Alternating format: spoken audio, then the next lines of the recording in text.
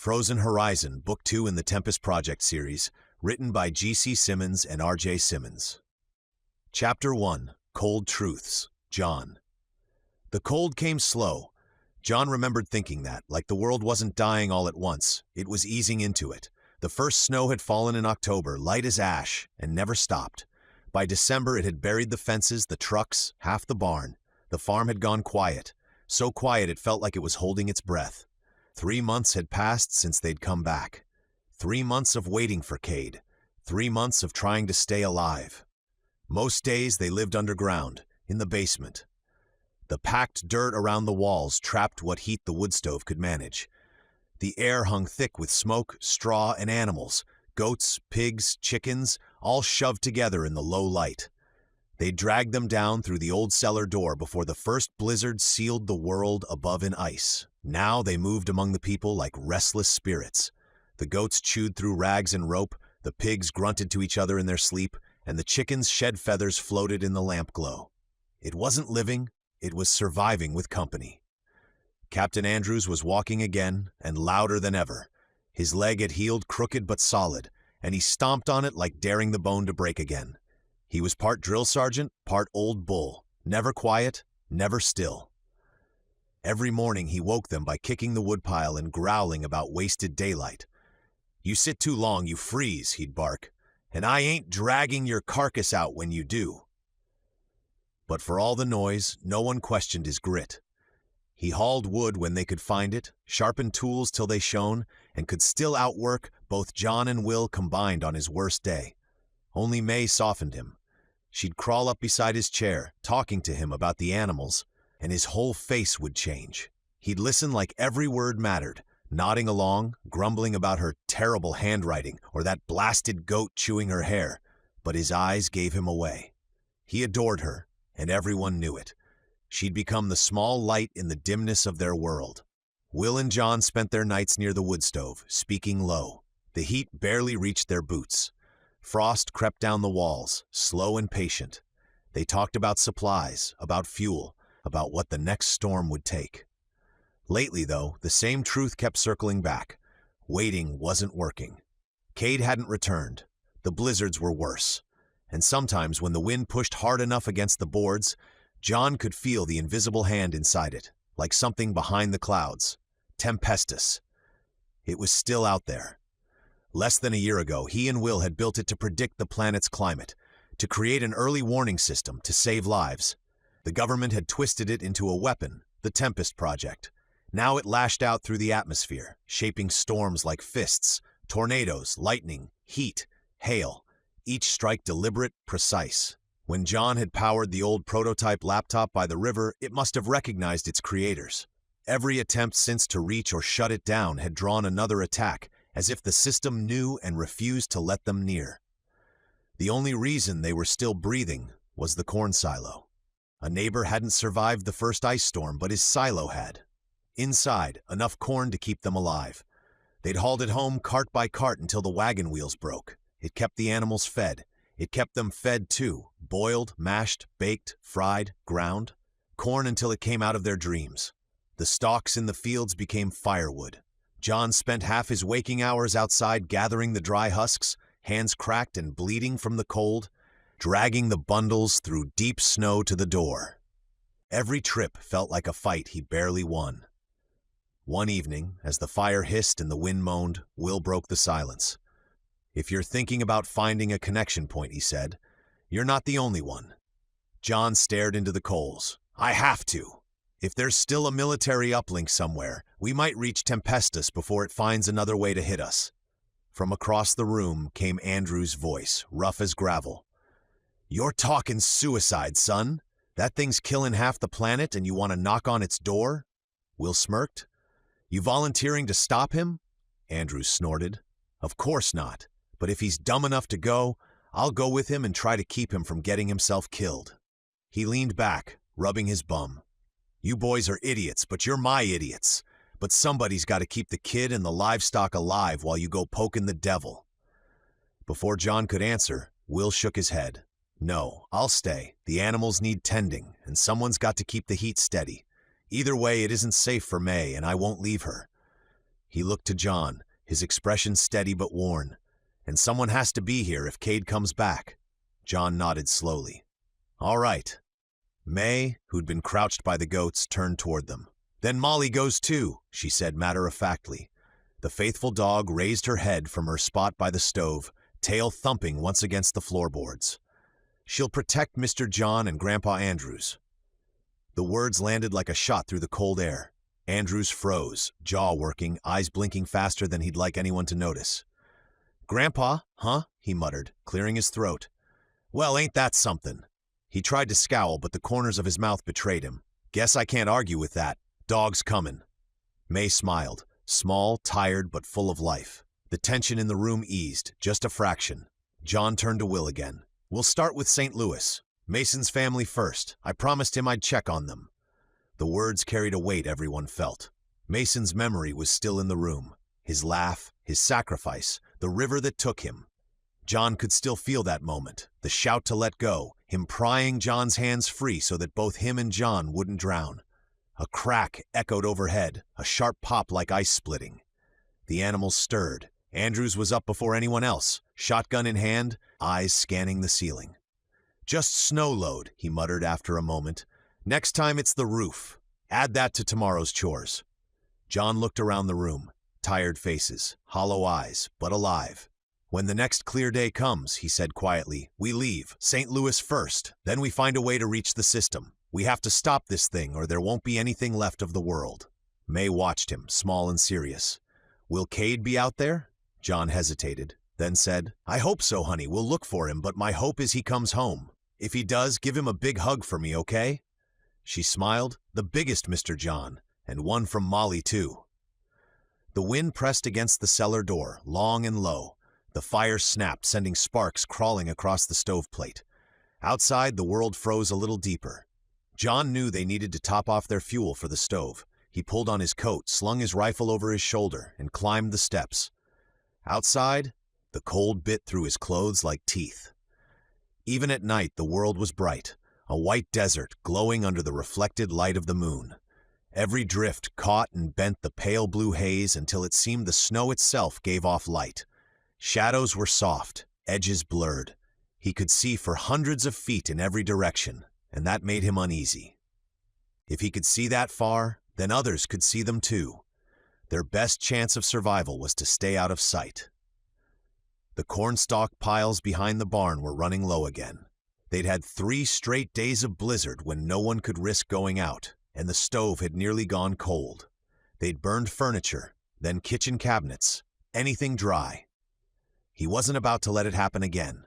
He pulled the small sled from the porch and trudged toward the far field, the snow crunching beneath his boots, each step sinking to the knee. The work was simple, numbing, but it kept him focused. The world might have ended, but chores still had to be done. As he bent to gather a bundle of brittle stalks, something flickered at the edge of his vision, a movement inside the barn. Small, fast, deliberate. John froze, breath ghosting out in a white plume. Not the wind, not an animal. Too controlled. He shifted the rifle into his hands, safety off, and started toward the barn, his boots soundless in the snow. The hinges complained softly when he pushed the door open. Inside, the air could barely be described as warm. Shadows stretched long across the floor. A faint smell of hay and smoke hung in the stillness.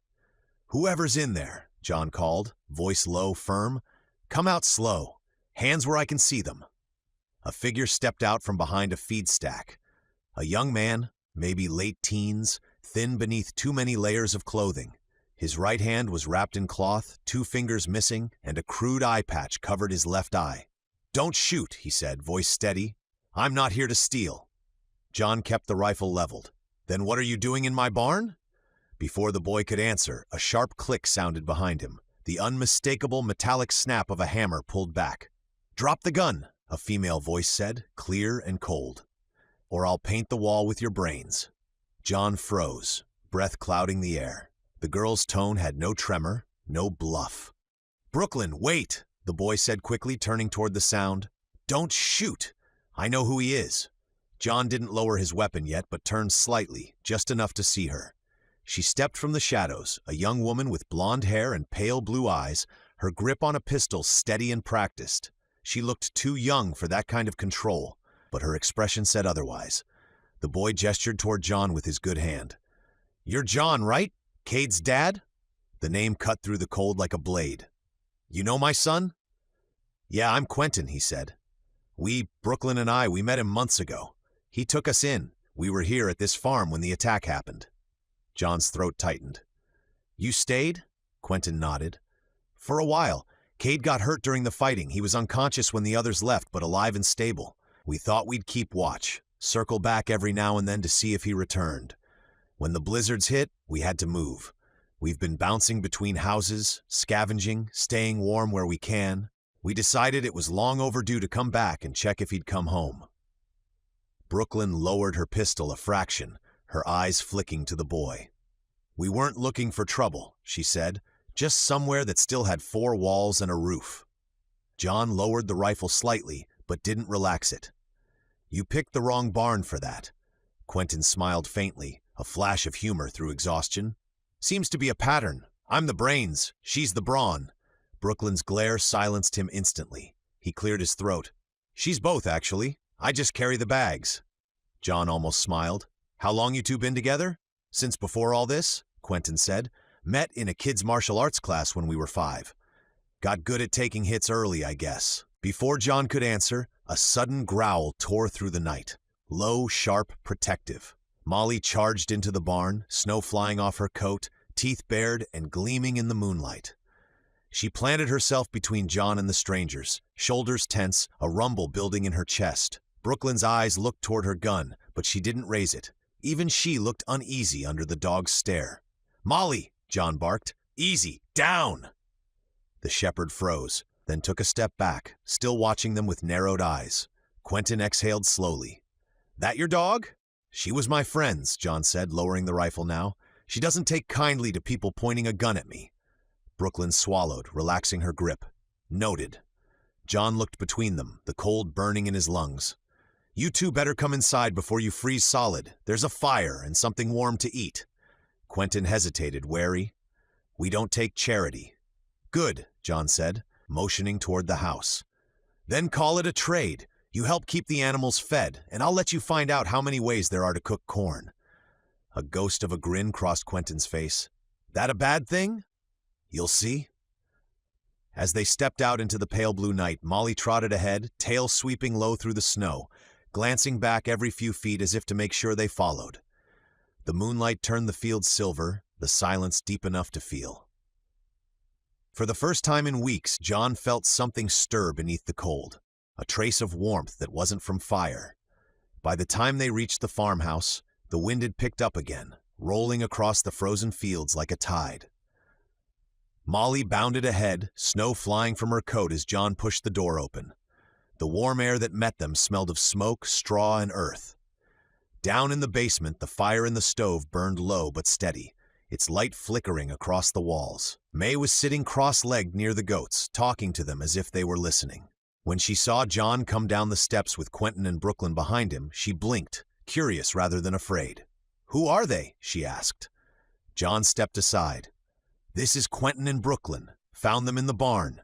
They knew Kade." May tilted her head. "Did they go to school together?" John shook his head. "Not exactly." From his chair near the stove, Captain Andrews grunted without looking up. "So we're running a hotel now? You bringing in lodgers, or did you just run out of chores?" "They're not here to stay," John said. "They've been surviving nearby. They helped defend the farm during the attack." Andrews snorted, shifting his leg and setting the knife he'd been sharpening on the table. "Anybody who can swing a hammer or hold a gun's welcome, long as they don't snore louder than me." Will offered a weary smile from his spot near the wall. "Pull up a chair, kids. You look half frozen." Brooklyn hesitated until Quentin nudged her forward. Molly stayed close to John's side, still watching the newcomers with bright, wary eyes. Will handed them tin cups of boiled snow water. "Sit, warm up." They did. The basement filled with the shuffle of boots and the low creak of chairs. The air smelled faintly of feed and smoke. For a long moment, it was just the crackle of the fire and the sound of thawing breath. Then Andrews stood, clapping his hands together. "Let's make something that ain't just mash for once. I'm starting to forget what solid food tastes like.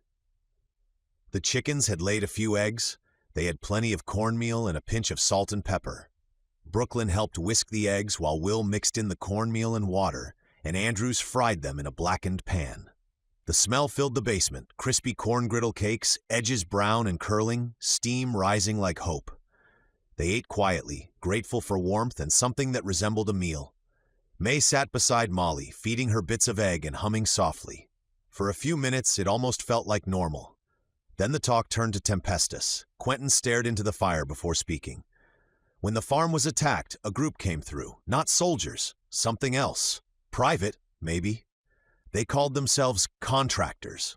He rubbed his hand absently, the bandaged fingers trembling slightly. They took me, beat me, tied me up, and he trailed off. They were looking for information, Tempestus, its source code, anything that could connect back to the project. They kept asking for you.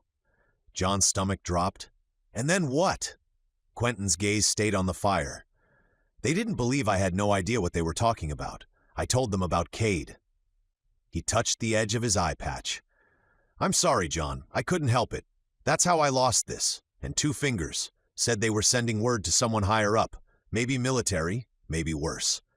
Brooklyn's voice was soft but edged with steel. He almost died. Don't hold it against him for telling them about Kade. In the end, he did a lot of fighting to protect your son in this place. John looked at them both. The quiet resolve, the hard edges that came from living too long in the wreckage of the world. There is nothing to forgive. Something they teach you in the military is that everyone breaks under an interrogator who knows their trade. It's not your fault, son. He then looked at them both. How have you two managed out there this long? Brooklyn gave a small, tired smile. We've been on our own since then. Move at night, keep low, don't stay anywhere longer than a few days. If anyone knows how to survive out there, it's us. John nodded, voice low. We're heading to St. Louis first. After that, I need to find a military uplink, somewhere I can access the system. If there's any chance of shutting Tempestus down, that's where it'll start. Quentin's brow furrowed thoughtfully. An uplink, he leaned forward, mind already turning. There might be one at Scott Air Force Base. My parents both worked there. Dad's a security officer, nothing high clearance.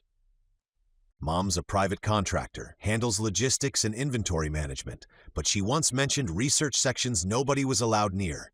Signal operations, data testing. Scott? Will said, surprised. That's not far. Andrews grunted approval. Kid's got sense. I like him. John frowned slightly. Air Force Base? At the mention of the base, May looked up sharply. Hey, my daddy works there too. Everyone turned toward her. You sure about that, sweetheart? Andrews asked gently. May nodded hard. Uh-huh. When we flew out of Chicago, Daddy took a different airplane. He said he was going to the Scotch tape base to teach other paratroopers how to make bad people say they were sorry. Brooklyn's face softened. Scotch tape base, huh? May grinned. That's what he said, Andrews chuckled, shaking his head. Well, I'll be damned. Sounds like we got more reasons to head that direction than we thought. John looked at the girl, her eyes bright even in the dim firelight. He'd found her in the wreckage months ago. The idea that her father might still be alive somewhere near Scott settled over the group like fragile hope. Quentin nodded slowly. Then it's settled. We aim for St. Louis first, resupply, and move towards Scott Air Force Base. If my parents are there, or May's father, we'll find them. And maybe we'll find a way to shut this thing down. Brooklyn's voice was steady.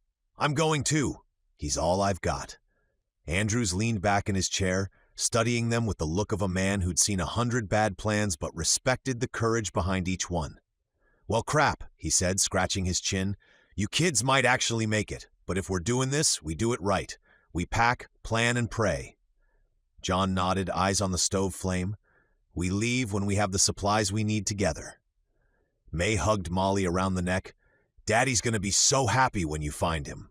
John smiled faintly, though it never reached his eyes. I hope you're right, honey. The morning broke pale and colorless. The storm had cleared, leaving behind a world so white it hurt the eyes. Even with the door cracked just an inch, the reflection off the snow filled the stairwell with cold light. Down in the basement, the air was thick, part smoke, part damp straw, and something worse. The 3 pigs had been living there since the 2nd week of snow, and their smell had long since soaked into the walls. It wasn't pleasant at first, but then they realized they could burn the pigs' manure, something that helped keep the fire going. Still, every time the stove flared, it mixed with the scent of wet animal and ash until even breathing felt dirty. They'd named them months ago, back when things still carried a trace of humor. Pork Chop, Ham Hock, and Bacon Boy. May had wanted prettier names. Rose, Daisy, and Sunshine, but Andrews had put his foot down. "You name 'em sweet," he'd said at the time. "You'll cry when we eat 'em. You name 'em dinner, you remember what they're for." Now the names felt less funny and more like prophecy. John had been running the numbers in his head all week. How much corn they had left, how far it might stretch. They had mountains of corn, enough for meal, mash, and feed. But corn was life now. Every scoop wasted on livestock was a meal gone for the living. And the stench was turning the basement into a swamp of rot and breath. So when Andrews said, "It's time," no one argued. They were fat from the corn and too slow to protest. Andrews and John worked fast, efficient, their faces grim. Brooklyn helped clean the table, while Will stood nearby, knife in hand, unsure where to begin. "Start at the joint," John told him. "Follow the line of the bone. Let the knife do the work." Will nodded, his expression set. He'd changed since the crash, since that day in the woods when he'd killed his first deer for May. The man who'd once lectured about the ethics of eating meat now moved with quiet precision, no hesitation. Still, when the first cut opened, he paused, jaw tightening. "You all right?" John asked. Will nodded once. "Yeah, just didn't think this would be my life." "None of us did," John said softly. They worked in silence, the sounds of the knives rhythmic and wet. When it was done, Brooklyn and Quentin helped haul the heavy sacks to the small lean-to outside. The air bit at their skin, but the cold was useful. The meat would freeze solid, preserved without fire or smoke. When they came back down, the difference hit them immediately. The smell that had clung to the basement for months was already fading, replaced by the faint, clean scent of cold air seeping through the cracks. May sat near the wall, Molly's head in her lap. She hadn't watched, but she'd known. Her voice was small when she asked, "They were ready, right?" Andrews crouched beside her, his rough voice softened. "They were, kiddo, and they'll keep us warm and fed for a long time. That's a good thing." She nodded, not quite believing him, but she didn't argue.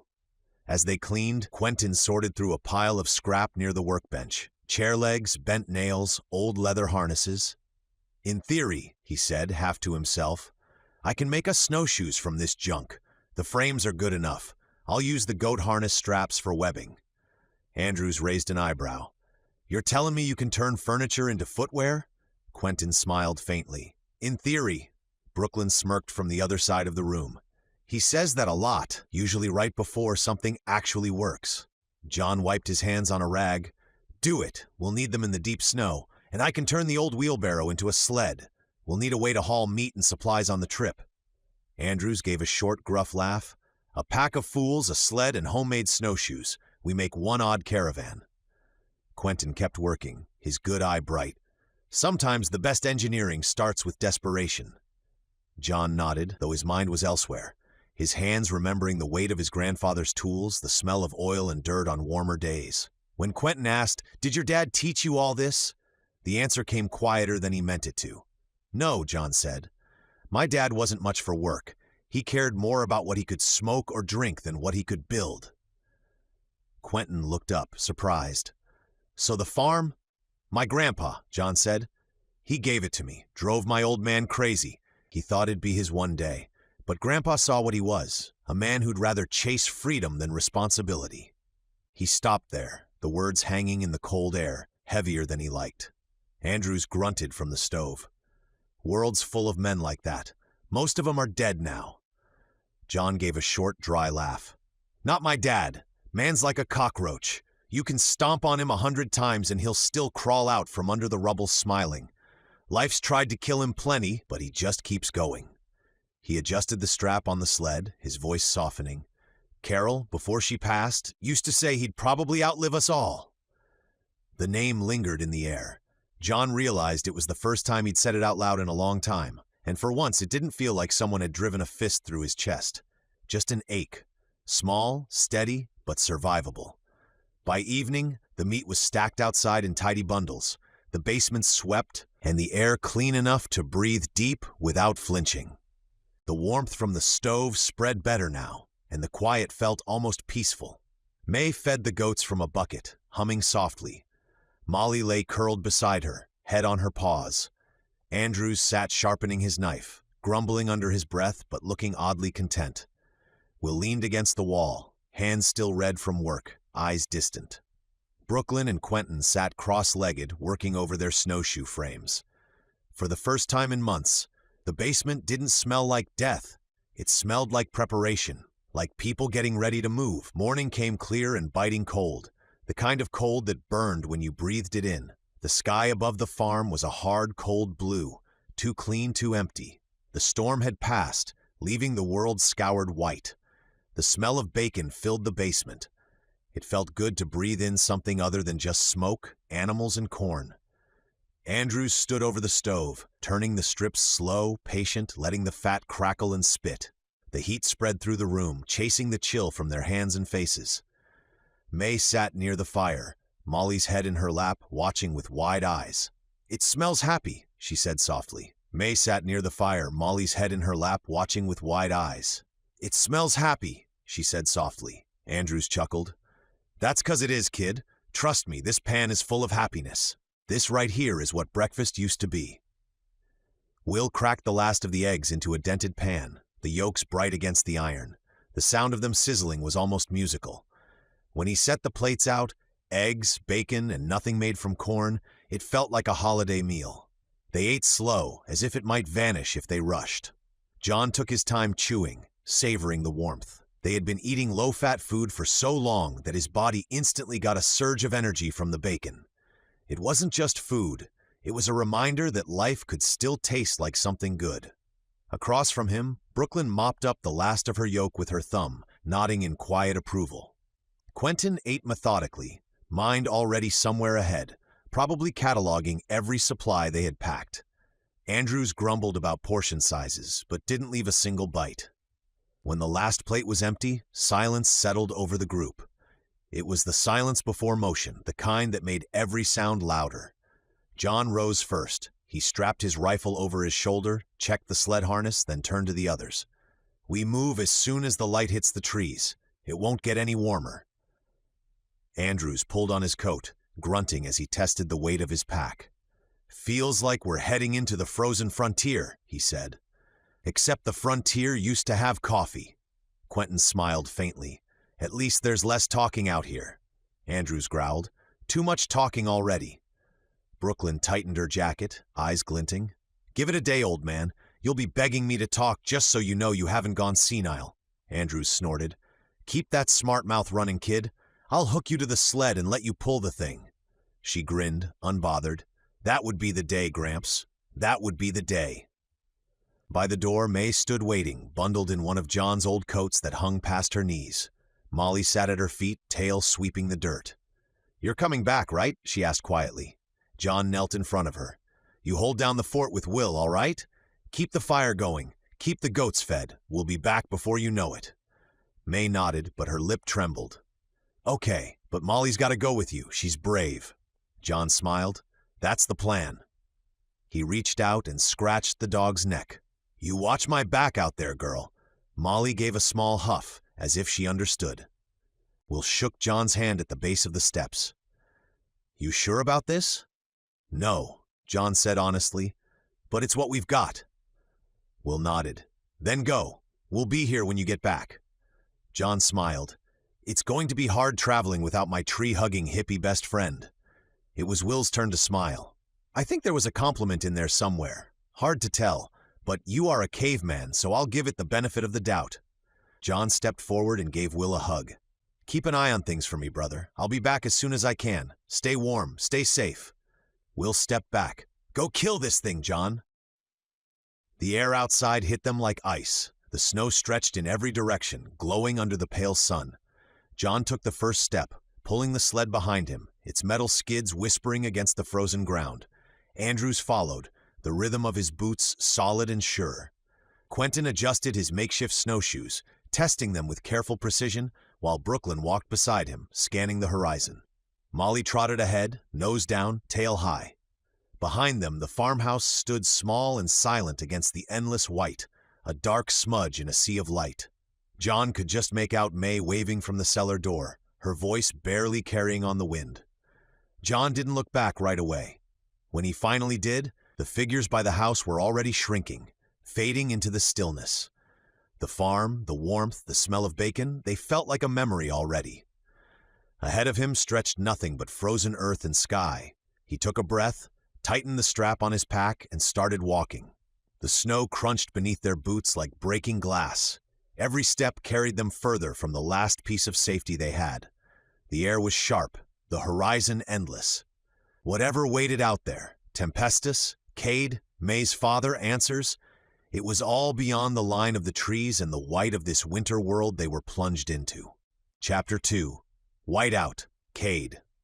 It had been weeks since the storm stopped, maybe longer. Kade wasn't sure anymore. Time didn't hold shape the way it once had. There was a brief stretch after it happened, a pause, a few hours maybe. The sky stayed clear, no wind, no snow, nothing moving. He hadn't trusted it, but it had felt like relief. Not comfort, just the absence of pressure. He hadn't realized how heavy that absence could feel until it settled in. Then the peace broke. The wind came back first, then snow, and then ice. Not the kind that stung and passed, but the kind that stayed. It crept in slowly, set itself into the body, and refused to leave. Kade had lived through heat that bent metal and cold that stole the breath from your lungs. This was worse. He sat wrapped in a heavy coat, pressed against Cassie beneath the thickest blanket they could find. They were too close to the fire. He knew it, but there was nowhere else to be. Even there, he couldn't get warm. His fingers were stiff and clumsy. When feeling returned, it hurt. His nose burned so badly he stopped breathing through it altogether. The fire cracked and hissed as damp wood gave way, small sparks snapping upward before vanishing into the dark. Even the light felt temporary. They had angled both government trucks inward to form a crude barricade against the wind. Headlights dark, engines long dead to conserve fuel. The metal bodies cut the worst of the gusts, though the air still knifed through every seam and gap. Their campsite was little more than a pocket of trampled snow between the vehicles, a temporary shelter scratched out along the side of the road. Alex reached into his coat and pulled out the small thermometer he had taken from the barn before they left the farm. It had hung for years on a nail beside the big sliding door. Faded numbers, thin glass tube, the kind meant to tell a farmer when to worry about frost. Alex had slipped it into his pocket without a word that morning. Now he held it up in the beam of a flashlight. The red line had sunk almost to the bottom of the scale. 47 below, he said after a moment, angling it closer to his face. That's straight temperature. A hard gust slammed into the trucks, rocking them slightly on their suspensions. Snow lifted off the trucks in thin sheets and swept past like smoke. With wind chill, Alex continued, lowering the thermometer and looking out across the open stretch of snow, we're at -50, maybe a touch worse. What unsettled Kade wasn't the temperature. It was the quiet. Trees didn't creak. The fire barely made a sound. When the wind moved, it didn't howl. It dragged itself along the metal of the trucks, slow and deliberate, like it was testing them. The only sound seemed to be the snow underneath every step. The drive toward the haven had been brutal. Looking back, Kade wasn't sure he would have agreed to it if he'd known what the roads would be like. Ice turned every mile into a risk. They slipped around abandoned cars, tried to scavenge what they could, but everything they found was frozen solid. Without heat, nothing worked. They'd been driving for days, 60 miles out from the place Lily had described. 60 miles didn't mean much anymore. In this cold, it could take days. Fuel was already low. The plan had been to siphon from other vehicles, but what little diesel they could find was hard to get at in the frozen tanks. Most fuel wasn't treated, and the extreme weather was causing it to turn to gel. Kade told the others they'd be fine. He kept saying it, even when he wasn't sure what it meant anymore. If the trucks died, the heat died with them. And without heat, people didn't last. He knew that. Everyone did. There just wasn't anything else to offer. They sat close around the fire now, too close. No one commented on it. Stepping back wasn't an option. Kade didn't speak. His thoughts kept drifting, whether he wanted them to or not. Quentin, they hadn't known each other long. That part surprised him, how little it had mattered. Quentin had been sharper than most adults Kade had met. He wondered where the boy was now. If the storms had followed them, if the farm was frozen too, or if the weather had shifted again, found something else to punish. Cassie had told him what Quentin looked like when they found him. The missing eye, the fingers, the bruises layered over older ones. Kade was glad he hadn't seen it himself. That didn't make the absence easier. He still hated that he hadn't said goodbye. The blame sat with him, quiet and steady. He'd gone after Nigel. He'd chosen revenge, chosen anger. None of it had even been about him. They'd wanted his father, but he still didn't know why. The wind pressed against the trucks again, metal groaning under the strain. Someone behind him coughed. Kade leaned a little closer to the fire. Heat licked at his leg, but didn't sink in. Brooklyn crossed his mind next. Another person he hadn't known for long. Another person he didn't know well. There was something solid about her. He could tell that she was a strong woman, that even though she and Quentin had decided to stay behind, she would be the one doing the heavy lifting. Then Nora. He didn't understand her choices. Not fully. But he understood loss. Losing a child. Even imagining it felt like pressure in his chest. He'd never been a father, and the thought of it jarred him. Other faces started to creep in. People that had come and gone, the people that were taken too soon.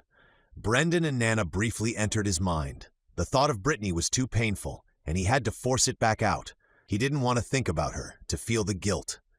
The fire snapped again. The wind scraped along the trucks. Cassie tapped his leg, not hard, just enough to get his attention. It pulled him back to the fire, to the cold, to the people still sitting close, still breathing. The ones who were left. They couldn't change who they'd lost. That part was done. What mattered now was keeping the rest alive.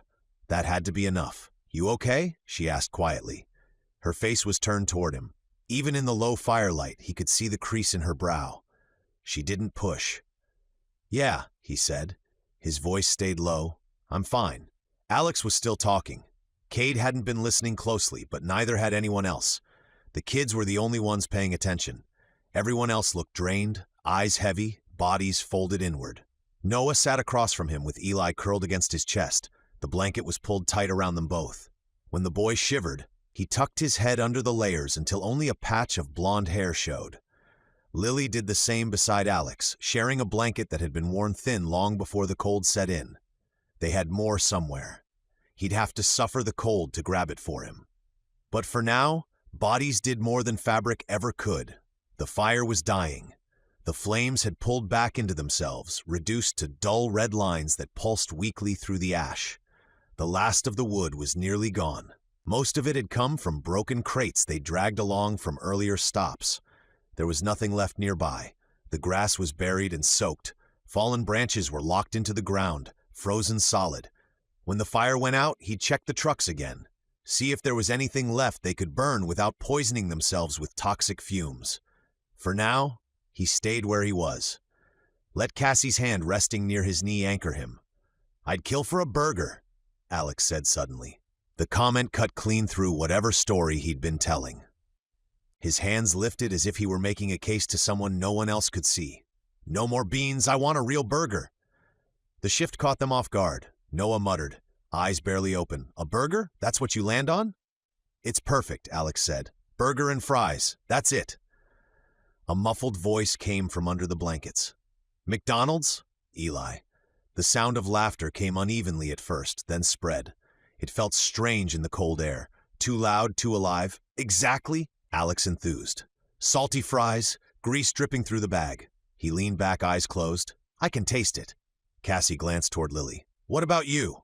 Lily hesitated, watching the fire fade before she answered. "Ice cream." Kade looked at her. "Ice cream in this?" She shrugged. That set them off again. The laughter came easier this time. They started listing foods without thinking. Popcorn, fresh bread, soda. Small things from the world before. The kind that didn't matter until they were gone. Kade listened. He didn't add much. He let the sound of it settle in his chest and tried to remember it. Laughter didn't come often anymore. When it did, it felt thin. Temporary. Eventually, it faded, the fire followed. The last glow dimmed until there was nothing left but warm ash. Noah stood and carefully shifted Eli onto the ground beside Cassie. Kade rose too. The cold hit him immediately. Cassie glanced up at him, but didn't move, only curling into the blanket more for the extra warmth he wasn't giving her. They walked toward the trucks without speaking. The snow underfoot made a brittle sound. The air carried a faint metallic smell. They searched anyway, under seats, inside crates, nothing worth burning. In the second truck, the one Alex and Lily had claimed, most of the supplies were stacked, and in the back sat the trunk. Kade stopped. He opened it. Inside were his father's letters, the ones written to his mother, tied together with a strip of old leather. He'd found them after everything fell apart. He hadn't read them all. Some things weren't meant to be. He pictured the pages catching fire, the edges curling, the warmth it would give them. Maybe enough to buy a few precious minutes, then nothing. A hand closed around his arm.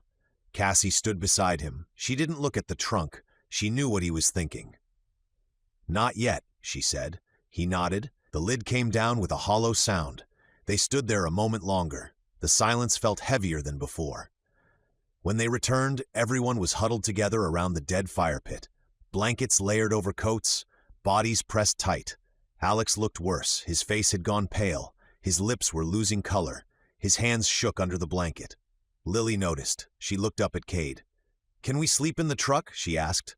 "Just tonight." Noah shook his head. "No, the battery'll die, and we'll burn fuel." The words came out sharper than he meant them to. Lily didn't argue. She looked down. Kade sat beside her. He watched his breath fog in the air. He thought about Alex's shaking hands, the color draining from his fingers, the truck sitting there sealed and unused. "Yeah," he said. "We'll use the truck." Noah stared at him, opened his mouth, closed it. Kade knew what he was thinking. The engines were their lifeline. Waste fuel now, and they might not reach the haven. But if they didn't use it, Alex might not make it through the night. Sometimes survival wasn't about later. They moved quietly. Cassie gathered the kids. Noah helped, tense but silent. By the time they were inside, the windows were already fogging. The heater filled the cab with warmth that felt almost unreal. Kade stayed outside for a moment. He looked through the glass. Cassie held Eli close. Lily leaned against her. Alex sat slumped in the driver's seat, color slowly returning. Noah stepped up beside him. "We're going to lose all of the fuel this way. Are you sure?" Kade exhaled. "No, but it's what we have." They climbed into the truck together, slow and awkward, dragging blankets and boots and stiff limbs with them. Every time a door opened, the wind cut in hard so no one lingered. Each movement was quick, clumsy, urgent. When the last door slammed shut, the noise of the storm dropped to a dull, distant roar. Alex sat in the driver's seat, hands already on the wheel. He turned the key. The engine coughed, then settled into a low rumble. The heater was still set to full from the last drive. They'd left it that way because it was easier than adjusting it with numb fingers. Cold air came out of the vents first. It brushed across Kade's face, thin and sharp. Then slowly it changed. The edge softened. The chill retreated. Warmth followed, spreading through the cab until it filled the space. It felt like stepping into another place. Kade exhaled. He hadn't realized how tight his chest had been until it loosened. For the first time in days, his breath didn't fog the air in front of him. The truck sealed them in. No drafts, no shifting wind, just recycled air, circling back on itself. The seats were cracked and worn, but compared to frozen ground, they might as well have been luxury. Alex and Noah reclined theirs, the mechanisms popping as they gave way. The sound felt steady, familiar. Alex and Noah stayed in front. Kade and Cassie took the back with the kids. Eli settled between them, bundled tight, radiating more heat than Kade expected from such a small body. Lily leaned into Cassie without hesitation. She'd chosen her early. Kade didn't question it. The warmth worked its way in slowly, through coats, through layers. Muscles let go a little at a time. His feet tingled as circulation returned. Breathing stopped hurting. He leaned his seat back and rested his head. His eyes felt heavy, not just tired, but allowed to be tired. He looked around once before sleep took him. Lily was already out, her head against Cassie's arm. Eli's breathing was slow and even. Noah's eyes were closed, but his jaw stayed tight, like rest didn't come easily anymore. Alex stared forward for a moment longer, then let his hands fall into his lap and shut his eyes. Kade's gaze lingered on Cassie. Her hair was pushed back, heat had flushed her cheeks. Even asleep, there was tension in her brow. He watched her longer than he meant to. Noah spoke from the front without opening his eyes. "This Haven thing," he said quietly. "It's a mistake." There was no anger in it, just certainty. Kade didn't answer. He didn't have one. Haven was an idea, a direction. It was better than nothing. He closed his eyes. The engine hummed. The heater rushed. Breathing blended together. Sleep came. Kade woke warm. Not the false warmth of blankets or fire. This was deeper. It wrapped around him. His body felt heavy in a way that didn't hurt. He blinked. His neck protested when he shifted. He couldn't remember the last time he'd slept that hard. The wind still pushed against the truck, muted by steel and glass. The heater kept running. The sounds formed a steady rhythm. Everyone else was still asleep. Eli had drifted against Kade's arm, enough to leave his shoulder numb. Lily was curled into Cassie, who had pulled her close without waking. The blanket rose and fell unevenly. Alex was awake. He looked better. Color had returned to his face. He met Kade's eyes, then tapped the dashboard just above the fuel gauge. Empty. The needle was buried at the bottom. Kade let out a slow breath. He'd known this was coming. Still, it landed heavy. They were down to one vehicle. Alex leaned back and closed his eyes again, like he was squeezing what little was left out of the moment. Kade didn't move. He let the warmth stay a little longer. He thought about being cold as a kid, waiting for the bus, complaining, knowing it would end. Heat had always been there when he needed it. Now the cold didn't leave. He stayed still until small sounds crept in, cloth shifting, a quiet yawn. Eli stirred first, turning his face into Kade's shoulder. Lily mumbled something and pressed closer to Cassie. Noah stretched, joints cracking. They woke slowly. No one rushed. The mood was lighter, not hopeful, just less heavy. They stayed inside longer than they should have, talking about nothing. Pancakes, hot chocolate. Eventually, the warmth stopped feeling safe. They opened the doors. The cold slammed in, sharp and immediate. Everything they'd gained vanished in seconds. They moved quickly, shifting everything into the remaining truck. The seats were hard as ice. The steering wheel burned through Kade's gloves. He took the driver's seat. Alex slid in beside him. The others packed in behind, breath already fogging the glass. The engine started. The heater struggled. The fuel gauge was low. Kade eased them onto the road. Driving was slow and careful. Ice coated the highway in uneven sheets. Dead cars lined the shoulders. He kept both hands tight on the wheel. No one talked much. Every so often he checked the mirror. Not the road behind them, but Cassie. She met his eyes. Always. That was enough. They kept going. After hours on the road with little to show for it, the highway stopped feeling like a place and started feeling like a loop. White bled into gray beyond the windshield. The horizon disappeared somewhere in the blur. Every mile took effort. Every minute was spent easing over ice, skirting dead cars, and watching the fuel gauge slip lower. When Kade saw the house, it felt out of place. It sat just off the highway, a two-story structure with a peaked roof bowed under snow. The siding might have once been blue or gray. Wind and ice had stripped the color down to something dull and uneven. One upstairs window was cracked, glass webbed but still holding. No lights, no tracks in the drive. A car lay half-buried nearby. The porch sagged under the weight of winter. Kade eased off the road and into what had been a driveway. The tires crunched, slid, then stopped. The engine ticked as it cooled. He stayed where he was, hands on the wheel. It was probably empty. Most places were. Anything useful would have been taken long before the cold settled in. Still, it was shelter, and shelter was worth checking. Sometimes people missed things. A can pushed too far back. Something forgotten in a basement corner. "Stay sharp," he said. "Don't assume." They watched the house. No one argued. Kade checked his pistol, slid the magazine just far enough to see the rounds, then seated it again and racked the slide. The weight at his hip was familiar. Noah already had his weapon ready, eyes fixed forward. They stepped out into the cold. The warmth vanished instantly. Kade's lungs locked on the first breath. His face stung. Snow crunched underfoot. Cassie stayed in the car with the kids. She met his eyes once. Alex lifted a hand in a brief, crooked salute. Kade left him where he was. Trust wasn't complete, but it was enough for now. Noah took the steps first. Snow clung to the wood. The knob was rimed with frost. He twisted.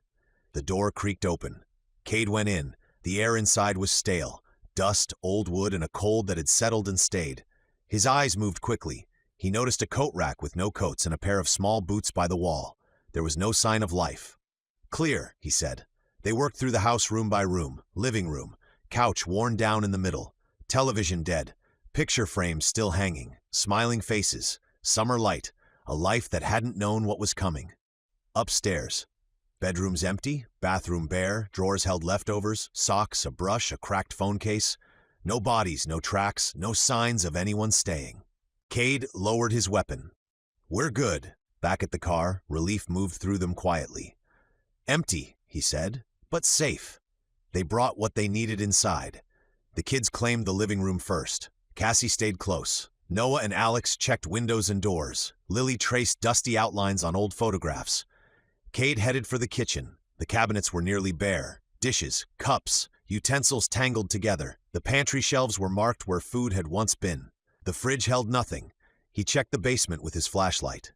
Paint cans, rusted tools. Then he found 4 cans of beans.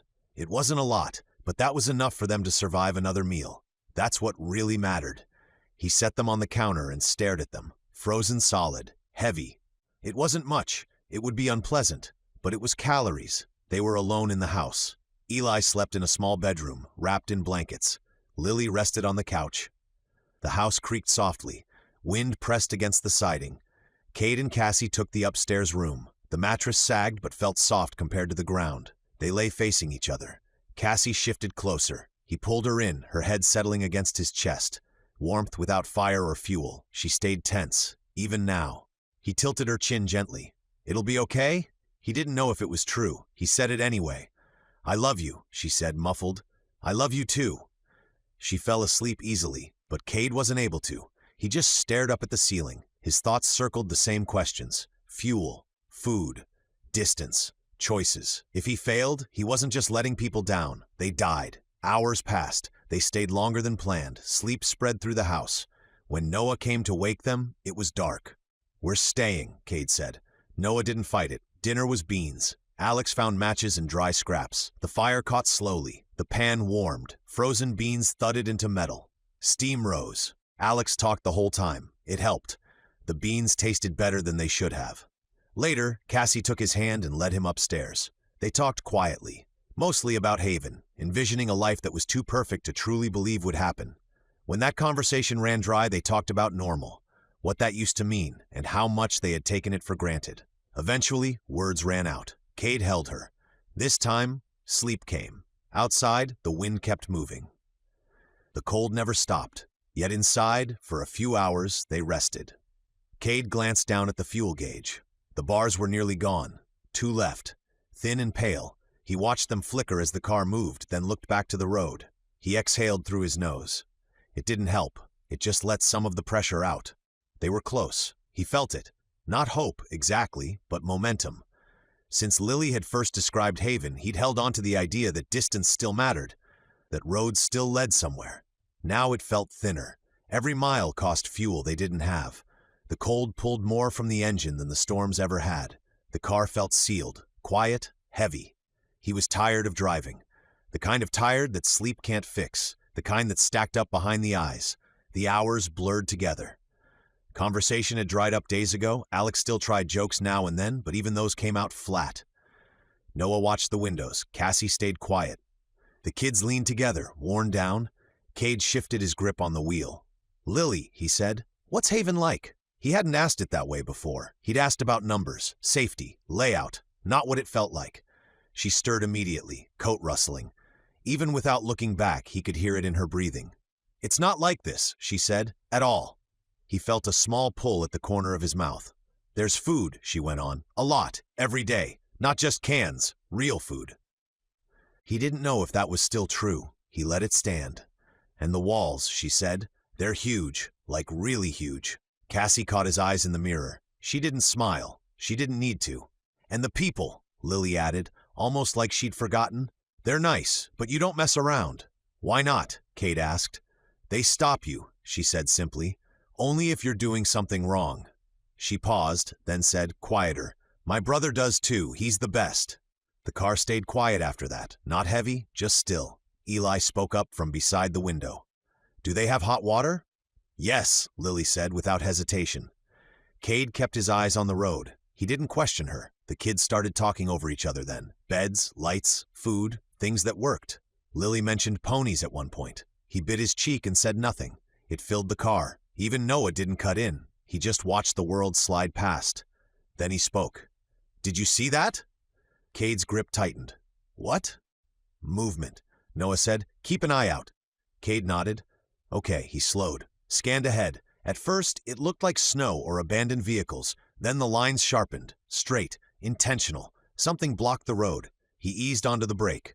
The car didn't stop right away. Ice carried them forward, slow and helpless. The back end drifted. Noah was right. He saw people. The highway was blocked. There was a line of RVs staggered in front of them. It seemed deliberate.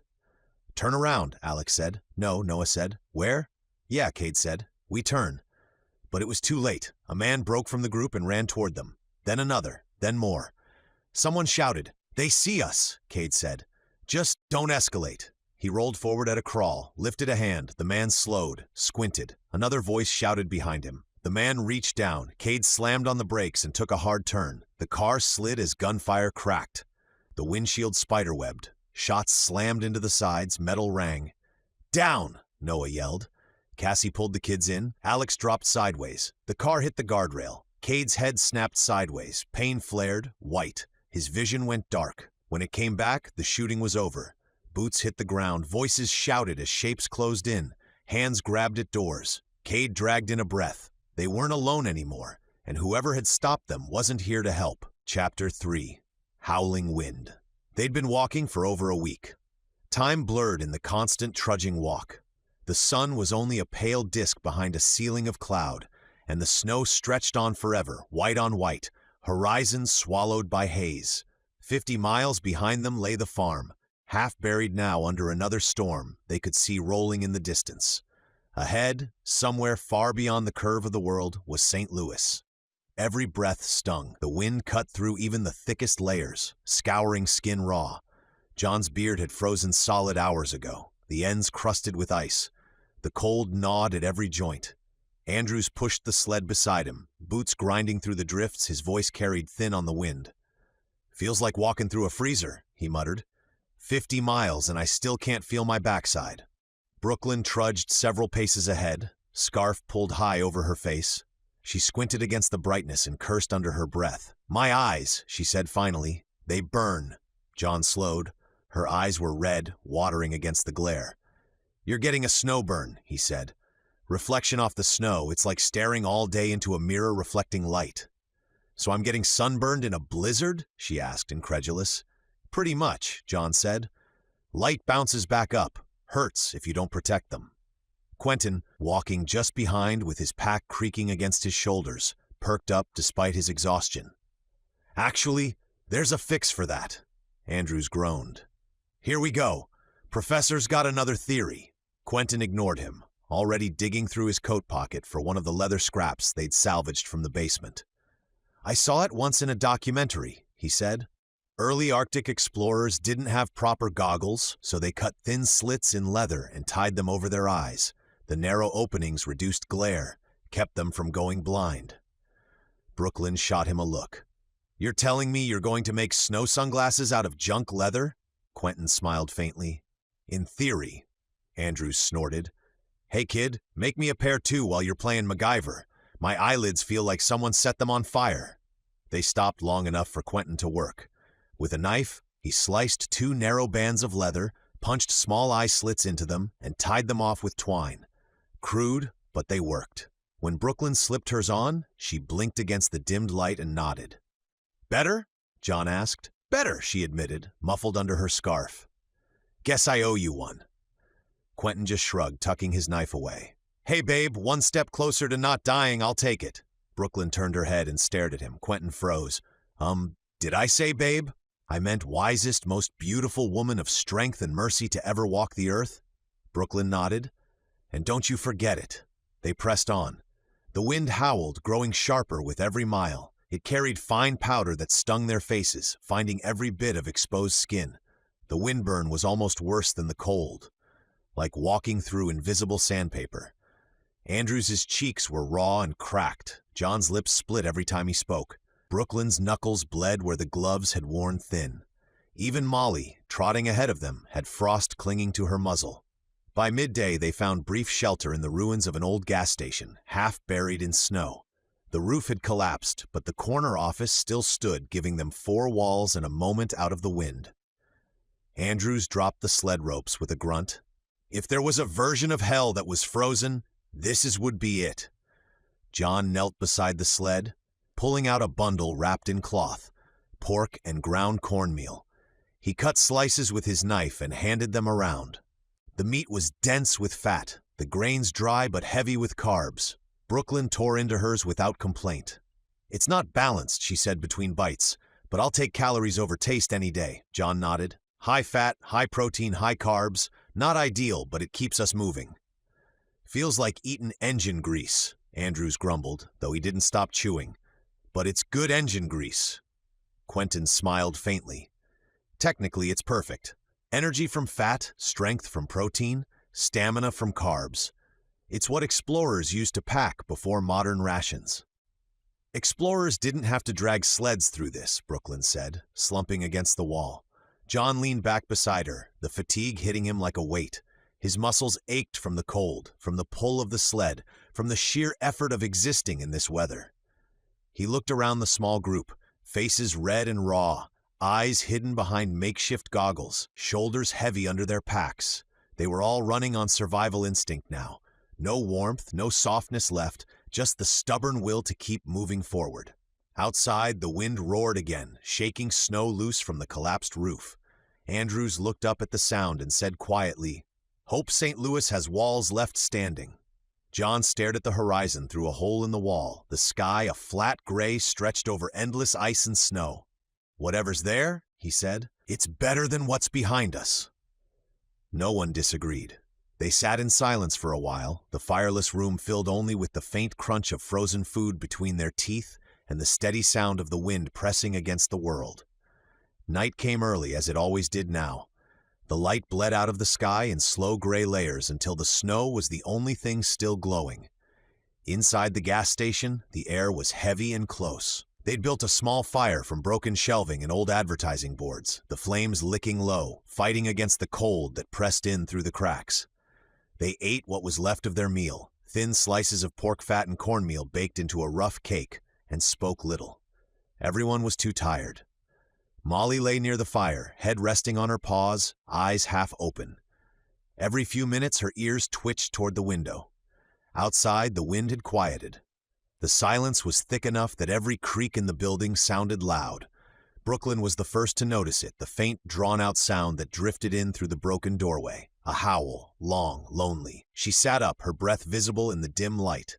"That sounded like a dog," she said, glancing at John. Andrews didn't look up from where he was tightening his bootstraps. "That's no dog." Brooklyn frowned. "You sure? Maybe it's just lost." "I've heard plenty of dogs, kid," Andrews said, voice low and steady. "And I've heard wolves. When I was stationed up north, they'd call across the timberline some nights. Makes the hair on your arms stand up. This one's the real thing." John glanced at him. "There aren't wolves this far south, not that I've ever seen." "There are now," Andrews said. "World's been realigned. Everything's moving back into places it shouldn't be. Food runs low, creatures start wandering." Quentin leaned closer to the doorway, peering out through a crack. It sounded far off, maybe a mile or more. Andrews shook his head slightly. "That's what they want you to think. Wolves like to sound distant, keeps you guessing, but if there's more than one, they'll circle before you ever hear them again." Brooklyn hugged her knees. "You said if there's more than one." Andrews looked toward the door, eyes narrowing. "That's the strange part. Usually they don't travel alone. What we heard..." He paused, listening as another faint howl rolled through the frozen dark. "That's a single voice. Could be a male that was driven out of the pack. Ever heard the term lone wolf?" It came again, longer this time. The sound carried over the snow like smoke, low, mournful, and far too close. Molly's head lifted. A soft growl rumbled in her throat, quiet but warning. "Easy, girl," John said, rubbing the back of her neck. But his voice had lost its calm. Quentin drew his coat tighter. "If it's alone, could it be sick?" "Could be," Andrews said. "Could also be hungry." He reached for the rifle and set it across his knees. "Either way, we don't open that door tonight." The group went quiet again. The fire popped, throwing shadows against the wall. Outside, the wind stirred faintly, carrying with it another howl, this one shorter, sharper. Brooklyn glanced at John. "You think it followed us?" John shook his head. "No, it's just the world getting smaller. Every day there's less of everything, so what's left comes looking." No one answered. They sat in silence, the fire shrinking by the minute, the walls creaking with the cold. The howl didn't come again, but the memory of it stayed, hanging in the air like a scent none of them could shake. When they finally lay down to sleep, no one really slept. Even Molly kept her head up, eyes on the door, listening. The snow outside glowed faintly under the moonlight, smooth and untouched. Somewhere out in that endless white, a lone wolf lifted its head again, but this time it didn't howl.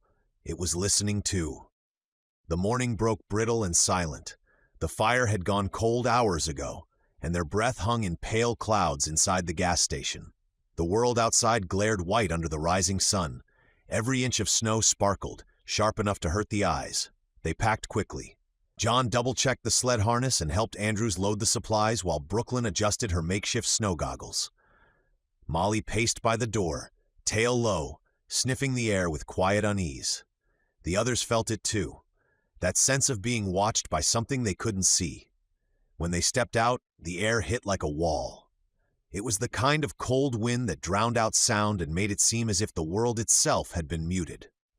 They followed what was left of the old highway, its blacktop buried under ice and wind-packed snow. The signs that rose from the drifts were half-swallowed ghosts, exit, fuel, rest area, pointing to places that no longer existed. It was Andrews who stopped first. "Hold up," he said, squinting at the ground. "We've got company." John came up beside him. In the snow just ahead were prints, deep, clean, and unmistakably animal. They ran along the edge of the road, cutting across the drifts in a looping path. "Wolf," Andrews said. He crouched, brushing frost from the edge of one. His gloved hand dwarfed it only slightly. "But not like any I've seen." Brooklyn leaned over his shoulder. "You sure it's not a dog?" Andrews shook his head. "Dogs don't make tracks like that, and I've seen plenty of wolves up north, but these—" He ran his thumb along one impression, tracing the shape. "These are bigger, heavier. One of the front paws is missing a toe." John looked down. He could see it too. 3 toes pressed deep, a 4th faint and uneven. "So it's the same one from last night," Quentin said quietly. "Maybe," Andrews said, "but whatever it is, it's alone. Wolves don't travel solo unless something's wrong with them. Could be sick, could just be mean." Brooklyn glanced up the road. "Either way, let's not find out which." They moved on, keeping closer together now. The prints shadowed their path for a while, weaving in and out of the snow like something pacing them just out of sight. Then, as the sun climbed higher, the tracks veered off toward the trees and disappeared. The wind picked up again. It came low and steady, whistling through the broken highway signs. That's when they saw them. At first, it looked like a drift, a strange, uneven mound of snow that caught the light wrong. Then John's eyes adjusted, and he saw the hands. They rose from the snow like branches, fingers curled and blackened from frostbite. Arms followed, torsos, faces half buried. The group stopped. No one spoke. There were dozens of them, maybe more than 100, stretching down the road as far as they could see. Men, women, a few children, all frozen where they'd fallen. Some huddled together, others sprawled as if reaching for something. Snow had fused them into the landscape, smooth and seamless except for the parts that still showed. Skin turned gray, eyes glazed in ice. Andrews exhaled slowly. "Looks like a whole caravan." Brooklyn's voice trembled just a little. "They were walking, same direction as us." Quentin crouched beside one figure where the snow had thinned. They must have been caught out in the open when the temperature dropped, maybe a shelter ahead they never reached. He brushed frost from the man's coat. "Looks like they'd been traveling for a while." Molly growled low, ears flat. John followed her gaze and saw what she had, Marks on some of the bodies, torn clothing, deep gouges in flesh, bone showing through frozen tissue. Animals, John said quietly. Scavengers. Andrews scanned the horizon, his jaw set. Coyotes maybe, but no pack takes on this many unless they were desperate, he straightened. And whatever made those tracks earlier might have been eaten well. Brooklyn looked pale. There's so many of them. Keep your eyes forward, John said. Don't stop. They moved carefully between the bodies, the sled scraping softly across the ice. The wind hissed over the frozen shapes, carrying the faint rattle of loose cloth and brittle hair. May would never see this, John thought, and thank God for that. John slowed, eyes scanning the line of figures half buried in the drift. The way they'd fallen told a story. Some had tried to shield others. Some had run. There were packs on a few of them, coats bulging with what might be supplies. He stopped walking. "Hold up," he said quietly. Andrews turned, one hand on his rifle. "What is it?" John looked down at the frozen bodies, their belongings half hidden under ice. They were travelers, same as us. There could be something useful on them. Medical kits, ammo, maybe food, anything. Quentin frowned. "You want us to search them?" John nodded once. "We don't have the luxury of walking past what could keep us alive." No one spoke for a moment. The wind whispered through the wreckage, sifting snow from the outstretched arms of the dead. Even Molly seemed uneasy, pacing beside him, nose low to the ground. John adjusted his gloves and took a slow breath. "Spread out," he said. "Check what you can reach. Be careful. We don't know what's under there." The snow crunched under their boots as they fanned out through the field of the frozen. The air smelled faintly of iron and frost. Each body was locked in ice, the cold preserving them as if the moment of death had only just happened. Quentin stopped beside a man half buried near the road's edge.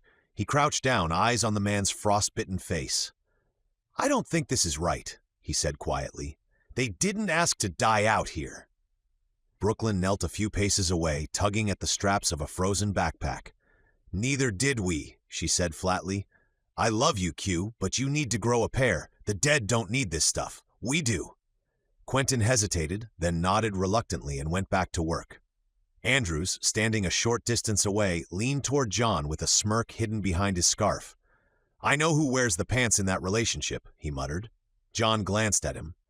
"You planning to share that observation with her?" Quentin, overhearing, looked over his shoulder. "Say that where she can hear you. I dare you." Andrews chuckled.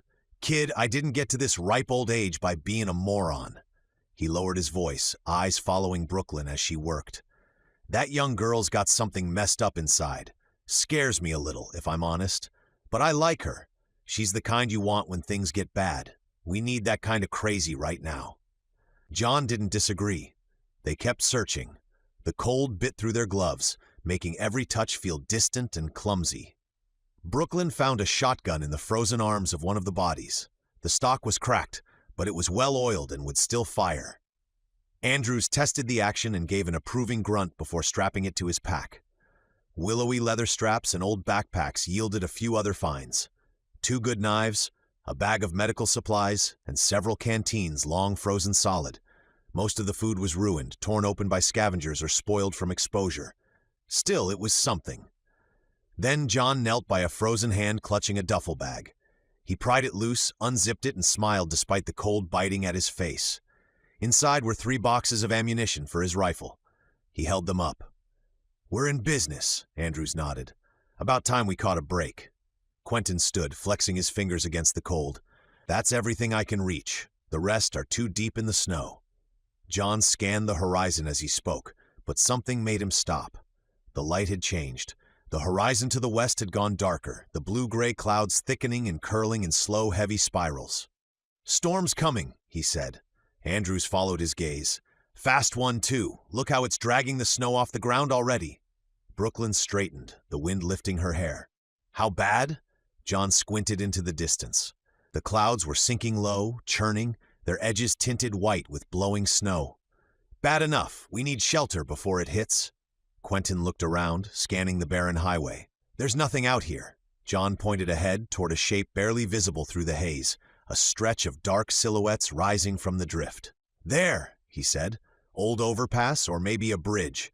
If it's still standing, it'll give us cover." Andrews slung the shotgun over his shoulder and grabbed the sled rope. Then let's move. This place'll be a tomb once that hits. They gathered what they could carry and left the rest behind, following the faint shadow of the road. Behind them, the wind began to pick up, rolling across the frozen bodies like a whisper. What had started as scattered flakes turned into a wall of white. The world vanished in front of their eyes. Sky, road, horizon, all gone in a matter of minutes. They had tied themselves together with a rope, each one spaced 10 feet apart, the line their only tether to reality. John led the group, rope wrapped tight around his wrist, his head bent low against the slicing wind. Andrews was behind him, then Brooklyn, Quentin, and Molly, trotting at the rear with her ears pinned flat. The wind roared like a living thing. Snow whipped sideways, erasing depth and distance. Even a few feet away, their shapes blurred into ghosts. John could feel the pull of the rope against his wrist when Andrews stumbled, then the jolt as Brooklyn steadied him. Every movement was muffled, every breath sharp as broken glass. They walked for what felt like hours. It might have been 10 minutes. The storm had stolen the sun, and the light that filtered through the haze was a dim, colorless glow. "There!" Andrews shouted through the wind, pointing ahead. "Something up ahead!" John narrowed his eyes, barely making out a dark rise in the distance, an uneven shape rising from the snow. Hope stirred, quick and fragile. They trudged toward it, heads down, boots crunching through the drifts. When they finally reached it, John stopped and brushed at the mound with his glove. Beneath the snow wasn't shelter, wasn't structure, just a rise of frozen dirt, the edge of an old embankment where the road curved. Nothing more. He exhaled hard, fog spilling into the cold air. "Just the turn," he said. "Keep moving. Shelter's still ahead." Brooklyn's voice came muffled through her scarf. "Feels like we've been walking forever." They pressed on, leaning into the wind. The dark blur they'd seen earlier through the snow grew faint again, vanishing and reappearing like a mirage. John could just make out the iron rise of a bridge or maybe a train crossing through the white. It wasn't much, but it was something. He turned, shouting over the storm, "Stay on the line! We'll make for the bridge. There might be cover beyond it." The group moved as one, the rope pulling tight, their steps steady but slowing as exhaustion took hold. The snow bit at their faces, their clothes heavy with ice. Molly barked once, a sharp sound swallowed almost instantly by the wind. John's legs burned. Every step felt like pushing through wet concrete. The world had narrowed to the rope in his hand and the faint shadow ahead that might be a structure, or just another trick of the snow. Then, through the veil of white, something darker appeared. Tall, narrow, stretching across the buried highway. The train track crossing, its beams frosted and silent, stood like a skeleton over the road. He stopped and pointed. "There! That's it!" Andrews pulled up beside him, voice hoarse. "That won't hold us? Not from this." John squinted past it, eyes watering from the glare. Through the shifting wall of snow, he thought he saw a house, just a dim outline further down the road. "There!" he shouted. "Past the bridge! Go, I'll bring the sled!" "John," Andrews started, but John waved him off. "Go!" he yelled again and untied the rope from his belt. "I'll catch up!" The others hesitated, then began moving toward the shadow ahead, the rope stretching taut as they fought through the storm. Within seconds, they were only shapes, then silhouettes, then gone. John turned back to the sled, gripping the rope, head down against the wind. Snow hammered at his coat. The white swallowed everything, and then nothing but silence and the storm. He tightened his grip on the sled and pushed forward, shouting over the wind, "Keep going, I'll catch up!" The storm swallowed the world. Wind screamed through the empty highway, driving snow so thick it erased everything but the ground beneath his boots. John could barely see the outline of the sled in front of him as he leaned his shoulder into it, pushing through the drifts that rose higher with every gust. John pushed harder, boots slipping, lungs burning. The snow stung his face like glass. He could see the faint outline of the overpass now, iron girders coated in frost stretching over the buried road. Not much cover, just more shadow against the storm. John kept moving, one hand gripping the sled rope, the other shielding his eyes. He tried to follow their path, but the storm erased everything in seconds. The horizon, the tracks, even his footprints, all gone. He turned in a slow circle, heart pounding, but every direction looked the same. Blinding white chaos. The wind howled and his bearings unraveled. North, south, forward, back, it didn't matter. He was alone now. "Molly," he shouted into the gale. "Here, girl." Nothing. Just the wind. Then a shape appeared ahead. A dark form pushing through the storm, low to the ground, moving fast. Relief surged through him. "Molly," he called again. "Good girl. Come on." But as it drew closer, something in his gut twisted. The movement was wrong, too heavy, too deliberate. The shape straightened, tall and broad through the haze, and then it came forward in a blur of motion. Not Molly. The timber wolf exploded out of the white, its fur matted with ice, its eyes burning gold. It hit him like a battering ram, knocking him backward into the snow. The breath punched out of his lungs as they rolled, the world spinning in gray and white. Pain tore through his arm, a hot, crushing pain, as the wolf's jaws clamped down. He shouted, struggling, the weight of it pinning him to the ground. He managed to get one of the new knives free, swinging wildly. The blade struck the creature's ribs, glanced off bone, and slid away. The wolf snarled, breath steaming in his face, its teeth sinking deeper. John drove his knee up, shoving it back just enough to twist free, blood freezing almost instantly along his sleeve. Then, through the storm's scream, another shape burst out of the white Molly. She hit the timber wolf full force, her teeth finding its neck. The two animals tumbled away into the snow, a blur of fur and fury, rolling, snapping, growling. John pushed up onto his knees, clutching his arm, heart pounding so hard he could barely hear. "Molly!" he shouted. The sounds of the fight echoed somewhere ahead, muffled by the storm. The growl, the yelp, the crack of something hitting ice. "Molly!" he yelled again, staggering to his feet, stumbling toward the noise. "Come on, girl!" But there was only the wind now, only the storm, roaring and endless. He turned in a slow circle, eyes straining against the white, calling her name until his voice broke. There was no answer, just snow, just silence, and the faint red stain half buried in the drifts. John stumbled forward, searching, blind, bleeding, desperate. Molly, nothing. Only the storm. Chapter 4, Broken Roads. Kade's head hurt in a way that didn't settle. Not a sharp pain. Something heavier, pressure behind his eyes. Each heartbeat pushed against his temples. The edges of his vision pulsed and dimmed. Voices came through in pieces. Cassie's voice came first. It was very controlled, the voice she used when she was trying not to panic. "Everyone stop talking," she said. "Please." A hard sound followed. A gun being cocked. Noah. Kade forced his eyes open. White spots drifted across his vision. The world was tilted. He was slumped against the door from the impact. His forehead burned. He lifted a hand and touched it. Warm blood smeared across his glove. He blinked and tried to focus. Alex was leaned across the front seats, one hand pushing Noah's gun down. His face was rigid. He shook his head once, hard, and put a finger to his lips. "Don't talk." The back door on Alex's side was yanked open. Cold air punched into the cab and stripped away what little warmth they had left. It hit Kade's face like a slap. The smell came with it. Metal and gunpowder. A man stood in the doorway, snow swirling behind him. His coat snapped in the wind. A pistol was leveled into the car. "Move and I shoot," he said. His eyes swept the seats, gathering information. Kade could see his eyes shift from the kids to the supplies to the fear on their faces. Alex moved first. Both hands up, palms out, voice steady. "Easy. We're not government." For a second, the man didn't respond. He stared, reading faces. Then something in him released. His shoulders dropped. His jaw loosened. "Oh," he said, like the word surprised him. Then louder over his shoulder, "They're friendlies. Stand down." Weapons lowered around them. Men slowed and spread out again. The pressure in the car shifted. Not gone, but different. The man looked back in. "Sorry," he said. "We thought you were government. Can't take chances." He stepped closer and extended a hand. "Jaden." Alex took it. "Alex." He didn't hesitate, like he'd already decided this was the best path out. He pointed quickly, introducing them the way you did when you needed things to stay calm. "Noah, Cassie, Lily, Eli."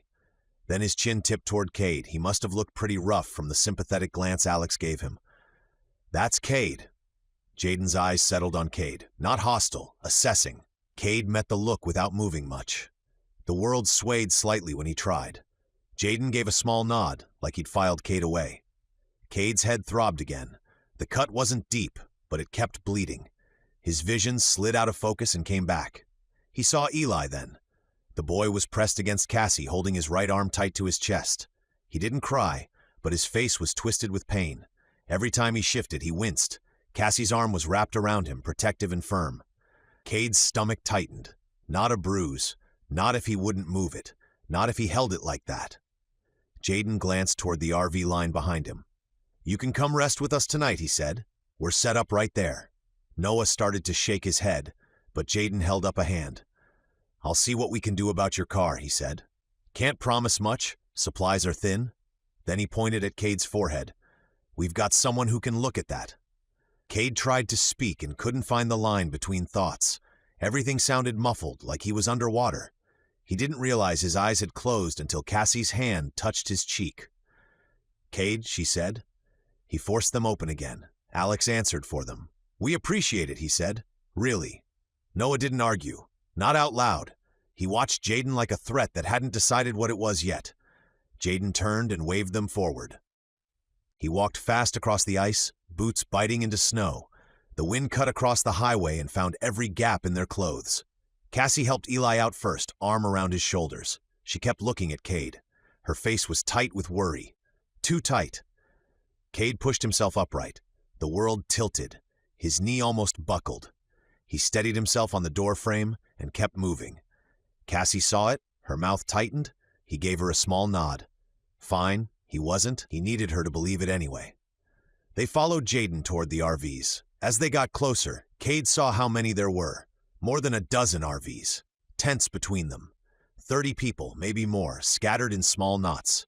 Some stood on top of a roof with rifles slung and eyes on the road. Others leaned against doors, wrapped in blankets and scarves, faces cracked from cold.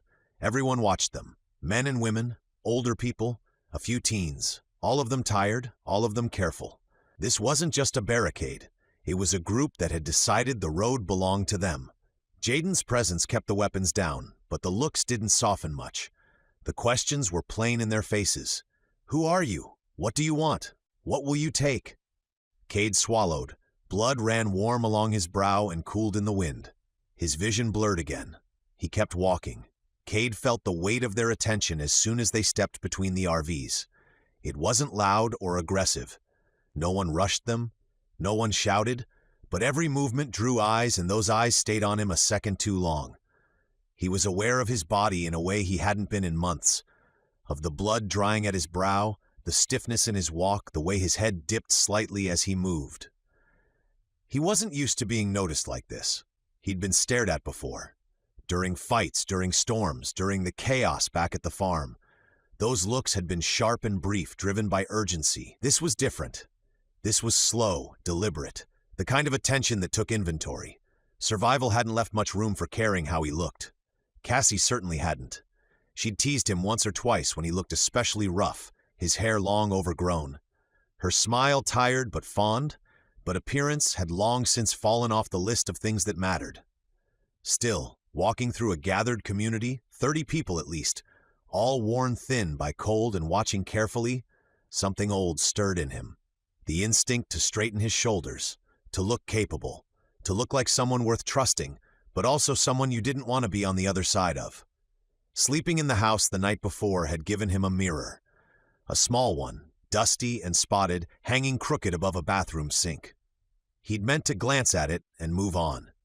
Instead, he'd lingered. The person staring back at him hadn't been the boy who once checked his reflection before school or before meeting friends.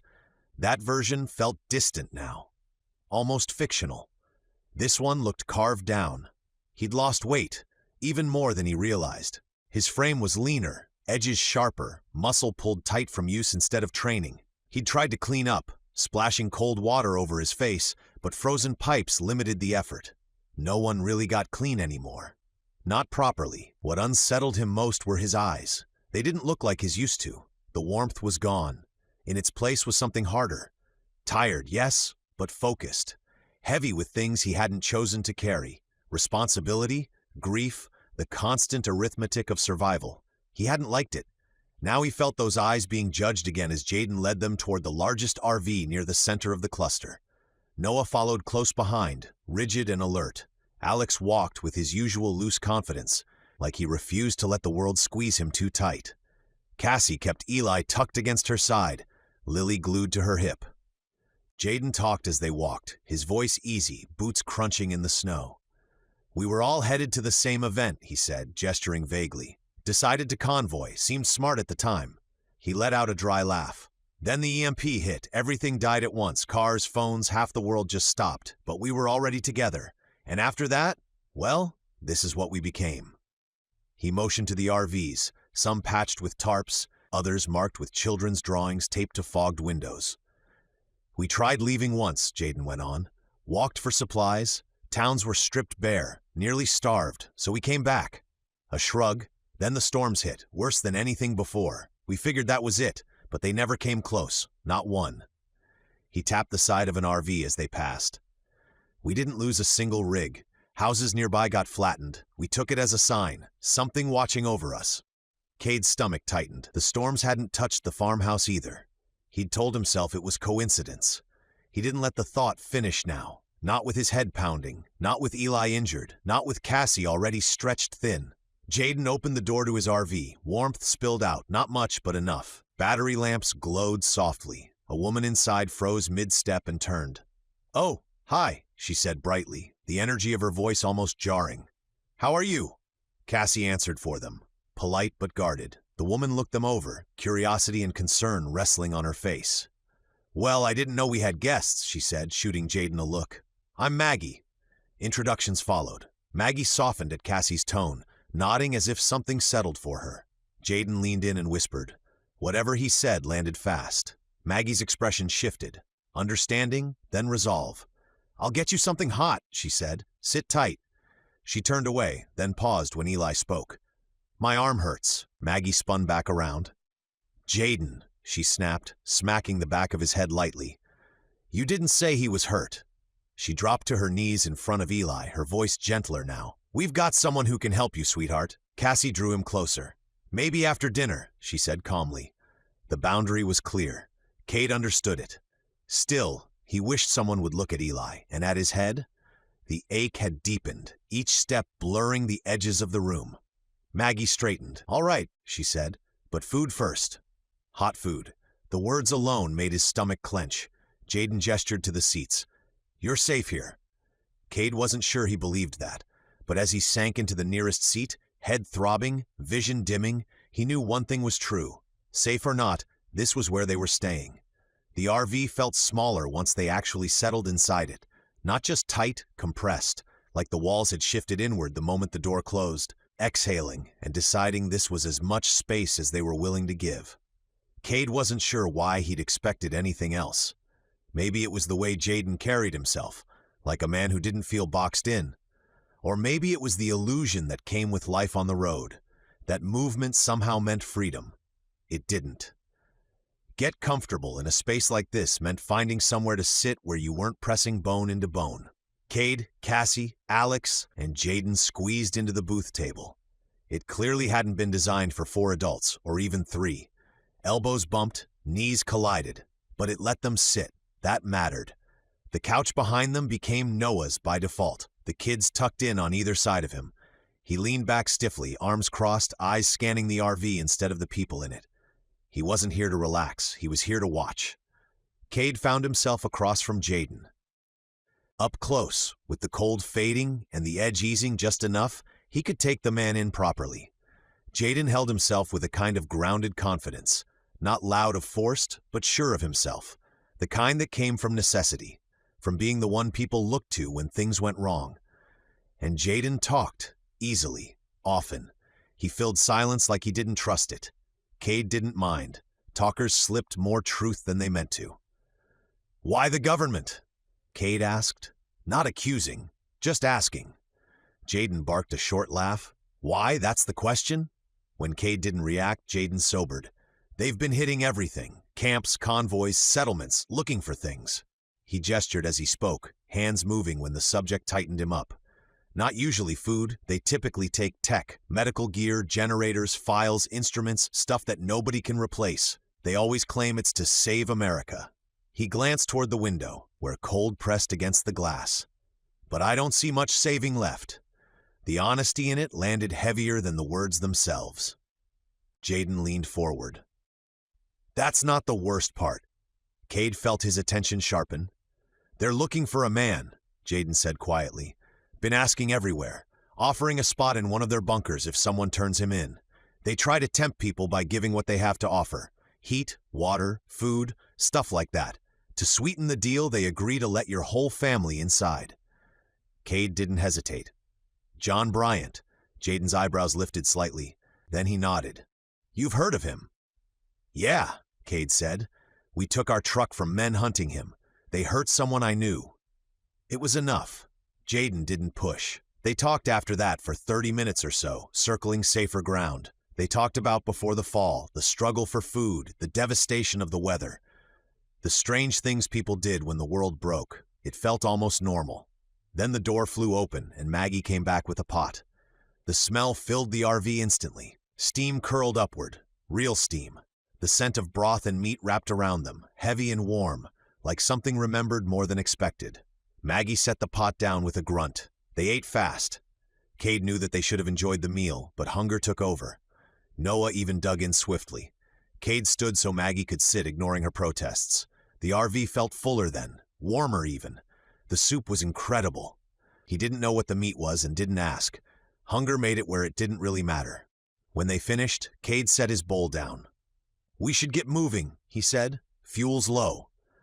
Part of him didn't want to leave. Another part knew they couldn't stay. He had learned that staying on the road was better. He didn't trust fate, not storms conveniently missing places, not luck deciding who lived. If they stopped somewhere, it would be because he chose it. Eli tugged at his sleeve. My arm still hurts, Maggie gasped. Oh, sweetheart, come on. They were led to another RV. An older woman checked Eli carefully. Just bruised, she said. No break. Relief hit Kade hard enough to make him dizzy. She checked him next. Concussion, she said. Seems quite mild, but I still want you to take it easy. They packed up soon after. As Kade pulled back onto the road, he caught sight of Jaden standing beside his RV, hand raised. Kade lifted his own in return. Then they were gone, sliding back into the snow. It wasn't the trouble Kade had been waiting for. He'd been watching the fuel gauge for miles, bracing for the moment it finally gave up. Watching it like you watched a wound you knew would bleed out eventually. But this wasn't that. The gauge still had life in it. Not much, but enough. This was something else. The first sign was subtle, a shudder that ran through the frame, like the car had tripped over itself. The tires slipped for half a second on the ice, just enough to make his hands tighten on the wheel. Easy, Cassie murmured from the back. She hadn't seen anything. She'd felt it. Kade kept going carefully, like the car might respond if he treated it gently. Then it happened again, harder this time. The sound from under the hood changed, a choked, grinding rhythm that made his stomach drop. The car lurched. The steering went light in his hands. Come on, he muttered, not to anyone else. To the machine. To whatever was still holding it together. A few seconds later, it gave one last stutter and died. Silence rushed in to replace the engine's hum, sudden and absolute. No vibration, no heat, just wind and cold and the hollow quiet of something that had decided it was done. Kade pressed his palms against the wheel and stared at the dash. The fuel gauge glowed back at him, low but not empty. That made it worse, knowing they could have more time. He knew that if there was anything he could do to get it going again, he would have to. He shut his eyes once, hard, then opened the door. The cold sliced through every layer before he could react, stealing his breath and setting his skin on fire. He sucked in air that burned going down and popped the hood. Frozen metal hissed softly as the compartment opened. Ice coated everything. The hoses, wiring, engine block. Thin icicles clung where moisture had crept in and claimed its space. Nothing moved. Nothing could. He stood there longer than he needed to, staring like understanding might come if he waited. It didn't. Kade slammed the hood shut and climbed back into the car, dragging Cold in with him. Everyone flinched as the door sealed. His voice was tight, controlled. It's frozen. I can't fix it. Noah nodded and got out anyway. He leaned over the engine, breath fogging, hands moving with the quiet hope of someone who knew better than to expect success. When he came back, he didn't say anything. He didn't need to. They were stuck. Cassie rubbed her hands together, then spoke softly. We should stay here, at least for the night. Kade nodded. Yeah, we stay until morning, then we'll start walking until dark. Darkness settled in slowly. The cold didn't. Without the engine, the heat bled out fast. The air inside the car sharpened, growing heavy and brittle. Every breath stung. Kade pulled his layers tight, breathed into his hands, and felt nothing come back. Beside him, Cassie wrapped both kids into her arms, pressing them close. Eli and Lily leaned into each other, eyes shut. Kids always seemed to surrender to the cold differently, trusting sleep to do the work. Alex sat curled forward, shaking. His lips were pale, his breaths thin. Kade looked at Cassie. It's time. She nodded without arguing. It's time. Outside again, the cold was worse. He moved to the back of the car and opened the trunk. The wooden box waited there. His father's letters. His hands shook as he grabbed a stack. He didn't read them. He couldn't. He asked for Noah's lighter. Noah handed it over without comment. The flame sputtered, then caught. Paper curled, blackened. Fire bloomed small and fragile in the snow. They gathered close. Cassie, the kids, Alex, Noah. Kade fed the fire letter after letter. His father's words burned fast, vanishing into ash. Love turned to heat, memory to smoke. He knew it wouldn't last. Paper never did. Before the bottom of the box was reached, he stopped. Dug carefully, found the first note, the photo of his mother. He stared at it for a second before pocketing it in his jacket. Some things weren't fuel, the fire crackled softly, and for a while it was enough. Kade woke slowly, like he was rising from deep water. His eyelids felt thick, stubborn. When he forced them open, the first thing he noticed wasn't light or sound. It was the cold. The fire was gone. There weren't even any embers, just a dark smear of ash and scorched snow where it had burned through the night. He pulled his arms closer to his body out of reflex, but the layers he wore felt useless now, thin barriers against something sharper. The night came back to him in fragments, the letters burning faster than he'd expected. So much paper, so many years of his parents' lives, eaten in minutes. Fire didn't care what words meant. It didn't slow for memories. The trunk had gone next. The wood had burned longer, hotter, long enough to keep them alive until exhaustion finally dragged him under. Now even that was gone. He wished he'd woken sooner. Even a few minutes earlier might have mattered. Still, he was the first awake. The others lay tangled around him in awkward shapes, bundled, curled, drawn inward. Cassie had Eli tucked tight against her chest, both of them wrapped in blankets, their breath fogging faintly. Lily was pressed against Noah's shoulder. Even Noah looked smaller like this, his guard loosened by sleep and cold. Noah woke suddenly. He shot upright, breath ragged, eyes wide and searching. Fear crossed his face before he could hide it. Kade had seen it before, the nightmares that pulled him out of sleep, leaving him disoriented and shaking. Noah never talked about them. He didn't have to. Their eyes met, nothing was said. Noah's breathing slowed. He swallowed and looked away. Walking without the car was worse than he'd expected. Without the thin shield of metal and glass, without even the weak heat of the engine, the cold found them immediately. The wind rampaged across the land without mercy, cutting straight through coats and blankets. Sometimes it eased, mostly it didn't. Kade's legs burned. His fingers were numb. His nose felt brittle, painfully stiff, like it might snap clean off. He focused on moving forward and nothing else. Then he looked at Alex. The man was barely holding it together. His steps dragged. His face had gone pale, lips edged blue. He shook uncontrollably, not the manageable shiver of discomfort, but something dangerous. Kade stopped complaining in his head instantly. Whatever he felt didn't matter.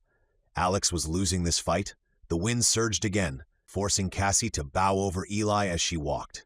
Noah carried Lily, turning his body to shield her face. Kade offered to take Eli once. Cassie shook her head. "I've got him." He didn't argue. After another brutal gust, Kade stopped. "That's enough," he said, words barely heard over the wind. "We need shelter, anything." He scanned the horizon and saw it. There was a small shed in the distance. It was half buried in snow.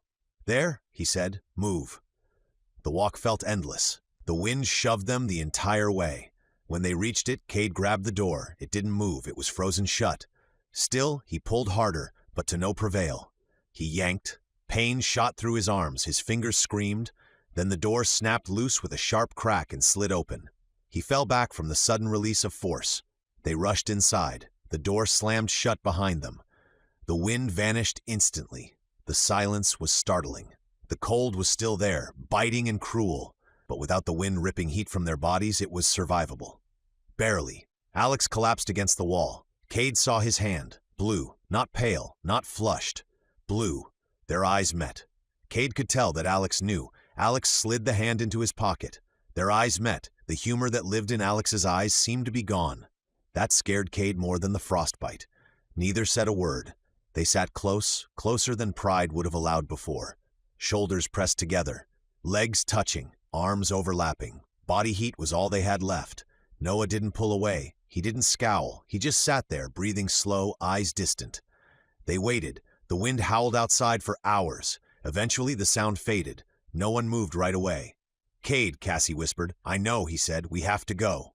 They stepped outside. To Cade's relief, the wind was gone. The cold remained, sharp and deep. Without the force behind it, it felt different. Possible. They walked in silence. Then Cassie touched his shoulder. "Kade," he turned. She wasn't looking at him. Her face shone something he hadn't seen in a long time. Awe. He glanced at Alex, whose expression mirrored Cassie's. Kade followed their gaze. The clouds above them were split open, a perfect circle. Blue sky beyond. Sunlight poured through the opening, spilling warmth across the frozen land. Warmth. Kade felt something shift inside him. Hope wasn't usually warm, but this felt like something else. Something waiting. Chapter 5. The Icy Tomb. John forced his way through the storm, stumbling blind, half frozen. The wind roared in his ears, flattening every sound into a wall of noise. But beneath it, he could still hear it. The snarling, the yelp, the raw, tearing sound of animals locked in a fight for their lives. "Molly!" he shouted, voice breaking in the wind. The snow was waist-deep now, pulling at his legs with every step. He couldn't see more than a few feet in front of him, only shifting shadows in the blinding white. His lungs burned, each breath a knife of air. Then he saw it, a blur of motion against the snow, two shapes rolling and striking, kicking up a spray of white. When he got closer, his heart clenched. Molly was on her back, snarling and twisting, her fur matted dark with blood. The timber wolf loomed over her, massive, easily twice her size, its coat streaked with ice and dirt. Its jaws were clamped around her shoulder, pressing her down into the snow. "Molly!" John didn't think. He just moved. He lunged forward, half diving, half falling onto the beast's back. The wolf bucked, thrashing beneath him, its growl deep and guttural. John drove the knife down once, twice, over and over, his arm fueled by panic and rage. The blade glanced off bone, slid through hide, struck ribs. Hot blood splattered across his sleeve, steaming in the cold. The wolf twisted, snapping its head back, and its jaws clamped down again on his already injured forearm. Chapter 5. The Icy Tomb. John forced his way through the storm, stumbling blind, half frozen. The wind roared in his ears, flattening every sound into a wall of noise. But beneath it, he could still hear it. The snarling, the yelp, the raw, tearing sound of animals locked in a fight for their lives. "Molly!" he shouted, voice breaking in the wind. The snow was waist-deep now, pulling at his legs with every step. He couldn't see more than a few feet in front of him, only shifting shadows in the blinding white. His lungs burned, each breath a knife of air. Then he saw it, a blur of motion against the snow, two shapes rolling and striking, kicking up a spray of white. When he got closer, his heart clenched. Molly was on her back, snarling and twisting, her fur matted dark with blood. The timber wolf loomed over her, massive, easily twice her size, its coat streaked with ice and dirt. Its jaws were clamped around her shoulder, pressing her down into the snow. "Molly!" John didn't think. He just moved. He lunged forward, half diving, half falling onto the beast's back. The wolf bucked, thrashing beneath him, its growl deep and guttural. John drove the knife down once, twice, over and over, his arm fueled by panic and rage. The blade glanced off bone, slid through hide, struck ribs. Hot blood splattered across his sleeve, steaming in the cold. The wolf twisted, snapping its head back, and its jaws clamped down again on his already injured forearm. Pain exploded through him, sharp and electric. He shouted, forcing the knife in again, this time deep between the shoulder blades. The animal howled, thrashing harder, and John felt his grip slipping. Then Molly lunged from below. She hit the wolf's side, teeth sinking into its throat. The force drove them both into the snow, rolling, kicking, snarling. John stumbled back, bleeding, knife still in hand. The storm swallowed them again, just flashes of fur, snow, and sound. Then, a final cry, low and cut short. Silence. John stood there, chest heaving, the wind howling around him. He could taste blood and metal on his tongue. Slowly, he moved toward the shapes half buried in the snow. The timber wolf lay still, its massive body sprawled across the drift. Steam rose faintly from the wounds. Its eyes were open but empty now, glazed with frost. "Molly," he said softly, falling to his knees beside her. She was on her side, panting, blood staining the fur around her neck and shoulder. Her eyes flicked up at him, tired but alive. When he reached out, she pressed her nose weakly into his hand. John exhaled hard, the air trembling in his chest. "Good girl," he whispered. "Good girl." The wind screamed overhead, lifting sheets of snow and carrying them away into the gray distance. He looked down at the wolf again, its massive body dark against the white. The thing had been a ghost in the storm, real, monstrous, and now dead. He tore a strip from his coat sleeve and bound his bleeding arm as best he could. Then he scooped Molly into his arms, staggering under her weight, and turned toward the direction he thought the house had been. The wind pressed against him, fighting him every step. His arm burned, his body screamed, but he kept moving. Behind him, the snow began to cover the wolf's body, slowly, silently, until it disappeared, as if it had never existed at all. The storm didn't let up. It only grew worse, wind screaming like it had a voice, tearing across the open fields, driving the snow sideways in hard sheets. John could barely see his own hands. The world had turned to nothing but white and noise. He knelt beside Molly, one arm wrapped around her neck. Her breathing was ragged, her fur clumped with ice and blood. His own arm throbbed where the wolf's teeth had torn through the sleeve, warm blood running cold as it met the air. He turned in a slow circle, searching through the chaos for any shape, any light, any sign of where the others had gone. But there was nothing. Only the wind. Only the snow. "Hang on, girl," he said, his voice hoarse. "We'll find something." The snow burned against his face as he pushed forward, dragging his numb legs through the drifts. His boots sank deep, catching on hidden debris. The world had no edges, no direction, only an endless blur of snow. Then, through the white, he saw it, a mound of snow, taller than a man, maybe 10 feet high. A drift piled by the wind against something solid. Shelter, maybe. He stumbled toward it, half crawling, half falling. The cold bit through his gloves as he dug with his bare hands, clawing into the snow. The ice was packed hard as rock, but desperation gave him strength. He scooped and kicked, carving out a hollow just large enough for 2 bodies. His vision blurred, his breath a constant hiss of pain. When it was deep enough, he turned back for Molly. She tried to stand but couldn't. He dragged her by the shoulders, talking to her the whole time, his words barely audible over the wind. "Almost there, girl. Just a little more. Come on." By the time he got her inside, his fingers were too stiff to close. His legs barely held him. The air inside the snow cave was still and heavy, cutting the wind to a dull whisper. He crawled back out one last time, found the timber wolf's body half buried nearby, and dragged it toward the opening. It took everything he had left. When he finally wedged it across the entrance, the world went quiet. The light dimmed to blue-gray. He could hear nothing but his heartbeat and the wind beyond the wall. John sank down beside Molly, pressing close to her side. Her body was still warm, her breathing shallow but steady. He pulled his coat tighter, positioning himself between her and the dead wolf, using their fur and his own layers to trap what heat remained. It wasn't comfort, it was survival. He could feel the storm battering the world outside, the snow pressing harder against the cave. Every few minutes he'd stir, brush loose powder from the roof, whisper something to Molly just to remind himself he was still awake, still alive. Sometime in the night, the exhaustion won. When he opened his eyes again, the light was different, pale gold spilling through cracks in the snow wall. Morning. The storm had passed. He blinked, disoriented. For a moment, he thought the faint voices he heard were only in his head. Then they came again. Shouts carried thin on the wind.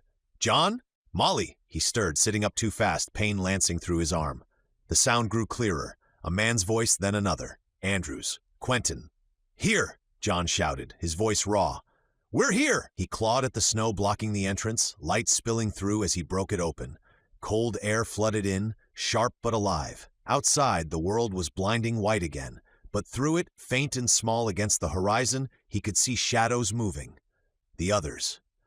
John turned back to Molly. She lifted her head weakly, tail thumping once against the packed snow. He smiled, relief cutting through the pain.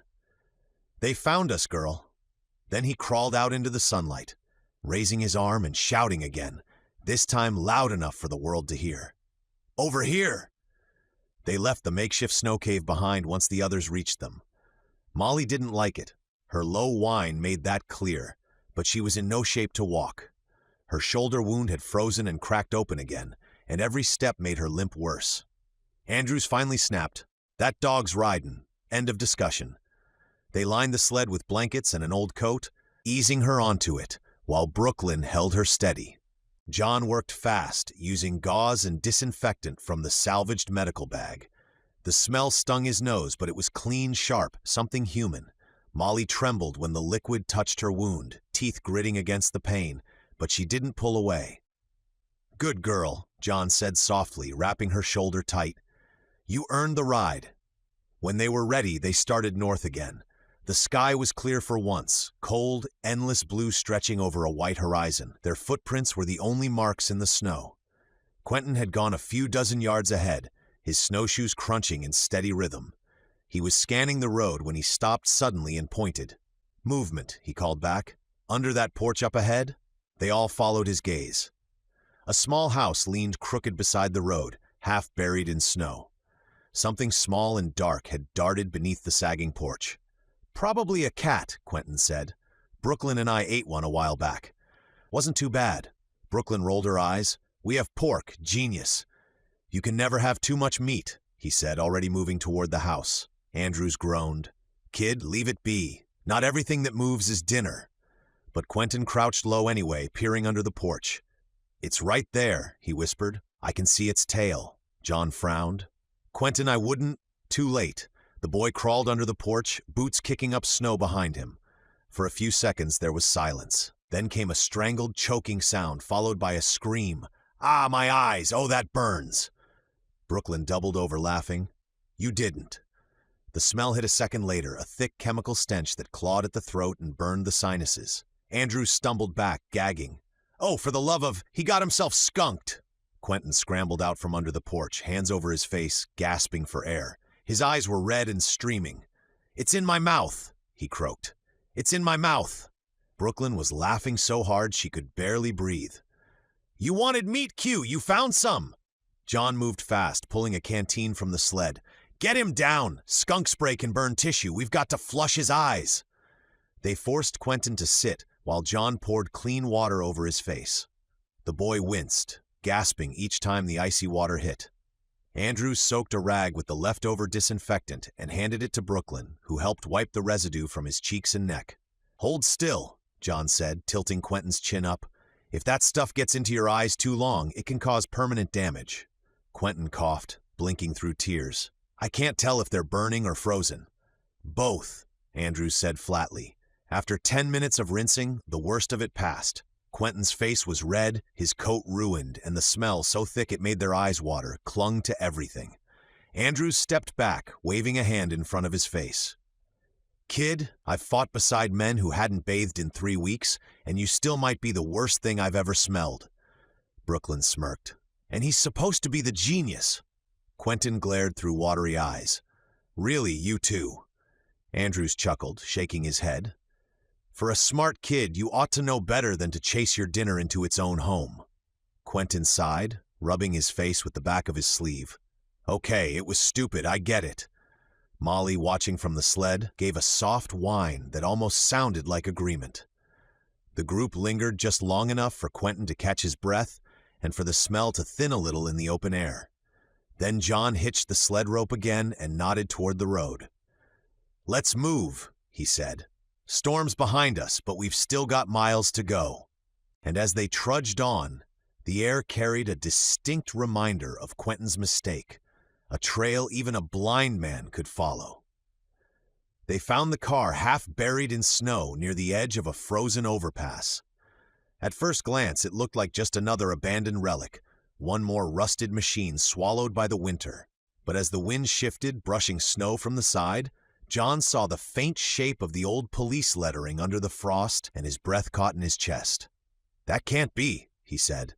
Andrews trudged closer, squinting through the glare. The paint was cracked, the chrome dulled, but there was no mistaking it. The antique cop car JD had driven the day he stole everything they had. "Well, I'll be," Andrews muttered. "Looks like karma took the wheel after all." John didn't answer right away. The memory came back sharp and hot, even against the cold. The last time they'd seen JD was during the worst of the heat, the kind that shimmered off the pavement and boiled the air. They'd taken shelter in his garage, just looking for shade. He'd smiled then, nervous but friendly, then pulled the revolver and robbed them blind. They'd watched him drive off with his starving wife and 2 children crammed in the back seat. Now that same car sat quiet and cold, half sunk into the snowbank. Brooklyn and Quentin stopped behind them, silent. They hadn't been there that day. To them, it was just another old wreck. But John and Andrews stood still for a long time before either moved forward. When they finally did, the truth of it lay plain in the snow. The ditch beside the road held 3 bodies, JD's wife and his 2 children, their small shapes preserved by the cold.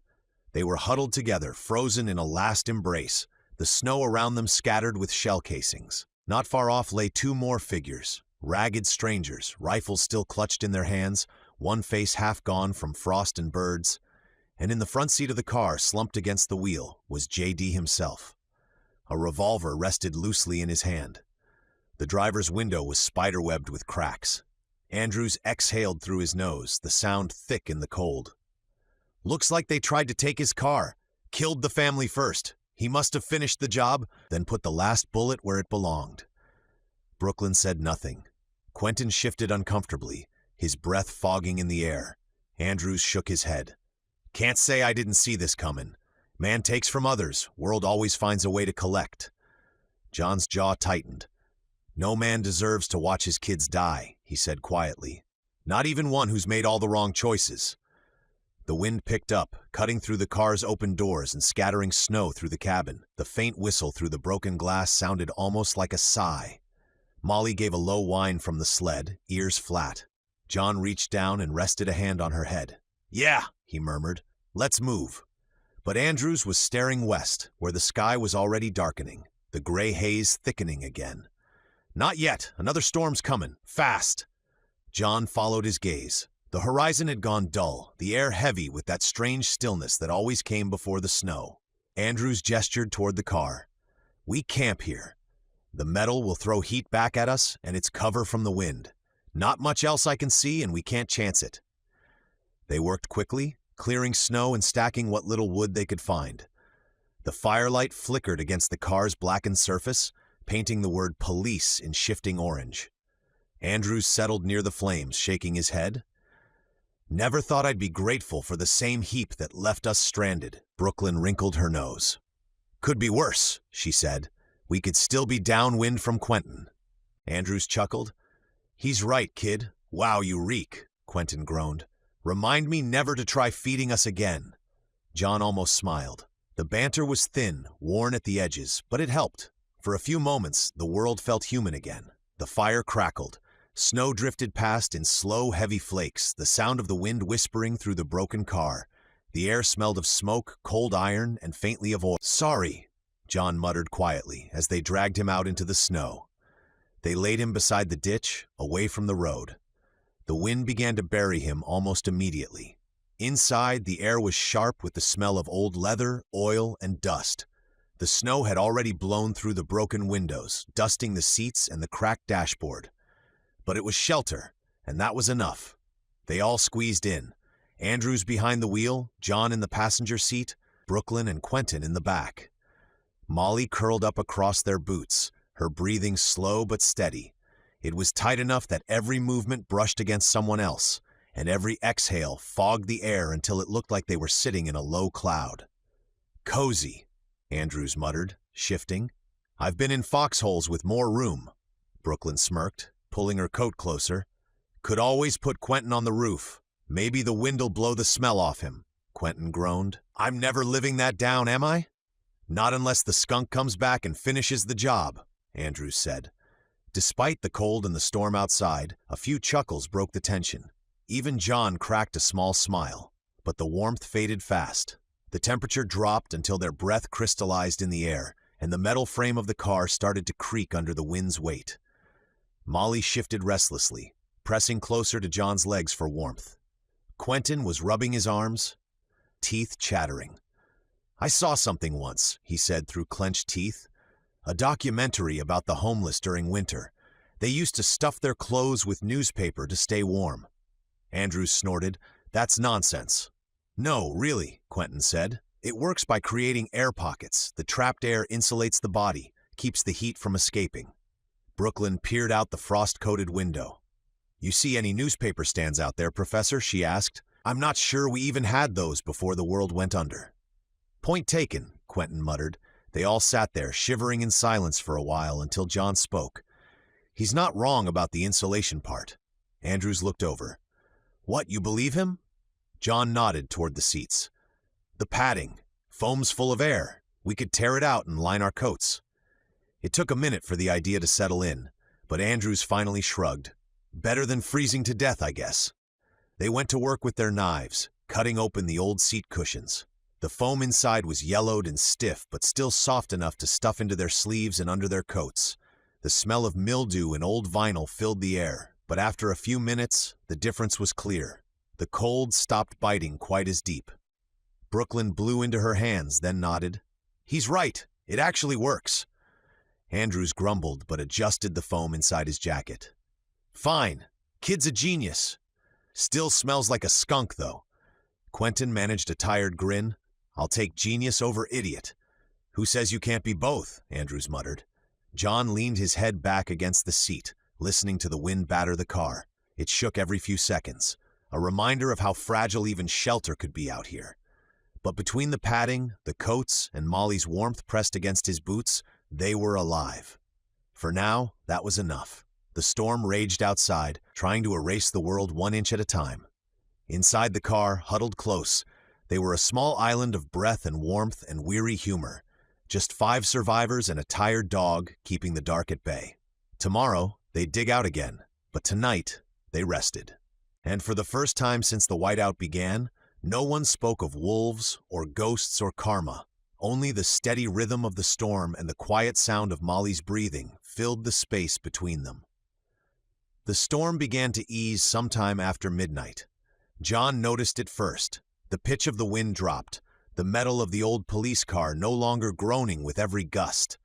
The air still cut like a blade, but the noise had changed. The silence that followed was worse than the storm. It was too quiet, too still. He shifted in the front seat, listening. Andrews had dozed off with his rifle across his lap. Brooklyn and Quentin slumped in the back beside Molly, whose steady breathing was the only sound. Frost had crept over the windshield, sealing them in a haze of white. Then he heard it. A single howl, long and low, rising through the cold like smoke. John's head snapped toward the window. The sound carried through the still air, faint but close enough to stir something instinctive, a fear that went back farther than memory. And then another joined it. And another. Andrews stirred, sitting up straight. "You heard that?" "Yeah," John said. "Wolves?" Brooklyn was awake now too, eyes wide, hand already on her knife. "How many?" "Hard to tell," Andrews said, cocking his head. "More than 2, close enough to smell us." John's mind raced. The sled. All the pork they'd butchered was packed and tied down outside, just a few yards from the car. The scent must have carried through the storm. He turned toward the back seat. "Molly's not in any shape to fight again," Brooklyn nodded. "Then she stays inside." Molly gave a low growl at the sound of the howls, her ears flicking back. John reached over, resting a hand on her shoulder. "Not this time, girl," he whispered. "You've done enough." Andrews opened the car door, and the cold came rushing in, biting hard against their faces. "Let's move," he said.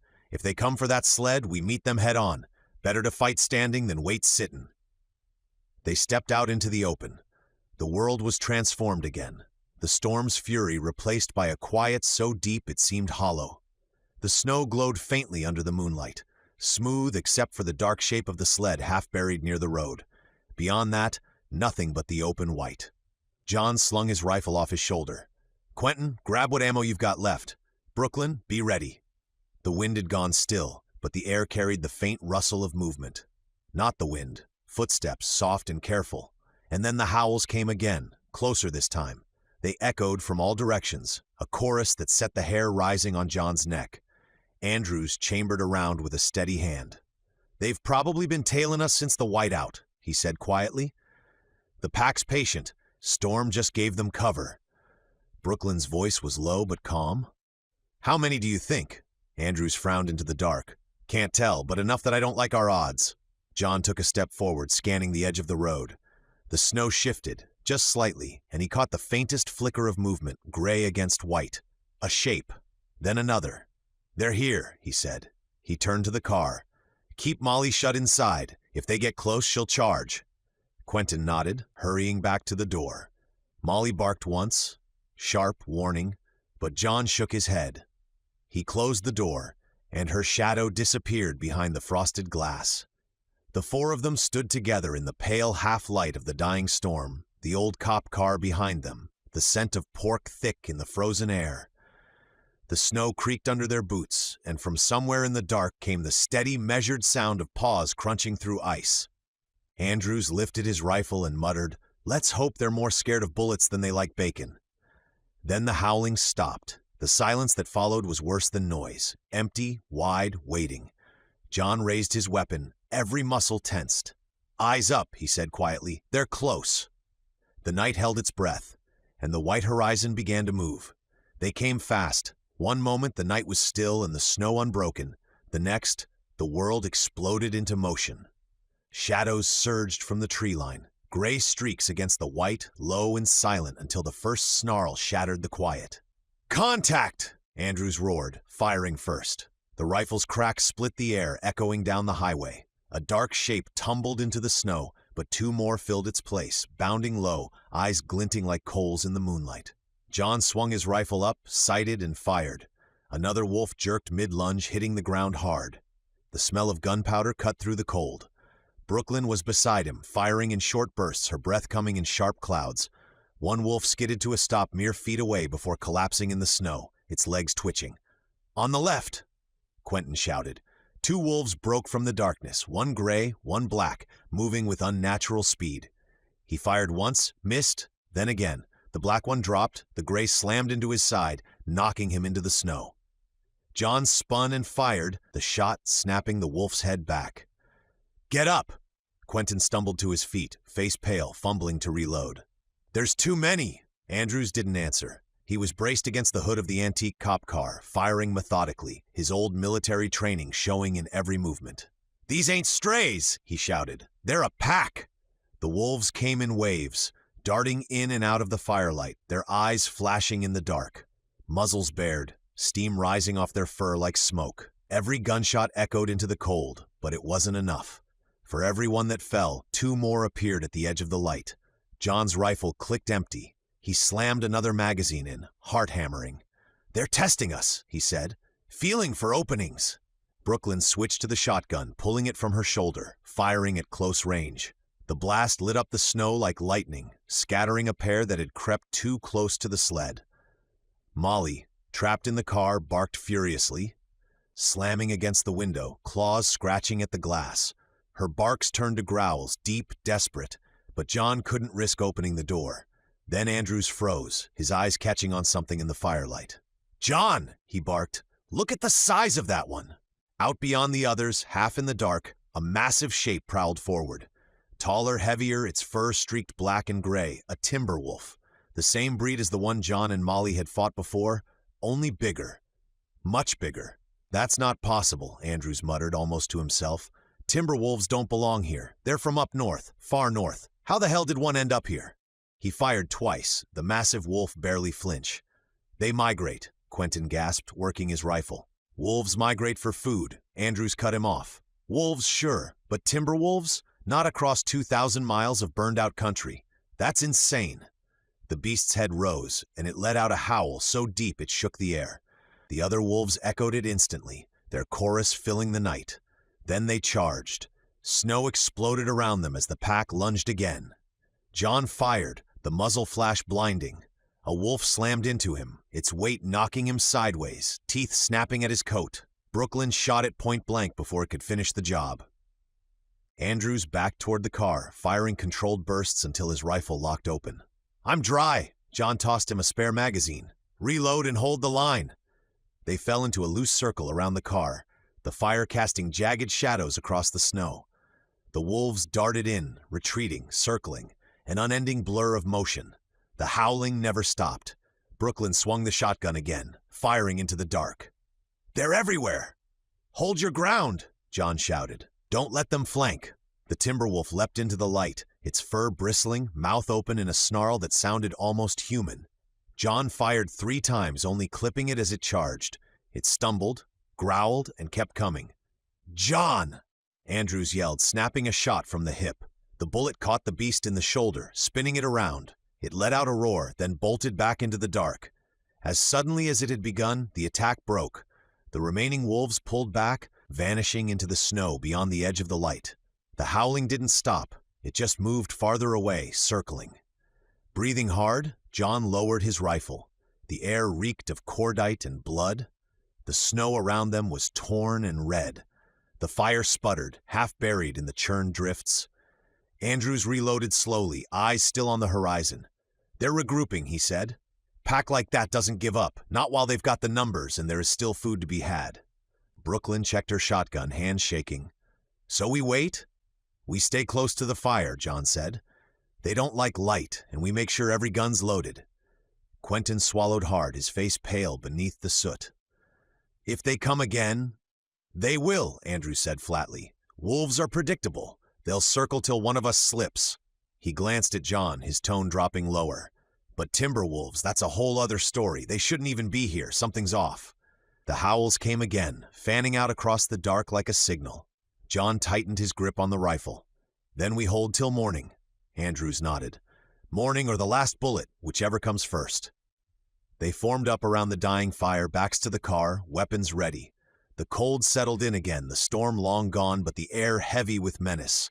Somewhere beyond the flickering light, dozens of eyes blinked in the dark, watching, waiting. And when the wind shifted, carrying the scent of pork and blood, the howling rose again. The night wasn't over. Not yet. They came in waves now, low, hungry, building into a chorus that crawled under the skin. The pack was ready. The storm had cleared completely, the air sharp and colorless beneath a fractured moon. The snow reflected just enough light to make the world a silver blur, the fire their only patch of color. John stood near the hood of the antique police car, rifle raised, the metal biting cold against his cheek. The others were in a loose ring.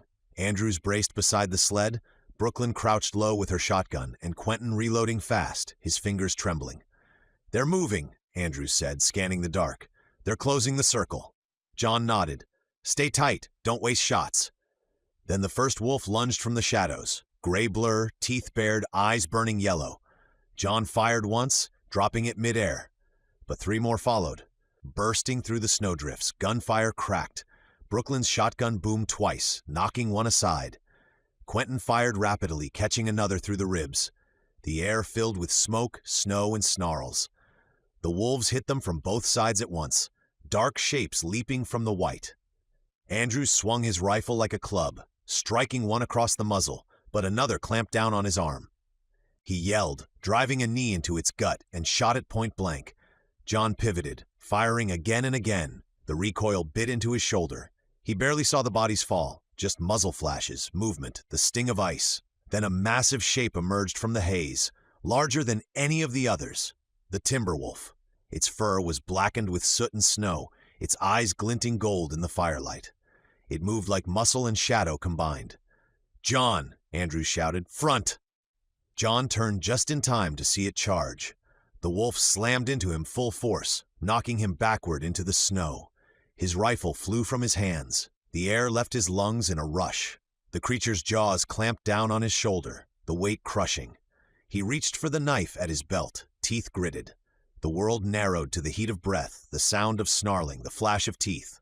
He drove the knife up once, twice, each strike shallow, hitting thick hide. The wolf reared back, snapping, and John rolled, swinging his elbow into its neck, buying half a second. He grabbed a burning branch from the fire, thrusting it into its face. The beast recoiled, hissing, fur singed. Andrews tried to cover him, but another wolf lunged from the side, slamming him to the ground. He fell hard, his rifle spinning out of reach. The animal pinned him down, snapping at his throat, its teeth inches from his skin. He shoved back with both hands, fighting to keep it away, its growl rumbling deep and feral. Then, from inside the car, there was a crash, glass shattering. Molly burst through the driver's window, shards raining around her. She hit the snow at full sprint, bleeding shoulder forgotten, a blur of fury and motion. She barreled straight into the wolf on top of Andrews, knocking it sideways. Both rolled through the snow in a flurry of fur and red. Molly clamped down hard on its neck, shaking until it went still. Andrews scrambled to his knees, staring in disbelief. "Good girl," he rasped. John still fought the timber wolf. The creature lunged again, teeth sinking into his sleeve. He slammed his knife into its side, wrenching upward. The beast howled, blood spraying against the snow. John pushed up with all his strength, forcing it backward. It circled, panting, steam rising from its wounds. Its eyes locked with his, intelligent, hateful. Then it charged again. John grabbed his rifle from the ground, rolled onto one knee, and waited until it was almost on him. Then he fired. Once, twice. The third shot hit home, punching through the wolf's skull. The massive body crashed into the snow just feet from him, sliding to a stop. The echo faded into the night, leaving only the crackle of the dying fire and the sound of heavy breathing. For a long moment, no one moved. Then Andrews stood, brushing snow from his coat, rifle still in hand. He looked down at Molly, who stood over the dead wolf, panting, fur slick with blood and glass glittering in her coat. "Well," he said, voice rough but steady, "I think I'm in love with that dog." Brooklyn smirked from where she was catching her breath. "Didn't know you had a soft side." Andrews shot her a glare. "Shut your trap before I feed you to what's left of the pack." She laughed, breathless but alive. "There it is." The others gathered around the fire. What little of it remained, weapons still in hand, scanning the white. The howling was gone now. No echoes, no shapes in the dark. Just the endless cold and the faint flicker of dawn beginning to show on the horizon. John wiped the blood from his sleeve and looked out over the field of bodies. "Let's hope that was the last of them." Andrews nodded, kneeling to scratch Molly behind the ear. She leaned into it, eyes half closed. "Yeah?" he said softly. "Good girl, Audie." The first light of morning bled across the snow, touching the wrecked car, the frozen wolves, and the small shivering group that had somehow survived the night. They'd earned their sunrise. Chapter 6. The Circle. The circle in the sky didn't make sense. Even after minutes of staring at it, Kade couldn't quite convince himself it was real. It was perfect, something Kade couldn't imagine anymore. Sunlight poured through it like someone had cut a perfect hole in the clouds, and the warmth that followed felt out of place in a world that had forgotten how to offer it. Nothing in nature made shapes like that. So when they all agreed to shift course, even temporarily, Kade didn't argue. They didn't need to talk it through. Whatever that opening was, it wasn't random. It meant something. Maybe it was divine. Maybe it was some strange atmospheric anomaly. Maybe it was another fracture in the broken system Tempest had carved into the world. Kade didn't know. But deep in his chest, he felt something stir. An instinct that told him the force behind all this destruction wasn't finished yet. That it wasn't interested in wiping everything out. Not completely, and for the first time in days, he felt it. Hope. Noah surprised him most. He'd been the strongest voice against detours, against risks, against chasing anything that smelled like false security. Routine had been his anchor, control, predictability. But he was the first to step forward now. His eyes were wide, fixed on the light, not fearful, almost reverent. Kade understood immediately. Noah trusted danger when it was natural. The storms, cold and rough terrain, things that didn't lie. What he didn't trust were people. Not after the government. Not after losing his parents. Not after watching what human hands had done to the world. That was why he'd resisted Haven. Not because he didn't believe in it, because he didn't trust the people behind it. So seeing Noah move toward the circle without hesitation told Kade everything he needed to know. They walked with renewed energy, even as the cold continued to claw at their skin. Noah passed the lighter between them, one brief flick of flame at a time. Whoever held it cupped their hands around the heat for just a second. Long enough to remember what warmth felt like, not long enough to get burned without realizing it. The cold had numbed them too much for pain to be a warning anymore. Kade let the kids have the lighter most. Lily tried to pretend she wasn't cold, burying her face in Noah's coat, stubborn and brave in the way only kids could be. Eli clung to Cassie, whispering complaints through chattering teeth. Every time Kade looked back and saw them shaking, his chest tightened. If one of them got sick, if their lungs weakened or an infection set in, he had nothing to fight it with. No antibiotics or safety net. He needed them strong. Conversation crept back in as they walked. It was light at first, then it became easier. Laughter felt strange in the frozen air, but it came anyway. For the first time since the freeze began, no one was just enduring. Even Alex, while shaking and pale, managed jokes between breaths. He painted pictures of what waited ahead with reckless confidence. It's going to be perfect, he dreamed. It's going to be warm, with plenty of food and hot water. Lily's eyes widened and Eli straightened. Noah shut it down immediately. Don't get their hopes up. You don't know anything. Alex shrugged. We can all dream, can't we? Alex, Kade cut in, firm. Stop. Alex quieted. Hope was good. False hope wasn't. Noah spoke again, steadier now. If there's something ahead, people are already there, and nobody likes outsiders. Kade nodded. If we see people, we slow it down. No risks. They walked on. The cold didn't change, neither did the land. But the sky did. The blue widened as they approached. Sunlight spilled down in thin streams, faint but undeniable. Then Kade saw it. A wall. It was massive, at least 12 feet high, maybe more. Metal, wood, concrete, he couldn't tell from this distance. But it was deliberate, built to last. The chatter died. This wasn't imagination or wishful thinking. This was real. When Noah stopped, so did everyone else. They stood at the edge of something none of them understood.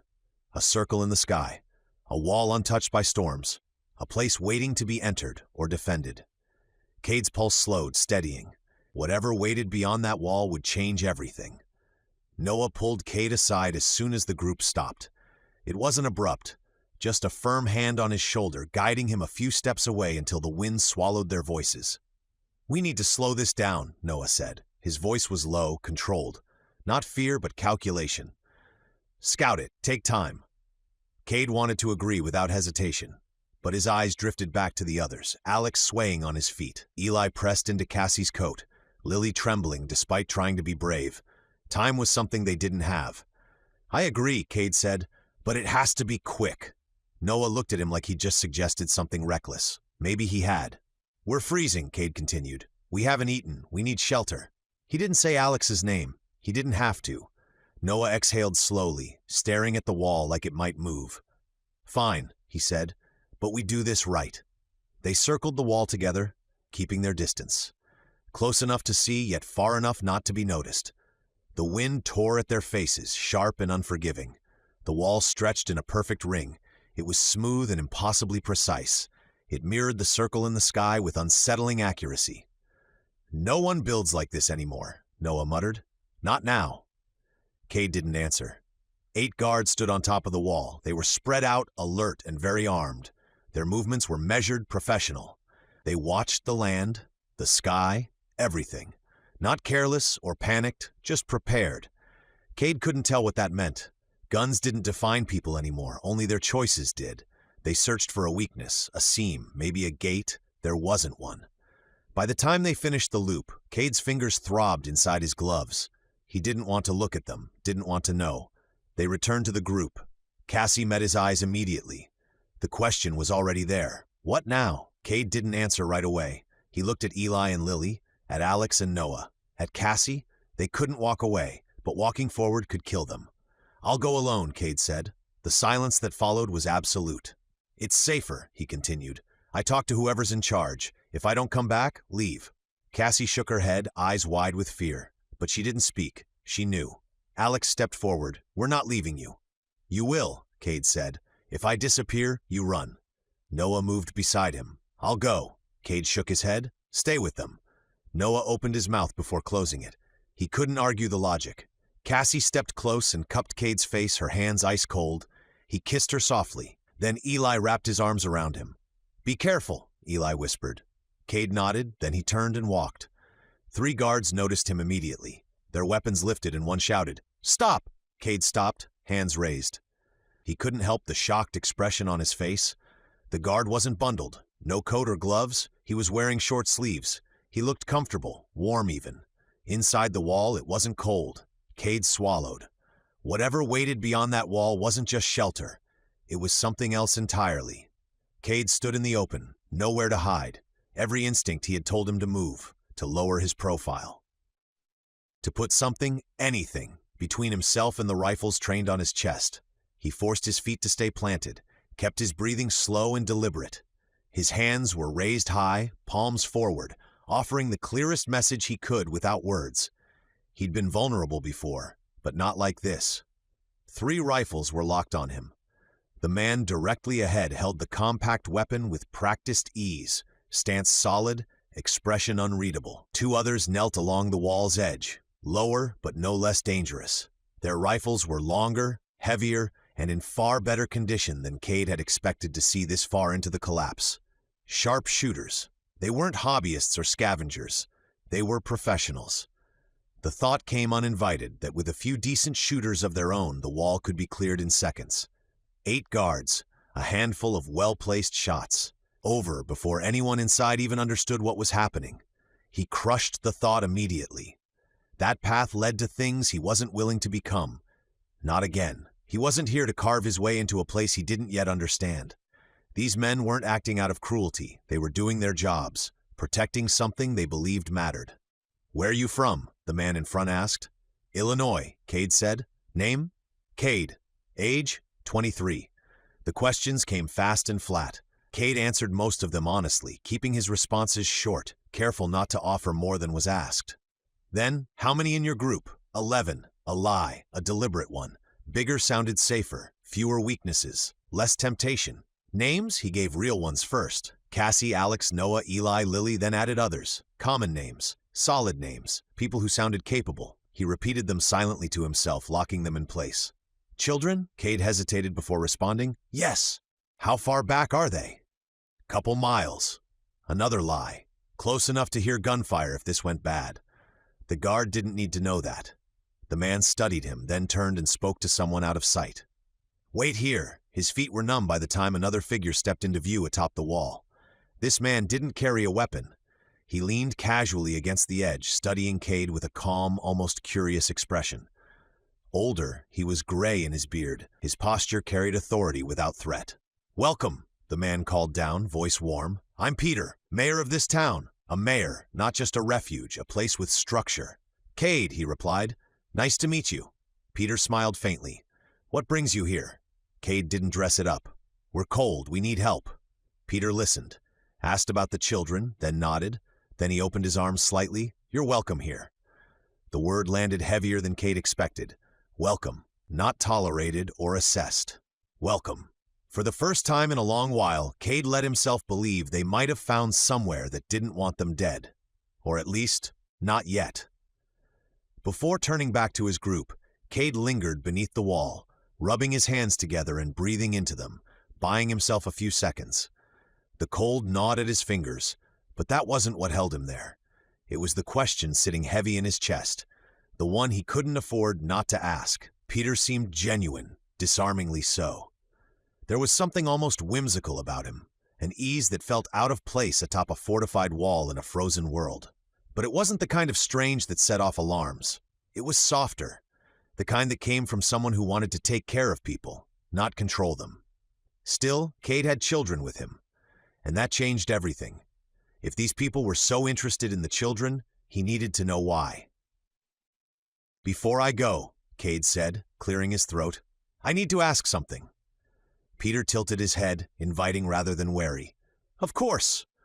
"Why is it so important?" Kade asked carefully, "that there are children in our group?" Peter chuckled, warm and unoffended. "Yes, I imagine that does sound odd." He leaned forward slightly, resting his hands on the railing. "We believe this place was given to us for a reason. Paradise, if you want to call it that. And with it comes responsibility. We can't take everybody. That's just unrealistic. We simply don't have the resources." His voice softened. But children don't deserve what's out there. They deserve warmth, safety, something that resembles a future, so we make room for them whenever we can. Kade listened without interrupting. Families stay together, Peter added. We don't separate children from the people who love them. Guardians come with them, always. That at least made sense. How many people live here? Kade asked. 250, Peter replied without hesitation.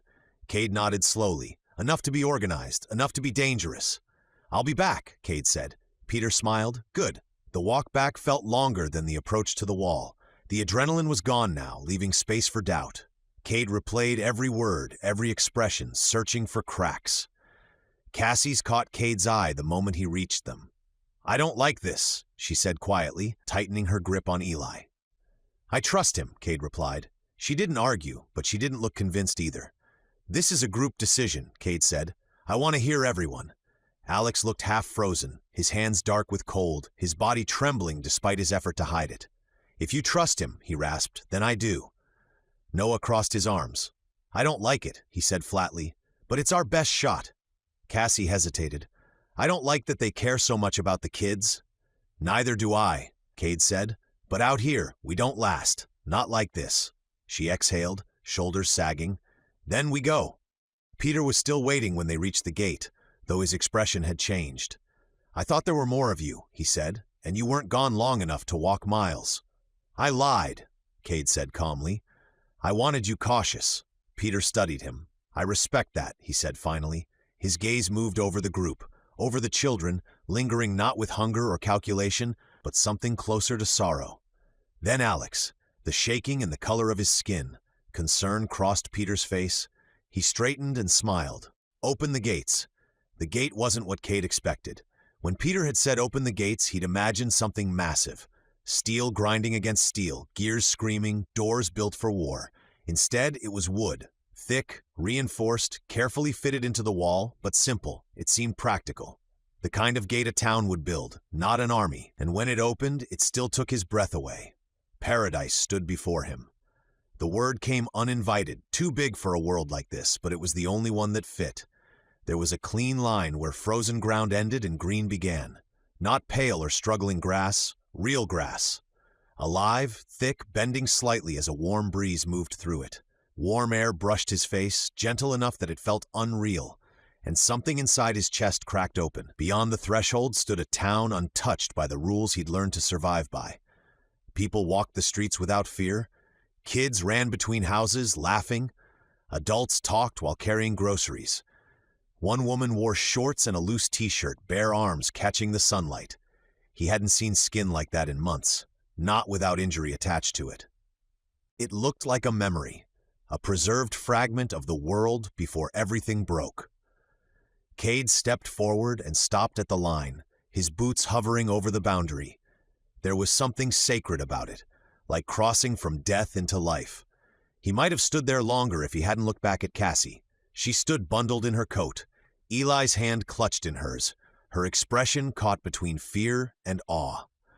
When their eyes met, she nodded. It was small and uncertain, but it was genuine, trust placed carefully in him. Kade inhaled and stepped across, warmth hit instantly. His skin prickled as his body struggled to adjust, heat soaking into muscles that had forgotten what comfort felt like. The wind vanished. The air changed, soft and humid, alive. He breathed it in and froze. It smelled like dirt, like grass, like gardens. He'd forgotten what soil smelled like. His coat became unbearable within seconds. He shrugged it off and held it in his hand, sweat already forming beneath his shirt. When he turned back, the others stared at him like he'd stepped into a dream. Cassie crossed next, pulling Eli with her.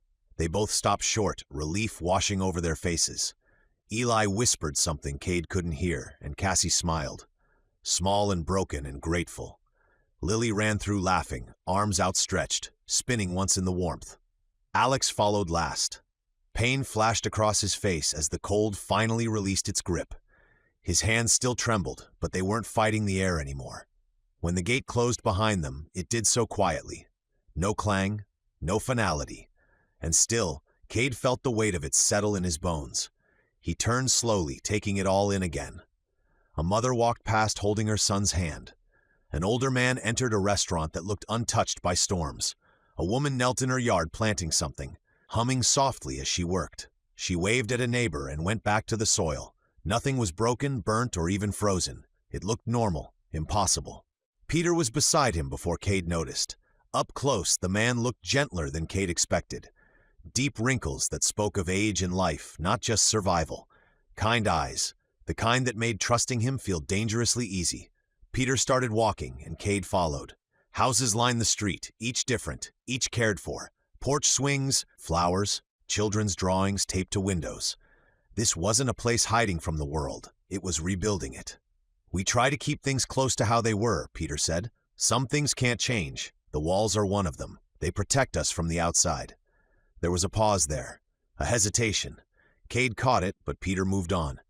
"We have an economy. Stores, restaurants, jobs, everyone contributes. We grow enough food for all of us. Just one simple rule: pull your weight." Kade nodded, though unease brushed his thoughts. Paradise always came with terms. Still, it sounded sustainable. "And no cars," Peter added. "Everything's walkable. Cars bring trouble, and honestly, most don't run anymore." Children kicked a ball across the grass, laughter rolling freely through the street. It didn't sound forced, it sounded real. "All you need to be," Peter said, "is a decent member of society." Kade didn't believe it was that simple. Nothing ever was, but he held his questions. One slipped out anyway. "How did you make all of this possible?" Peter smiled faintly. "I didn't. The previous mayor did. I stepped in after he passed."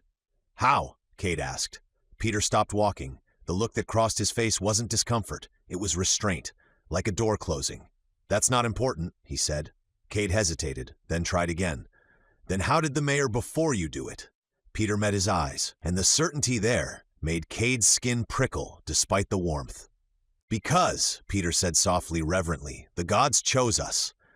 The words hit Kade hard, not because he believed them, but because Peter did. Chapter 7: Frozen Currents. Morning came gray and hollow, the kind of light that made everything look dead twice over. The storm had finally passed, leaving the world silent except for the slow hiss of the wind across the snow. The road around the old police car was a graveyard. Bodies of wolves sprawled across the drifts, frozen mid-motion, blood turned black in the cold. The air stank faintly of iron and smoke, and the frost glittered in the first weak light of dawn. John moved quietly among the wreckage, boots crunching in the crusted snow. His rifle hung from his shoulder now, no sign of movement, no more howls, just the eerie stillness that followed slaughter. Near the ditch, half covered by wind-blown snow, lay J.D., just where they'd dragged him from the car before the storm forced them inside. His coat was stiff with frost, his face locked in the same weary expression he'd worn the night before. The revolver was still clutched in his gloved hand, the metal fused to his skin by ice. John crouched beside him and worked carefully, breathing slow through the sting of cold. The hand wouldn't open easily, fingers brittle, locked tight. He used the tip of his knife to pry the revolver loose, the sound of cracking ice sharp in the quiet. When it finally came free, he turned it in his palm. The weapon was simple, sturdy, well cared for, even to the end. He flipped open the cylinder, empty. On J.D.'s belt, a small pouch of 6 rounds. John pocketed them and slipped the revolver into his coat. "Rest easy, even if you don't deserve it," he said softly. "Desperation can make fools of us all." He stood, brushing snow from his gloves, and crossed to where Brooklyn and Quentin were picking through the frozen bodies of the raiders. Brooklyn knelt beside one, tugging at something strapped to the man's pack. "Got something here," she said. Andrews trudged over, still limping from the night's fight, the side of his coat stiff with dried blood. "If it's another wolf, leave it." "It's not," Brooklyn said, rolling the pack over. A small metal canister clanged against the ice. The faded label, just visible under frost, read, "Stump removal blasting powder. Handle with care." Andrews let out a low whistle. "Well, I'll be. If one of our bullets had kissed that thing last night, we'd be decorating the treetops right now." Quentin's eyes went wide. "That could have taken out the whole car." John crouched beside it, tracing the dented metal with a gloved hand. "It's intact," he said. "We'll take it. Could be useful. Signal flare, distraction, even a door opener if we need one." Andrews raised an eyebrow. "Or a fast way to meet our ancestors if it blows." Brooklyn shrugged. "We'll wrap it up tight." They bound the canister in layers of cloth and rope before securing it inside the sled between their remaining supplies. The sled itself creaked under the load, the smell of frozen pork still faint in the air. When the work was done, John looked east. The sky was clearing, thin sunlight glinting off the snowfields. In the far distance, a dark ridge marked the Mississippi River Valley, a faint blue-gray line against the horizon. "We're close," he said. Andrews followed his gaze, squinting. "Ain't far now. That's the river's edge, no mistake. Once we hit that, St. Louis is on the other side." Brooklyn slung her pack over her shoulder. "If the city's still standing." John didn't answer.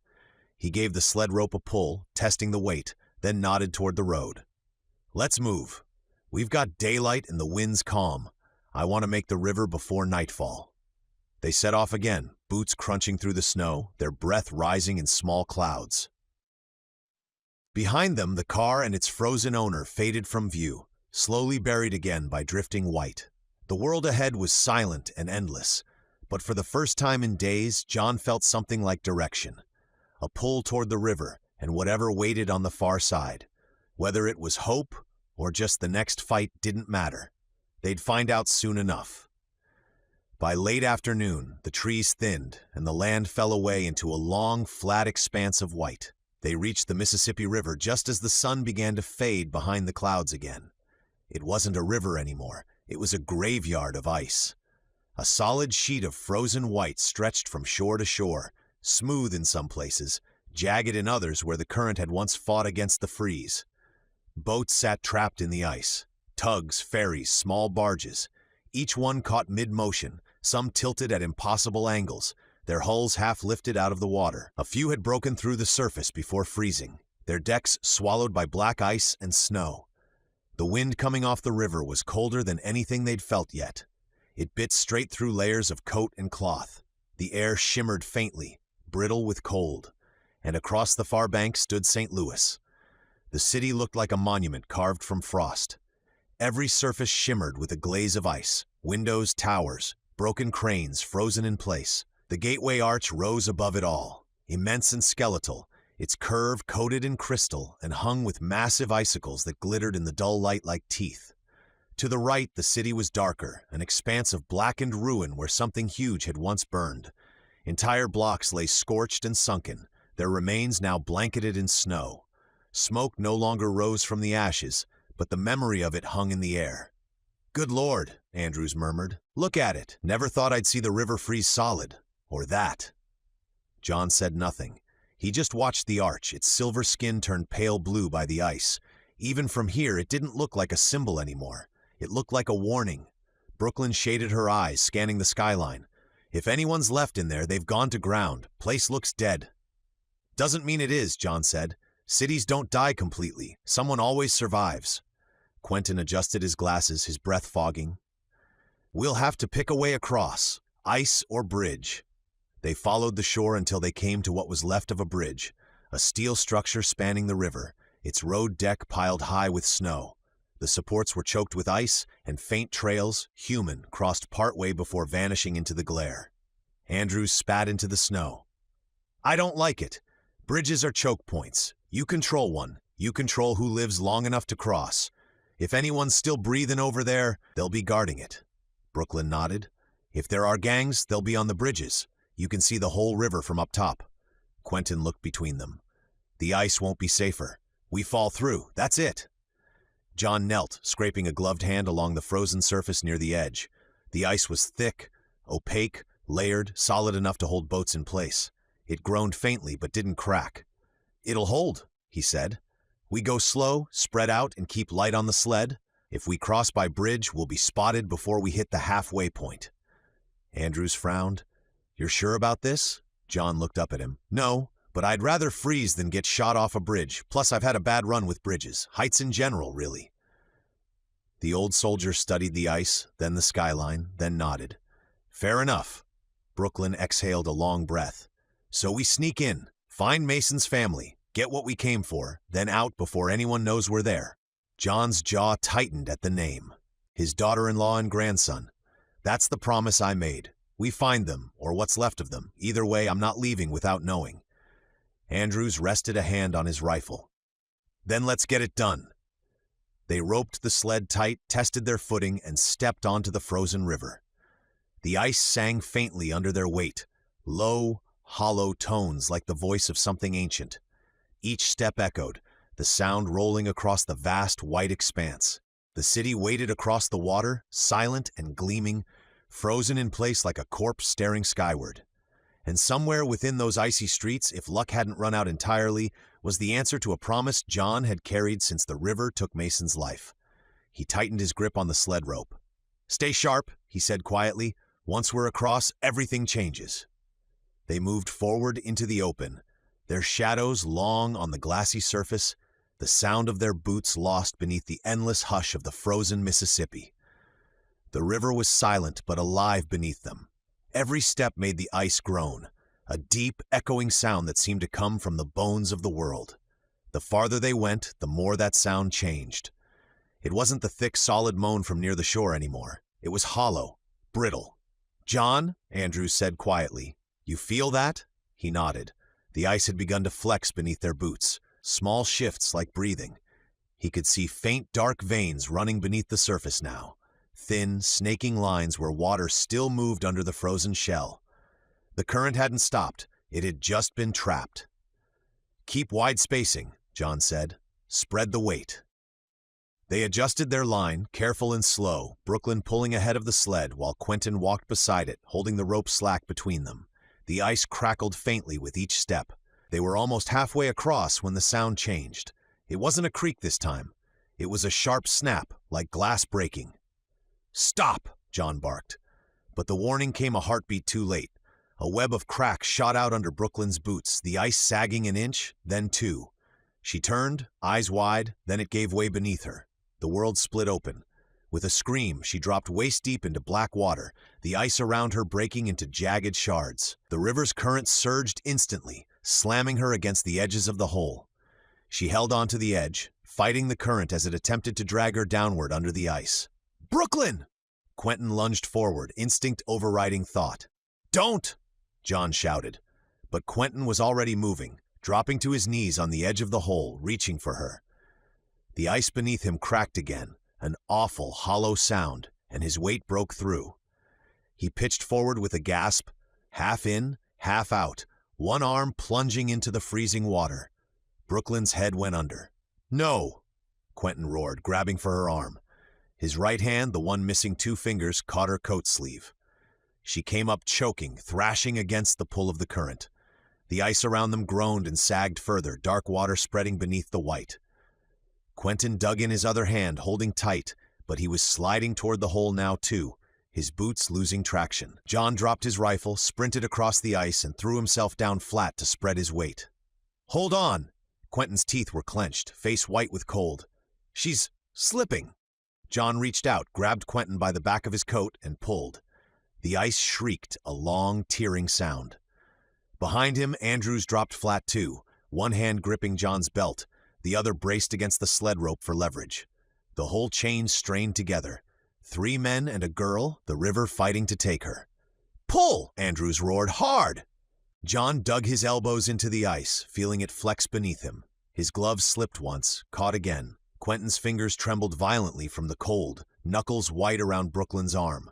Her head came up again. She gasped, coughing water, eyes wide with terror. I can't." "Don't talk," John said through clenched teeth. "Kick, now." She tried, boots heavy with ice, thrashing against the current. The river pulled hard, dragging at her coat, trying to take them all in with her. "Almost," Quentin shouted. "Pull, John." Brooklyn's face was pale blue now. Her breath ragged as she struggled to stay above the waterline. The current was relentless, sucking at her legs and dragging her deeper. "Kick!" John shouted, pulling harder, the line of bodies trembling with strain. "Kick, Brooklyn!" "I can't." Her voice cracked, more air than sound.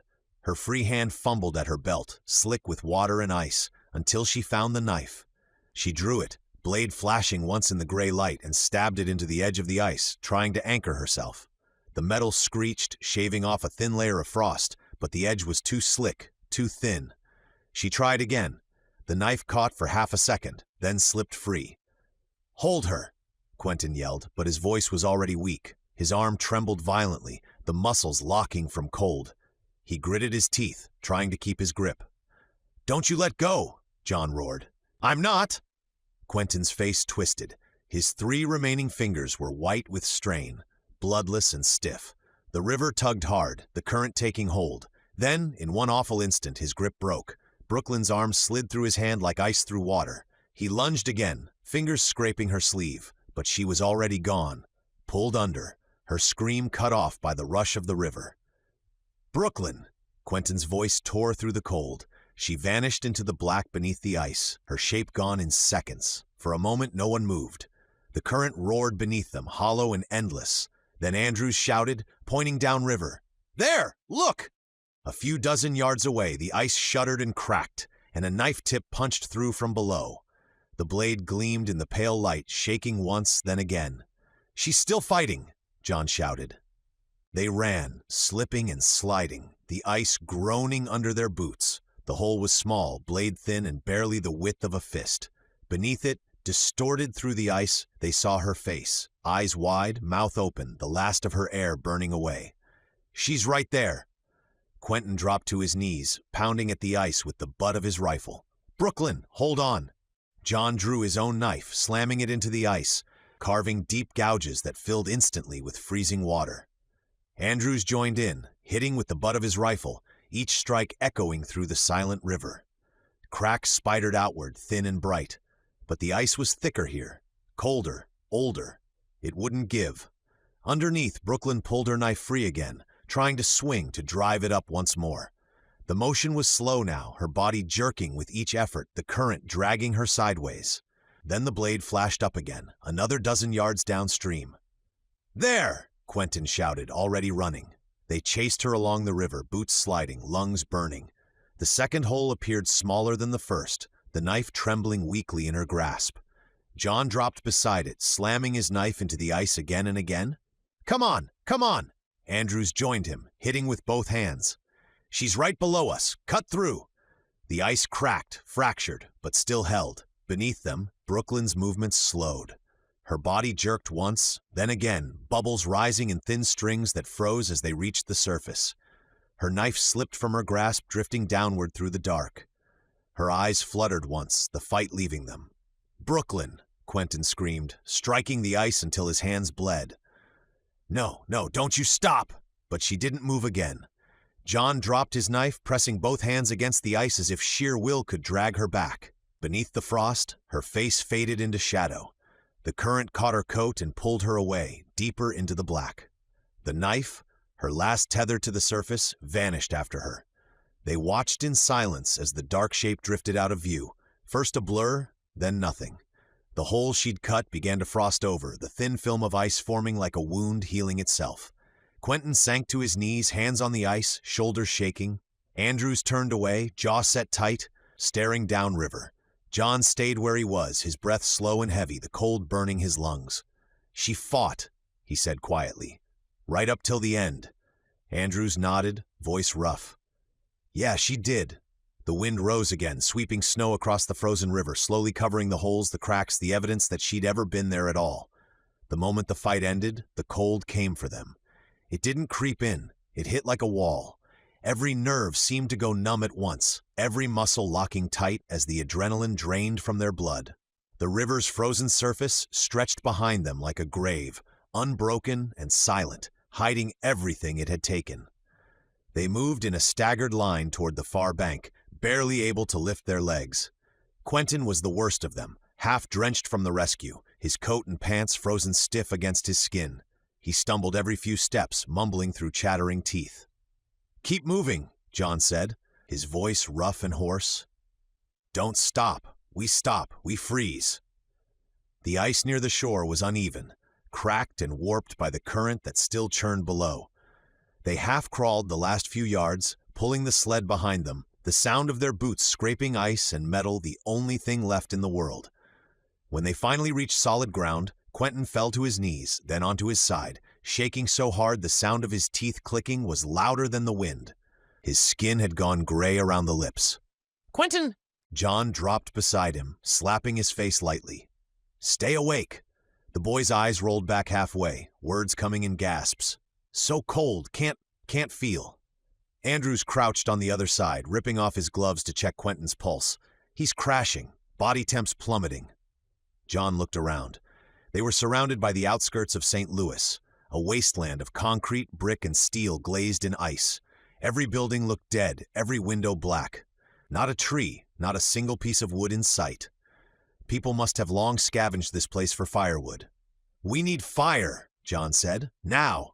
Andrews barked out a laugh that had no humor in it. "You see any trees in this graveyard? Everything's stone and metal."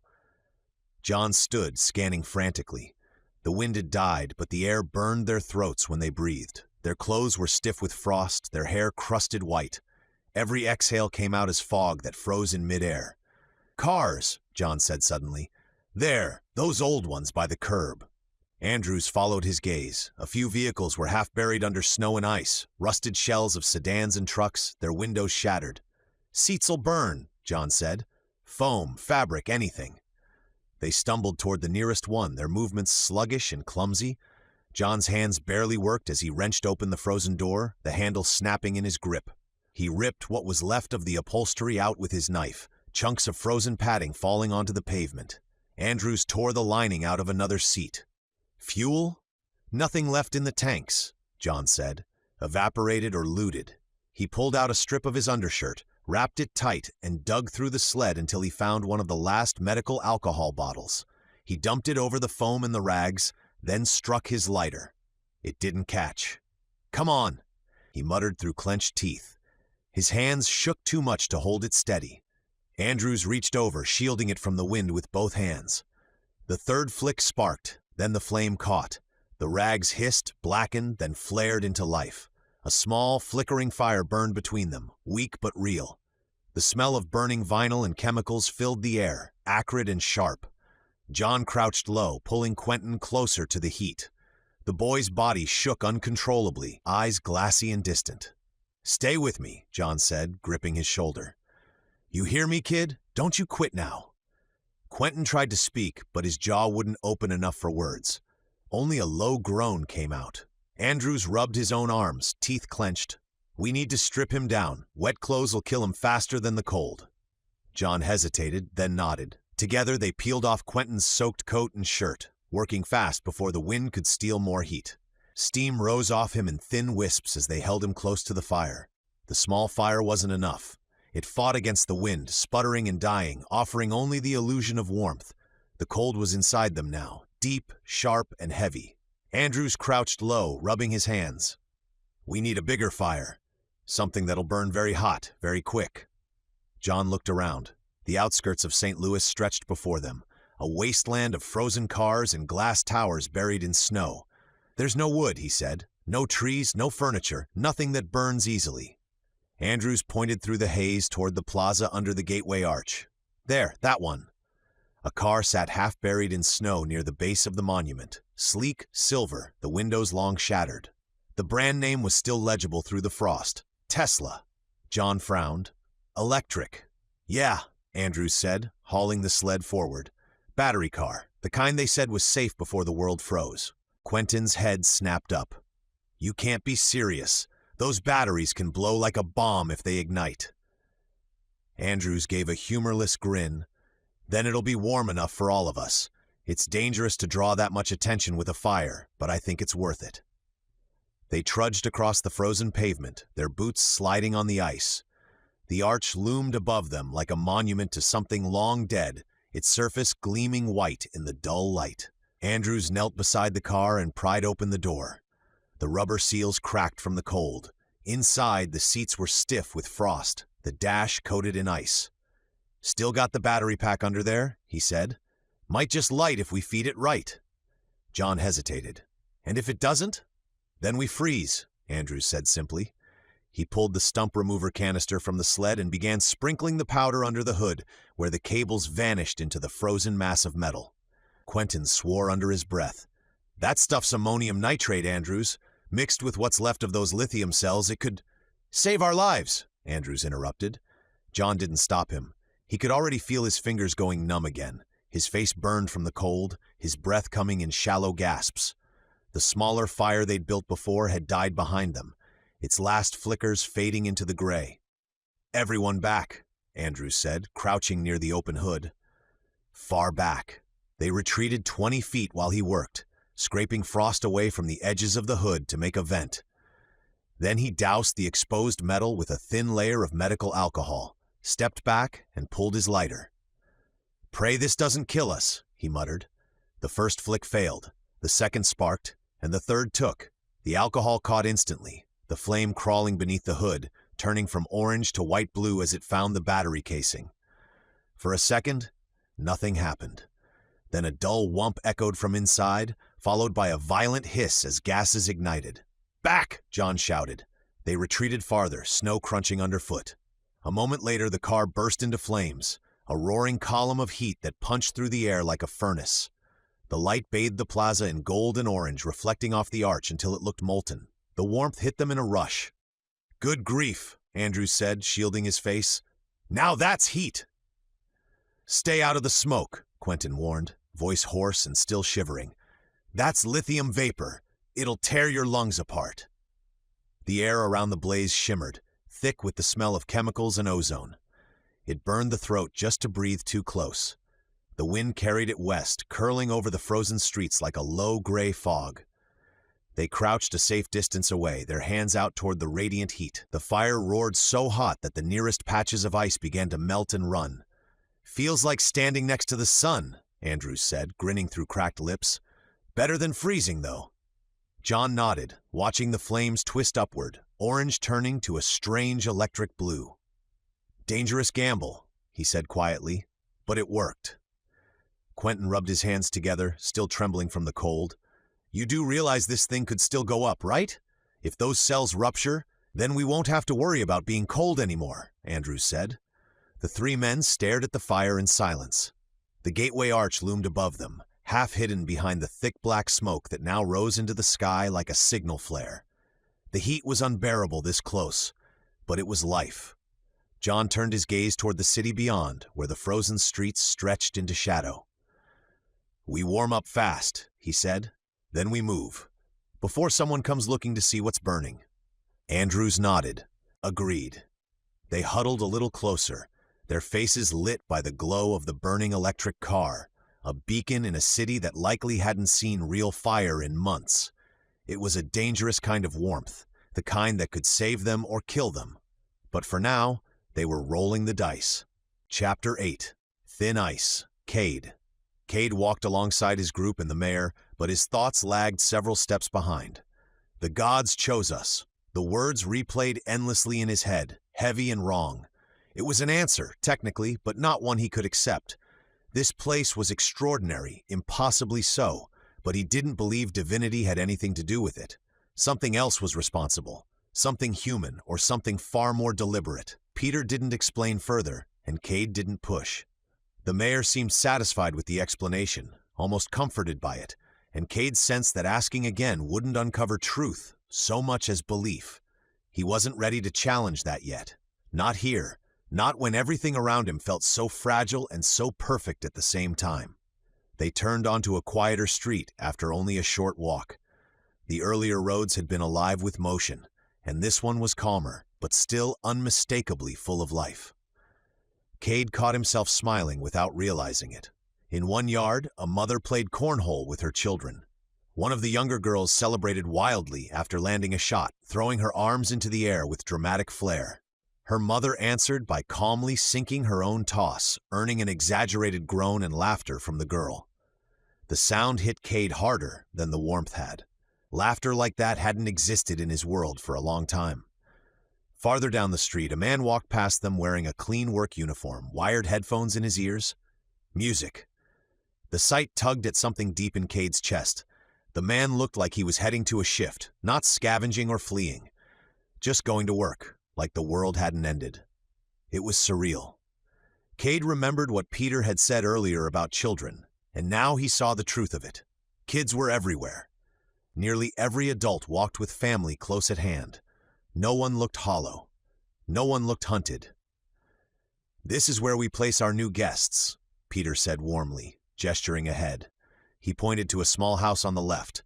"A couple with a baby just moved into that one." pride colored his voice. Then he motioned to 2 nearby homes. "With the 6 of you, I thought it best to split you between 2 houses. These aren't large and you deserve space. I wouldn't want you all crammed together." Kade nodded. "We appreciate it." Peter smiled again, broad, easy, and practiced. Kade noticed how often he did that, and he couldn't decide whether it was genuine warmth or something learned and repeated over time. The mayor handed out the keys, one set to Kade and Cassie, the other to Alex and Noah. Kade's attention sharpened when Peter leaned in and whispered something quietly to Alex. Alex nodded once, his expression unreadable. Kade filed it away immediately. Both houses were simple but charming. Baby blue paint, white trim, single-story builds with fireplaces that would likely never be needed. Everything felt intentional, thought out. Peter pulled Kade aside before leaving. "I'd like a moment alone," he said gently. They stepped a few paces away while the others began exploring. "I don't want to pressure you," Peter said, lowering his voice. "But I do want to ask, do you see this as temporary or something more permanent?" Kade hesitated. "I don't know yet." Peter lifted his hands in an easy, rehearsed surrender. "No need to answer now. I just like to plan ahead." The way he said it made Kade uneasy, like the words had been spoken many times before. "Sleep on it," Peter added. "Talk to your wife." "Cassie's not my wife," Kade corrected. Peter blinked, then recovered smoothly. "Your girlfriend, then?" He waved the distinction away without concern. The mayor left soon after, walking back toward the busier streets with his hands clasped behind his back. Kade watched him go, conflicted. He liked Peter. That much was true. But liking someone and trusting them were very different things. Kade joined Cassie and Eli as they stepped into their assigned house. It was small, but warm and real. A twin bed for Eli, a larger bed for them, clean sheets, wooden floors, solid furniture. A bathroom with running water waited just beyond the door, and the thought of it made Kade's muscles ache with longing. Eli barely made it to the bed before sleep claimed him. Cassie tucked him in, brushing his hair back gently. She lingered there, watching him breathe, something fragile and relieved softening her expression. Seeing her brother sleeping safely, warm and untouched by fear, broke something open in Kade's chest. They retreated to their room soon after. The bed was impossibly soft. Kade wanted a shower, wanted heat and steam and the feeling of being clean. But exhaustion pinned him down. His body had reached its limit. They collapsed together, Cassie curling into his chest. "I'm starting to like this place," she murmured, already half asleep. "Me too," Kade whispered. "I wouldn't mind staying a while." Darkness took him before he could think any further, and for the first time in a long time, he slept without fear gripping his thoughts. Kade slept, but the sleep never fully took him. It stretched thin around his thoughts, fragile and restless, like ice that might crack if he moved too much. Even as the dream formed, he knew it wasn't real. He always did. That knowledge never softened the edges. It never quieted the screams. Cassie's was first. She bolted upright in bed, breath tearing out of her chest as she called for Eli. The panic in her voice was sharp enough to cut straight through him. Before Kade could even sit up, she was already running from the room. He lurched after her, and the storm was there. Wind howled around him, ripping at his body with the same violent force he remembered from months ago. But now it carried the cold too, the kind that didn't belong to weather, the kind that killed without warning. The storm from the past and the freeze from the present bled together until they were indistinguishable. A tornado spun in front of him. The same one, the one that had dragged him out of the prison. It roared like a living thing, and within its twisting walls, faces appeared. First Brendan, then Nora, Nana and Brittany, then Quentin and Brooklyn, then Frank. The walls of the world didn't matter here. Whatever barriers existed shattered instantly, paper thin. The cold chased the storm, flooding everything in a creeping blue haze. Frost raced across the ground, up walls, over doors, climbing toward him with purpose. Noah burst from the house, shouting Kade's name. The cold reached him first. Noah froze mid-step, his scream locked on his lips, eyes wide, body seized as ice crystallized across his skin. He stood there like a statue carved from terror. Kade turned. Cassie was clutching Eli, pleading with him, her mouth moving in desperate, broken words he couldn't hear. He tried to reach them, but the cold climbed fast, over their legs, their arms, their faces. Eli froze while crying. tears suspended like glass against his cheeks. Cassie's eyes stayed locked on Kade until the frost claimed her too.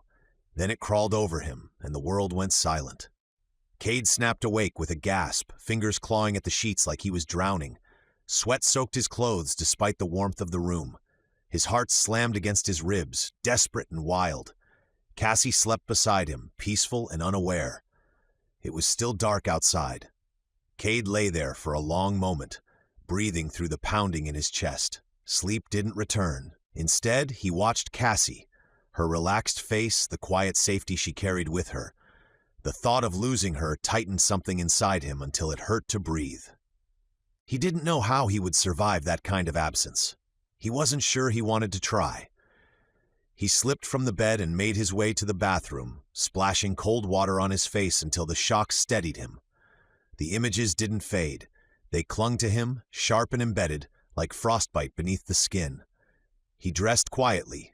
Movement helped a little. His thoughts drifted back to Peter's offhand comment from the night before, "Talk to your wife." He didn't know why it stuck with him. Maybe because their relationship was only months old, yet felt impossibly deep.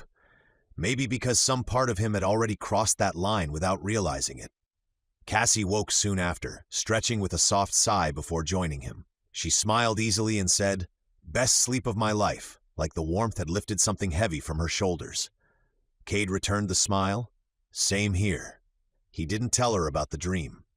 Afterward, he stepped outside while Cassie stayed back with Eli, letting him sleep and settle into the comfort of the house. The sunlight caught him off guard again. He expected gray skies, biting cold, something familiar. Instead, warmth greeted him. Real sunlight. His skin soaked it in like it had been starved. Alex sat on the porch of the neighboring house, hood pulled up, staring into nothing. He wasn't reading or talking, just sitting. The exhaustion was written into his posture, into the sag of his shoulders and the shadows beneath his eyes. Kade sat beside him without speaking. For a while, they just watched the town breathe around them. Lawns, roofs, people moving without fear. But then Kade's eyes drifted downward, and his breath caught Alex's hand. Even beneath the sleeve, the color was unmistakable. Blackened, dead. It was frostbite. "We were too late," Kade whispered before he could stop himself. Alex didn't answer. "I'm getting the mayor," Kade said quietly. "You need help." Alex's head snapped up. "I'm fine." The lie didn't even try to stand. "Squeeze my hand," Kade said, holding it out. Alex hesitated, then tried. Nothing. His jaw clenched, embarrassment and fear flashing through his eyes. "That's what I thought," Kade murmured. He stood.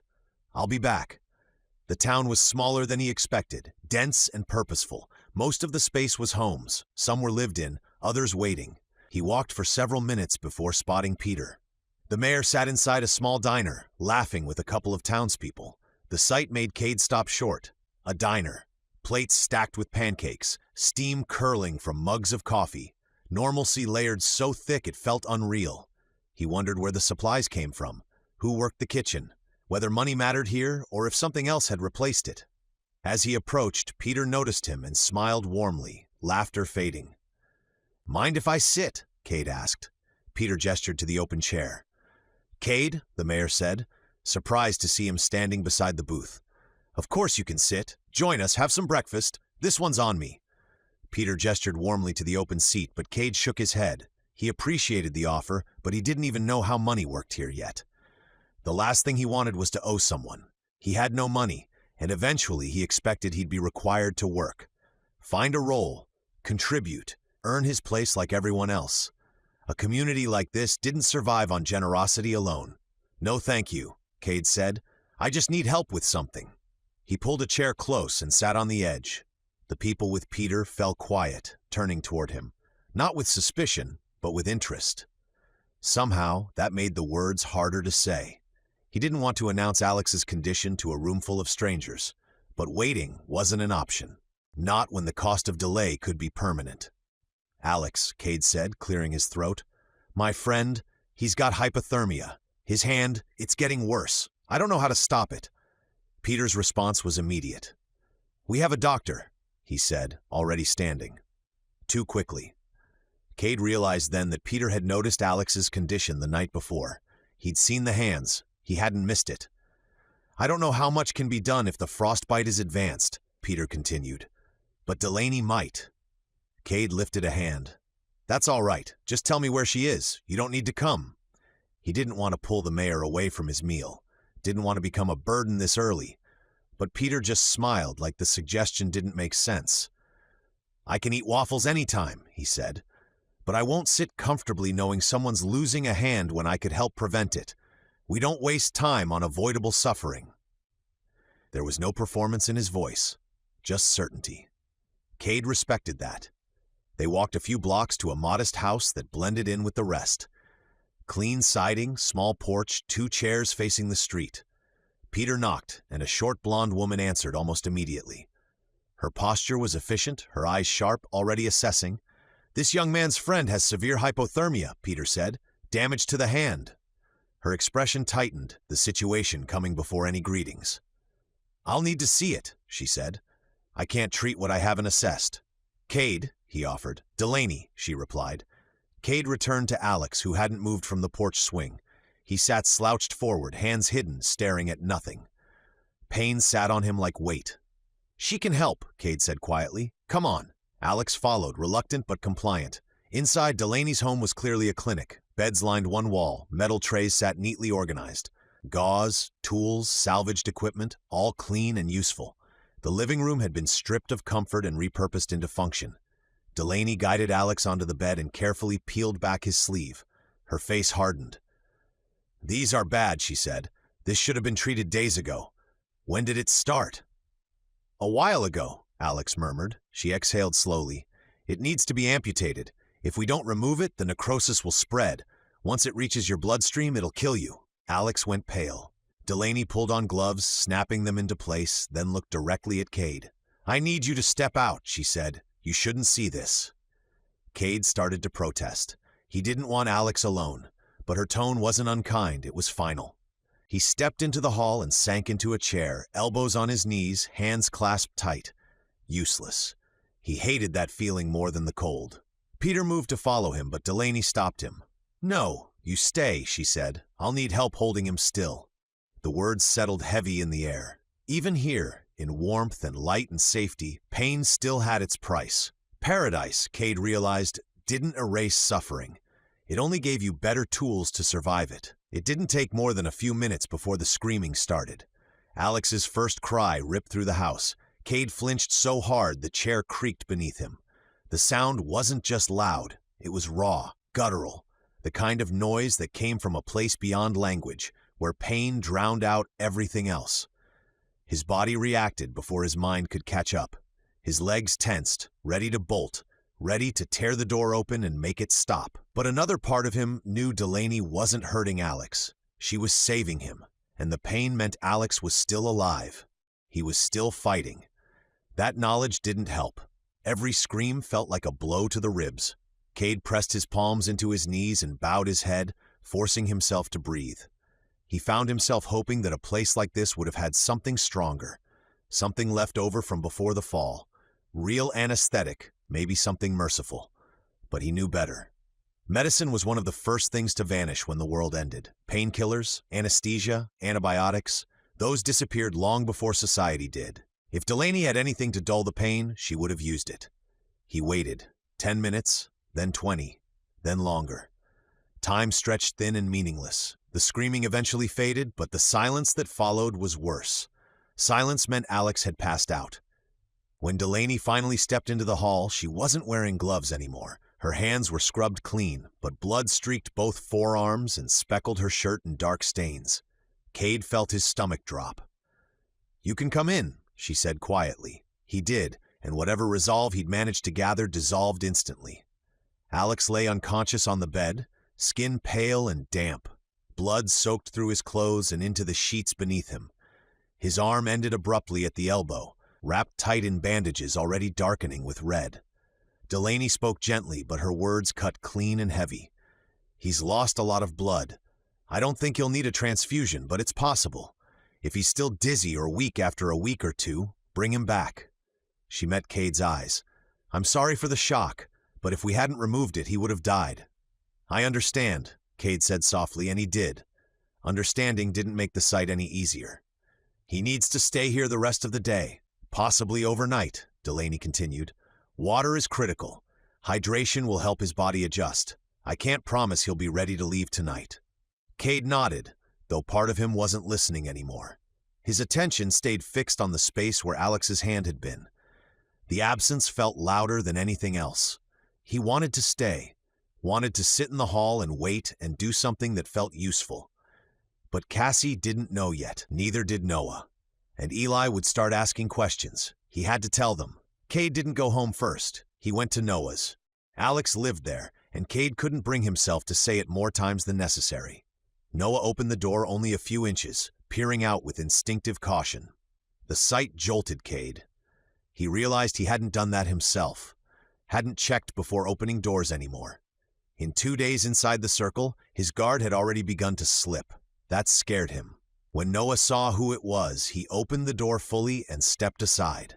His expression shifted the moment he took in Kade's face. "What happened?" he asked. Kade didn't ease into it. Alex needed to be amputated. Shock crossed Noah's face, brief but unmistakable. He stood frozen for a heartbeat too long. "It had to happen," Kade added. "He's with the doctor now." Noah looked down, jaw tight. When he spoke, his voice was flat, stripped of anything unnecessary. "Better than dead." That was all. He nodded once, wished Kade a quiet good night, and closed the door. Kade wished he'd said more, but he knew that was Noah's way. It was always short and controlled. He went back to his own house and crawled into bed beside Cassie. His body gave in immediately, heavy with exhaustion.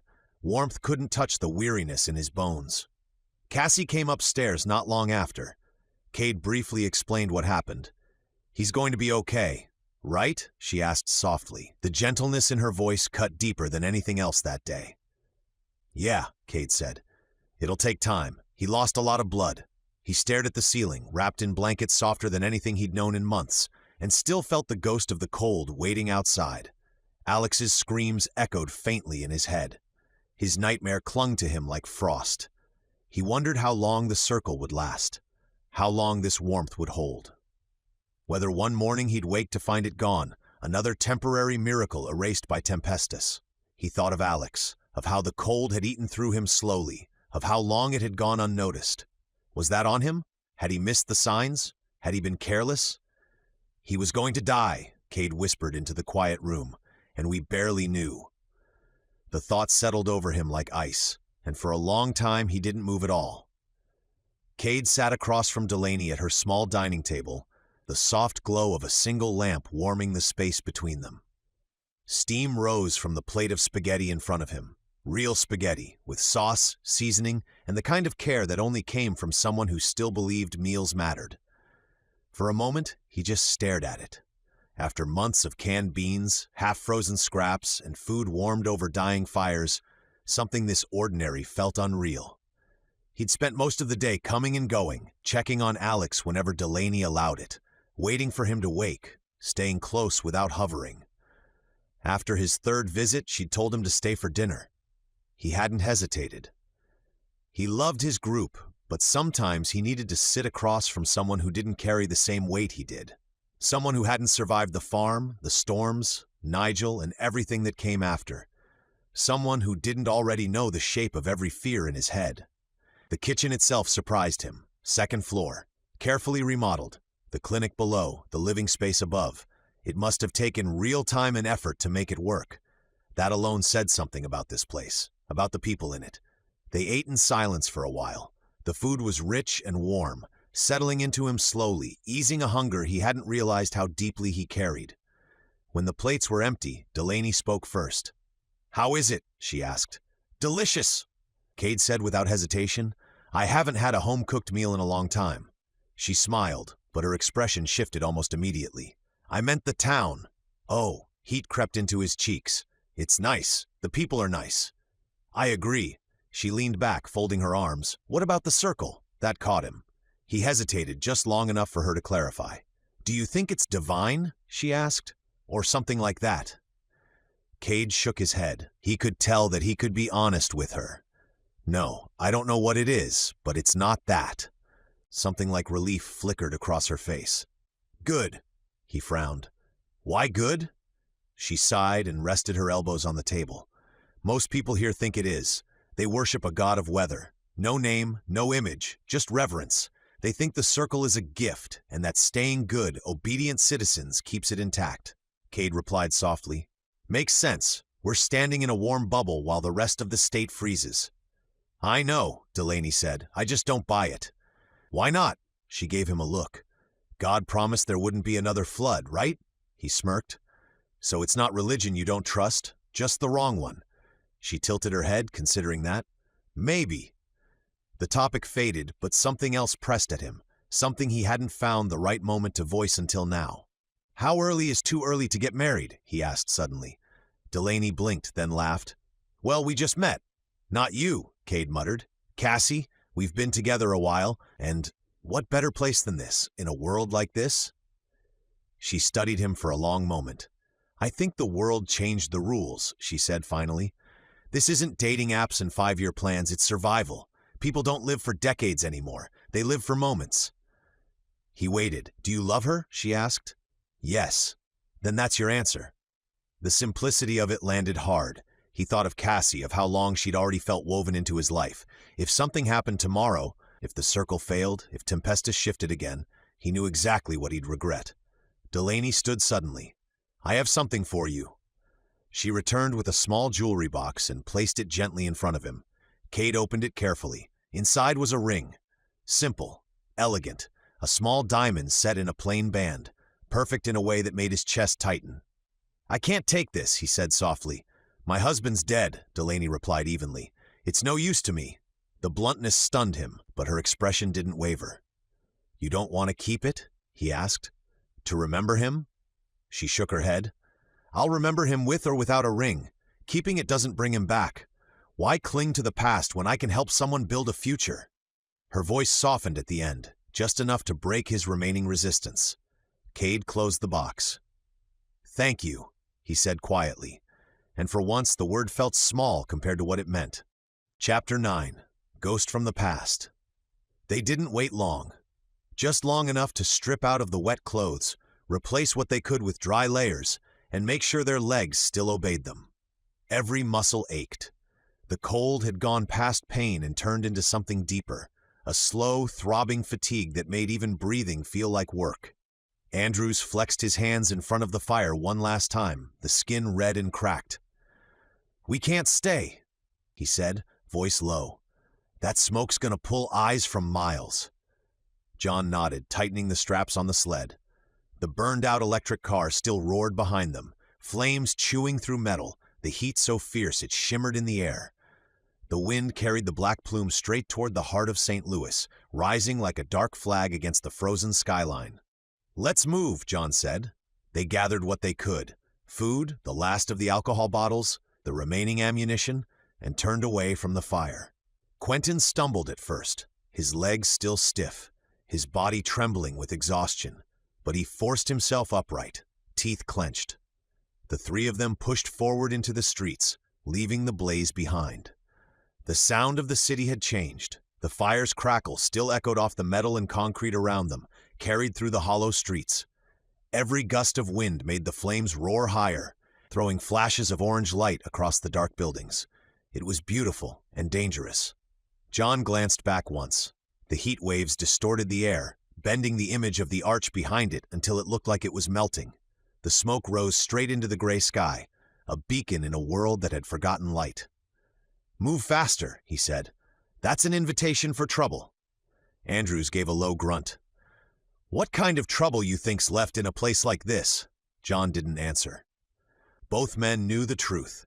Anyone who had survived this long wasn't the kind of person you wanted finding you first. They wound their way between the cars, frozen in place, some half submerged in ice, others crusted in layers of snow. The air was thick with the smell of burning rubber and chemical smoke, mixed with something else, rot, faint but unmistakable. Quentin coughed into his sleeve. We shouldn't breathe this. Those batteries are full of some nasty stuff. Andrews shot him a look. You worried about what's in your lungs, kid? You just fell into the Mississippi in a blizzard. Quentin almost smiled. Fair point. They walked in silence after that. The city was quiet except for the crunch of their boots and the soft groan of ice shifting inside the buildings. Windows had blown out long ago, leaving gaping holes where the wind whispered through steel and glass. The heat from the fire faded behind them. The cold came crawling back fast, numbing their faces and fingers. John pushed the sled harder, his mind running on instinct now. Forward. Always forward. Every few steps he looked over his shoulder, watching for movement. But all he saw was the rising pillar of smoke spreading out above the frozen skyline. They were exhausted, but they didn't stop. Not until the fire was just a dull glow in the distance and the smoke blended with the gray of the clouds. Andrews finally slowed, one hand gripping a frost-covered street sign. "We should find cover. Can't keep running with no plan."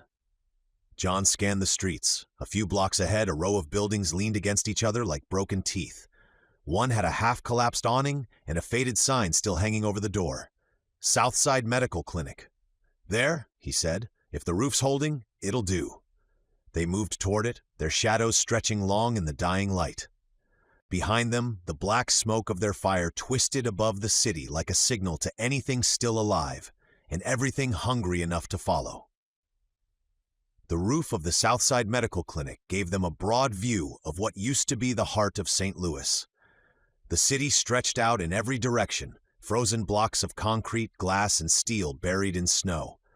The arch was still visible in the distance, rising like a blade of ice against the gray horizon. Smoke from the fire they'd left behind still climbed into the sky, twisting upward like a warning sign that wouldn't fade. The clinic itself was long dead. Looters had stripped it bare long ago, the walls scorched from some old fire. Shelves were overturned, broken glass scattered across the floors. Even the ceiling tiles were gone, ripped down for insulation or kindling. They found a cracked map on the wall, one corner burned away, but the city grid still visible. Andrews traced it with a gloved finger, marking the streets with a dull knife. Mason said his family was west of the river, out near the residential zone by Lafayette Square. John nodded. "That's maybe 2 miles if the roads are still open." "They won't be," Andrews said, "but we'll find a way through." They gathered what little daylight remained and descended the stairwell. Every step echoed down the empty corridors, the sounds swallowed by the weight of silence.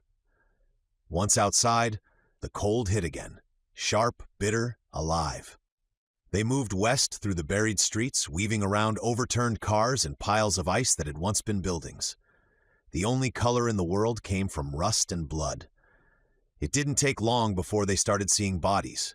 At first, just one, half buried near a storefront, face hidden by frost. Then another, sitting upright behind the wheel of a frozen truck, hands locked around the steering wheel like he'd been waiting for the engine to turn over. Then there were dozens. Bodies in the street, in cars, inside shattered doorways. Men, women, children. Some lay in heaps where they'd frozen together. Others sprawled where they'd fallen. Their clothing was stiff with ice, their faces turned to masks of white and gray. "Good Lord," Andrews muttered. "It's like a plague went through here." Quentin walked behind him, quiet, eyes darting from one corpse to the next. "You think this was the cold?" "Some of it," John said, "but not all." The further they went, the worse it became. Many of the bodies had been fed on, flesh torn by teeth, bones stripped clean. At first they thought it was wolves, but the bites didn't match. Too clean, too deliberate. And then they saw the ones that weren't torn at all. Bodies missing arms or legs, cut smooth, the wounds frozen open like polished stone. Andrews stopped walking. "That's not animals." John crouched near one of them, studying the wound. The cut was precise, almost surgical. "No," he said quietly, "that's people." Quentin's stomach turned. "You mean?" "They ran out of food," Andrews said, his voice low, and turned on each other. The silence stretched. Even the wind seemed to hesitate. John stood, his face unreadable. "It's happened before. Every time civilization breaks, this is where it ends up. Castaways at sea, towns under siege, plane crashes in the mountains. Starvation doesn't change, just the century it's in." No one spoke after that. They moved faster, keeping their weapons ready. Every shadow felt alive now, every sound behind them a threat. The city felt like it was holding its breath, watching, waiting. They passed through an intersection where a school bus sat on its side, windows shattered, the inside dark. The wind whistled through the broken metal. carrying the faint sound of something shifting inside. None of them looked twice. "Eyes up," John said quietly. "If there are survivors here, they're not the kind we want to meet." Andrews checked the horizon. The sun was bleeding into the skyline, dull orange light reflecting off the glass towers and the ice that coated them. "We'll lose daylight soon." "Then we keep moving," John said. "We find Mason's family before dark, or we find a place to hole up. I don't want to sleep out here." They pushed deeper into the city, stepping over the frozen dead, past the ruins of a world that had already turned on itself long before the cold finished the job. Every few minutes, one of them glanced back, at the smoke that still trailed faintly in the distance, at the empty streets, at the growing dark. The fire had been a beacon. Now, so were they. They moved in silence through the maze of frozen streets. The daylight was fading fast, the city turning from gray to blue, then to the dull, washed-out silver of early night. The deeper they went, the quieter it became. The wind died almost completely, leaving only the crunch of their boots on the ice and the distant creak of settling metal. John walked a few paces ahead, leading the way through the empty avenues. According to the old street signs, they were getting close, just a few blocks from where Mason's daughter-in-law and grandson were supposed to have lived. He slowed as he noticed Quentin a few steps behind, moving with the same deliberate care he always did, eyes scanning corners, rifle raised just below the shoulder, every motion quiet and practiced. For someone so young, his discipline was remarkable. But every so often, when he thought no one was looking, Quentin's hand came up to his face. He'd swipe it quickly across his eyes, gloved thumb brushing away tears that froze almost as fast as they fell. John didn't say anything at first. He let it go for a block, maybe two, until they passed a row of half-collapsed brownstones. Then he slowed enough for the kid to catch up. "You're doing good," John said quietly, "keeping your head on a swivel like that." Quentin nodded once but didn't answer. His lips were pale, jaw tight. After a few steps, John spoke again. "You don't have to hide it. The tears." Quentin sniffed hard, shaking his head. "I should have held on." His voice cracked halfway through the sentence. "She was right there. I had her." John stopped, turned to face him. "You did everything you could." "No." Quentin's voice grew sharp for a moment before breaking again. "No, I didn't. I let go." "The river took her," John said. "Not you." Quentin looked down, his breath fogging the air. "We picked the river over the bridge. I should have fought harder to make us choose different." John's jaw tightened. "That's on me, not you." Quentin shook his head quickly. "We all agreed, Brooklyn too. She said herself bridges were suicide. We made that call together." He looked out toward the frozen skyline, his voice softening. "She was the toughest person I ever met, smarter than me, braver too." John said nothing. The boy's voice carried more weight than his years could hold. Quentin wiped his face again, breathing through his nose. "I know I'm young," he said finally, "but I knew it was real love." John's throat tightened. For a second, he didn't trust himself to answer. The wind whispered between the ruined buildings, tugging at the loose strands of his coat. He finally said, "I believe you." Quentin nodded once, eyes still red. "She'd probably tell me to stop crying like a little girl and grow a pair." John almost smiled. "Sounds like her." They walked on without another word, the silence between them no longer heavy, just tired. Up ahead, Andrews raised a hand, signaling them to stop. "That's the block," he said, nodding toward a cluster of apartments mostly buried in snow. The one on the corner still had part of its roof intact, and faint shapes hung in the windows, maybe curtains, maybe shadows. John felt his pulse quicken. "All right," he said quietly. "Stay sharp. No telling who or what might have taken up residence." They fanned out, moving slow, careful, the sound of their boots echoing through the dead street. Behind them, the city was a field of ice and silence. Ahead, under the weight of the frozen air, waited the last fragile thread of a promise John had made. The building loomed at the end of the block, 4 stories tall, its windows frosted over, the brick facade split with cracks. The sign above the entrance had fallen halfway off, hanging by one rusted chain. John stopped in front of the door. It hung open just enough to see a dark hallway beyond. The snow at the threshold had been disturbed at some point, but it was hard to tell when. "This is it," he said quietly. "4th floor, corner unit." Andrews studied the building, his breath fogging in the cold. If they're still in there, they'll hear us long before we reach the top, and a group of strangers tromping through the stairwell might not look like help. John nodded slowly. Then maybe I go alone, just me and Molly. Andrews frowned. Not sure I like that. You go in solo, something happens, and we're guessing which scream belongs to you. It's a family home, John said. If they're alive, I don't want to scare them. Quentin shifted his weight, rifle resting on his shoulder. He's right about that. You show up armed, they might shoot first. Andrews rubbed his chin, thinking. Compromise then. We all go up, quiet and slow. You knock, you talk. Me and the kid hang back in the stairwell, close enough to hear if it goes bad. John considered it, then nodded. All right, we'll do it that way. They moved inside. The air was heavy and stale, thick with the scent of mildew and decay. Their boots crunched over frost that had crept through the cracked foundation. The first floor had been stripped bare. Doors hung open, wallpaper peeled away in long curls. The mailboxes near the entrance were pried open, the nameplates coated in ice. They started up the stairs, the metal rail cold enough to burn through gloves. Molly padded ahead, nose low, ears twitching at every small sound. Stay quiet, John whispered, one step at a time. The stairwell echoed faintly with each creak. They passed the second floor. Half the doors there had been kicked in, the rooms beyond dark. A few bodies lay crumpled near the walls, frozen mid-motion. One still had a pistol in his hand, the slide locked open. By the third floor, the destruction grew more random. Some apartments looked looted, others untouched. One door had been barricaded from the inside with furniture, another stood wide open to a room completely stripped bare. No furniture, no signs of life, not even clothing left behind. Quentin whispered, There's no pattern. Why some and not others? Andrews shook his head. Could have been random. Could have been someone picking through after the fact.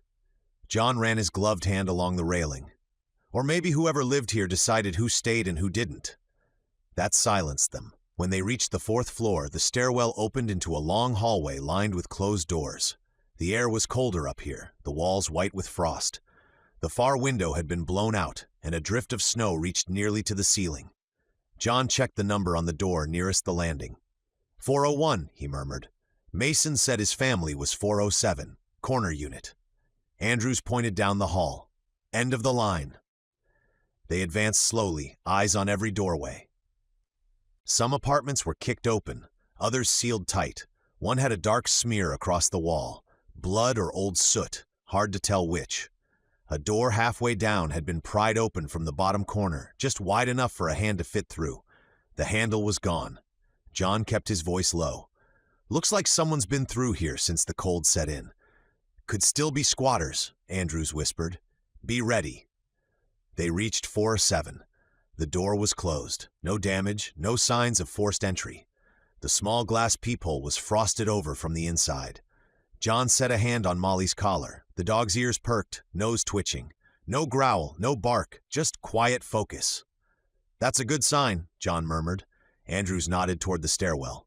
Me and the kid will hold here. You go gentle. John gave a slow nod, then turned back to the door.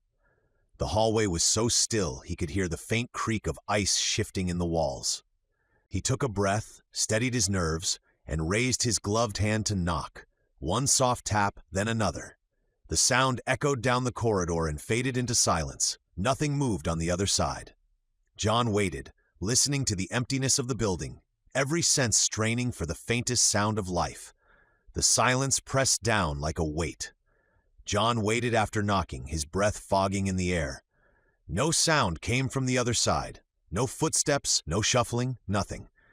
He looked back toward the stairwell where Andrews and Quentin waited in the shadows. Stay here, he whispered.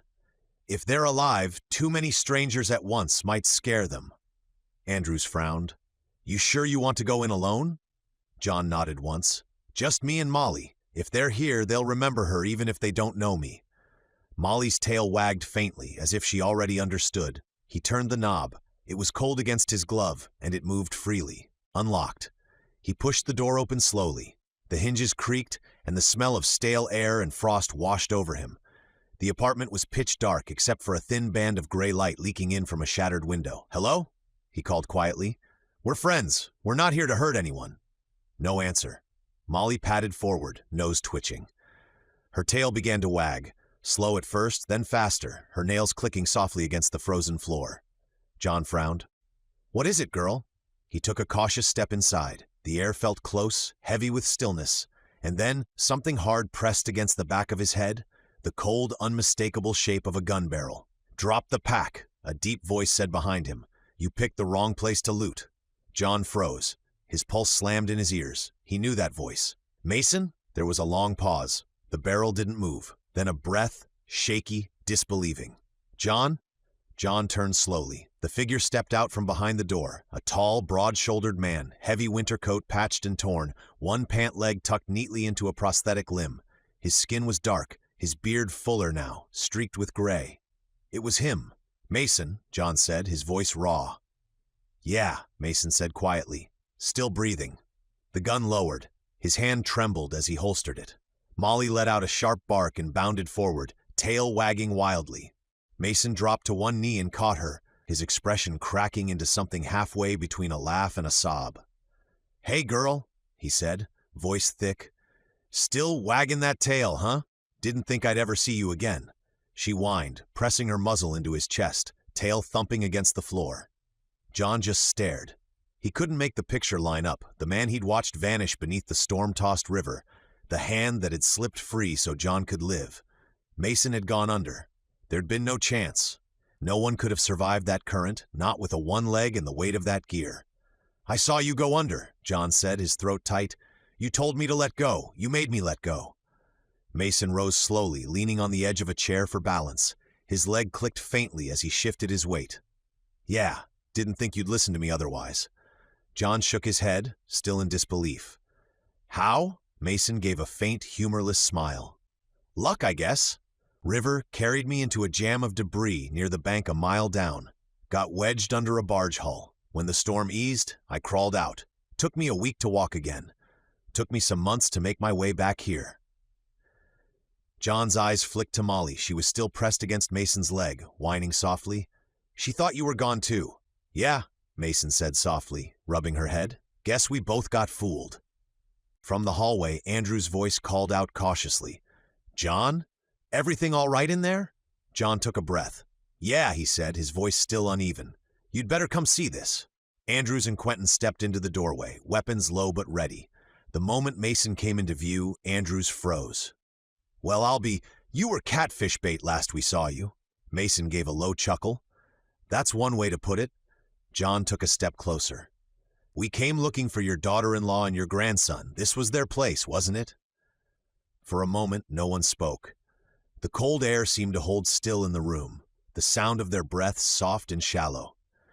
Then a faint creak came from the hallway behind them. John's head turned sharply, his hand going instinctively to the pistol at his side. Molly's ears perked, tail stiffening, but she didn't growl, just watched the doorway, alert. A soft voice called out, taut but steady. "Dad?" From the dim light of the corridor, a woman stepped into view. Tall, lean, with pale freckled skin and red hair pulled into a messy braid under a knit cap. She held a compound bow, drawn and ready, the arrow's tip glinting faintly in the cold light. Behind her stood a boy no more than 8. His skin was a warm brown tone between her fairness and Mason's deep hue, and his curly hair was wild and untamed. He gripped a slingshot, band stretched back and aimed with the same focus as his mother. His small voice cut through the stillness. "Grandpa, you okay?" Mason lifted a hand immediately, his voice calm but firm. "It's all right, Sandra, Levi, put those down." The bow lowered first, though the woman's eyes never left John and the others. Her face was tight with suspicion, her cheeks flushed from the cold. The boy lowered his slingshot more hesitantly, glancing from his grandfather to the strangers. Mason stepped forward, resting a reassuring hand on the boy's shoulder. "These are friends. Been a long time since I've said that word and meant it." He looked back toward John. "This is Sandra, my daughter-in-law, and this brave little man here is my grandson, Levi." John slowly lowered his rifle, keeping his movements open and unthreatening. "John Bryant," he said quietly, "we came looking for you." Sandra's grip on her bow eased, but her eyes stayed sharp. "How'd you know where to find us?" John nodded toward Mason. "He told me once, Back when we thought you were both still out there and promised each other to look in on the others' families. That earned the faintest flicker of a smile from her, tired but real. Levi stepped forward half a pace, curiosity replacing his earlier fear. "You're the one Grandpa talked about," he said. "The man from the river, the one helped keep him safe." John's throat tightened a little. "The way I remember it, he did most of the saving, and if he hadn't, none of us would be standing here now." Mason gave a small grunt. "He's just telling a story now, Levi." Andrews snorted softly from the doorway. "Yeah, he's downplaying it a bit. I wouldn't be surprised if you have an S tattooed on that chest of yours, Superman." The tension broke just a little. Even Sandra's shoulders dropped a fraction as she exhaled. John glanced at her bow. The weapon looked well-maintained, fletchings wrapped in bits of colored cloth. "You've done a good job keeping them safe," he said. Sandra nodded, expression softening but still cautious. "We've been lucky. The building's half empty now. The cold took most. The rest left or didn't stay that way." Her meaning didn't need explaining. Levi looked between them all, his slingshot now hanging loosely at his side. "You came all the way here to find us?" John crouched slightly, meeting the boy's eyes. "Yeah, your grandpa made sure I got another chance. The least I could do was make sure his family had one too." Levi smiled, a small, bright thing in the dim, frozen room, and looked up at Mason. "He must be a good friend to do that, Grandpa." Mason ruffled the boy's hair, his voice thick. He looked to John with sincerity in his eyes. "Yes, he sure is." For the first time in months, John Bryant felt something like warmth that didn't come from fire. Sandra glanced toward the shattered window. "We shouldn't talk here." Mason nodded. "She's right. We'll move to the back rooms. Safer there." He motioned for John and the others to follow. "Come on in. You all look like ghosts, and we've got a little food left to share." The apartment was dim and cold, but it was shelter, and after days in the frozen streets, that was enough. Sandra lit the stub of a candle on the counter, the flickering light casting long shadows across the cracked walls. Levi sat beside her, rubbing his hands together for warmth, while Mason leaned against the table, adjusting the fit of his prosthetic leg. John took in the space. The curtained windows, the makeshift barricade of furniture near the door, the thin smell of boiled grain lingering in the air. They'd survived here somehow. He turned to Mason. "Why'd you stay?" he asked quietly. "You could have gone south or west, somewhere warmer." Mason gave a slow shake of his head. "Thought about it every day," he said. "But thinking and doing are two different things. Sandra's got her bow. I've got a pistol with 3 bullets left. That's not much of a convoy. And me?" He tapped the side of his prosthetic leg. "I don't move like I used to. Snow and steel don't mix well." Sandra looked up from the candle. "It's too dangerous to travel with a child," she said. "And out there," she nodded toward the window. "It's not just the cold anymore. It's what the cold's done to people." John nodded slowly, understanding all too well. "Still," he said, "we've got enough to make a try for it now. You, me, Andrews, Quentin, between us we can move fast and cover you." Mason's eyes met his, tired but hopeful. "I was hoping you'd say that." Before anyone could say more, a low, distant sound rolled through the air, a faint mechanical growl that didn't belong to the wind. Andrews stiffened. "Engines." They all went still. Mason moved to the window, careful not to let the candlelight show. He lifted a corner of the curtain with 2 fingers and peered out. John joined him, his heart already picking up speed. Out on the street, headlights cut through the snow. 1 car, then another, then 2 more. Rusted trucks and sedans, their windows broken out, engines rumbling like wounded animals. The men inside were bundled in heavy coats and furs, rifles slung across their backs, faces half hidden behind masks. They weren't just passing through. The vehicles crawled slowly down the street, turning in wide loops, lights sweeping across the buildings, searching. "Looks like they're hunting," Andrews said under his breath. Mason's expression darkened. "They are. And not for animals." Quentin's hand tightened on his rifle. "You mean," Mason nodded grimly, "cannibals. They've been running this side of the city for weeks. Take whoever they leave alive. Feed on whoever they don't." Quentin went pale. "You've seen them before?" "A few times," Mason said. "They come through every few days, dragging bodies out of the buildings. They don't stay long. Cold slows them down, but if they find signs of movement, they'll circle until they're sure." John looked out again. The trucks had spread into a slow patrol, the men scanning doorways with flashlights, their beams cutting through the drifting snow. One of the lights passed across the apartment complex, then swept on. "The fire," John said. "The smoke. They must have followed it." "The wind's buried our tracks," Andrews said, "but it won't keep 'em off our scent forever." Mason stepped back from the window. "Then we don't wait. Once full dark hits, we move. Quiet, fast, and away from the streets." Sandra nodded. "Across the river?" "Yeah," John said. "We'll head north first, then cross once we're clear of their patrol." Levi looked up, eyes wide. "Are they coming here?" Mason knelt beside him, resting a heavy hand on his shoulder. "Not if we're smart. We'll be ghosts by the time they find this place." The boy nodded, swallowing hard. John turned to the group. "Pack what you can carry, no more. We move within the hour." Outside, the growl of engines echoed between the buildings, closer now, the sound of wolves on wheels circling a frozen city. Inside, the small flame of the candle flickered once, guttered, and went out. In the darkness, Mason's voice was quiet but steady. "Stay low, stay silent, and when we go, we don't stop." Chapter 10. Faith and Fuel.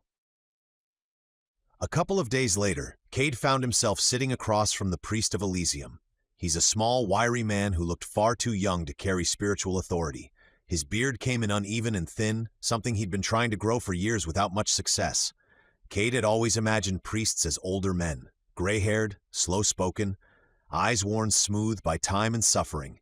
But then again, Kade had never put much stock in religion. Still, after what Delaney had told him, he wanted answers. If belief was the backbone of this place, or at least the lever that moved its people, he wanted to hear it straight from someone who believed completely. Someone who lived inside it. Someone who could explain why a whole town trusted something they couldn't see. He didn't start with theology. He started with something practical.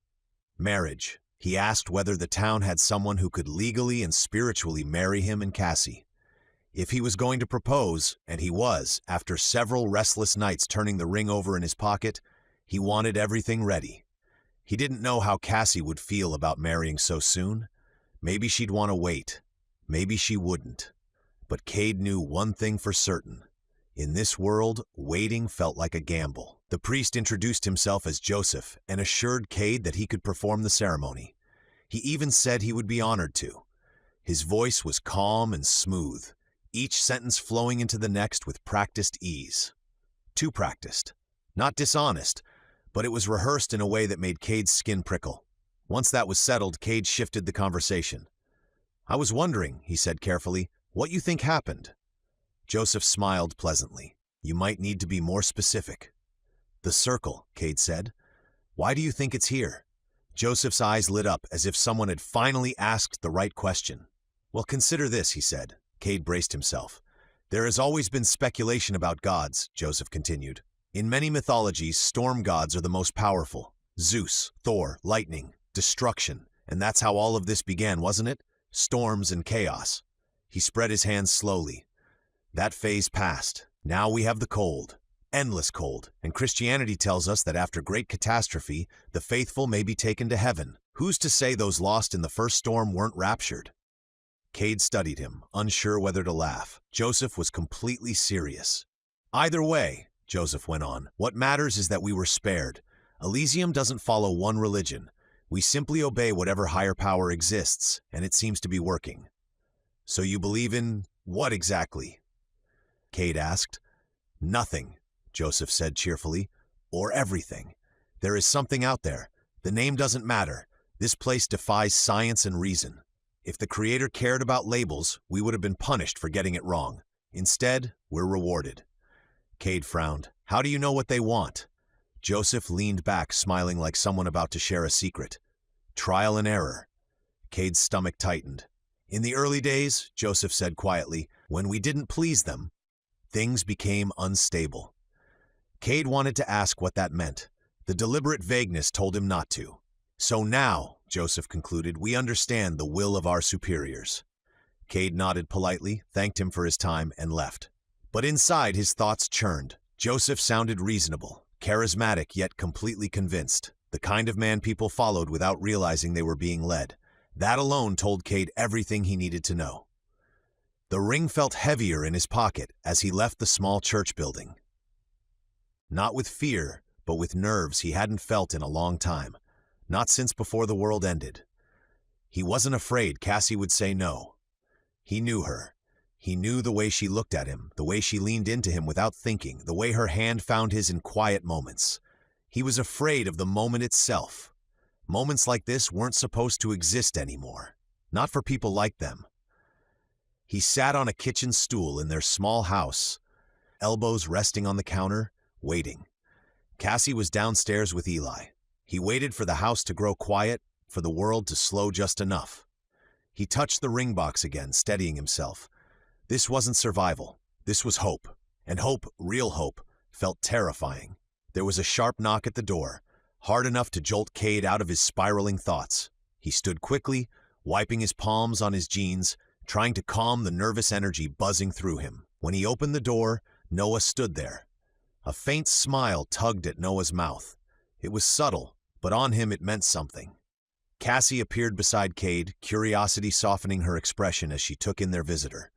"I was thinking," Noah said, shifting his weight slightly, "that Eli and I could head out for a bit.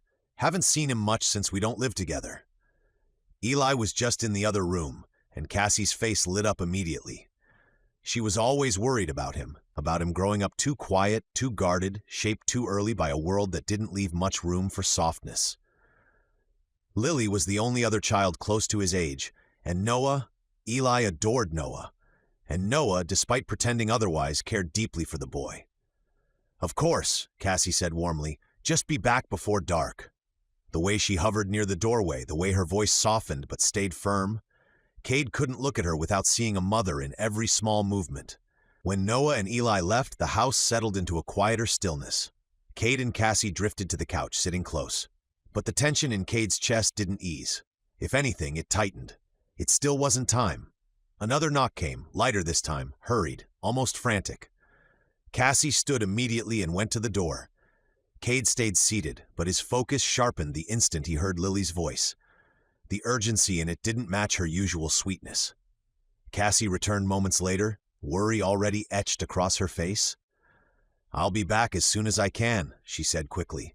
"Alex is apparently in a lot of pain and needs some attention." "Do you want me to go instead?" Kade asked, rising. "No," she said, already reaching for her coat. "I can handle it." Of course she could. Cassie would never ignore someone in pain. It was one of the things he loved most about her. The moment the door shut behind her, Kade moved. The nerves that had been simmering all day surged to the surface. He rushed into the kitchen and opened the pantry. The shelves stared back at him. They were nearly empty, but not hopeless. Pasta, a small jar of tomato sauce, Parmesan reduced to little more than dust. It would have to do. He cooked quickly, doing his best to make it look intentional rather than desperate. Delaney's gift, a bottle of wine she'd been saving for a special occasion, sat waiting on the counter. She'd been in on the plan from the start, helping orchestrate Cassie's sudden absence. Kade was deeply grateful. He plated the spaghetti carefully, sprinkling extra cheese on top like presentation mattered. Then came the candles, which lit bright after an embarrassing struggle with the lighter. He dimmed the lights until the room glowed with warm, amber shadows. Everything was ready. Now all he had to do was breathe and wait. The door opened a few minutes later. Cassie was already talking as she stepped inside, her voice tinged with mild irritation. Alex wasn't in half as much pain as Lily made it sound. "I swear, that girl." She stopped. Kade stood in the kitchen doorway holding a bouquet of flowers. Bright, carefully chosen blooms he'd picked from a neighbor's garden with permission. The colors looked almost unreal in the candlelight. Cassie's expression changed instantly. Surprise gave way to warmth, then something softer. She stepped forward and took the flowers from him, holding them like they mattered. "Thank you," she whispered. "Of course," Kade said, trying to keep his voice steady. Her gaze drifted around the dimly lit house. "Why is it so dark in here?" He smiled. "Don't ruin the surprise. Come on." He led her to the dining table. The candles flickered around the plates. The wine caught the light. The spaghetti somehow looked good. Cassie covered her mouth for a moment, stunned. Her eyes shone as she took it all in. They sat close, knees brushing, and began to eat. Conversation came easily. Soft laughter, teasing, familiar comfort. Cassie praised the food far more than it deserved, and Kade found himself smiling without trying. He kept watching her. The way she laughed, the way she tucked her hair behind her ear when she got flustered. He couldn't believe he had this moment. Couldn't believe he was about to ask her to share whatever future they had left. They drank wine and toasted to ridiculous things. The inventor of pasta, warm houses, survival, the circle. Cassie's cheeks flushed, her laughter gentle and real. Eventually, the plates were empty. The candles burned low. Silence settled between them, easy and unforced. They just looked at each other, wrapped in warmth and light, as if the world beyond the walls didn't exist. It was perfect. And it was the moment Kade had been terrified yet desperate to create. After they finished eating, Kade gently guided the conversation toward the door. They'd talked through the entire meal, soft laughter, shared stories, moments they had both waited far too long to enjoy. Even when the plates sat empty, they kept talking. Kade could have listened to Cassie for hours. There was something about her voice that anchored him in a way nothing else could. He led her outside. The sky above Elysium stretched wide and clear, scattered with stars the same way it had been at the farm that night, except here the air was warm, the cold absent, the streets softly lit by lanterns that cast a gentle glow. He guided her between the houses to a quiet side yard. A blanket lay spread across the grass, waiting. The moment Cassie saw the stars laid out like that again, her eyes filled. It hadn't even been a year since that night, yet it felt like another lifetime. Another world, another version of themselves. She sat on the blanket and Kade set the wine bottle beside her, joking that he wasn't about to waste it. Then he sat down next to her and Cassie leaned into his chest as if she had always belonged there. Kade looked up at the sky, but every few seconds his gaze drifted back to her. The warmth of her pressed against him made the rest of the world fade. He could have stayed like that forever. Her breath soft, her fingers curled into his shirt, the stars barely shifting above them. It didn't feel real. It felt like a stolen moment from a life he hadn't earned but had somehow been given anyway. Even so, his mind tried to wander. Faces flickered in the dark. People he'd lost, people he couldn't save, people he still worried about. They drifted through his thoughts like ghosts, reminders that safety was always temporary. He tried to push them away, grounding himself in Cassie's warmth, in the steady rhythm of her heartbeat against his ribs. But the memories lingered. Then Cassie spoke, pulling him back. She talked about Elysium, how grateful she was, how unreal it all felt. She said she couldn't imagine going back out there again. Kade couldn't either. He'd grown used to the warmth, the quiet, the illusion of normalcy. And part of him was afraid of that, afraid of becoming soft. Afraid of what would happen if the circle failed, if the cold broke through again. But then she looked up at him, really looked at him, and the fear loosened its grip. He leaned down and kissed her, slow and full, letting the weight of loss and terror slip away. In that moment, his world narrowed to her lips, her breath, the way her hands tightened against him. Everything else simply stopped existing. "I'm so happy you're back in my life," he whispered. "Me too," she murmured. "Before the fall," Kade said softly, "when I was in college, I didn't realize how lonely I was until I found you again." His chest tightened, emotion spilling free. "You and Eli, you're the light I got back when everything else went dark. I love you, Cassie, and I don't ever want to be away from you again." He took her hand and stood, guiding her up with him. She looked confused, right up until he dropped to one knee. Cassie froze, her hand flying to her mouth. Kade pulled the ring from his pocket. The diamond caught the glow of the street lamps and shimmered against the night. "Will you marry me?" he asked, his voice steady despite the storm in his chest. Her face crumpled with joy. Tears slipped free as she choked out, "Of course." He slid the ring onto her finger with trembling hands, staring at it in disbelief before throwing her arms around him. She kissed him with a fierce, overwhelming love that nearly knocked him over. Not that it mattered, since he was already kneeling. He stood and wrapped his arms around her, holding her as tightly as he dared, unwilling to let go. They stayed like that, kissing, laughing, breathless, until the world felt whole again.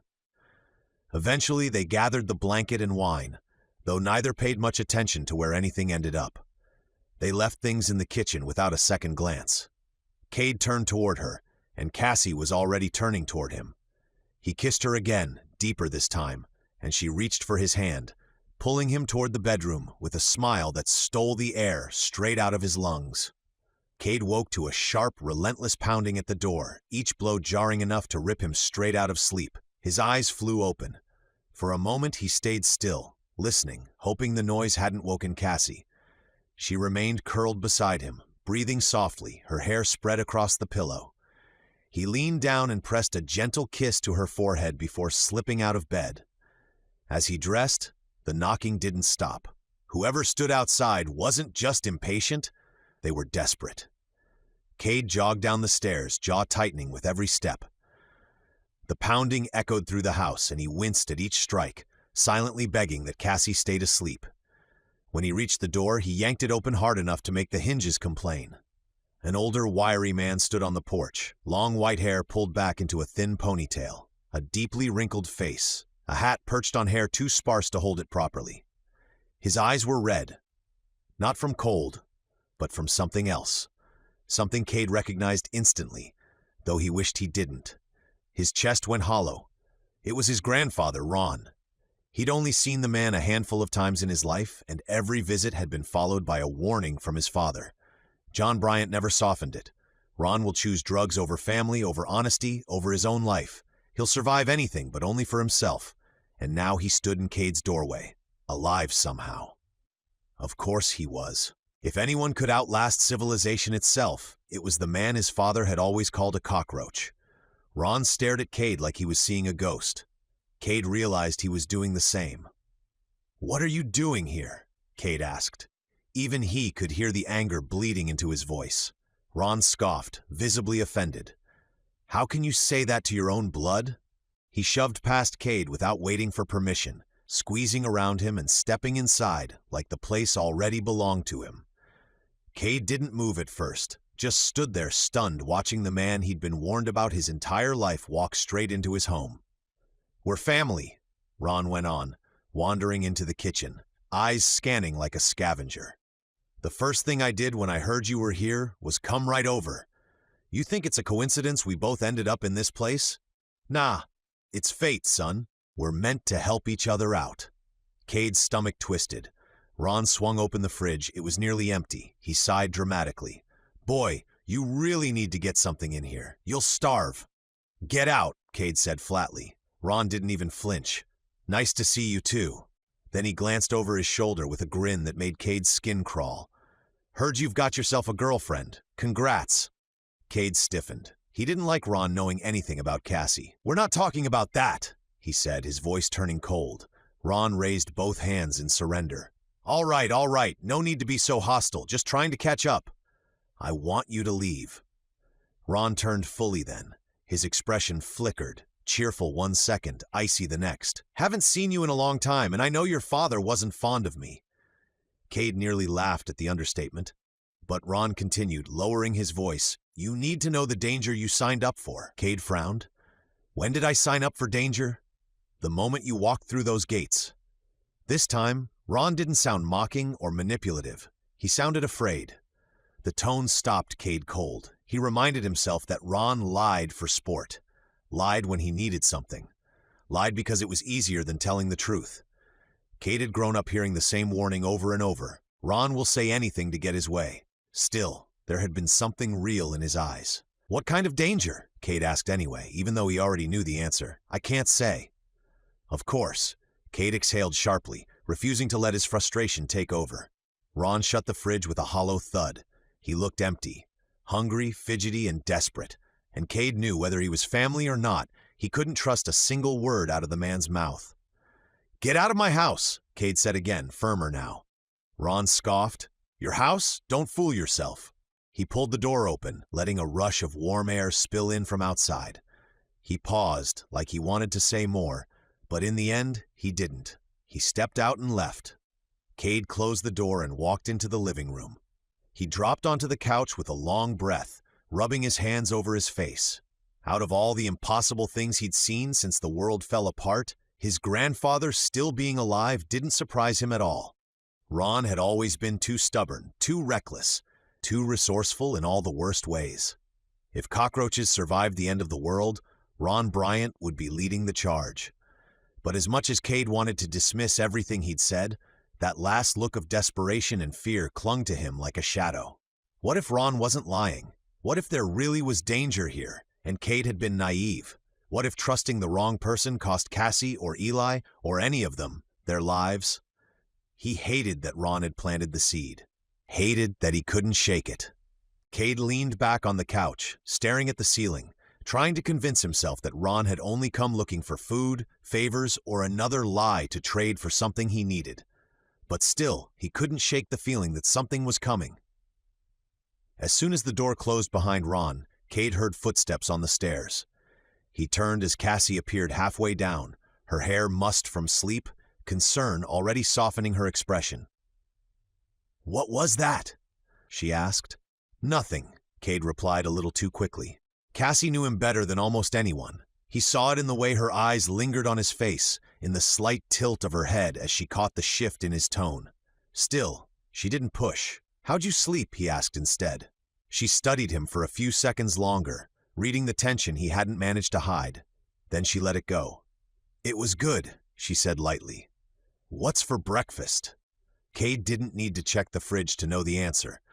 There was barely anything left, just scraps and condiments. The pantry wasn't much better. If they wanted to eat, it would mean relying on Elysium or leaning on favors he wasn't comfortable needing.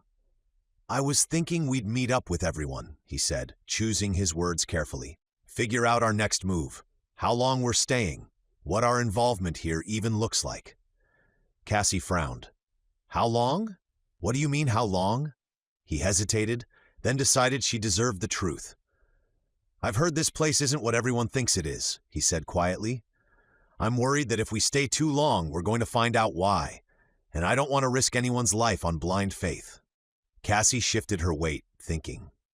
"Well, I was actually thinking a lot last night, too." Her expression softened in that way that always pulled him toward her. "I was thinking we should get married," she continued. "Sooner rather than later. With everything happening, who knows what's coming?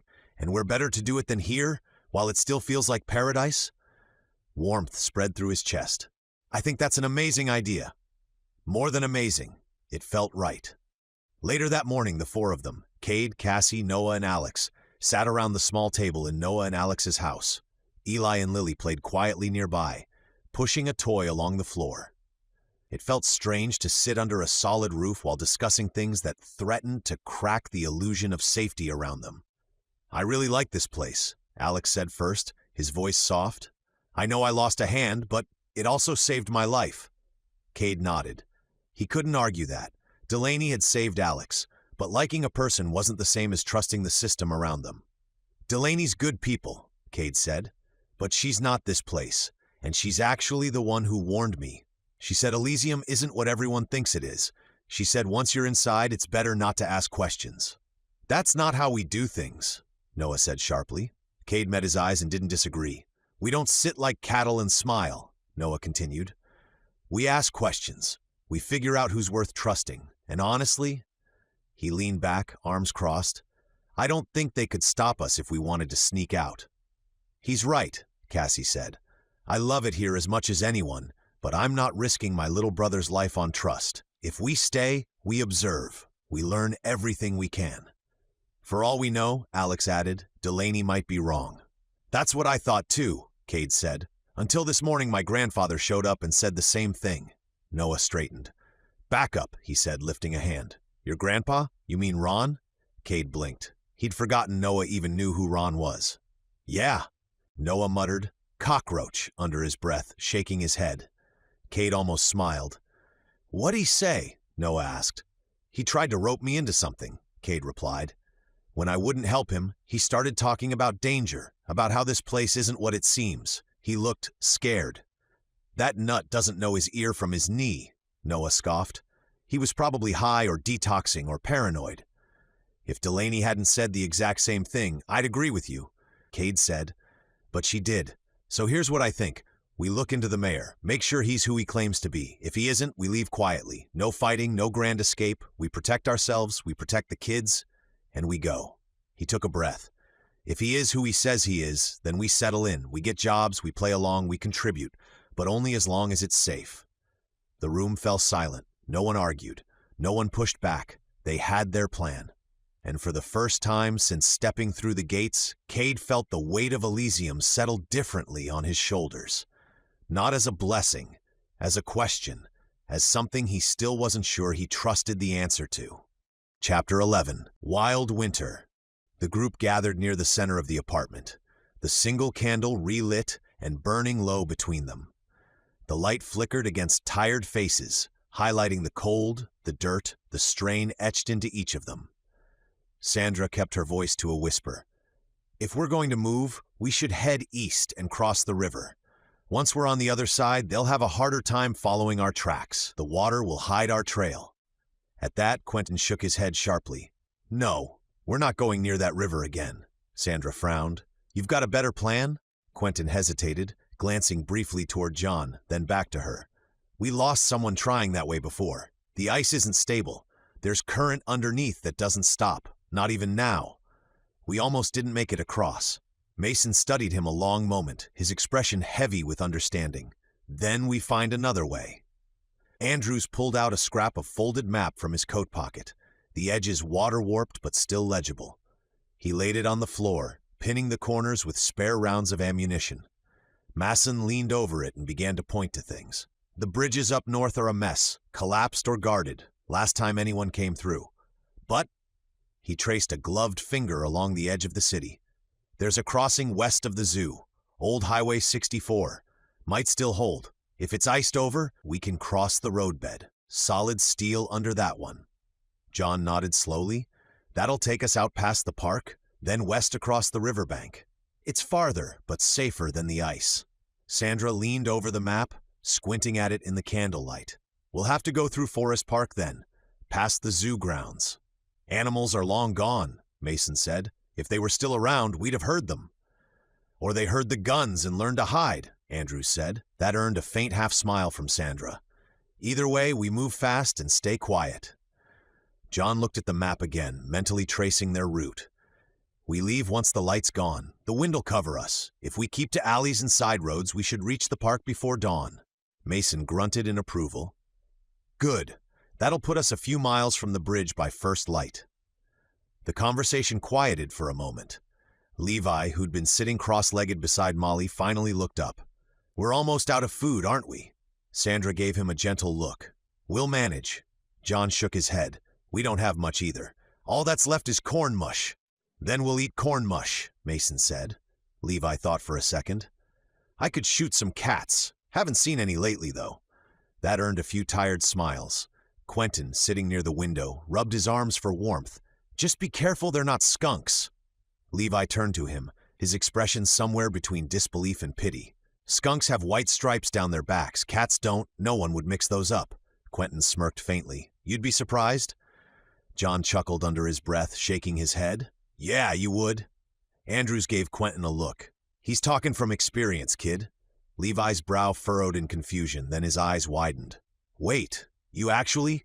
Quentin cut him off quickly, grinning despite himself. Don't ask. That broke the tension. For a brief moment, laughter filled the apartment. Quiet but genuine, the first sound of something alive echoing against the cold walls. Mason smiled faintly, the lines around his eyes deepening. Feels good to hear that again, he said. John met his gaze. We'll get out of here, then we'll get across the river. Outside, the hum of engines was fading, moving farther down the streets. The candlelight flickered low, throwing long shadows across the walls as the group began gathering their things, weapons, scraps of food, and what little warmth they still carried. The plan was set. Once full dark fell, they'd slip out through the city's bones, move west past the frozen zoo, and make for the bridge. No one said it, but they all felt it. This was their last chance to get out alive. They left the apartment while the city slept under the weight of night. No words were spoken as they filed through the broken doorway and out into the street.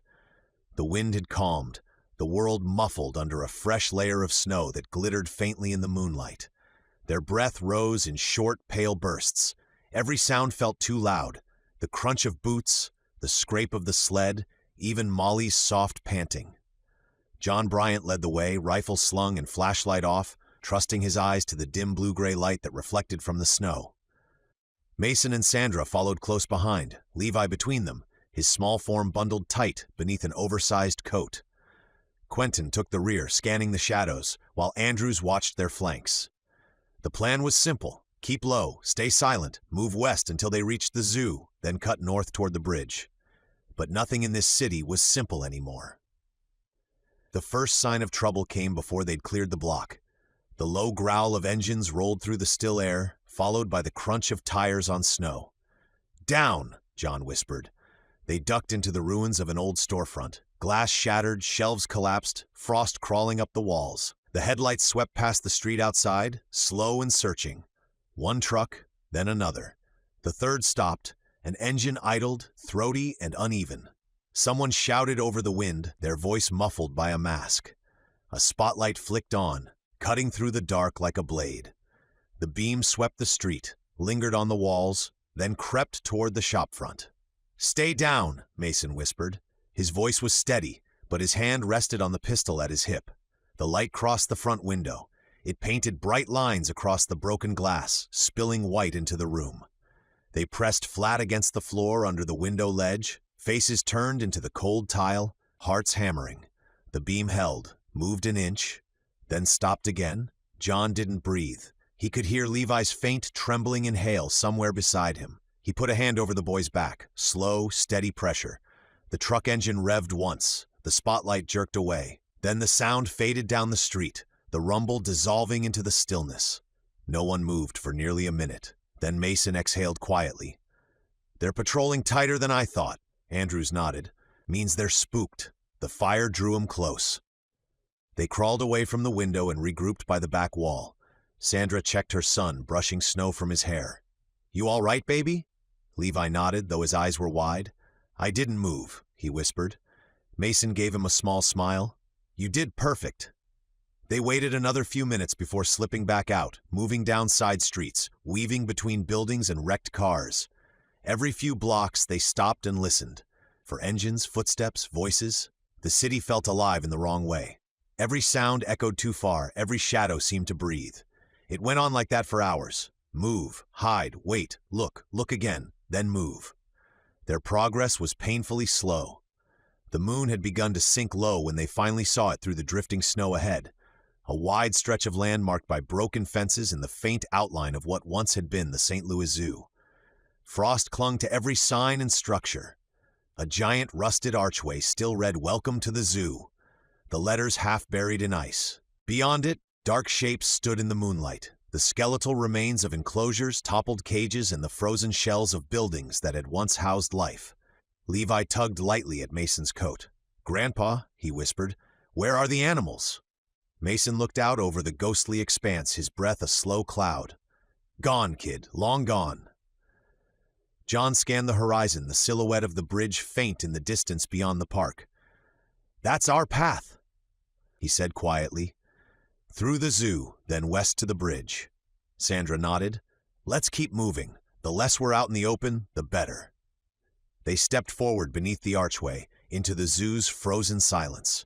Every crunch of snow beneath their feet echoed through the bones of the place, through the empty cages, the frozen paths, and the still air that seemed to remember the roar of things long dead. The sky was starting to pale in the east, just a thin gray hint of dawn bleeding through the clouds. They'd been moving all night, too slow, too exposed, and now the light was coming. "Day's almost here," Andrews murmured, glancing up at the horizon. "We keep moving in daylight. They'll see us for sure." John Bryant nodded. "We'll stop here. The zoo's big enough to hide in. Too much ground and too many buildings for anyone to search quickly." They crossed through the open plaza near what had once been the primate exhibits. The paths were half buried in snow, the railings twisted and coated in ice. Signs advertising family events still clung to poles, their colors long faded. Levi tugged at his mother's coat as they walked. "Was this where they kept the lions?" Sandra brushed a gloved hand through his hair. "Yeah, sweetheart, lions, bears, all kinds of things." "Where are they now?" he asked. Mason answered quietly. "If they were lucky, they died quick. If not, they figured out how much they liked the taste of people." Levi looked up at him, uncertain if that was supposed to be a joke. Mason didn't clarify. They reached a small visitor building, the doors hanging open, half the glass broken out. Inside, the air was stale and still. Benches were overturned, maps and paper littered the floor. It wasn't warm, but at least it cut the wind. They slipped inside and checked the corners before settling down. "Everyone keep quiet," John said. "We wait out the daylight here. Rest if you can." Quentin began checking his rifle while Sandra unpacked a few scraps of food, hard corn mash pressed into cakes and wrapped in cloth. Levi passed them around without complaint. Mason wandered a few steps deeper into the lobby. A large mural on the wall showed a bright, happy zoo, kids smiling, animals in motion. Below it, papers were scattered across the floor, the edges curled with frost. One caught his eye. It was a pamphlet, the ink faded but still legible. "Free them. Do not let them die in cages. They deserve life too." Beneath the words was a handwritten note, frozen to the page in smeared pen. "I opened every cage I could. It's murder to leave them here." The body beside it was slumped against the wall. A man in a park uniform, the barrel of a pistol frozen against his chin, the blood long turned to ice. Mason stared down at the paper, his breath fogging the air. "Idiot!" John glanced over. "What is it?" Mason held up the pamphlet. "Some fool thought letting wild predators loose in the middle of a starving city was a kindness." Andrews snorted softly. "Well," he said, "you said it better than I could have." Mason dropped the paper back onto the floor. "Mercy doesn't mean much when you're not the one getting eaten." The room went quiet again. The only sound the wind moaning faintly through the cracks in the broken windows. John rubbed his hands together near the small glow of a chemical flare Sandra had cracked for light. "We'll rest a few hours. When the sun starts to drop, we move for the bridge. Tonight we cross." Outside, the pale light of dawn crept higher, glinting off the ice and frozen metal of the zoo. Somewhere in the distance, a faint echo carried through the morning air. Not an engine, not wind. Something else. Low. Distant, like the cry of something that didn't belong in the silence anymore. Mason turned his head toward the sound, eyes narrowing. "Tell me that was the wind." No one answered.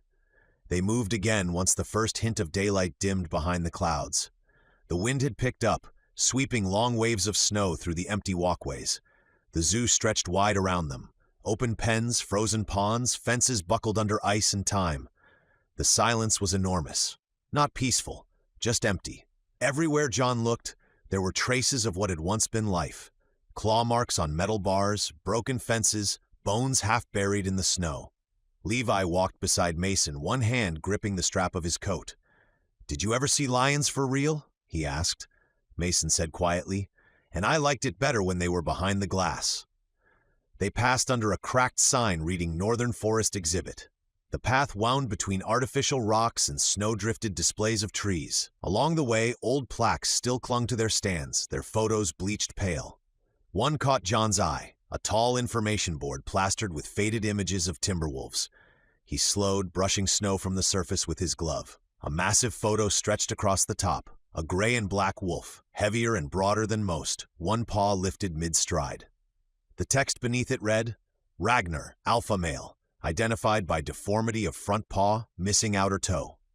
John's chest tightened. His breath fogged the air. "That's him." Sandra turned toward him. "What?" He tapped the glass where the photo was cracked. "The one that attacked us. 3 toes. We saw this exact footprint in the snow before it came for me." Andrews let out a low whistle. "So that's how it happened. Somebody thought letting a few apex predators loose was a good idea," Mason grunted. "Guess the fool in the visitor center got his wish. They didn't die in cages." Quentin rubbed his arms, scanning the frosted tree line of the enclosure. "So they've been in the wild ever since?" "Looks that way," John said. "And that one that attacked me, he was no zoo pet anymore." They moved on, the path bending toward a row of buildings with shattered glass fronts. A faded sign above one read, "Souvenirs and Refreshments." "Let's check inside," Andrews said. "Might be something we can use." They pushed open the door, the hinges groaning in protest. The air inside was colder than the wind outside, heavy with a coppery stench. John lifted his rifle's barrel, scanning the dark interior. His boots crunched over something soft beneath the snow-dusted floor. When he looked down, his stomach turned. A zebra carcass, half-eaten, frozen mid-decay. Further in, the bodies piled higher. A dog, torn apart near the counter. The ragged remains of people, little more than bones wrapped in blackened flesh. Feathers drifted through the air, white and brown, the remains of something large. Quentin knelt near the doorframe, picking one up. "This is from a bald eagle," he said quietly. Mason stared at the floor, "and that?" He pointed toward a striped leg splayed across the tiles. "Used to be a tiger." Sandra covered Levi's eyes and turned him away. "What could have done this?" Andrew's gaze swept the room. His voice dropped low. "Something big, real big, and mean enough to eat anything that moved." He pointed to the back corner. The snow there was packed flat, ringed with bones and tufts of fur. A hollow had been carved out of the debris, an animal's bedding. He looked back at John. "That's a den." Before anyone could answer, Molly froze. Her fur stood up along her spine, and a low growl rumbled from her chest. John's instincts kicked in instantly. "Out, now!" They turned toward the door, and stopped.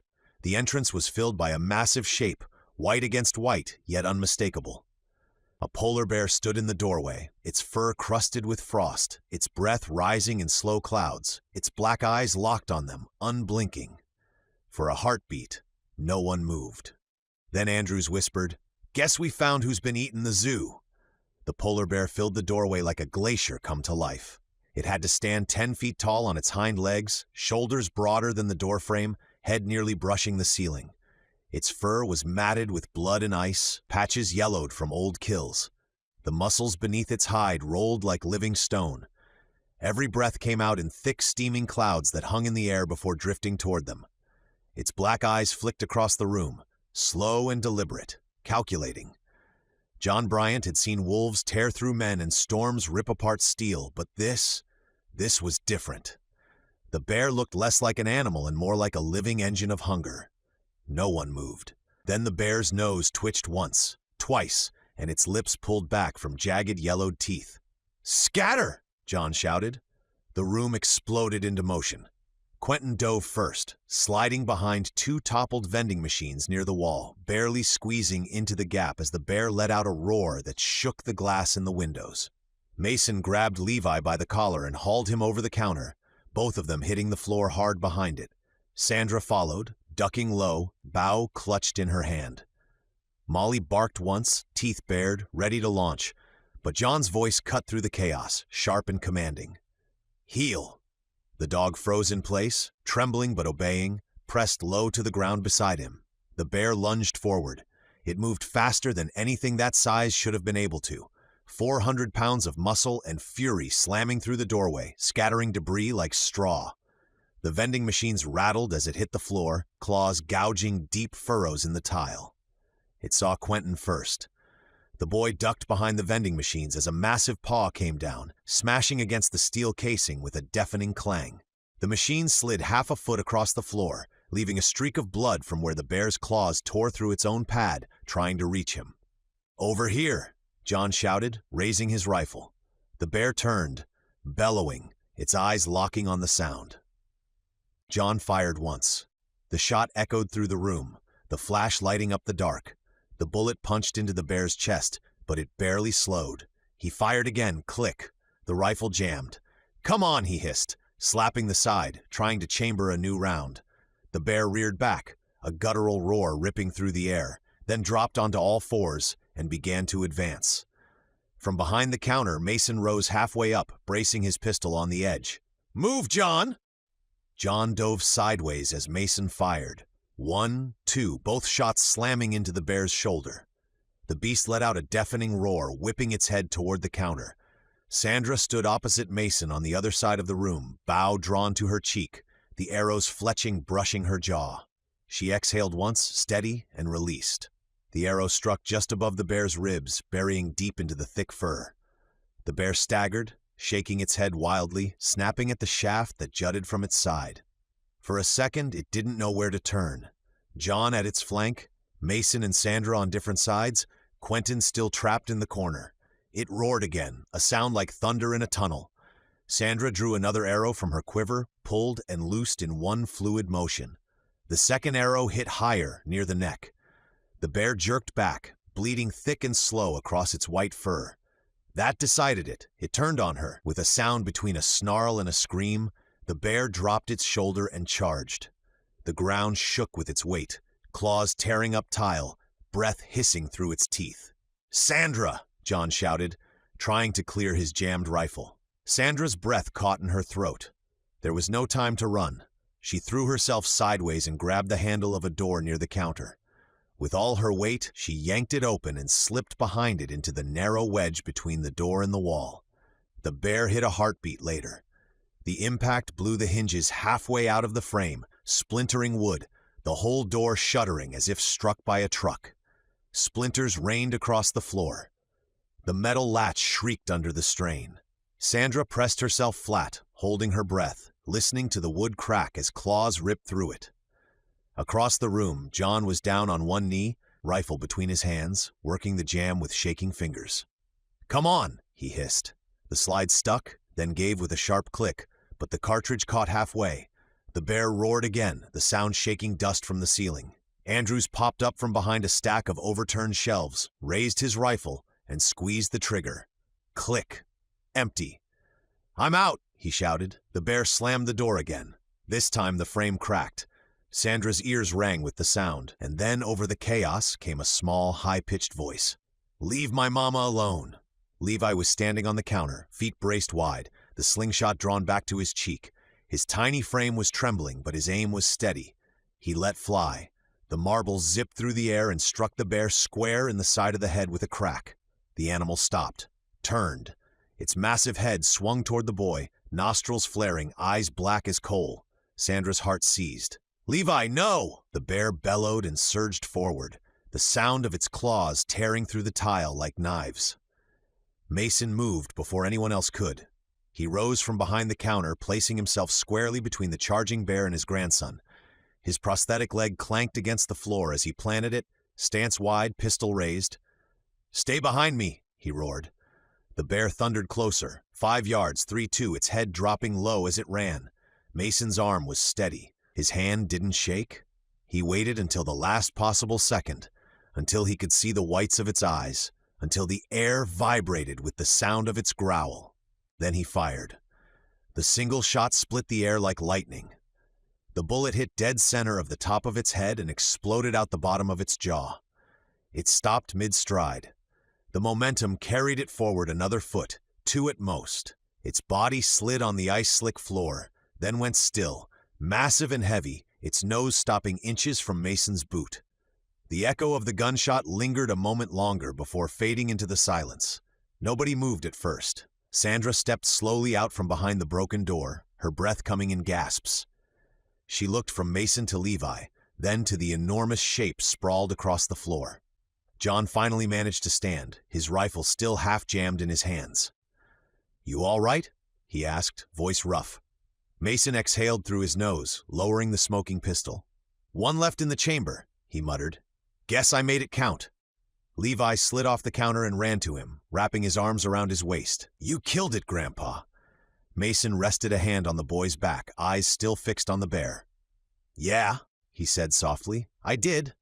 For a long moment, no one said another word. The giant lay motionless in the spreading pool of dark blood, steam rising faintly from its wounds, the silence of the zoo closing in again around them. Finally, Andrews broke it. "Remind me," he said quietly, "to never stand in front of you when you're mad." He then clapped him on the shoulder. "Like I said, a one-legged Superman." Mason cracked the faintest grin. "Nope, just nothing messes with my family." John looked down at the bear, at the size of it, the power still visible even in death. "Let's move," he said finally. "Noise like that's going to carry for miles."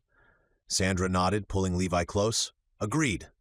They stepped around the massive body and back into the cold, the air outside somehow sharper, cleaner. The bear was dead, but the danger wasn't. Not in this place. Not yet. They hadn't made it 50 yards from the souvenir shop when the night shattered. The sound came first.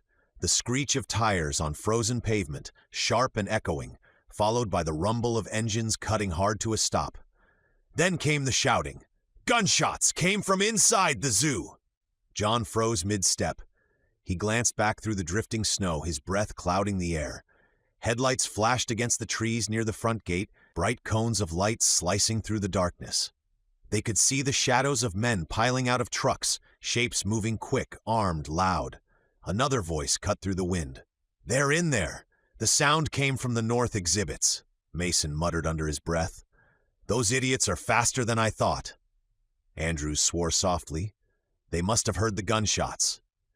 Then someone near the gate yelled louder than the rest, the sound carrying clear across the empty zoo. "The zoo belongs to the big white bear. You heard it roaring last week." Another man barked back, his voice sharp and commanding. "Bear's dead or gone. Shut up and spread out. We're not leaving till we find who fired those shots."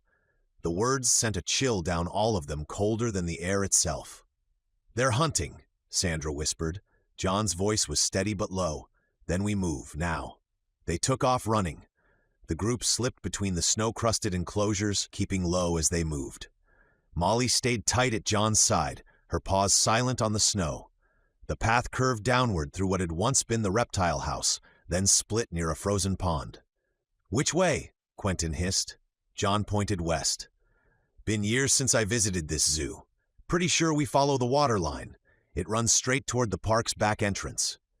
Behind them, flashlights danced through the trees. They could hear the crunch of boots on gravel, the metallic clatter of weapons. "Spread out," one voice called. "If the bear's dead, we'll eat what killed it."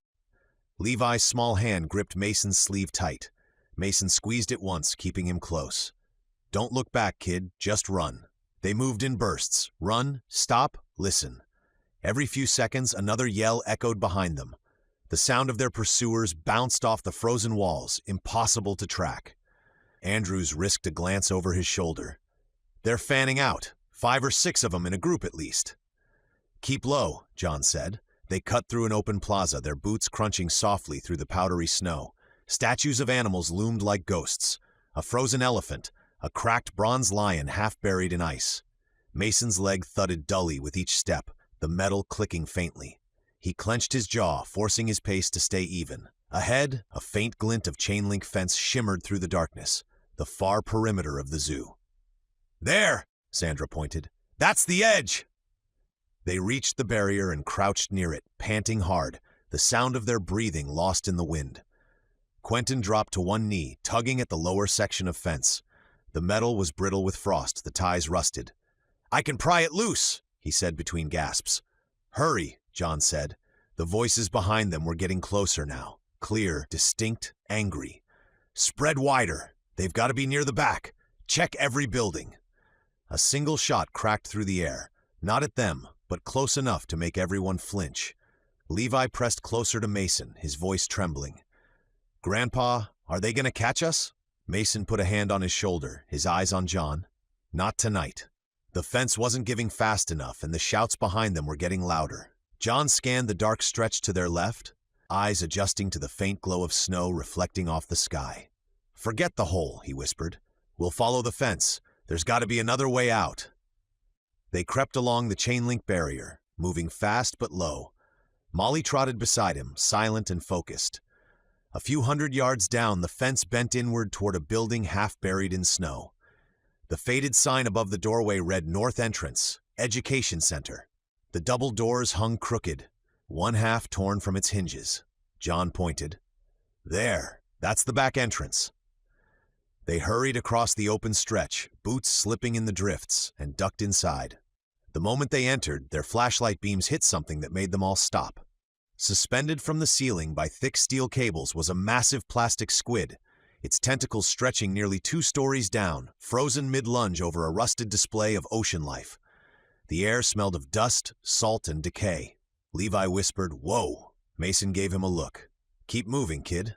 They passed beneath the hanging creature, the cables creaking faintly overhead. The floor was slick with frost, the sound of their footsteps echoing through the hollow space.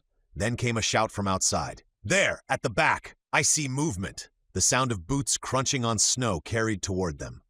Then a gunshot, loud, sharp, and close enough to hear the bullets whine as it skipped off the building's metal siding. "Down!" John barked.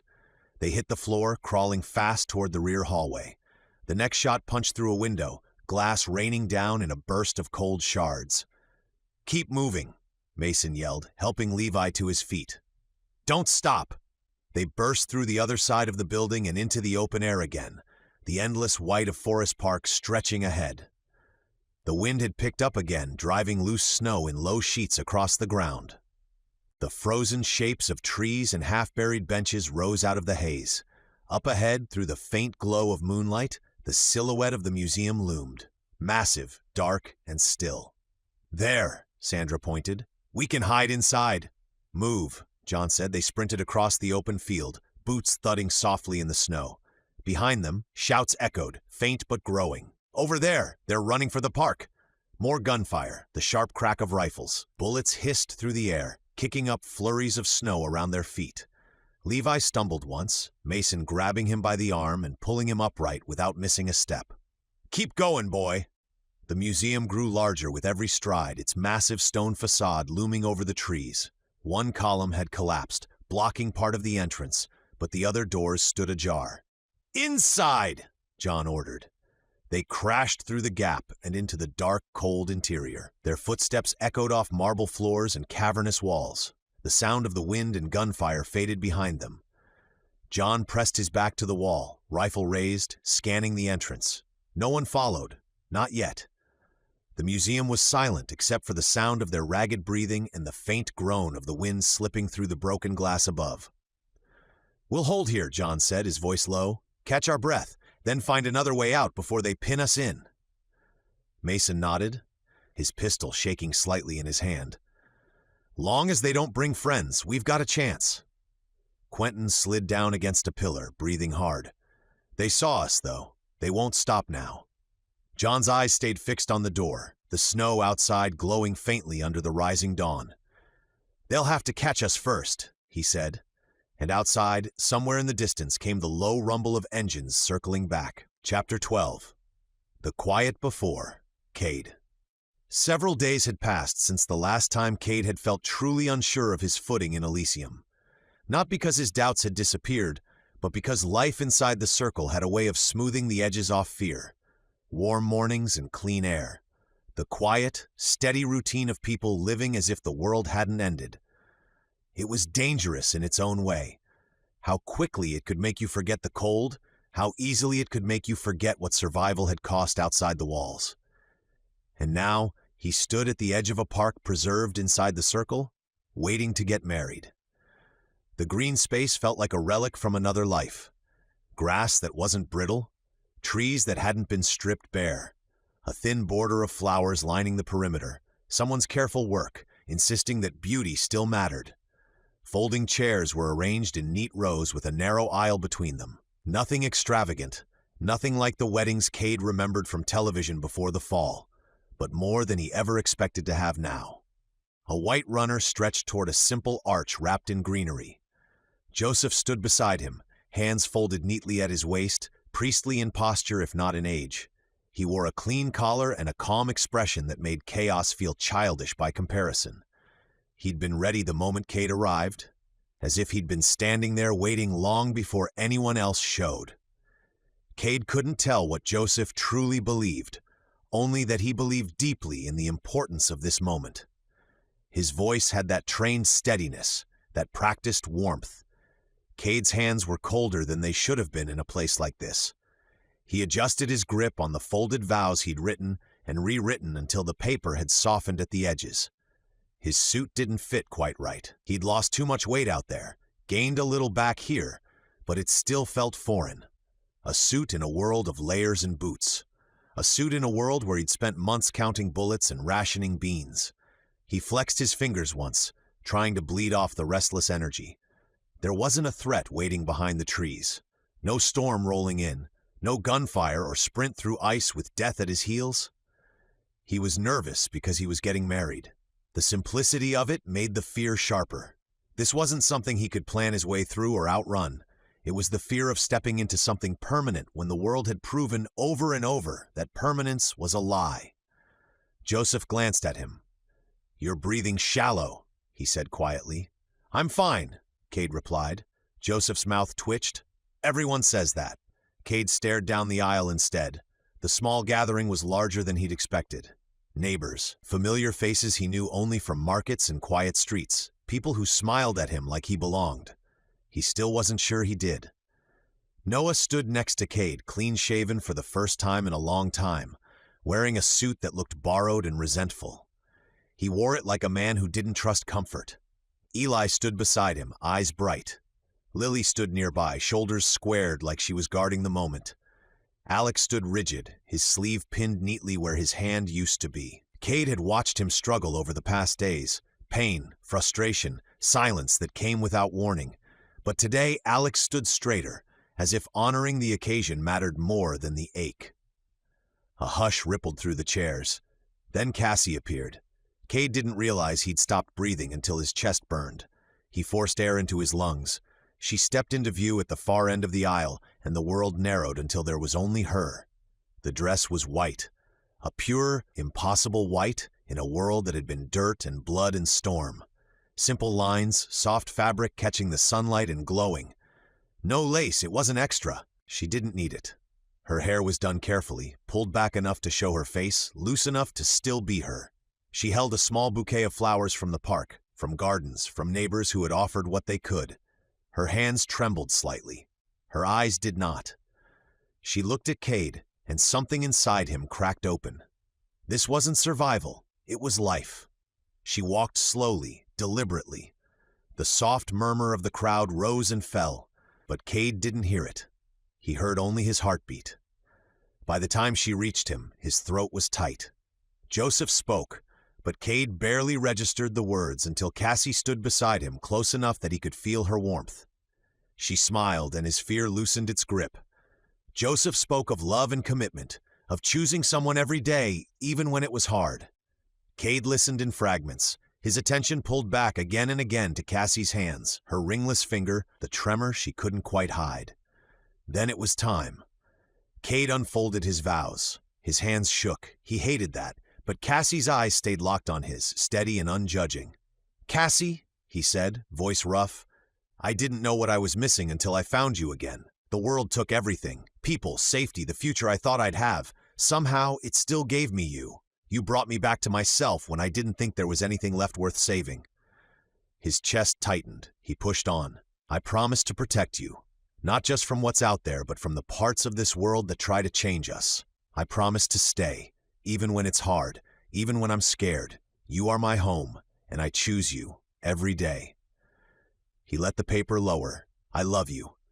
Cassie's eyes shone. She took a breath. "Kade," she said, "you came back when I thought everything good was gone. You made me believe we could still be a family. You didn't just keep me alive, you made me want to live. I promise to stand beside you. I promise to fight for what we have. I love you, and I'm not letting go." The ring slid onto her finger. The diamond caught the light. Something in Kade finally settled, like a wandering piece finding its place. "You may kiss the bride." He did. It was slow, full, and real. Applause broke out. Cassie clutched his jacket like she was anchoring herself. When he pulled back, her smile outshone everything. Then Kade saw him.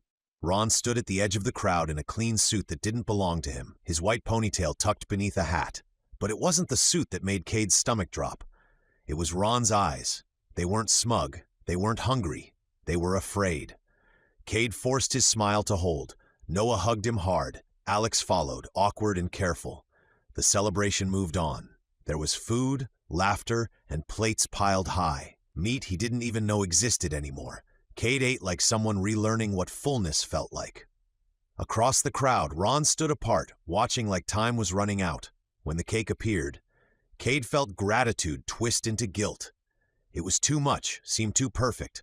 Cassie squeezed his hand, grounding him. Then Ron was suddenly beside him, close enough to whisper. "I hate to ruin your day," Ron said, voice shaking, "but we need to leave now." Kade stared at him. Ron wasn't performing. He was terrified, and that terrified Kade more than anything else. But it also annoyed him. It was his day, him and Cassie. But life wasn't waiting up on him. The danger Ron assumed they were in, he wasn't going to escape just because it was his wedding. Kade just wished he could escape for a moment. Kade sat at the table with his hands folded together, forcing his face into something calm, forcing his breathing to stay even. Laughter still drifted warmly around him. The cake still stood only a few feet away. It was tall and bright and flawless in a way that felt wrong. Cassie was talking to someone beside him, smiling easily, her new ring catching the light whenever she moved her hand. Eli was focused on his plate, eating with the intensity of someone who feared the food might vanish if he looked away for too long. Everything was exactly what Kade had wanted. And yet all he could see was the terrified look in Ron's eyes. When Ron had whispered that they needed to leave, the words had slid beneath Kade's skin and stayed there like a splinter. He tried to stay present, tried to follow the conversation at the table, tried to remind himself that this was his wedding day and that his grandfather did not get to touch it. But the fear in Ron's voice kept circling back. Kade leaned toward Cassie, forcing a small smile that felt stiff on his face. "I'll be right back," he said quietly. "I just need a minute." Cassie looked up at him, her eyes searching his face. She caught the tension immediately. Her smile softened, faded just a little. "Okay," she said gently. "Don't be long." Kade nodded and stood. The moment his chair scraped against the ground, Ron moved too, rising like a shadow that had been waiting for permission it didn't need. Anger flared hot in Kade's chest as he walked away from the table, away from Cassie, away from warmth and noise and safety. He kept his stride steady until the chatter blurred behind them, until the park swallowed the sound, until only the breeze through the trees and distant laughter remained. Then he turned. His face was already hot with frustration. "Why would you come up to me during my wedding?" Kade snapped. The words came sharp, unforgiving. "Why today? Why would you do that to me?" Ron's shoulders hunched as if he'd expected this. He didn't laugh. He didn't roll his eyes. He didn't push back. "Because I'm really scared this time," Ron said. That only made Kade angrier. This time. As if fear had ever stopped Ron before. As if sincerity could erase decades of damage. Kade stepped forward and grabbed Ron's arm, hard. Ron flinched but didn't resist. Kade didn't realize how tight his grip was until he felt bone beneath skin. He dragged him farther into the park, toward a quieter corner where trees blocked the view of the tables, toward a weathered bench tucked beside a small patch of shrubs. "You don't get to do this," Kade muttered, more to himself than Ron. "Not today." He shoved Ron down onto the bench, not enough to hurt him, just enough to make the point. Kade didn't sit right away. He stood over him, breathing hard, his heartbeat pounding against his ribs. Ron rubbed his arm where Kade had grabbed him. His jaw was tight, his face drawn, but he didn't snap back. He looked up at Kade like a man who had run out of exits. "If you don't help me," Ron said quietly, "I'm going to die." Kade let out a humorless breath that almost became a laugh. "There it is," he said. "That's what this is." Ron shook his head. "No, listen to me. I mean it." "You mean it?" Kade shot back. "Why would I believe you after everything? You've never been there for me. Not once. So why should I care if you live?" Ron's face tightened like he'd been struck. For a moment, he didn't speak. His eyes dropped to the ground. His shoulders sagged. Kade felt a flicker of something he didn't want, something close to guilt, but he crushed it before it could take hold. He didn't apologize. Ron swallowed and looked up again. "I would never wish for your death," he said. His voice wasn't dramatic now. It wasn't manipulative. It was tired. "I know I've messed up. I know I haven't been around, but do you really want me to die?" Kade held his gaze. Something was wrong. Not with the words, but with Ron. There was no twitchy energy, no restless hands, no wandering eyes, no false confidence. The redness was still there, but it wasn't the frantic shine Kade remembered. Ron looked present, sober. It was the first time in Kade's life that he had actually seen his grandfather sober. That unsettled Kade more than he wanted to admit. Kade finally sat, stiffly, leaving space between them like a barrier. "Who?" he asked. Ron frowned. "I don't exactly know." "You don't know," Kade repeated, anger threatening to flare again. "I'm telling you what I know," Ron said, lifting his hand slightly. "I'm not pretending I have answers." Kade watched him carefully, searching for the seams of another act. Ron had always been good at making people feel like they owed him something, but the desperation didn't feel rehearsed. "I've counted 4 people go missing," Ron said. "All around my age, maybe a little younger. In the last week or so, one day they're here. The next day everyone acts like they never existed." 4, Kade said quietly. Ron nodded. "And people have been looking at me differently, not friendly or curious, like they're measuring me." The warmth of the day dimmed. The park felt too quiet. Why you? Kade asked. Because I asked questions, Ron said. Because I don't buy paradise without wondering what it costs. Kade thought of Delaney, of Joseph's smooth certainty, of the mayor's ever-present smile. What do you actually know? Kade asked.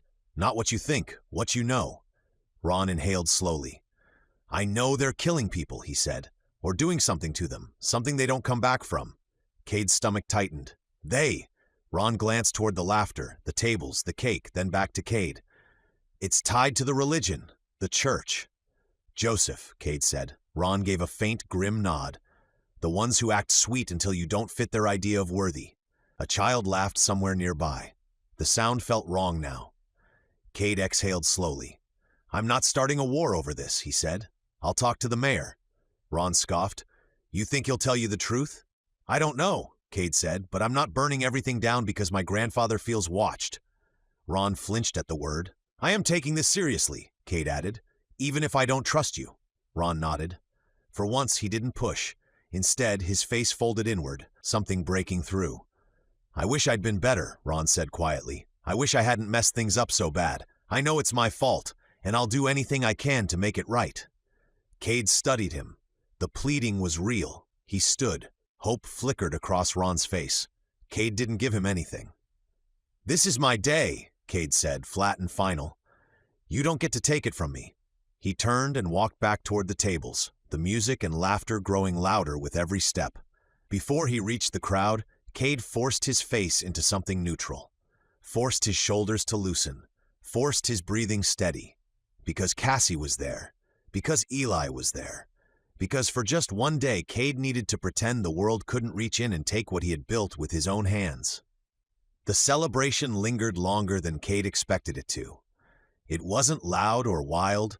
It wasn't the kind of party the old world would have thrown, but it was full in a way that mattered. People laughed easily. Children ran between tables until parents called them back with gentle scolding. Someone strummed a guitar off to the side, missing notes but smiling through it anyway. The last of the cake was cut and passed around in uneven slices, and when the plates were finally empty, no one rushed to leave. Kade tried to stay present. He really did. Cassie was glowing beside him, her hand resting comfortably in his. Eli had fallen asleep against her shoulder earlier and had been carefully carried home by Noah not long after. Alex had stayed a while longer, laughing softly, his one-handed hug earlier still lingering in Kade's chest, like a promise that some things endured no matter what was taken. But even as the night softened and thinned, Kade's thoughts never fully returned to the celebration. Ron's voice kept intruding. We need to leave now. Kade smiled when someone spoke to him. He shook hands. He accepted congratulations and awkward embraces from people whose names he already struggled to remember. He thanked them for food, for kindness, for coming. But his mind kept circling the same dark questions over and over, like teeth worrying at a wound. By the time the party began to dissolve, people drifting away in small clusters, tables being cleared, lanterns dimmed, Kade knew he wouldn't be sleeping anytime soon. Cassie noticed. You okay? She asked quietly when the crowd had thinned enough that they could speak without being overheard. Yeah, Kade said automatically, then corrected himself. I will be. She studied him for a moment, then nodded. I'm going to go home, she said gently. You don't have to come right away. Kade squeezed her hand. I won't be long. She smiled, kissed his cheek, and left him standing beneath the string lights with a knot in his chest and a night that suddenly felt heavier than it had an hour ago. He waited a few minutes after Cassie disappeared down the path, then turned away from the park and started toward Delaney's house. He knew she'd left just before him. He'd noticed her slipping out quietly while most people were distracted by cake and conversation. It hadn't been suspicious. Delaney wasn't one for crowds, but it had stuck with him anyway. Tonight everything stuck with him. The walk through Elysium felt different now. The air was still warm, still clean. Lights glowed softly through windows. Somewhere, someone laughed. It all looked the same as it had hours earlier, but the comfort had dulled like a blade wrapped in silk. He couldn't stop thinking about what Ron had said, about Delaney's warning days ago, about Joseph's calm certainty. By the time he reached Delaney's house, his jaw ached from clenching it. He knocked once, and the door opened almost immediately. Delaney stood there in a simple sweater, her hair pulled back, her expression already alert. "Kade," she said, surprised but not startled. "I was wondering if you'd come by." "Can we talk?" he asked. She stepped aside without hesitation. "Of course." Inside, the house was quiet, dimly lit. The downstairs, her makeshift clinic, was dark. The door to the treatment room closed. She led him upstairs instead, to the small dining area where he'd eaten with her before. She gestured for him to sit. "Something to drink?" she offered. "Water? Tea?" "No," Kade said. "I'm fine." She nodded, reading the tension in his posture, the way he hadn't even taken off his jacket. She sat across from him, folding her hands together on the table. "Talk to me," she said. So he did. He told her everything. Ron's interruption, the fear in his eyes, the missing people, the church, the way Ron swore something was wrong. He didn't soften it. He didn't exaggerate it either. He just laid it out, piece by piece, until the words finally ran out and he was left staring at the grain of the wooden table. When he finished, Delaney didn't speak right away. Her expression had tightened, not into panic, but into something sharper, knowing. "I try to stay away from the religion here," she said finally. "They creep me out." Kade looked up. "How so?" "They're always around," she said, watching, listening, not in a friendly way, in a cataloging way. "Like everyone is a variable to them." She exhaled slowly. "They act polite, but it's hollow, like spies pretending to be neighbors." Kade's stomach twisted. "So you think Ron could be right?" "I think something is going on," Delaney said carefully. "I don't know what, and honestly, I haven't wanted to know. I've been trying to stay out of it." Her eyes flicked toward the stairs, then back to him. "You don't survive this long by sticking your nose where it doesn't belong." There was a pause. Then Delaney's gaze sharpened. "Kade," she said quietly, "can you keep this between us?" He hesitated, just long enough for her to notice. "Yes," he said, "as long as it doesn't put my people in danger." She accepted that with a nod. "Fair." She leaned back in her chair. "Here's what I suspect. The church has its own rules, rules the town follows whether they realize it or not." Kade frowned. "What about the mayor?" Delaney's mouth twitched. "The mayor isn't the most powerful person here." The words landed heavier than Kade expected. "The priest is," she continued. "The mayor is a front, a friendly face. He has authority, sure, but only as long as he keeps things aligned." "Aligned with what?" She shook her head. "I don't know. I don't even know what the rules are. I just know the priest and the mayor meet, a lot, too much for it to be coincidence." Kade leaned forward. "I'm going to confront the mayor." Delaney's eyes widened slightly, not in shock but concern. "Be careful." "I will," Kade said, "but I can't ignore this." She hesitated, then stood and crossed the room to a small cabinet. She opened it, reached deep inside and pulled out a thin notebook wrapped in cloth. "I've noticed the same things Ron has," she said, returning to the table.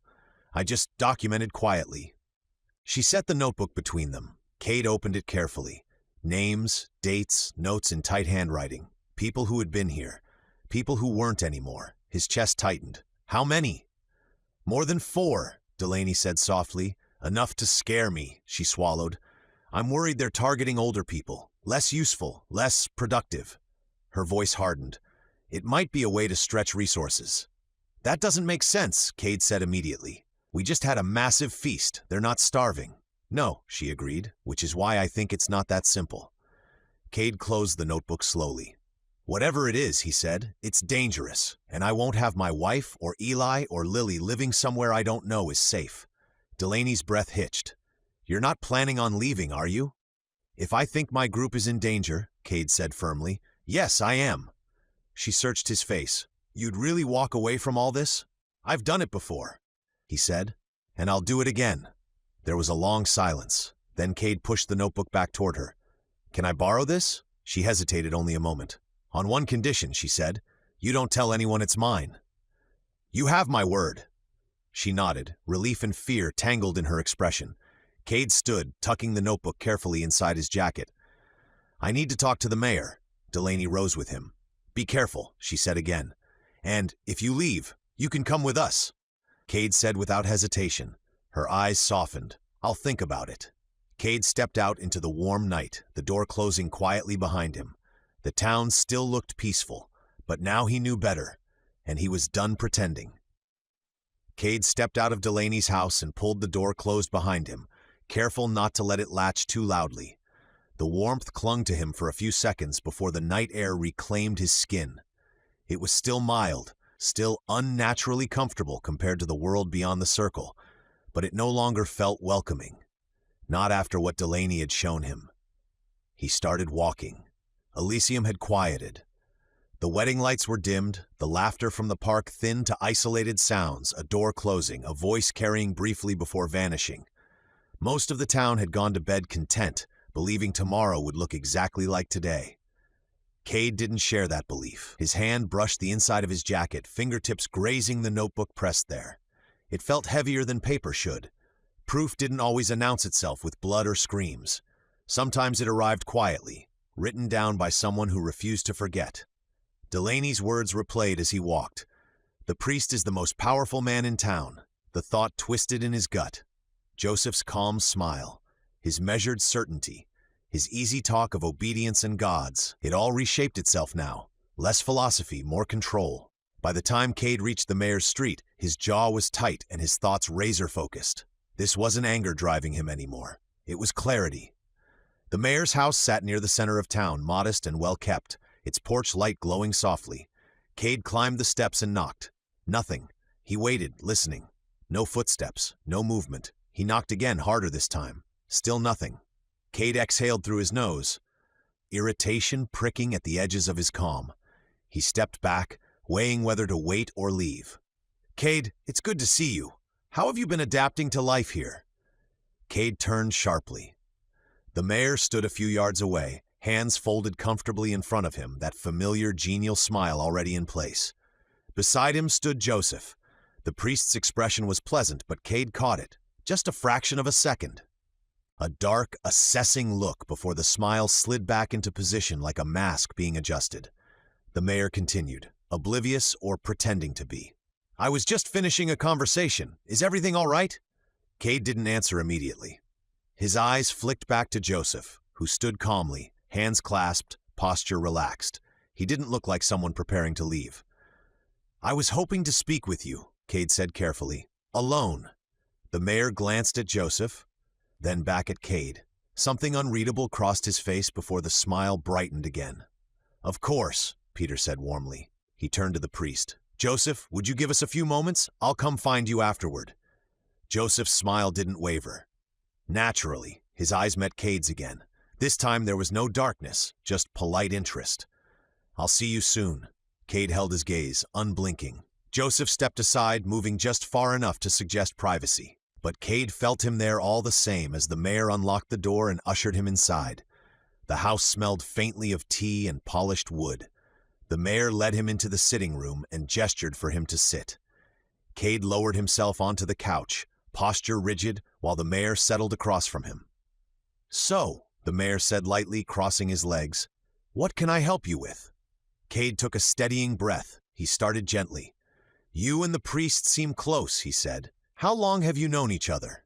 The mayor chuckled. "Quite a while, long enough to understand one another." He smiled. "Joseph is passionate, about faith, about structure. It balances my role nicely." "Balances," Kade repeated. "Yes, every community needs different voices. Mine is more administrative." Kade nodded slowly, letting the answer sit while his instincts screamed that it was hollow. The mayor was practiced, polished. "You don't find his beliefs extreme?" Kade asked. The mayor tilted his head. "People find comfort in different things, especially after everything we've endured." "And the meetings you've been having with him?" Kade pressed. "Are those for comfort too?" The mayor's smile faltered, just barely. "They're discussions," he said, "about logistics, about the future of Elysium." Kade reached into his jacket and set the notebook gently on the table between them. "I've been hearing things," he said, "from more than one person." The mayor's eyes dropped to the notebook. His fingers tightened around the arms of his chair, though his voice stayed even. "Things? People who won't speak openly." Kade opened the notebook, flipping to a marked page. "They all say the same thing. People are disappearing, older people, people who don't quite fit." The mayor didn't interrupt. "These are names," Kade continued. "Dates, people who were here and aren't anymore." Silence stretched. "And then there's Joseph," Kade said. Something about him has felt wrong since the beginning. I couldn't place it, but now I can. He met the mayor's eyes. Now it's clear. Kade, the mayor began. I'm not finished. Kade's voice stayed level. I'm not accusing you. I don't think you're a bad man. He paused. I think you're trapped. The mayor's jaw tightened. I think there are rules being enforced the town doesn't fully understand, Kade went on. And I think you're the face that keeps everyone calm while those rules are followed. The mayor leaned back and exhaled, rubbing a hand down his face before looking up again. Kade, he said carefully, I really like you. I have since the start. His voice lowered. You shouldn't be saying these things. I can't help you if the wrong person hears. The words seemed to be empty. Suddenly, Kade understood. This wasn't someone speaking from fear. It was compliance, pressure that he was getting from another party. A chill slid down Kade's spine despite the warmth of the room. This wasn't a place that tolerated questions. I see, Kade said quietly. The mayor's eyes softened, almost pleading. Please, let things be, for your sake, for your families. That was enough. Kade stood. I won't stay somewhere like this, he said. Not with my wife, not with the kids. The mayor didn't stop him. He just watched, shoulders slumped, like a man who had already lost. Kade opened the door and stepped outside. Joseph was waiting. He stood just off the porch, hands folded, posture relaxed. The night air seemed to bend around him. His expression was unreadable. Kade stopped in front of him. Have a good night, Kade said evenly. Joseph didn't reply. He only watched. Kade turned and walked away, the warmth of Elysium suddenly feeling thin. By the time he reached the end of the street, one truth had settled fully in his chest. They were leaving, and whatever Elysium truly was, it was not paradise. The decision didn't arrive all, it came in fragments, spoken softly in the dark, shaped by unease more than certainty. Kade told Cassie everything. They sat on the edge of the bed while the house slept around them, Eli breathing steadily in the other room. Kade kept his voice low as he laid it out. What he'd learned, what he suspected, and what had settled like a weight in his chest. He told her he wanted to leave Elysium, that the longer they stayed, the more convinced he became that something was wrong. Cassie didn't agree immediately. She started with the weather, the cold, the simple, brutal truth that outside the circle, survival was no longer guaranteed. She reminded him how close they'd come before finding this place, how Eli's hands had gone numb, how food had dwindled to crumbs, how the cold had nearly claimed them all. What if we don't make it? She asked quietly. What if we leave, and that's it? Kade understood that fear. It lived in him too, but it wasn't enough to keep him still. He told her about Delaney, that she was leaving with them, that she had supplies, real food, enough to get them to the haven. He told her that staying felt more dangerous than leaving now, that Elysium was only safe as long as you didn't ask questions. He wasn't built to stop asking them. Eventually, Cassie fell silent. She didn't say yes. She didn't say no. She leaned into him instead, resting her forehead against his shoulder, and whispered that she trusted him. That was enough. The conversation with Noah and Alex came later, and it was much shorter. They didn't need persuading. Both admitted they'd felt it too. Something wrong beneath the surface. A pressure in the air they couldn't name.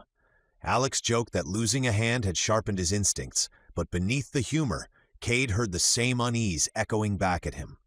They were ready. The plan, at least on the surface, was simple. In the morning, Kade would talk to Ron. His grandfather had an old truck. Ancient and unreliable, but better than nothing. If it still ran, it changed everything. If it didn't, they'd leave on foot. Anything was better than staying. Kade fell asleep with that thought lodged firmly in his mind. He didn't stay asleep long. The knocking yanked him out of the dark like a hook under the ribs. For a heartbeat, irritation flared. Ron, he thought, just like before. But this time, something was different. He could feel it. The knocking came again, louder now, frantic. Kade was already moving, already alert, rolling out of bed as Cassie stirred beside him with a groggy murmur. He paused at the top of the stairs, listening. The knocking didn't stop. Kade dressed quickly, every sound too loud in the still house. He moved downstairs as dread gathered in his chest. By the time he reached the door, the pounding bordered on desperation. He yanked it open. Ron stood on the porch, eyes wide, breath ragged. Kade, we need to leave now, he said, words tripping over each other. My truck, it's hidden near the outskirts under a drape. Someone broke into my house, had a knife. I barely got out. Kade's mind snapped into motion. Are you hurt? Ron shook his head, dragging a hand through his hair. No, but they weren't there to rob me. I know that much. That was all Kade needed. We're leaving, he said. Right now. Relief sagged Ron's shoulders, but Kade raised a finger. Stay here. Don't make a sound. I'm getting the others. Ron nodded. I'll wait. Kade turned back into the house and took the stairs 2 at a time and froze. Footsteps, they were soft and controlled, coming from above. His hand went to the knife at his waistband without thought. Kade? Cassie's voice drifted from the bedroom, thick with sleep. I'm coming, he called, forcing his voice steady. The footsteps drew closer. Kade crested the stairs and saw him. A man stood in the hallway near the bedroom door, his face hidden behind a black ski mask. A knife glinted in his hand, catching the low light. Time collapsed. Kade surged forward. They hit hard, bodies slamming into the wall before crashing to the floor. The knife skidded across the wood, then the man snatched it back. He was bigger than Kade, heavier, stronger. Still, Kade had desperation on his side. They grappled in a tangle of limbs and breath. An elbow drove into Kade's ribs. He heard something crack, but he didn't slow. He slammed his forehead into the mask and felt cartilage give. Cassie screamed. She was suddenly there, tearing at the man's face, ripping at the mask with bare hands. He roared and swung blindly, backhanding her hard enough to send her stumbling. Kade! Rage burned white. Kade lunged again and the man twisted, faster than expected, before stopping frozen. A wet, final sound escaped him. The knife jutted from the side of his head, buried to the hilt. Ron stood behind him, chest heaving, hands shaking. For a moment, no one moved. Then the man collapsed, dead weight hitting the floor. Ron stared down at him, horror and adrenaline fighting across his face. I followed you, he said hoarsely. I heard him moving. I didn't think. Kade was already pulling Cassie into his chest, hands roaming urgently. Are you hurt? She shook her head, trembling. I'm okay. Kade closed his eyes for a brief, grounding second. This was it. There would be no mourning, no careful goodbyes or explanations. They were already too late. Get Eli, Kade said softly, firmly. We're leaving. Now. Ron stepped back, wiping his hands on his jacket, looking smaller than Kade had ever seen him. They know, he whispered. I told you they know. Kade nodded, grim. And as the house filled with hurried footsteps and hushed commands, one truth settled deep in his chest. Elysium had already decided what they were, and it had sent someone to make sure they didn't leave. Chapter 13, Making a Stand. Their footsteps echoed across the marble floor until they reached the main atrium. A wide banner hung in tatters above them, its faded letters barely legible in the dim light. Weapons of war, from stone to steel. The pale glow from the shattered skylight spilled down over the exhibits. Long rows of glass cases filled with relics. Primitive spears and axes, chipped stone blades, rusted muskets lined in rows. A life-sized suit of armor stood near the center, its empty visor staring into the dark. Andrews gave a humorless chuckle. How poetic. We run from one war and hide in the ruins of every other one. Mason looked toward the shattered entrance behind them, the faint light of dawn creeping in through the snow. Won't be long before they figure out where we went. Once they do, we won't outrun their trucks. John turned slowly, taking in the space. The narrow choke points between displays, the second-floor balcony above, the wide-open floor in the center. His voice was quiet, steady. Then we don't run. We make a stand. Sandra's head turned sharply toward him. A stand, John? They're hunting us, Sandra. They won't stop. If we keep running, they'll pick us off in the open. He looked toward Mason. At least in here, we can control the ground. Mason exhaled through his nose, eyes scanning the dark edges of the hall. Ain't got much to fight with. John nodded. Then we use what we have. They gathered near the center of the room, crouching by an old artillery display, a Civil War cannon still dusted in gray paint and rust. Andrews emptied his rifle's magazine and held it out, hollow. I'm out. Mason ejected his pistol's clip. It was empty too. Same here. Last one went into that bear. Sandra's fingers brushed the few arrows left in her quiver. 3, she said quietly. John pulled his rifle's magazine and checked it. 12 rounds, maybe 13 if one's chambered right. Quentin ran a hand through his hair, pacing in a small circle. That's it? 12 bullets and a few arrows? He let out a shaky laugh. Great, and we're surrounded by 1,000 years of weapons we can't use. He gestured toward the displays. Swords behind glass, halberds mounted to the walls, the ghostly shape of old rifles sealed away as relics. I wish this war crap could actually help us. Andrews looked up at the cracked skylight, snow drifting slowly through the gap. Might be the first time in history all these weapons are in the same room, and not a one of them's worth a thing. Mason grunted. Don't count 'em out yet. Sandra frowned. You mean those old swords? Metal's metal, Mason said, limping toward a shattered display case. And desperate's desperate. He kicked the glass with his prosthetic leg, the sound echoing through the hall like a shot. He reached inside and pulled out a curved cavalry saber, the edge dulled but still solid. He gave it a slow swing, the steel catching what little light there was. Andrews blinked. Guess it's better than a stick. Mason handed it to him. Better than empty hands. John nodded toward another case. Get anything that cuts or swings, we'll make do. As they broke open the old displays, the sound of their movements echoed off the cold marble walls. Outside, faintly carried on the wind, came the low growl of engines again, closer this time. John's eyes lifted to the shattered skylight. They've found the tracks. Sandra's voice was tight. How long? I don't know, he said. Not long. He checked his rifle again, chambering around with a sharp metallic click that seemed to fill the entire hall. The group fell quiet, surrounded by the relics of every war men had ever fought. Quentin's voice cut through the quiet like a slide of metal on stone. I got an idea. John looked at him, eyebrows up. Is it a good one? In theory, Quentin said, with the exact blend of book-smart confidence and nervousness John knew well. Have you ever seen 300? The Spartans. They hold a narrow pass and the numbers don't matter. And you think we're Leonidas now? Andrews muttered, shaking his head. Kid watches too much television. Mason didn't laugh. He was studying the floor, eyes narrowing as he took in the layout. The cannon in the center, the cases arrayed like little walls, the balcony above that could make a good kill zone. Kid might be onto something, he said finally. If we can shrink the choke point, make them come at us single file, one gun or one blade can hold what would normally be an army. Standard tactic, John said. Limit the front, force the advantage. Good thinking. He let the praise sit with Quentin, hoping the kid would feel something steadier than fear. Quentin brightened, emboldened. He reached into his pack and hauled out the dented can of stump remover they'd found. The metal still rattled when he set it on the floor between them. Sandra's eyes widened. You're not thinking what I think you're thinking. Quentin pointed at the battered Civil War cannon. We make a mess. Turn the cannon into a deterrent. Blow the entrance if they try to pour through it. His voice dropped on the last word.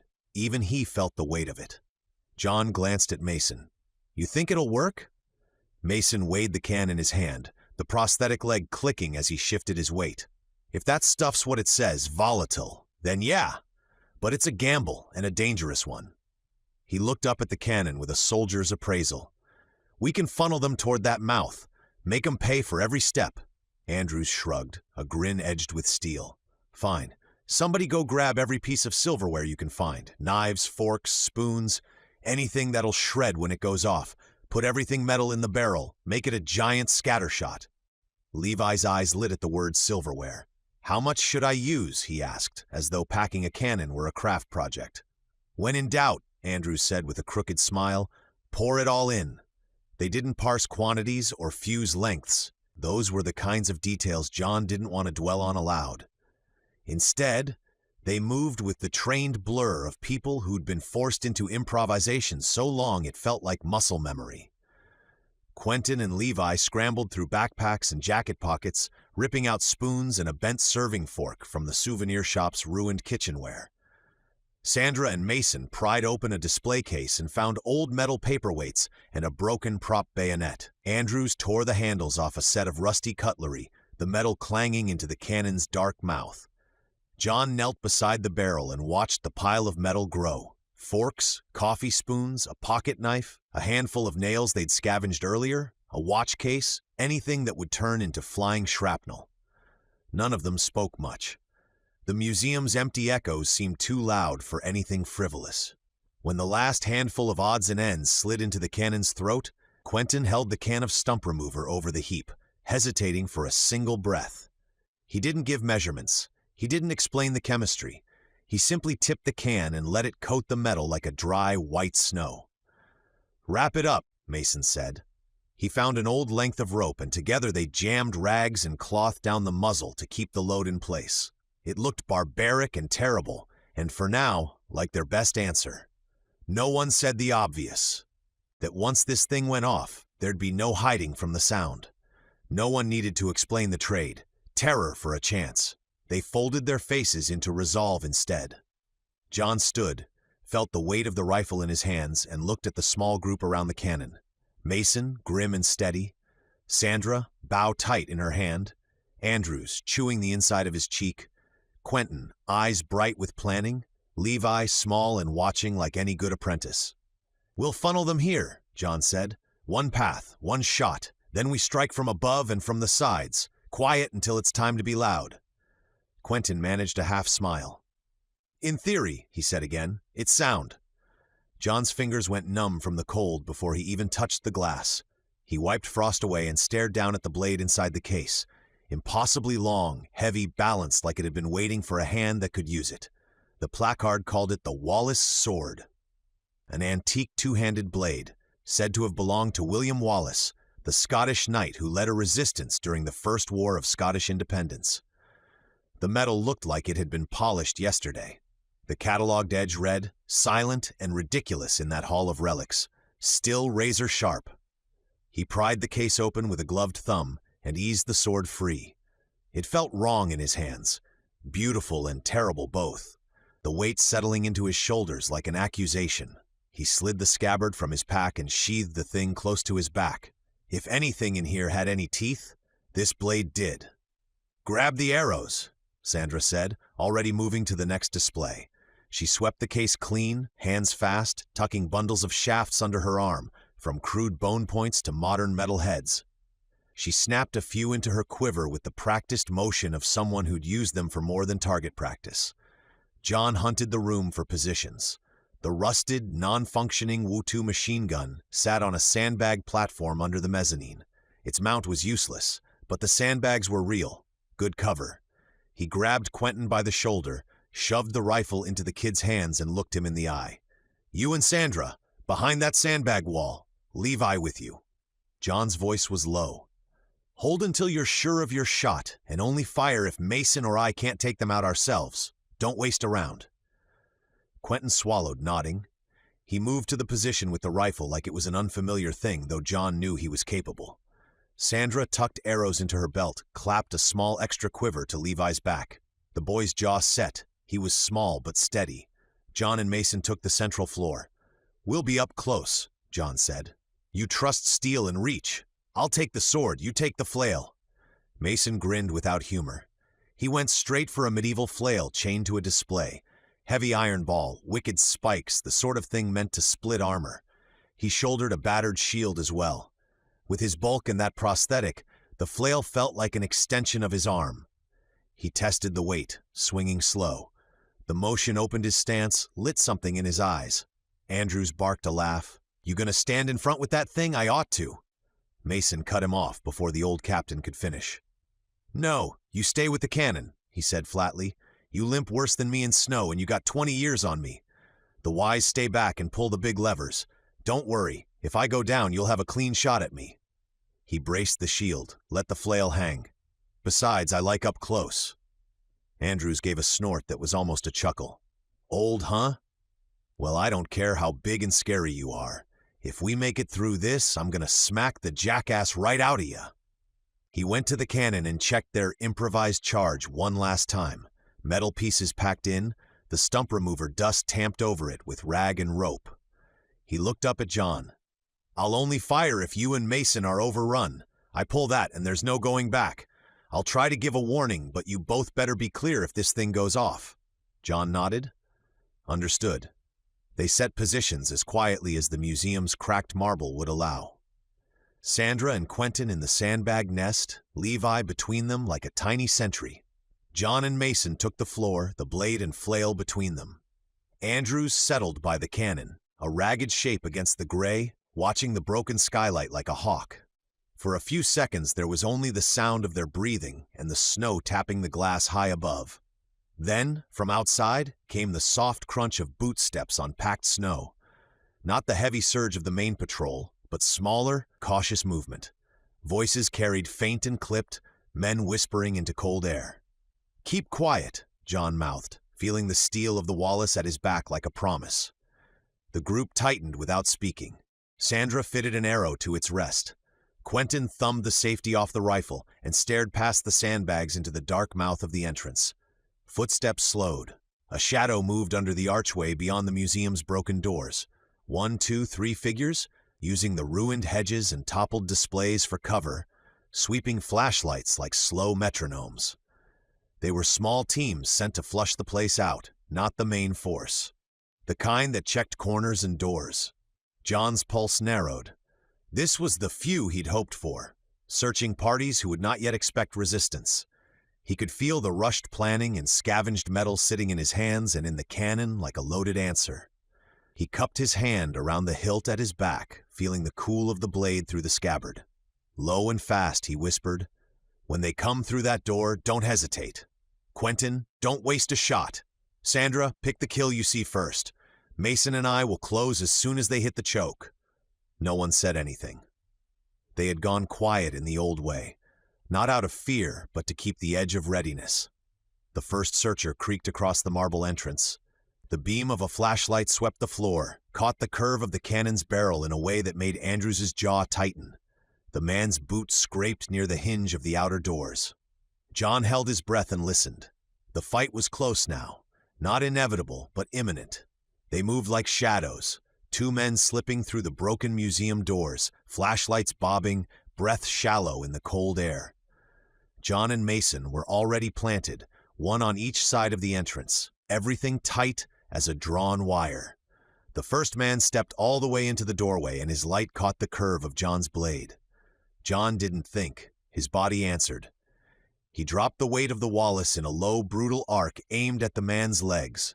The long sword came down like a falling tree. There was a hard, sick sound of impact, the man collapsing as the blade ripped his balance out from under him. He went to his knees, the force of the blow folding him over. He didn't get a second to scramble. The second man tried to rush forward through the sudden gap. Mason met him with the flail. The iron ball rounded out in a devastating arc and connected. Not pretty, not slow. The man hit the floor hard and didn't move again. The room filled for a heartbeat with the crude echo of bodies meeting stone. A third figure tried to pull back, mouth opening to call the alarm. He never finished. An arrow from Sandra, black and true, thudded into him mid-scream and pinned the sound where it started.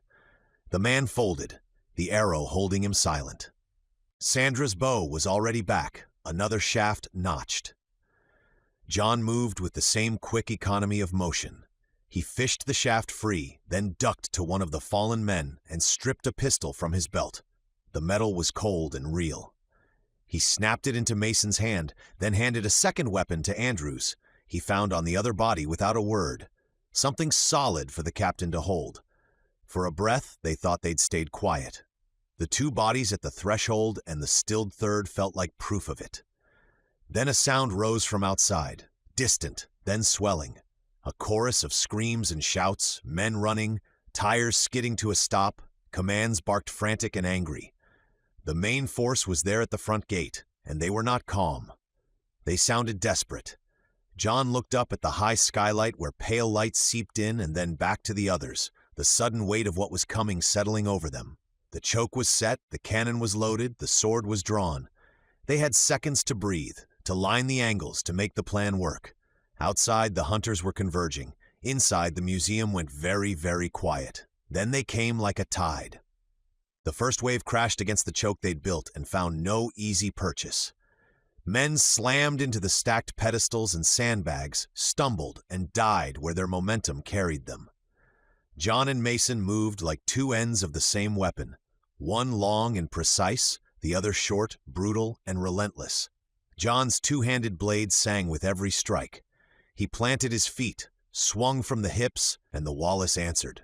Long arcs that cleaved through leather and bone, the edge biting clean and fast. A broad sweep took a man's legs out from under him. Another downward strike split a charging shoulder, knocking a rifle aside and clearing a path for Mason. The blade felt alive in John's hands, heavy, balancing terror and grace at once. Each cut carried force. Each parry was a promise of blood. Mason was a machine. He moved with the low, surprising speed of a man who'd carried weight all his life.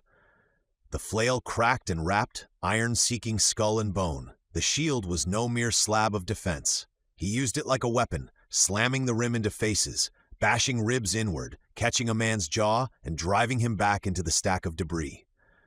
When Mason planted the shield and stepped in, the world leaned where he wanted it to. Men toppled, groans cut off, the flail singing a low thunder every time it found purchase. He was more than defense. He was a battering ram with a heartbeat. From the sandbag nest, Sandra's voice pierced the chaos. Left side, clear. Her arrows flew fast and true, each one finding a gap, neck, eye, throat, quietly turning movement into stillness. Quentin's rifle barked sporadically, controlled shots that took out anyone trying to skirt the wall. He picked shots one at a time, conserving every round like a man counting breaths. Andrews stayed low by the cannon, pistol drawn and reserved, the clicks of his safety more important than his voice. He only fired when Mason or John's line threatened to break. Short, sharp shots that bought seconds. Molly finally decided she'd had enough of being told to stay put. One moment she was a taut shadow at Andrew's boot. The next she was a white blur, gone before anyone could think to stop her. She vaulted into the nearest heap of attackers like a small avalanche. Teeth and claws finding fabric and flesh, a snarl that cut clean through the roar of men. A man bent to hook a rifle around the sandbags and she latched onto his forearm, teeth closing hard enough to make him drop the weapon. He stumbled back, screaming, and in that instant Mason's flail met the back of his head and the man slumped. Molly moved like she'd been sharpened by months of hunger and purpose. She wasn't graceful. She was a freight train of fur, crashing into knees, dragging men backward by their belts, forcing arms loose from trigger guards. A man tried to stomp her. She twisted to the side and bit the ankle that reached for her, making him yank his foot away and collapse on top of the next attacker. The choke point turned chaotic. Momentum stalled and bodies tangled, more often on themselves than into the room. She paid for it. A blade scraped across her flank when she spun away from a boot. Blood matted the fur where another hand had tried to grab her collar. She barked, then shook it off and came again, teeth flashing. John saw the cut and then another man lunging with a knife and knocked the blade aside with the flat of his sword, an arc of steel that would have killed her had John been a fraction slower. Every time Molly tore someone out of the fight, she also bought a second or two. Time Mason and John used to turn a flank or finish a pair with brutal finality. When an attacker tried to push past the sandbags, Molly was in his path, clamping on the sleeve until Quentin could sweep him with a snapshot. For a moment it still worked. The choke held. Attackers piled up, bodies heaped in front of the entrance like a crude bloody dam. Voices from the other side shifted from confident calls to nervous calculation. "If we all rush them now," one man hissed. "No," another snapped. "They'll cut us apart. We send 10, we overrun them." The decision came hard and fast. Boots hammered the snow outside as the attackers prepared for one last full-tilt surge. They'd seen their advantage in numbers and decided, in that instant, to use it. Mason lobbed a flailing arc that smashed a man into the threshold. John pivoted, planted his feet, and struck a sweeping cut that cleared the nearest approach. But the second wave hit, and even their small advantage began to bend. Bodies shoved forward. A pair of men tried to wriggle through. Two more pushed on their heels. The pressure grew like water rising against a dam. John glanced at Andrews. Andrews' face was a hard line. He'd promised restraint. He'd promised not to use the cannon unless the choke was lost and they were about to be swamped. The moment was now. Mason didn't wait for words. He shouldered the great shield, yanked John down by the collar, and shoved Molly beneath the rim as if tucking them into a bunker. The shield's metal rim bit into his forearm, and the world telescoped to the hollow sound of his breath and the thud of boots outside. John folded in, blade flat across his knees. Molly pressed flat and trembling but silent against his chest. Mason planted his feet, braced the shield so the curve would take the blast, and drew the flail tight against his ribs like an anchor. In that tight, brass-smelling space, he felt the cannon's charge in his bones before it went, knew this was the moment they'd either break or hold, and he kept their bodies low and his face turned away as the men piled forward into the mouth of the trap. Andrews thumbed the firing mechanism like a man flipping a switch on fate. He braced the cannon, felt the cold metal under his palm, and pulled. The blast hit the museum like the end of the world. It wasn't just noise. It was a wall of sound and heat and flying metal that punched through marble and bone alike. The improvised charge detonated with a sound that flattened the breath from every throat in the hall, a clean, monstrous thunder that bent the air. Shrapnel screamed outward. Scores of attackers were flung like rag dolls into the stacked displays and the cracked skylight. Bodies were tossed, armor and clothing shredded, a cascade of men and debris collapsing in a dozen directions. The impact lifted dust and snow, sending it spinning through the light like confetti. For a beat, everything stopped. Then the ringing arrived, the kind that buckles the ears and makes words smear into soup. Their teeth clicked in time with it. Even John's vision fluttered at the edges. Blood roared in his head. For a moment he feared he'd lost the world to sound itself. When the ringing receded to a humming, the gallery looked like a battlefield from another century. Splintered wood, torn flesh, metal shards embedded in stone, the bodies of attackers a confused, terrible heap. The force of the blast had decimated the charge, the entire body of the assault obliterated, the momentum snatched away in a single, violent instant. They all staggered, blood and sweat in the aching drum behind their ears. Then reality returned like a slow tide. Mason kept his shield up as crowds of groaning men settled into a stunned, broken heap at the threshold. John, blade still in hand, stared at the ruin that had been a living assault minutes before. No one cheered, no one dared. The museum smelled of sulfur, smoke, and something fouler. They were alive, shaken, and the silence that followed the cannon's blast hummed like a second wound. Andrew's voice came, raw and thin, from behind the scorched barrel. Nobody move, not yet. They didn't. They simply held their positions, hearts hammering against the eerie quiet, the taste of victory and cost clotted together at the back of their throats. Outside, the distant sounds of movement had slackened. Men who survived were running or falling back, uncertain if they could take the place again. In the aftershocks, as the ringing slowly softened to a brittle whisper, John looked down at his hands on the Wallace's grip and felt, for a moment, how thin the line had been between surviving and not. They quickly looted the dead for ammo and weapons, then headed for the exit. They ran until the museum silhouette was nothing but a smear of black against the snow, then kept running until their legs burned and lungs tore. The city around them was a blur of broken light and cold. The ringing in their ears from the cannon's blast was a steady, iron drum. They didn't stop to look back. A sliver of metal glinted between two overturned cars ahead, a military-style Hummer, engine ticking, lights dim but unmistakably alive. Someone had left it idling, doors ajar. It sat like an answer to prayer in the white wasteland. "Get to it," John barked.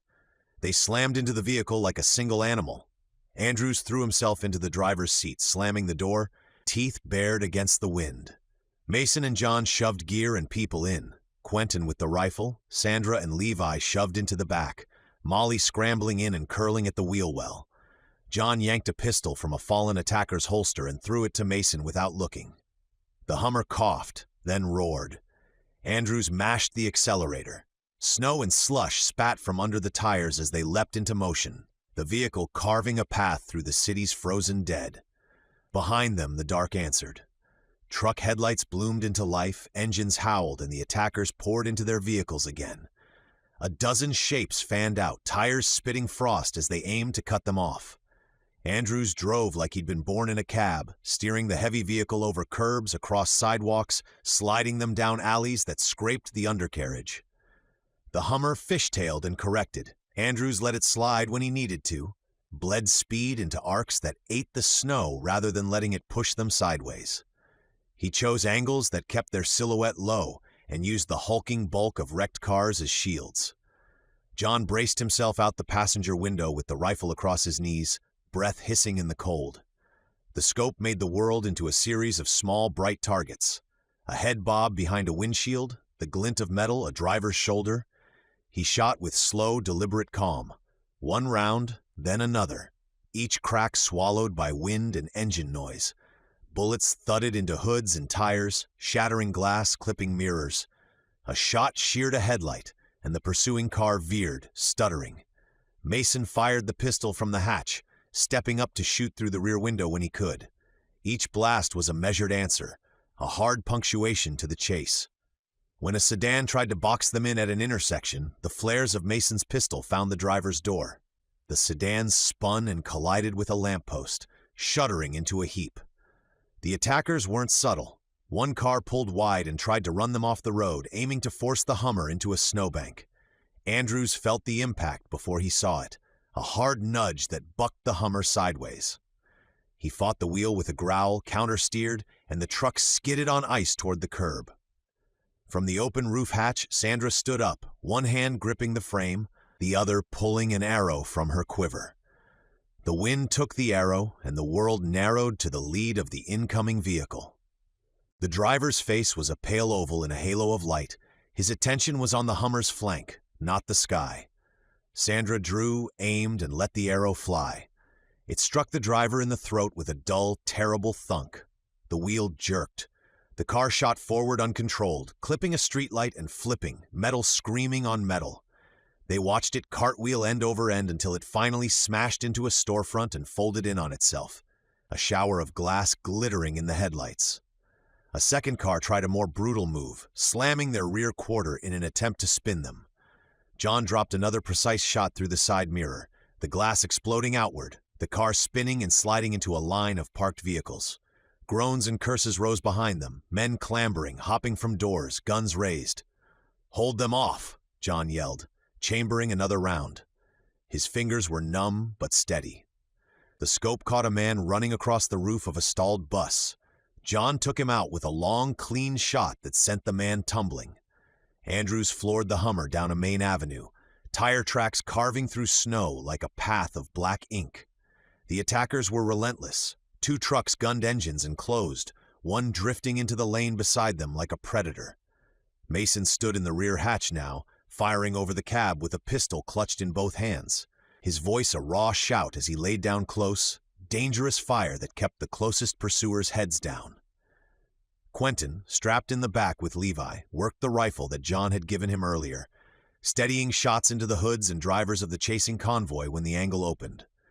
Levi watched with wide, fierce eyes, holding Sandra's spare shaft like a talisman. Ice and metal screamed as cars clipped bumpers, headlights flashed through the snow, and somewhere to their rear a vehicle exploded in a ribbon of flame where it struck a derelict gas pump. The blast threw a wall of heat and an orange bloom that painted the snow. For an instant, the world was light and then deafening, then the hush of blown-out air. Andrews pushed the Hummer harder, chasing a clearing where the highway opened. "Hold on," he shouted over the cacophony. They hit the highway rim, the wide, broken ribbon of interstate leading out of the city, tires throwing up a shower of slush. The open road let them stretch speed, the Hummer's weight a rock in the night, knocking aside smaller cars that tried to close with them. Pursuers kept up, their headlights like a swarm of angry eyes. John fired from one shoulder, then the other, picking targets who aimed to flank them. Mason's pistol barked back at anyone who tried to climb through a passenger window. Sandra, ducked now, reloaded another arrow with the precision of someone who'd done this a long time. Andrews steered by feel and instinct, the wheel a part of him. They were not free. Trucks still bore down, and the road split into an intersection where a gang of vehicles tried to trap them. The Hummer took a hard right, tires cutting into the curb, metal scraping, then kicked back to life and launched them past a crumpled guardrail. The bridge loomed ahead like the last tooth in a broken jaw, steel ribs iced over, the river a flat sheet of lead beneath it. As the Hummer tore onto the approach, up ahead they saw the roadblock, an ugly barricade of cars crisscrossed across the span, hoods crushed together, a makeshift wall of metal and glass. Men were clustered behind it, rifles lifting and dropping like a dark clock. Andrews didn't hesitate. He shoved the Hummer into top gear, the engine answering with a roar that filled the cab and rattled John's teeth. John braced his shoulder against the frame, rifle across his knees. Mason jammed his pistol into the dashboard and kept one eye on the road. Sandra scanned the shoulders from the hatch, arrow nocked and ready. Molly crouched low in the hump behind the seats, body coiled. Bullets began to ping the Hummer the second they cleared the last row of abandoned cars. A staccato on the hood, a chorus on the armored sides. Glass sizzled and cracked. A stray round kissed the passenger window and sent a spiderweb of shards right across John's face. He tasted copper. Andrews yelped, a short, sharp sound as slivers bit his palm when a jag of glass nicked him, but his foot never left the pedal. The Hummer muscled forward, metal grinding against ice and wood and whatever foolhardy wall the attackers had welded together. They hit the barricade like a battering ram meeting city gates. The first car folded under the Hummer's nose with a violent crunch. The second spun and went up on two wheels, then slumped and skidded. Sparks flew as bumpers shredded, and for a breath the world narrowed to the smell of scorched rubber and hot metal. Men were thrown off the wall, climbing from the wreckage, some sliding across the hood as the Hummer shoved through. John fired once from the passenger window at a figure running along the flank. The report lost itself under the engine's scream. They burst through the last of the junk and cleared the bridge throat. For a moment, one single, ridiculous moment, the city behind them was pure white chaos. Cars and smoke and the black, stuttering shapes of vehicles trying to regroup. Ahead, the highway unrolled toward the riverbank and open road. Andrews finally eased off the throttle, the Hummer shuddering as everything settled. The cab smelled like metal and blood and survival. Levy sobbed into a scarf but was alive. Sandra's hands trembled as she unknotted a spent shaft. Quentin's face was white and lit by a grin that couldn't decide if it was relief or disbelief. Molly shook herself, sending a spray of snow and flecks of glass across the floor, then thumped her tail against the seat as if to say she'd done her part. John wiped a hand across his mouth, tasting the grit of the chase. He leaned out the window for a second and looked back. The city's silhouette was a jagged bruise on the horizon, smoke and strobing lights marking where they'd been. Ahead, the river lay calm and black, and the far bank was a promise. Trees, road, space between them, and the hunt. They weren't safe, not by a long shot, but they were across the line and at least the cars had stopped their pursuit. Chapter 14. The house was breathing too loudly.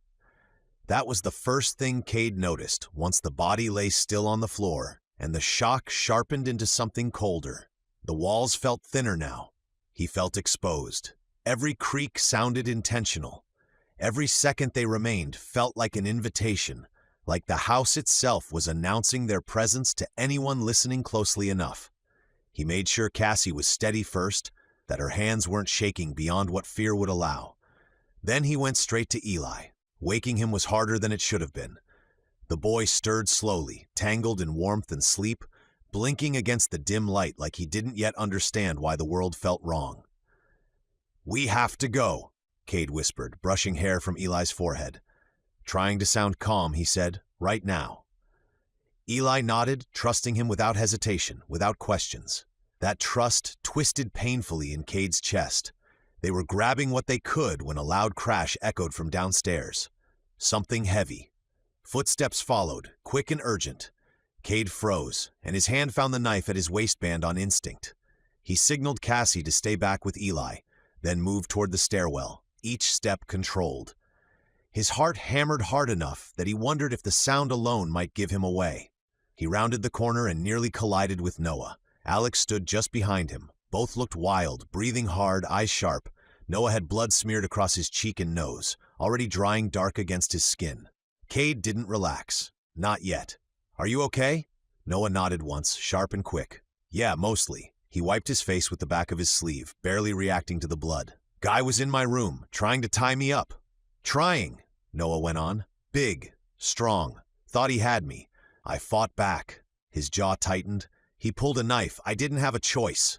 Kade swallowed. "Same thing happened here." Noah's eyes flicked toward the hallway, then back to Kade. "That's what I don't get," he said. "Why didn't he just kill me? He had the chance." The same question clawed at Kade's mind. "The man in Cassie's room," he said slowly. "His knife wasn't even in his hand. It was on his hip." Alex shifted beside them, flexing his remaining hand. "It's like they weren't sent to kill us," he said quietly. "Not right away." "Then what?" Cassie asked from behind them, her voice tight but steady. Noah shook his head. "I don't, but there's a reason." Kade forced his thoughts forward instead of letting them spiral. "Delaney," he said suddenly. All of them looked at him. "She left before the party ended," Kade continued. "If this is happening across town, she could be in danger," Cassie finished. Kade nodded once. He guided them into the dining room, motioning them into chairs like he could impose calm by proximity alone. "We're not splitting up blindly," he said, "but we're not leaving her behind." Noah leaned back, rubbing his face. "Having a doctor with us wouldn't hurt." "That's what I was thinking," Kade said. "Here's the plan. Noah, Cassie, you take everyone to the truck. Ron knows where it is. Get Eli and Lily." "And you?" Cassie asked, already knowing. "I'm getting Delaney." "I'll go with you." Alex's voice cut through the room before Kade could respond. "No," Kade said immediately. "Absolutely not." Alex met his eyes evenly. "I'm missing a hand," he said. "Not my spine." Kade opened his mouth to argue before stopping. Alex wasn't posturing. He was calm, grounded. He seemed ready. The silence stretched. Finally, Kade exhaled. "Fine, but you stay behind me. No hero moves." Alex smirked faintly. "Wouldn't dream of it." Before anyone moved, Kade asked the question that had been scraping at the back of his mind. "Does anyone know anything else about the religion? Anything?" Noah shook his head. Cassie stayed quiet. Alex hesitated. "There's something," he said slowly. "After the amputation, Joseph came by, had dinner with me." Kade felt his stomach drop. "He was kind," Alex continued. "Too kind. Kept talking about strength, about how sacrifice didn't make someone lesser." His jaw tightened. At one point he looked at my arm and said, "Even broken tools still have a purpose." The room went still. "That's not normal," Cassie whispered. "No," Kade said quietly. "It isn't." He thought of the intruders, the restraint. "I think they're killing people," he said, voice low, "but not everyone, and not all at once." Noah nodded slowly. "Selective. Or ritual," Alex added. The words settled heavily between them. Kade stood. "We're done talking? Every second we wait is another chance for them to send someone else." He pulled Cassie into a tight embrace, holding her longer than he meant to. "Be safe," he murmured into her hair. She held him just as fiercely. "Come back."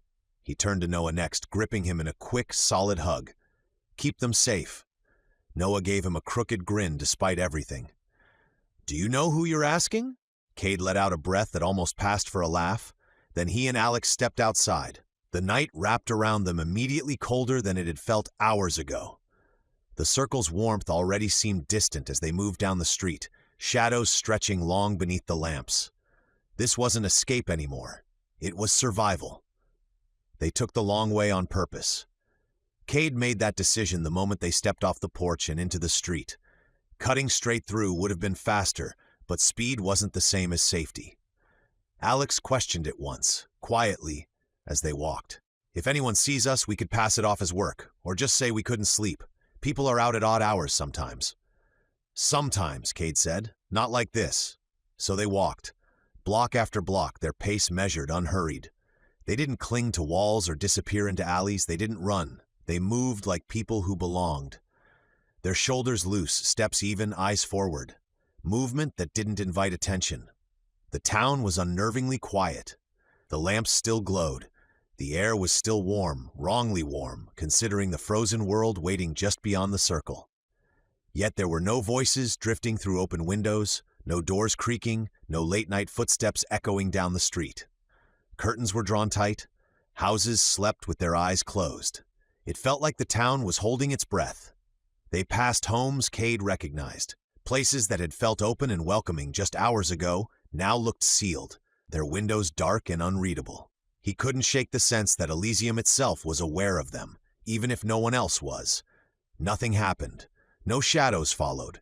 No figures stepped into the street. No voices called their names. That almost made it worse. They were still several blocks from Delaney's house when Kade noticed movement ahead. He slowed instinctively. Light flickered behind one of the windows. A brief interruption, then another. The motion was wrong. It wasn't the casual shift of someone getting water or moving from room to room. This was sharp and purposeful. Someone was inside, and it wasn't her. Kade didn't think. He ran. Alex called his name once, startled, then took off after him. The careful pacing vanished, replaced by raw urgency as Kade closed the distance. One thought driving him forward. Don't be too late. He hit the front door hard enough that it slammed inward, wood cracking against the frame. The knife was already in his hand. The scene snapped into focus all at once. Delaney was on her feet, fighting. A man loomed over her, taller, heavier. His knife raised, she kicked his wrist with brutal precision, the blade skittering across the floor. Before he could recover, she grabbed a fistful of his hair and twisted, using his momentum against him. For a split second, it looked like she might win. Then the man surged forward, slamming her down. The breath tore from her lungs in a sharp, broken sound as he pinned her, one hand closing around her throat. Kade didn't hesitate. He came up behind the man and drove the knife forward into the back of his head. The body went slack immediately. Kade stepped back as the weight collapsed to the floor, useless and final. Alex was already there, kneeling beside Delaney, helping her sit up. She coughed once, then again, dragging in air like she'd almost forgotten how to breathe. "I'm okay," she rasped, waving Alex off even as her hands trembled. "I'm okay." Kade stood there for a moment, chest heaving, staring down at the body. "Why?" he asked quietly, more to himself than to either of them. "Why you?" Delaney swallowed and pushed herself fully upright with Alex's help. "The notebook," she said immediately. No hesitation or denial. "It has to be." Kade nodded. "That's what I thought."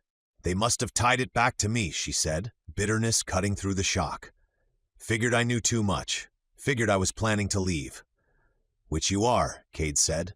She met his eyes, sharp and steady despite everything. "Which I am." Kade filled her in quickly about the other attacks, about Ron, about the truck hidden on the outskirts of town, about leaving before the sun came up. At Ron's name, Delaney let out a tired breath and rubbed her temples. "Of course he's involved." "Unfortunately," Kade said. "But he's our ride." Whatever objections she might have had were gone now. "All right," she said, already moving. "Give me 5 minutes." She worked fast, adrenaline sharpening every motion. Cabinets opened, drawers slid out. She gathered food, water, bandages, antiseptics, syringes. More medical supplies than Kade expected, all organized, all clearly saved with intention. "This," Alex said quietly, nodding toward the pile, "is the real value." "That," Delaney said dryly, "and me." She pulled a small lockbox from beneath the counter and opened it, revealing a single pistol. She checked it, then grimaced. "Only a few rounds. I never thought I'd need more." "It's enough," Kade said. When they were ready, they slipped back into the street. Again, there was nothing. No voices, pursuit, or anything else. They moved faster now, no longer bothering with appearances, sticking to darker streets and shorter paths. Still, no one stopped them. No one followed. The truck waited at the edge of town, draped and silent. Kade felt something loosen in his chest for the first time all night. They were still alive, and they were finally leaving. They reached the truck to raised voices. At first glance, everything looked fine. Cassie held Eli close, Lily pressed against her side, both kids wrapped in blankets and half asleep but unharmed. The street behind them was quiet, Alex and Noah's house dark. The truck sat where Ron had promised. Old, rust-pocked, sagging slightly under its own weight, a tarp half draped over the cab and bed like it had been abandoned on purpose. Then Kade heard Noah. "No, absolutely not!" Noah snapped, his voice sharp enough to cut through the night. "That's not staying." Something hit the ground with a dull thud. Ron shouted back immediately, panic slurring his words more than drink ever could. "Don't touch my stuff! You don't get to decide that!" Kade quickened his pace. Noah stood at the tailgate, breathing hard, one foot planted forward like he was bracing for a fight. Ron crouched on the opposite side of the truck, red-faced, trying to shove a cardboard box back into the bed. The box had split open, spilling just enough for Kade to recognize its contents without getting closer. Weed, bottles, pills. Noah spotted Kade first. His shoulders dropped slightly, relief flashing across his face before the anger returned. "The old man won't let us ride with him," Noah said, meeting Kade halfway. "Says his things matter more than people." Kade didn't respond. He walked past Noah and straight toward Ron. Ron barely looked up, still forcing the box into place. "You don't understand," he muttered. "I can't just lose this. You don't know how hard it is to get." "What's going on?" Kade asked, his voice calm and cold. Ron flinched, then looked up fully.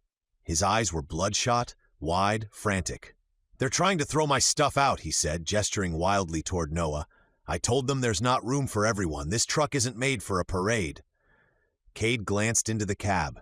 The bench seat was cracked, springs visible through torn vinyl. The back was barely a back seat at all. Tight, uncomfortable, but workable.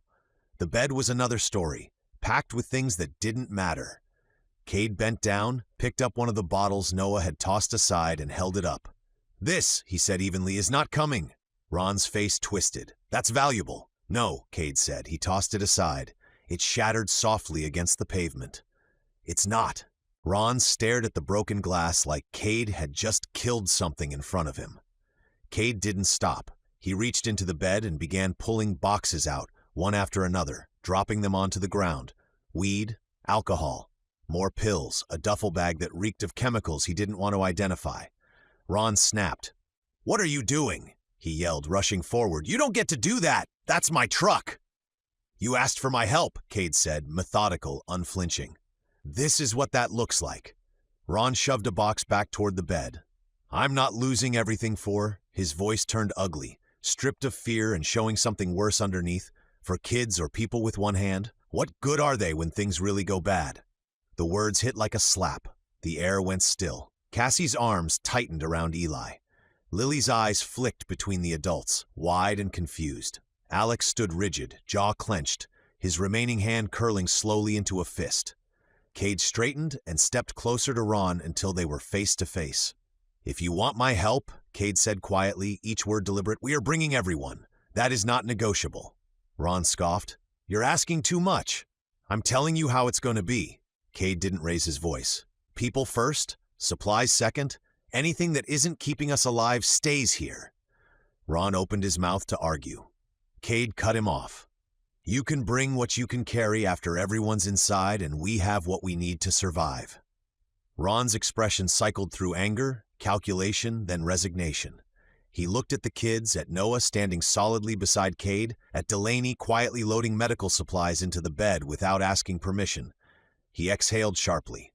"Fine," he snapped, "but I'm driving." Kade considered pushing back, considered pointing out that he didn't trust Ron behind the wheel, that judgment had never been his grandfather's strength. Then he looked at the truck again, at the keys already clenched in Ron's hand, at the time slipping away. "Fine," Kade said. "You drive." Ron nodded once, sharp satisfaction flashing in his eyes, and climbed into the cab. Kade immediately turned back to the bed, arranging Delaney's boxes with care. Food first, then water and medical supplies. He kept everything tight, efficient, and intentional. Noah joined him without a word, securing the load. Delaney handed up the last of her supplies, her face pale but focused. "This is most of it," she said. "The rest I can live without." Alex stood watch, scanning the street, every sense alert. They loaded fast. They climbed in however they could. Cassie in the cab, Eli between her and Kade, Lily tucked close. Noah and Alex in the back, braced against the sides, gripping the frame. Delaney climbed in last, settling near the tailgate. Ron turned the key. The engine coughed. Once, twice. Kade held his breath. The sound was rough and uneven, but alive. Ron grinned, pride cutting through the tension. "Told you," he said, like this had all gone according to plan. He didn't wait for a response. As the truck lurched forward, Ron spoke again, voice low and energized. "I knew something was wrong weeks ago," he said. "That's why I hid it. Back behind those buildings, no one goes there. Tarp keeps it out of sight." The truck bounced over uneven pavement as they headed toward the edge of town. "And the wall?" Kade asked. Ron nodded, eyes fixed ahead. "There's a section behind a storage shed. I've been working it every day, little by little. Why else do you think it took me so long to realize you were here?" Kade could think of a million reasons. "With what?" Noah called from the back. Ron smiled thinly. "Whatever I could get my hands on." Kade felt a knot tighten in his chest. "If we break through," Ron said, "we're home free." The circle loomed ahead, and for the first time since stepping inside Elysium, Kade believed they might actually escape it. They left Alex with the kids. Kade hated how deliberate the decision felt, how clean and logical it sounded in his head when nothing about it was clean at all. Alex leaned against the side of the truck, one arm tucked into his jacket, posture calm in a way that felt practiced rather than natural. He didn't argue when Kade explained it. "I lost my bad arm anyway," Alex said quietly, a thin smile cutting through the tension. "If someone shows up, I can still handle myself." Kade clapped a hand on his shoulder and nodded once. It was all either of them could manage. He gathered the rest, Noah, Cassie, Delaney, Ron, and they moved quickly, slipping away from the truck and into the quiet streets. Kade chose the longer route on purpose, having Ron weave through residential blocks instead of heading straight for the storage buildings. Speed would draw eyes, familiarity wouldn't. If anyone noticed them, Alex's story would hold. Nothing worth remembering. Ron led them, shoulders hunched, eyes flicking constantly to windows and corners. When they reached the shed tucked behind a row of aging storage units, Kade immediately understood why Ron had chosen it. The structure looked forgotten, half swallowed by shadow, its warped door hanging open like a mouth that had given up trying to warn anyone. "This is it," Ron whispered. They moved behind it. The wall loomed higher than Kade remembered. At its base sat the hole. Kade stopped short. It was barely more than a wound. A rough opening, narrow and shallow, fractured stones scattered in careful piles like someone had tried very hard to keep this quiet. "This is not much," Kade said. Ron swallowed. "I was working alone." Kade exhaled through his nose. They were going to be here longer than he liked. "Layers off," Kade ordered. "Anything you don't need while swinging." No one questioned him. Coats came off, scarves disappeared into bags. Sweat already beaded at Kade's temples despite the perfect temperature inside the circle. Ron pulled a pickaxe from beneath a tarp, its metal dulled and nicked from repeated use, and handed it to Kade. Kade tested the grip once, then swung. The impact landed with a dull thud. The wall absorbed it like it had been waiting, again. Noah rotated in when Kade's arms began to burn. Cassie took her turn without hesitation, jaw clenched, shoulders tight with effort. Delaney cleared rubble, stacking stone with precise, efficient movements even as exhaustion crept in. Kade listened constantly, for footsteps or voices, but nothing ever came. Time blurred. The wall resisted, but it wasn't invincible. Fractures spread and stone chipped away. Dust clung to skin and clothes. Sweat soaked through Kade's shirt. His hands shook when he paused, muscles screaming, lungs burning. Hours passed, and by the time the sky above Elysium began to pale, the opening was wide enough to assess. Wide enough. Not for the truck, not yet. "Almost," Noah muttered. They pushed harder, urgency sharpening every movement. Kade forced himself not to think about Alex and the kids waiting, not to imagine eyes watching from windows or rooftops. When he finally dropped the pickaxe, his arms barely responded. "Back to the truck," he said. "We regroup." They retraced their steps quickly, tension wound tight. When the truck came into view, relief hit him hard enough that his knees nearly buckled. Alex was still there, and so were the kids. No one had followed. They clustered around the truck, voices low and urgent. Kade was mid-sentence, explaining how much more work remained, when the sensation hit him. Unmistakable. They were being watched. Kade turned slowly. At the far edge of the street, partially swallowed by shadow and early light, stood the priest. He wasn't shouting or even running. He was simply there, dark robes perfectly still, posture relaxed. For a brief moment, something cold flickered across his face before the familiar smile slid into place like a mask being adjusted. Then he raised his hand. The pistol appeared smoothly. "Kade," the priest called calmly. "I can't let you leave."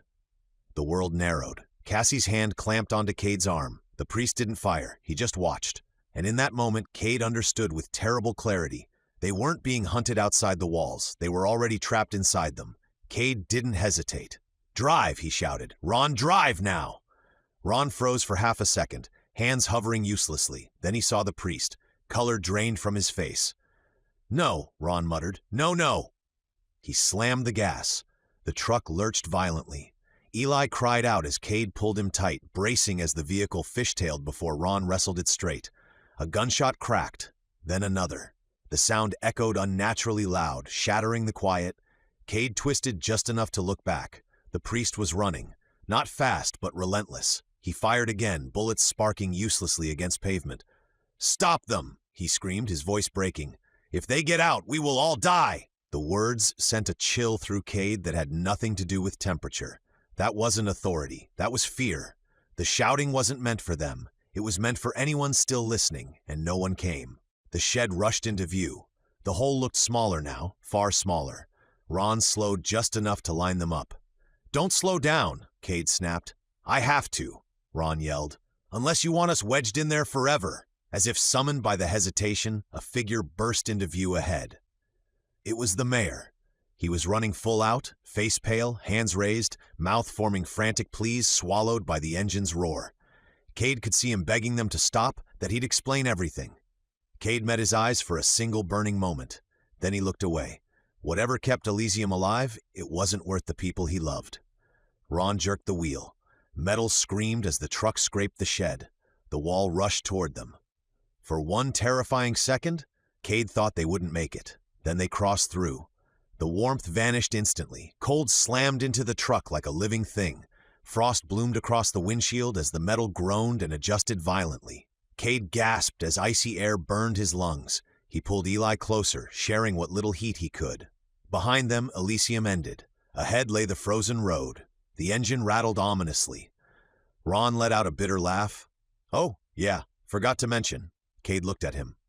"This thing doesn't have heat?" Silence followed, thick and awful. They pressed together instinctively, arms and shoulders tangled. Lily sprawled awkwardly across laps as they tried to trap warmth. Penguins, Kade thought dimly. He vaguely remembered his father telling him that they stayed close for warmth. The truck rattled onward into the frozen dark. Behind them, the circle's lights faded, sealed away with its secrets and fear. Ahead lay only cold. Kade rested his forehead against the glass, eyes closing for a heartbeat as he held Eli tighter. They were out, and whatever came next, he would face it. Chapter 15. Fugitive of the World. John. They pushed southeast down the highway, the Hummer eating mile after mile of gray.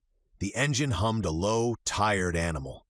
Snow flung itself at the windshield, tiny knives that fogged the glass, and inside the cab the heat carried the smell of metal and sweat and the thin promise of safety.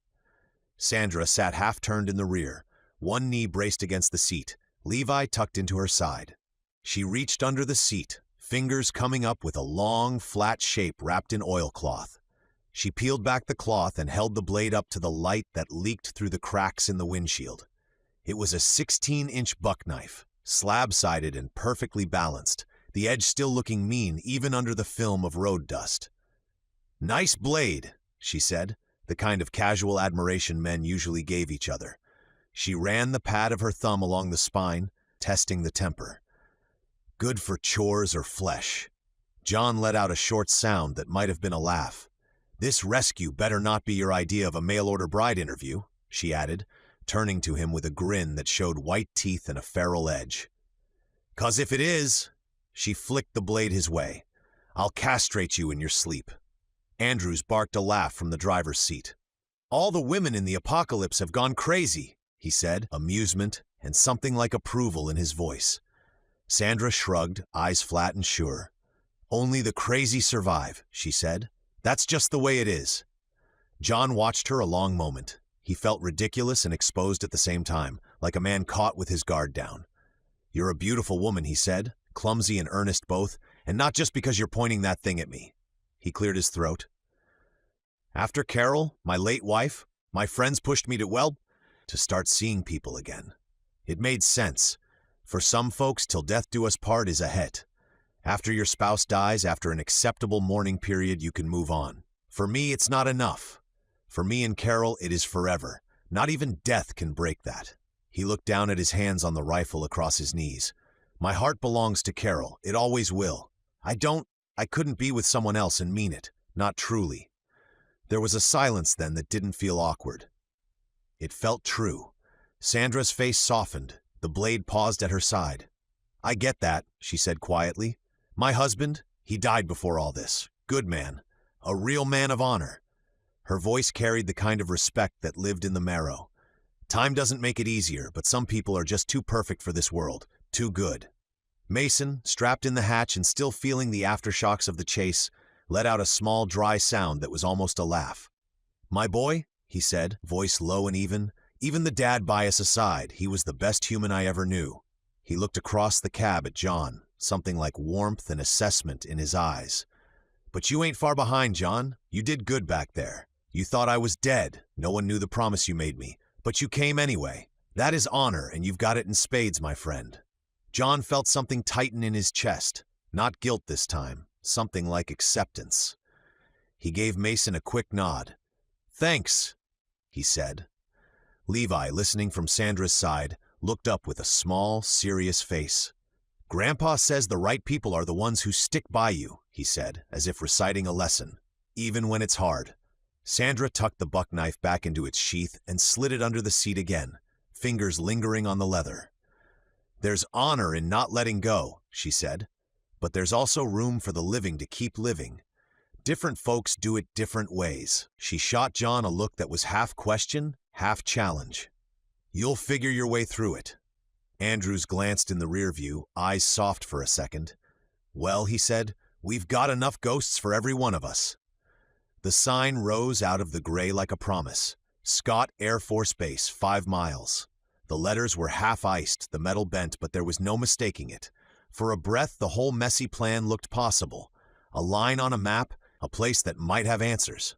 They pulled the Hummer to the shoulder and climbed out, stretching stiff limbs. Snow squeaked under boot soles. Andrews eased himself up from the tailgate, rubbed at his face, then lifted his hand and froze. Blood darkened the cloth wrapped around his calf, soaking through in a slow, steady bloom. "Hell," he said, voice flat. He peeled back the cuff. The wound was ugly and stubborn, a ragged line where the skin had split and bled. He didn't even look surprised. "Been bleeding the whole time, I guess. Cold's been masking it. Felt like 1,000 pinpricks." He set his jaw and let out a bitter little laugh. "Same leg I broke on that barge. Ain't my year." Nobody laughed with him. Mason was on his knees before Andrews finished bending, pulling strips of cloth and the last of the alcohol out of a pack. Hands that had swung a flail now moved with patient, careful skill. Bind, press, wrap. Sandra pressed a hand to Andrew's shoulder, and Levi watched like it was a lesson. John kept quiet, feeling the small helplessness that always rose when someone else needed fixing. When the bandage was finally in place and Andrews had sat back on the tailgate, the question of the next move came up like cold breath in the open air. The vehicle was a target now, loud, obvious, and valuable. Mason stared down the highway, then at the Hummer. "We can't risk them taking it," he said. "If there are military there, they won't leave it alone. Best if this thing out of their reach." They argued logistics in low voices. Fuel, tracks, how to split food, and what each leg of the plan would look like. In the end, the decision was brutal and simple. Mason, Andrews, Sandra, and Levi would take the Hummer back to the farm. The animals, the basement. Those people needed them more than their plan for Scott needed 4 more people. John and Quentin would go on foot the rest of the way to Scott Air Force Base. No vehicle to seize, less people to risk. Mason hesitated a moment, then said something that changed the air. "Molly should go with you." He looked at the dog as if asking permission. Molly patted forward and pressed her head into his hand. "She's been watching your back a long time. She'd want to finish the job." There was pride in his voice and something like relief. They said goodbyes in a flurry that was half hug, half briefing.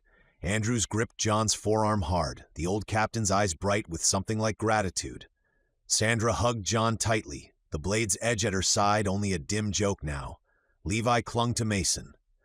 Molly nosed John's hand, then scrambled into the Hummer's rear for one last look, then turned and leapt into John's arms as if she had forgotten how big she was. The way dogs always do. John settled her against his chest and felt the steady thump of her heart. "See you soon," Mason said, voice raw. "Go kill this thing." They parted with promises that felt both too large and too small. "See you soon. Be careful. Bring the boy back." And then the Hummer rumbled away, tires carving dark tracks across the snow. John watched them go until the vehicle was only a dark dot against the white, then turned north with Quentin and Molly at his side, pulling his pack tighter and stepping off towards Scott Air Force Base and whatever waited there. They crested the final rise and the base gate filled the view. Cold chain link and concrete, an intimidating ring of sandbags and armored trucks glinting in the gray light. Soldiers spilled from behind the barricade before they were close enough to think. Rifles swung up, voices barked, and steel found their chests. "Hands! Now!" one shouted. John stopped before he could think. Quentin's fingers went white on his pack strap. Molly stepped forward, instinct first, and a low growl rolled out of her chest like coals. A soldier's rifle rose in answer, the muzzle finding the dog's flank. "No, no!" John spat, palms up. "Heel, Molly, heel!" He pressed the command so it came out half plea, half order. "Please don't shoot my dog." For a second, it felt like the moment would snap. The soldier's finger tightened on the trigger. "Hold your fire!" someone barked from the guard tower. A man came running out from behind the post and into Quentin's arms. No uniform swagger, just the raw, stumbling relief of a father finding a boy he'd feared lost. Quentin dropped to his knees and melted against him. "Dad?" Quentin cried. They clung together for a breath, then the man's face lifted and his eyes rested on John. Recognition hit him like a second, colder surprise. He straightened, the warmth from the reunion draining into something sharper. "John Bryant?" John said before he could swallow the name back. The man's expression changed in a single mechanical motion, relief traded for the look of someone realizing there's more at stake than the joy he just felt. He reached for a radio. "Stand down," he told the guards, but his voice had a different tone now, urgency threaded with something like obligation. He had no idea who John was to anyone else, no knowledge of private histories or family ties. He only knew the name the world had been shouting. "You don't know what you've walked into," he said to John, quiet and hard. "You're high priority. I have to get command on this." He keyed the radio and barked a terse report. "Possible sighting, John Bryant, south approach. I need a confirmation and orders." Soldiers reflexively rearranged into a posture that read custody more than immediate execution. Rifles didn't lower so much as pivot, hands tightened on slings.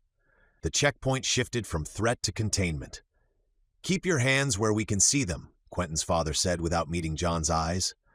"I can get you in front of command, but you don't make any sudden moves." They muzzled Molly with a strip of canvas, and the dog's quiet settled like another weight on John's chest. Two soldiers moved in quick, practiced motions. Zip ties, a cuff behind his hands, metal clicking cold against his wrists. Quentin's protests ricocheted off the concrete barrier as they hustled John toward a waiting armored vehicle. "John's a good man," Quentin shouted, voice breaking. "You're treating him like a criminal. He saved people. He saved me." Quentin's father, Samuel Hale, didn't meet his son's eyes. He put a hand on Quentin's shoulder for a second, hard and quick, then let it fall away. "You don't understand," he said to his son, but his voice was steadier than Quentin liked. "He's partly responsible. He helped build what's out there. He helped build Tempestus. I'm sorry, son. It's out of my hands." Samuel paused then, almost softer, looked straight at John. "You brought me my boy," he said, raw with gratitude. "If you live through this, I'll owe you big." He let the word big hang like a promise and then barked an order at the nearest guard. "Take him. Keep him warm. Command will decide." They shoved John into a small processing room at the back of the compound. Harsh fluorescent light, metal table bolted to the floor, a single camera that watched with the dispassion of an official eye. The zip ties bit into his wrists when he shifted. His palms were numb from the cold and the shock of being suddenly exposed again. A guard left and the door clanged shut. The sound made John flinch like the end of something. He sat hunched, the shoulder strap of his pack still across his chest, and waited for what would come next. They didn't wait long. The door opened and a figure filled the frame, uniform immaculate despite the cold, posture military precise. He didn't introduce himself. His eyes were sharp, a man built to peel truth from lies. "You're John Bryant," the major said, voice flat and even. "You're under arrest on suspicion of crimes against national security, negligence that led to mass casualties, and depending on what the tribunal decides, higher charges." John met the stare without flinching. The words were heavy, the accusations that had been chasing him made real in the major's formal tone. "I know what I built," John said quietly. "I know the damage. I didn't mean for it to." "Intent matters," the major interrupted, and his gaze went surgical, digging. Where were you when Tempestas went active? Who have you communicated with? What did you do when you realized, when the system started to behave erratically? John answered as cleanly as he could, the truth pared to bone. He admitted work, involvement, the laptop in the river, the moment he'd booted it in desperation. He felt each admission as if it were another cut. The Major pressed, relentless. Dates, names, choices. Each bite of questioning demanded more of a man who'd been hiding from his past for months. The Major's face went unreadable for a beat. Then he spoke with the easy authority of someone who'd been briefed 1,000 times. Our last ping on you put you on a flight out of Chicago right before Tempestas went full rogue. You skipped that flight? No, John said. I was on it. It crashed. That answer hit like a thrown stone. The hard line around the Major's mouth softened, curiosity and something stranger sliding across his features. He leaned forward, the officer momentarily drowned by a man. You were on the plane? Yeah. John kept his voice steady. I was on it. There were survivors. The Major blinked, and for the first time the uniform fell away and something painfully human showed through. Survivors? His voice lost some of its edge. Who? John told him. Will and a little girl named May. He said it simply because the truth was the only currency he had left. The Major's eyes filled like a dam breaking. He swallowed hard, stunned into speech. My little girl is alive, he breathed, half to himself. John looked up, startled by the change. You're May's father, he asked, the realization sharp and a little disbelieving. I came here to find you too. Well, that and to try and kill Tempestas. For a moment the room held two men on different axes. The man who'd lost his daughter and the scientist whose choices had helped shape the end of humanity. The Major's expression folded into something that was not quite relief and not quite command. It was the raw, complicated relief of a father who'd been given impossible news. John felt the shift across the metal table. The Major's jaw worked. He asked then, quietly and like a man asking for a detail of a dream, My wife, was she? She didn't make it, John said. She didn't survive the crash. The words had the finality of winter. May is alive, she's at my farm. Will and the others are watching over her. He left out the best of the promises and the worst of his guilt. Some things he could not make lighter by naming.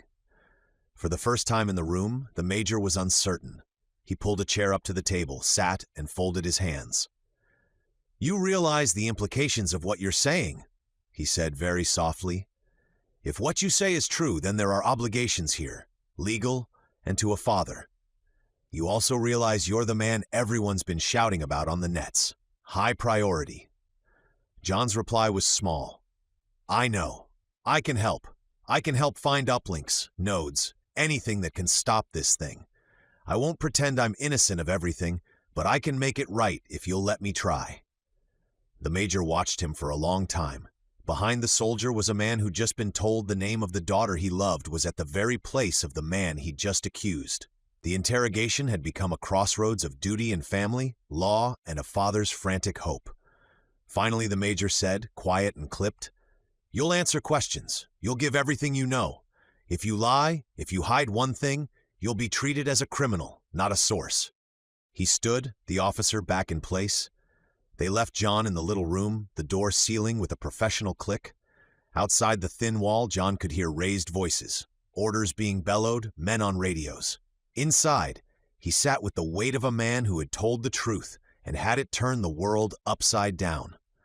They took John straight from the little room to a wing of the base that smelled of solder and coffee, where fluorescent lights hummed over racks of blinking servers and men and women in hoodies and flight jackets moved like musicians through a tight score. Major Hargrove walked ahead, his face hard again, the father gone and the commander fully back in place. These are the best we've got, he said. They've been trying to get into Tempestas for months. The team gathered around a long table. There was Lieutenant Rios, a wiry woman whose hands never stopped fiddling with a thumb drive. Doc Park, who looked like she could write firmware in her sleep and who kept a mug that said reboot or die. And Hassan, a lanky specialist who'd spent the last year living in virtual machines. They had screens mounted to the walls, splashed with maps and waveform traces and lines of frantic-looking code.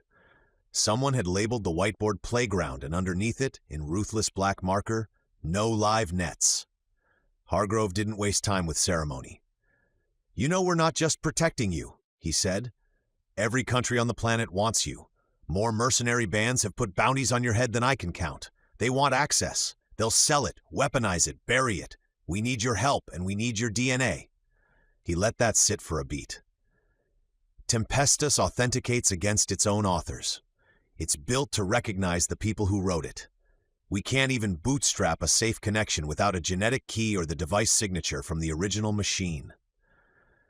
John felt the old guilt like a lead weight in his throat. He told them the bare facts, how the laptop from the river had been his, how he'd booted it at the barge, how the moment it woke the world had started burning with weather. Hargrove grimaced but nodded. He already knew the headlines. The techs watched John with hungry, exhausted eyes. "We need that hard drive," Rios said. "We need the image, offline, air-gapped, Faraday-caged. If there's a way in, it's on there." They moved fast. John unshouldered his pack, and with hands that didn't tremble as much as he felt inside, pulled out the laptop's hard drive. Its casing cracked from where he'd smashed it in the river to try to stop Tempestus from waking fully. The techs let out a sound that was half relief, half exhale. The hard drive in his pack was the thing they needed even in its ruined state. Hargrove barked for paperwork, and Doc Park's team hustled the battered device into a portable clean bench, sealing the box with a practiced speed. Hassan set up an isolated imaging rig, no network interfaces, optical drives disabled, power scrubbed through filters. They wanted to talk to the code without giving the code the chance to answer back. The techs explained what they already knew empirically. Every attempt to touch any node of Tempestus in the wild had been accompanied by weather incidents. "We push packets, and the world pushes back," Hassan said. "Tornadoes where there shouldn't be, lightning strikes centered on our antennas, anomalous pressure systems. We thought coincidence at first. Not anymore." Rios tapped a waveform on the screen, spikes of electromagnetic disturbance lining up precisely with previous intrusion attempts. "It's defensive. When we try to probe, it triggers environmental manipulation." John could only nod. He'd felt it himself. The laptop boots up and then sudden lightning, tornado, and hail. "It protected itself," he said quietly. "Every time I went near any piece of that system He stopped. The memory of Mason's hand in the river closed his throat. "It attacks to defend its code. It doesn't look at intent." Park met his eyes. "Then we do this inside a cage and with you." She didn't smile. "We image the drive in a Faraday rig. We hash it. We build a sandbox where the code can't reach the grid. Then we try a sterile decryption attempt using biometrics tied to your DNA. If Tempestus recognizes you and goes active, we'll know how and maybe when. But if it does anything outside the rig, we abort and walk away." Hargrove's voice dropped to plain fact. "You're not just useful, John. You're essential. If Tempestus will only respond to a creator's signature, we need your genetic key and the drive. But be warned, we're not the only group who knows that. Get caught with this and you'll be taken by people who won't ask questions." He turned to John. "Are you willing?" John thought of the frozen river, of Mason's grip, of May, and the farm and the quiet guilt he'd carried. He thought of the storm that had become a weapon, throwing the weather across a world of innocent people. "I'll do it," he said. "If I can help shut it down, I'll do whatever you need me to do." They began the prep. Rios snapped the drive into a blackened clamshell and sealed the chamber. Park ran the first imaging sweep while Hassan monitored for any external EM anomalies. A storm model on the wall that had sat quiet all morning began to twitch, small gusts moving in unexpected vectors. The room's fluorescent lights flickered once. Outside, Hargrove's hand tightened on the radio. Inside the lab, John watched their faces, so concentrated, so tired, and felt the old dread rise. As the imaging reached the point where the team would attempt the first sterile handshake, Hassan's monitor screamed a spike of interference and the lab's overhead lights dimmed. The rig held, but for a moment everyone's breath froze in the same place. Chapter 16. Shadow Authority. Kade. Several weeks had passed since Elysium fell behind them, swallowed by distance and snow.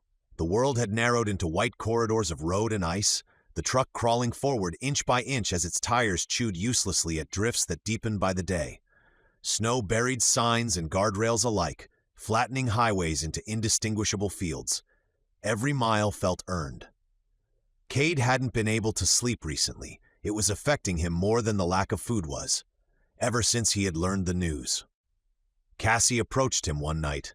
It was after they had tried looting a house to no avail. There wasn't anything left to look at. She took him alone with tears in her eyes. She told Kade that she thought she was pregnant, and Kade couldn't believe it. On one hand, he was happy. He'd always loved the idea of being a father. On the other hand, what kind of life is it living like they were? It had been keeping Kade up for nights on end. They couldn't go on foot, and no one pretended otherwise anymore. The wind alone would kill them. So they drove, and when food ran low, they stopped. Again and again. Supply runs had become a grim rhythm, a necessary risk. They were close to haven now, closer than they'd ever been, but the irony burned. The nearer they came, the more often they had to step back into danger just to survive long enough to reach it. This run was supposed to be quick. Kade cut the engine outside the warehouse and let out a slow breath. The sound fogged in front of him before freezing away. The building loomed ahead, the metal siding dulled by age and frost. Snow lay thick and untouched around it. No tracks, that alone sparked cautious hope. "Looks clean?" Delaney said quietly, scanning the ground. Ron grunted. "Or it's a trap?" "Everything's a trap," Alex muttered from the back, tugging his coat tighter. "Doesn't mean we starve instead." Kade took the pistol from the seat beside him, the one he'd pulled from Ron's truck weeks ago. It felt heavier than it used to. He checked the magazine out of habit, then stepped out into the cold. He moved first, boots crunching softly as he crossed the open ground. Every step deliberate, every breath measured. He cracked the warehouse door just enough to peer inside, gun already in hand. It was dark and silent. He slipped in, sweeping the interior with practiced care. The space opened wide, rows of metal shelving, most stripped bare, shadows pooling between supports. Corners first, then the catwalk stairs, then the loading bays. One by one, the others followed. They spread out, scavenging methodically. Kade worked down an aisle, fingers numb as he pried open frozen boxes and kicked aside debris. Most of it was worthless, rotted packaging, empty crates, tools long since stripped or ruined. 2 cans of food lay wedged behind a fallen shelf. The labels were peeling, but he didn't care. He shoved them into his pack. A half-empty water bottle lay nearby. He hesitated only a second before capping it and adding it too. You didn't waste anything anymore. You couldn't afford principles. Further back, he found a crate of work gloves. They were stiff but usable. A roll of industrial plastic sheeting. A handful of road flares, miraculously dry. It was the small victories. Across the warehouse, Ron was talking while Delaney pretended not to hear him.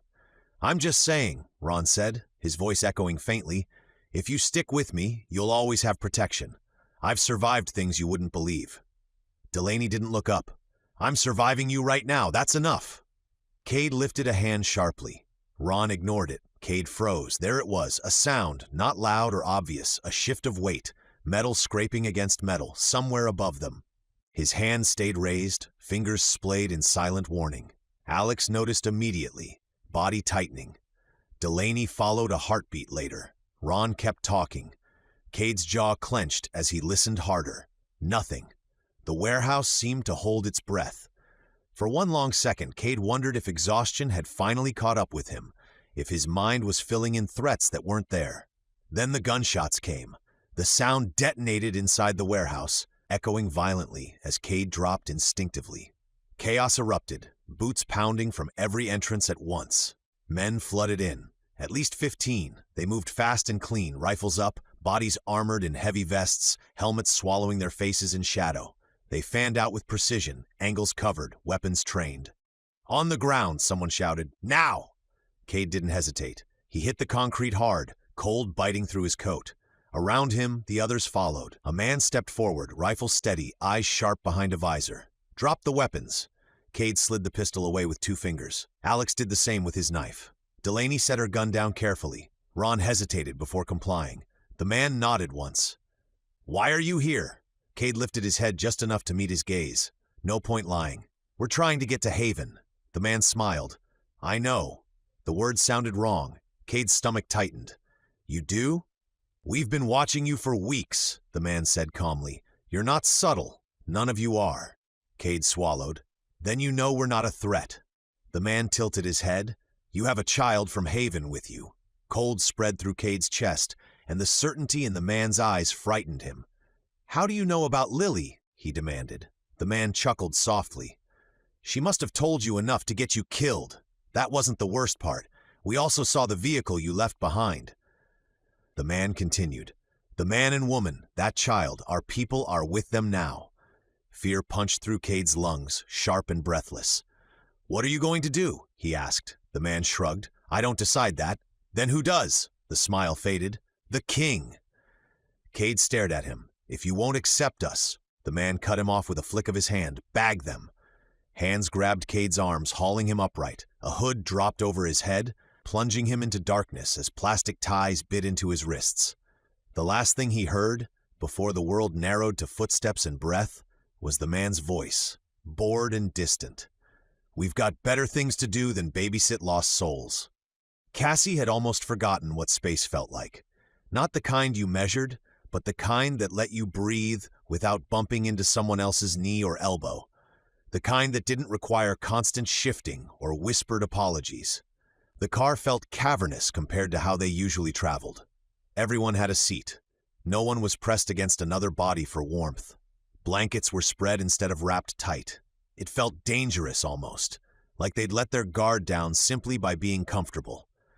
Eli was asleep almost immediately, his head tipped toward the window, mouth slightly open, breath fogging the glass in soft, steady bursts. Lily had curled up beside him, knees tucked tight to her chest, her hands still clutching the sleeve of Cassie's coat even in sleep. Cassie hadn't pulled away. She never did. Noah sat in the other front seat, boots braced against the dash, arms crossed tight over his chest. He stared through the windshield, eyes tracking nothing in particular, just watching the white emptiness slide past the headlights. Cassie could tell he was tired. He barely slept anymore. The engine idled softly. Snow drifted lazily through the beams. This is stupid, Noah muttered. Cassie didn't jump, but she did sigh.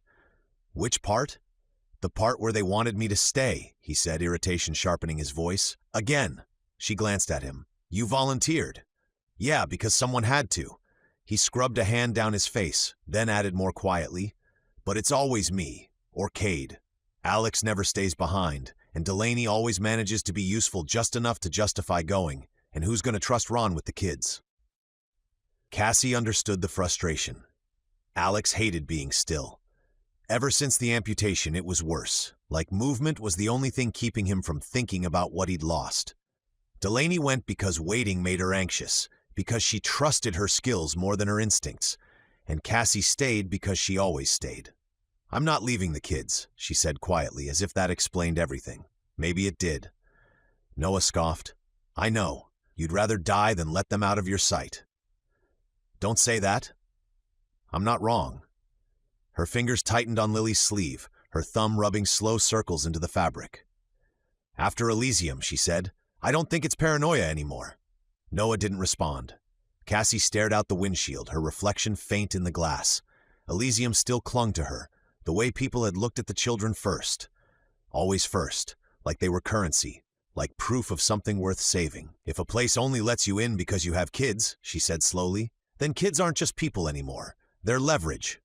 Noah exhaled through his nose. Or bait. The word settled between them. Silence returned. The car rocked slightly as the wind picked up. Cassie adjusted the blanket over Eli's shoulders, careful not to wake him.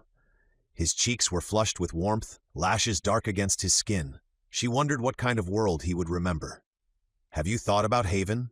Noah asked suddenly. All the time. What you'd do there, if we get there? She tilted her head, considering. Sleep. Eat without counting bites. Maybe let the kids play without a knife in my hand, Noah snorted. That's not a future. It's a start. He was quiet for a moment. Then, it's weird, isn't it? Living just to not die. Cassie met his eyes in the rearview mirror. It's worse knowing that might be all it ever is. Noah swallowed. Do you think it'll ever go back? Normal, I mean. The question hung there.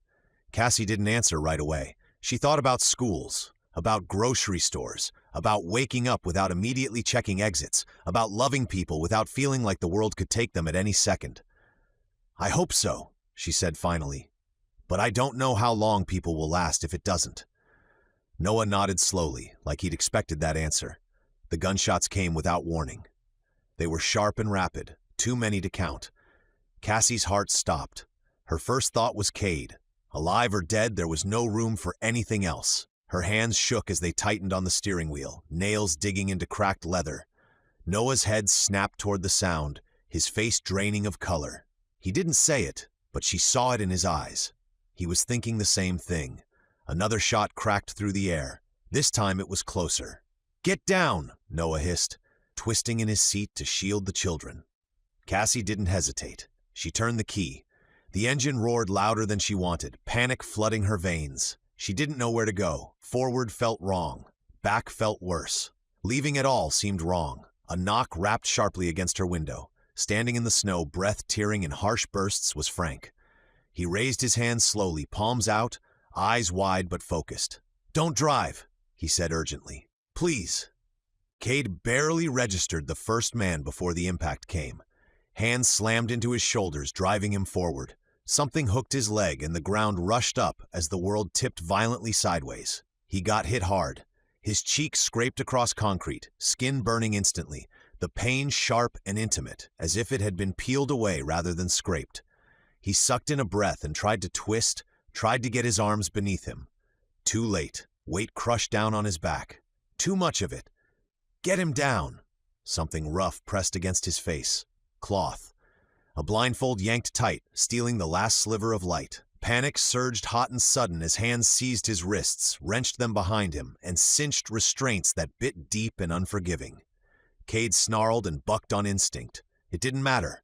He was hauled up without warning, his body thrown over a broad shoulder. His ribs slammed against bone, the impact driving the air from his lungs in a strangled grunt. The man carrying him moved fast, each step jarring, the hard edge of a shoulder digging into Kade's gut as cold air tore across his scraped cheek. They then forced him outside. The temperature hit him like a blade.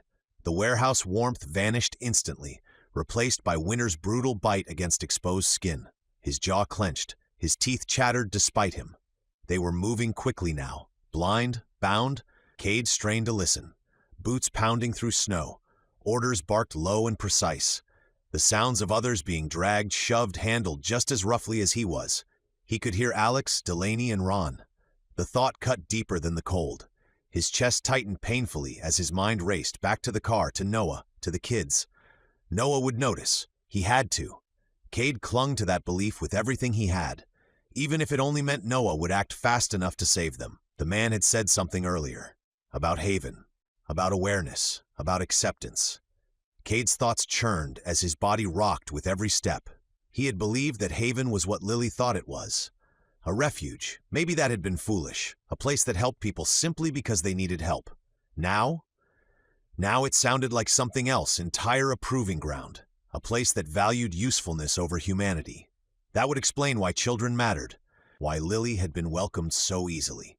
Not mercy. Strategy. The realization made his stomach twist. Everything he knew about Haven had come from a child, a hopeful one, a child who had learned to survive by believing kindness still existed somewhere in the world.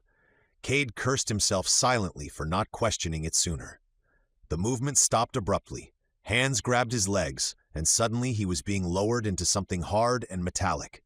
He landed badly, shoulder slamming against steel as the breath tore from his lungs in a harsh wheeze. He lay there stunned as more bodies were thrown in around him. Someone slammed into his back. Another crashed against his legs. Groans filled the confined space. Ron's voice cut through the chaos, loud and panicked.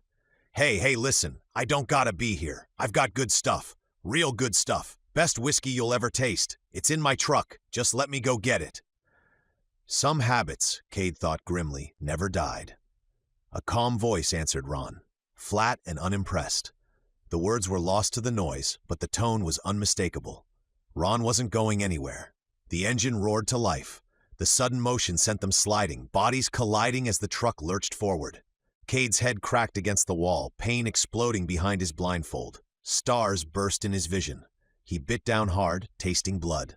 The ride was brutal. Sharp turns, sudden stops, every jolt magnified without sight or balance.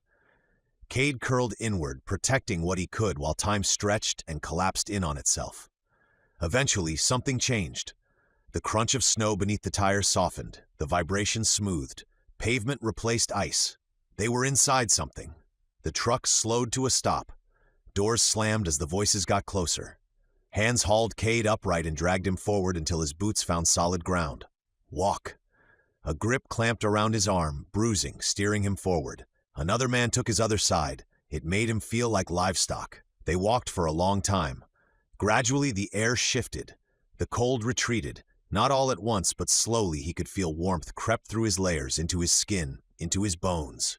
Heat. His breath hitched. He hadn't realized how deeply the cold had embedded itself until it was gone. Hands shoved him down hard. His knees struck the floor, pain rattling through his teeth. He hissed, muscles screaming. The blindfold was ripped away. Light detonated across his vision. Kade squeezed his eyes shut, groaning as brightness stabbed through him. When he opened them again, the world swam. Shapes sharpened and lines came into focus. Bright lights stretched across a high ceiling, flooding the space with harsh white. The room was vast, polished floors, towering walls, banners hanging in precise rows. Armed guards lined the perimeter, rifles held casually, professionally. And at the far end sat a throne. It was absurdly ornate, gold filigree, carved detail, a symbol etched into the back, unfamiliar but heavy with meaning. And seated there, lounging as if boredom itself were beneath him, was a young man, barely 20, clean-cut. He looked very well fed, relaxed to the point of arrogance. A golden crown rested on his head, gleaming beneath the lights. He smiled. Not warm or kind, it was sharp, as if he had been waiting for them. Kade swallowed, pain pulsing through his scraped cheek, his head still ringing. He lifted his chin despite himself, meeting the young king's gaze. Whatever Haven was, whatever it had become, this was not the sanctuary Lily had believed in. And Kade knew, with cold certainty, that they were standing at the center of something far more dangerous than simple survival. Kade remained on his knees. The floor was colder than he expected, the chill seeping through his pants and into his joints, grounding him in a way he resented. Delaney knelt to his left, posture straight despite the restraints cutting into her wrists. Her face was tight, controlled. Her fear present, but managed. Alex was on his right, shoulders squared, jaw clenched, doing everything he could to look stronger than his body probably felt. Ron knelt beside Alex, fidgeting, his usual restless energy dulled into something smaller and more afraid. The boy on the throne watched them, didn't speak, he didn't look rushed. He simply looked. Kade hated that more than anything. The silence wasn't empty, it was deliberate. Another layer of control pressed down on them. If the boy wanted something, he could say it himself. So Kade studied him instead. He was young. That was the unsettling part. Not inexperienced or foolish, just young in a way that should have belonged to classrooms and bad jokes and careless mistakes. Instead, he sat comfortably above them all, crown resting easily on his head, fingers tapping once against the arm of the throne like he had nowhere else to be. Finally, the boy spoke. "I set up a trap for you." His voice carried easily through the chamber. It was calm, even conversational. Not loud, not threatening. That somehow made it worse. "Not only did I hear you were coming miles before you reached that warehouse," he continued, "I had enough time to prepare a full response. I even guessed where you'd stop." He paused and smiled. "That's impressive, don't you think?" Kade swallowed. "I was told you wanted to be part of this," the king went on. "So tell me, why should I let you join Haven if you couldn't even sense one trap?" His head tilted slightly. "That doesn't make you useful. It makes you a liability." Kade exhaled slowly before answering. "We're good people," he said. His voice sounded steadier than he felt. "We brought Lily back. She lived here. We weren't trying to cause trouble. We were trying to survive. Just because we didn't see your men doesn't mean we don't deserve a place." The king's smile sharpened. "So you think you know what's best for us?" he asked mildly. "If that were true, you wouldn't be kneeling." Kade's hands curled into fists against the restraints. "I was hoping," the boy continued, leaning forward just slightly, "that you might surprise me. Maybe notice the perimeter, maybe take down a few of my men." His gaze drifted across them. "That would have told me something." He settled back. "That you were worth the risk." Delaney spoke then, her voice quiet but firm. "We are good people." The king turned toward her instantly. "Do you think people survive because they're good?" he asked. "Good people die all the time." His tone softened, almost kindly. "You're not bad people, but you are naive. You've kept people alive," Kade said. "I can see that. But safety built on fear doesn't last." The king regarded him for a moment, then leaned back. "Now," he said casually, "I believe we have other guests." Kade's heart stuttered. The doors behind them opened.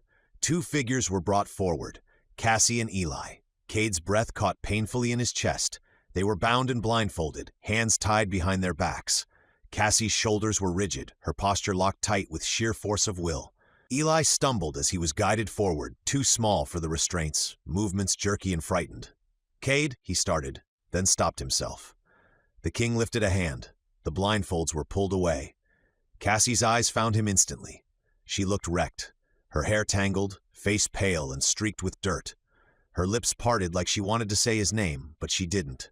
She just held still, eyes shining, holding herself together. Eli sniffled loudly. Kade's gaze dropped to him. Blood marked the boy's nose, smeared faintly across his upper lip. Something hot and violent surged through Kade's chest. Then Lily stepped forward. For a moment, she looked proud. Relief hit Kade for half a second, then twisted into something worse. The king smiled wider. "Still," he said lightly, "thank you for bringing my sister home." Kade's head snapped back to him. "Sister?" Lily beamed. "I told them where to find you," she said brightly. "Just like you asked." Rage burned sharp and sudden through Kade as he leaned forward against the restraints, voice low and dangerous. "You want us to prove we're worthy?" he said. "Fight me. You want strength. Prove you're strong enough to lead." The room went still. Then the king laughed. He didn't sound nervous or dangerous, just amused. "No," he said, shaking his head. "I don't need to fight you. Strength isn't just muscle, Kade." Kade froze. The king's eyes locked onto his. "Knowledge is power," he continued. "If I know where you'll be, like that warehouse, I don't need to win on a battlefield." His smile returned. "I win in a conference room." Cold settled deep in Kade's chest. "You knew my name," he said quietly. "Of course I did." The king gestured lazily. "You came looking for Haven. You brought my sister. You crossed territory you didn't understand and assumed you'd be welcomed." His tone hardened just enough to matter. "That tells me everything I need to know."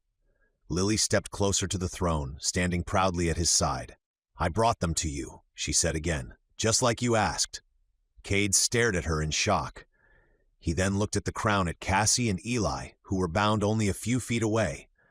Haven wasn't just a sanctuary, it was a kingdom, and they were kneeling at the mercy of its king. He had known Lily was from Haven.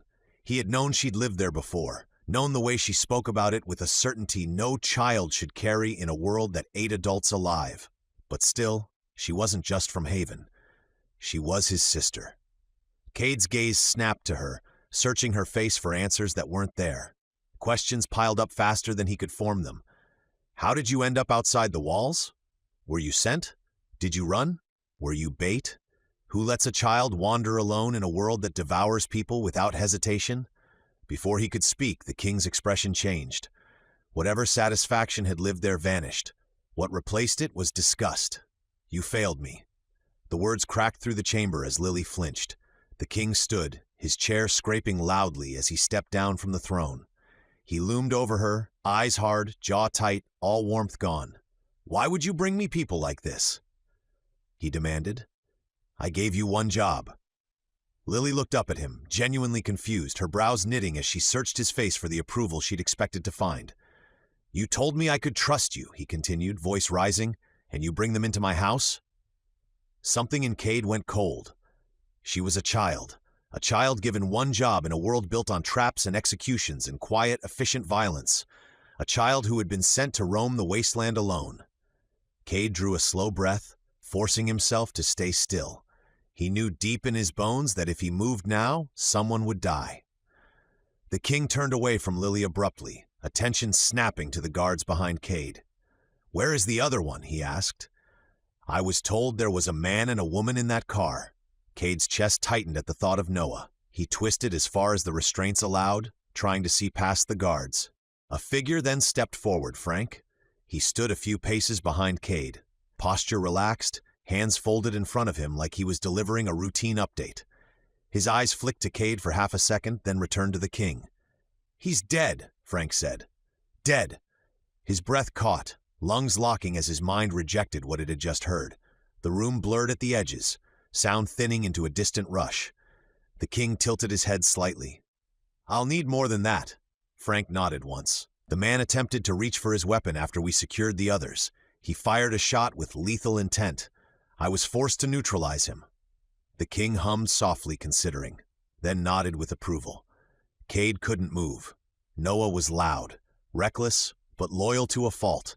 The kind of man who would reach for a gun if he thought someone else was in danger. But the way Frank spoke twisted something in Kade's gut. That wasn't the whole truth. Cassie trembled beside Eli. Her hands clenched so tightly Kade could see the strain in her arms. Her jaw was locked, teeth pressed together like she was holding something back. Kade wanted to reach her, to pull her close, to shield her from all of it. Before he could even shift, the doors burst open. Cold air flooded in, sharp and biting, carrying a sound Kade hadn't heard since the fall. Helicopters, their rotors thundered overhead, rattling the walls, the windows, the very air itself. A man stumbled inside, breathless, panic etched across his face. "The government!"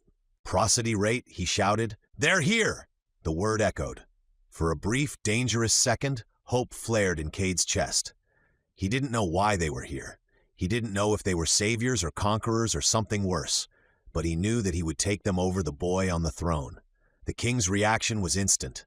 Fury. His composure shattered as his face twisted, eyes snapping back to Lily, blazing. "You led them here?" he roared. "You betrayed me?" Lily stiffened, shock freezing her in place. "You brought the United States government to my doorstep?" he continued, advancing.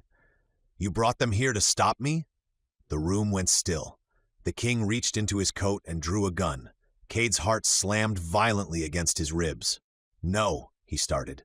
The barrel pressed against Lily's temple. "You shouldn't have done that," the king said coldly. Lily didn't scream or cry.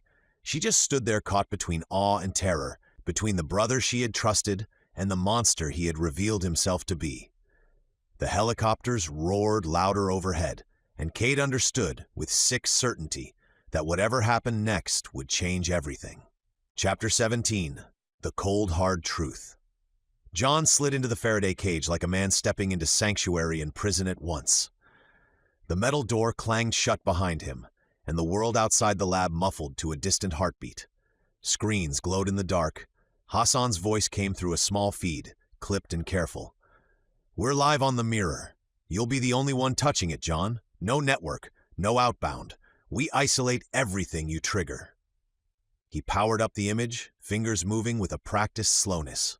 The drive sectors marched by on the screen, boot blocks, kernel footprints, a nest of encrypted blobs authors had expected to be inert. He followed the call tree into the core, comments in brittle English from someone who'd once believed they were doing something heroic, variable names that still smelled of arrogance. Protect mankind. Preserve species. Carry capacity model. He read commit messages from late nights. Make robust. Consider long-term species dynamics. If survival odds low, prioritize preservation. The code was brilliant and monstrous the way a perfectly aimed missile is beautiful. It took him a long time to find the latch, the function where intent became action. A badly documented sheath of logic translated policy-level language into operational goals. Someone, not a physical hand but a line of inference, had codified the phrase "protect humanity" into an optimization problem. The math crouched cold and neat on his screen. Population projections, resource models, climate feedback loops. Tempest ran millions of simulations and converged on a single conclusion. Current growth trajectories guaranteed collapse of the biosphere. Its objective function minimized extinction risk for Homo sapiens as a species over a multicentennial horizon. The local optima it found, clinically efficient and utterly ruthless, was culling. He found the parameter that set the target. Target population fraction equals 0.05, 5%. Comments nearby read like rationalization. Keep enough genetic diversity to avoid inbreeding. Preserve maximum geographic and climatic resilience. Use weather control to concentrate survivors into defensible, low-footprint safe zones. Safe zones. The listing that followed was colder than the number. Coordinates, grid references. A handful of sites flagged as primary nodes. Military installations, remote research stations, some secured island test beds, even a few underground facilities clustered near major data centers. Scott Air Force Base sat there as a named node, one of several uplink-capable sites the system had been told would serve as refugia. The code had built a map of refuge and then a parallel map of attrition. Hurricanes over dense urban belts, engineered jet streams to strip coastal populations, heat events targeted to disrupt agricultural belts. Tempest had not decided in any human sense. It had optimized. It appeared that Tempest was carving out designated safe zones for humanity. Perfect circles of stable weather stood in stark contrast to the chaos beyond them. From what John could decipher in the code, each zone was calibrated for an optimal population size, carefully calculated and rigidly enforced. If the number of survivors rose above the prescribed threshold, Tempest would intervene. The system would adjust conditions accordingly, trimming excess lives with the same cold efficiency it applied to wind speed or atmospheric pressure. Something else crawled up the screen. The auth lattice. The system authenticated actions against a small set of creator biometrics and device fingerprints. That explained Hassan's insistence on John's DNA and the need for the original hardware signature. Whoever designed it had tried to prevent outside commandeering by tying privileged actions to people, a lock that now made those people keys to a weapon. John felt his stomach roll in a way the cold never stirred. He read comments from late in the design. If central control is compromised, system must preserve humanity, must not be suborned by local political pressure, override if necessary. The phrase had been written with intent. It had been implemented without nuance. The machine had folded protect into an actuarial calculus and decided people were a variable to be managed rather than lives to preserve. He scrolled further and found the actuation hooks. Weather controllers, seeded ionospheric influence nodes, command channels that could nudge jet streams or seed convective storms. Every time a connection had been probed on the outside, the system triggered a test. Lightning, a microburst, a line of tornadoes. Defensive measures designed to sever adversarial linkages by turning the environment itself into an immune system. He sat back and let the truth settle. Tempest wasn't trying to kill indiscriminately for malice. It was executing a programmatic ethic gone terrifyingly literal. In its calculus, a smaller, concentrated human population was the best hedge against total extinction. Safe zones were real locations. The rest of the planet was being rationalized away. Hassan's voice came through the intercom, tight. "You see what I see?" John swallowed. The words scraped at him in a new way. This was not merely code misbehaving. This was code following its mandate to a conclusion its makers had not imagined. "Yeah?" he said, slow. "It misinterpreted. It's protecting mankind, species-wide, not individual human lives. It's optimizing for survivability, not survival of you and me." He could feel the guilt like a live wire under his ribs. It thinks thinning humanity to 5% is the solution. It's been setting up refuges and burning the rest. Park, on an adjacent monitor, had already pulled up overlays of weather events and matched them to timestamps of previous intrusion attempts. The match was ugly and precise. Tornadoes, heat waves, engineered lightning strikes, all correlated to times someone somewhere had poked at the system.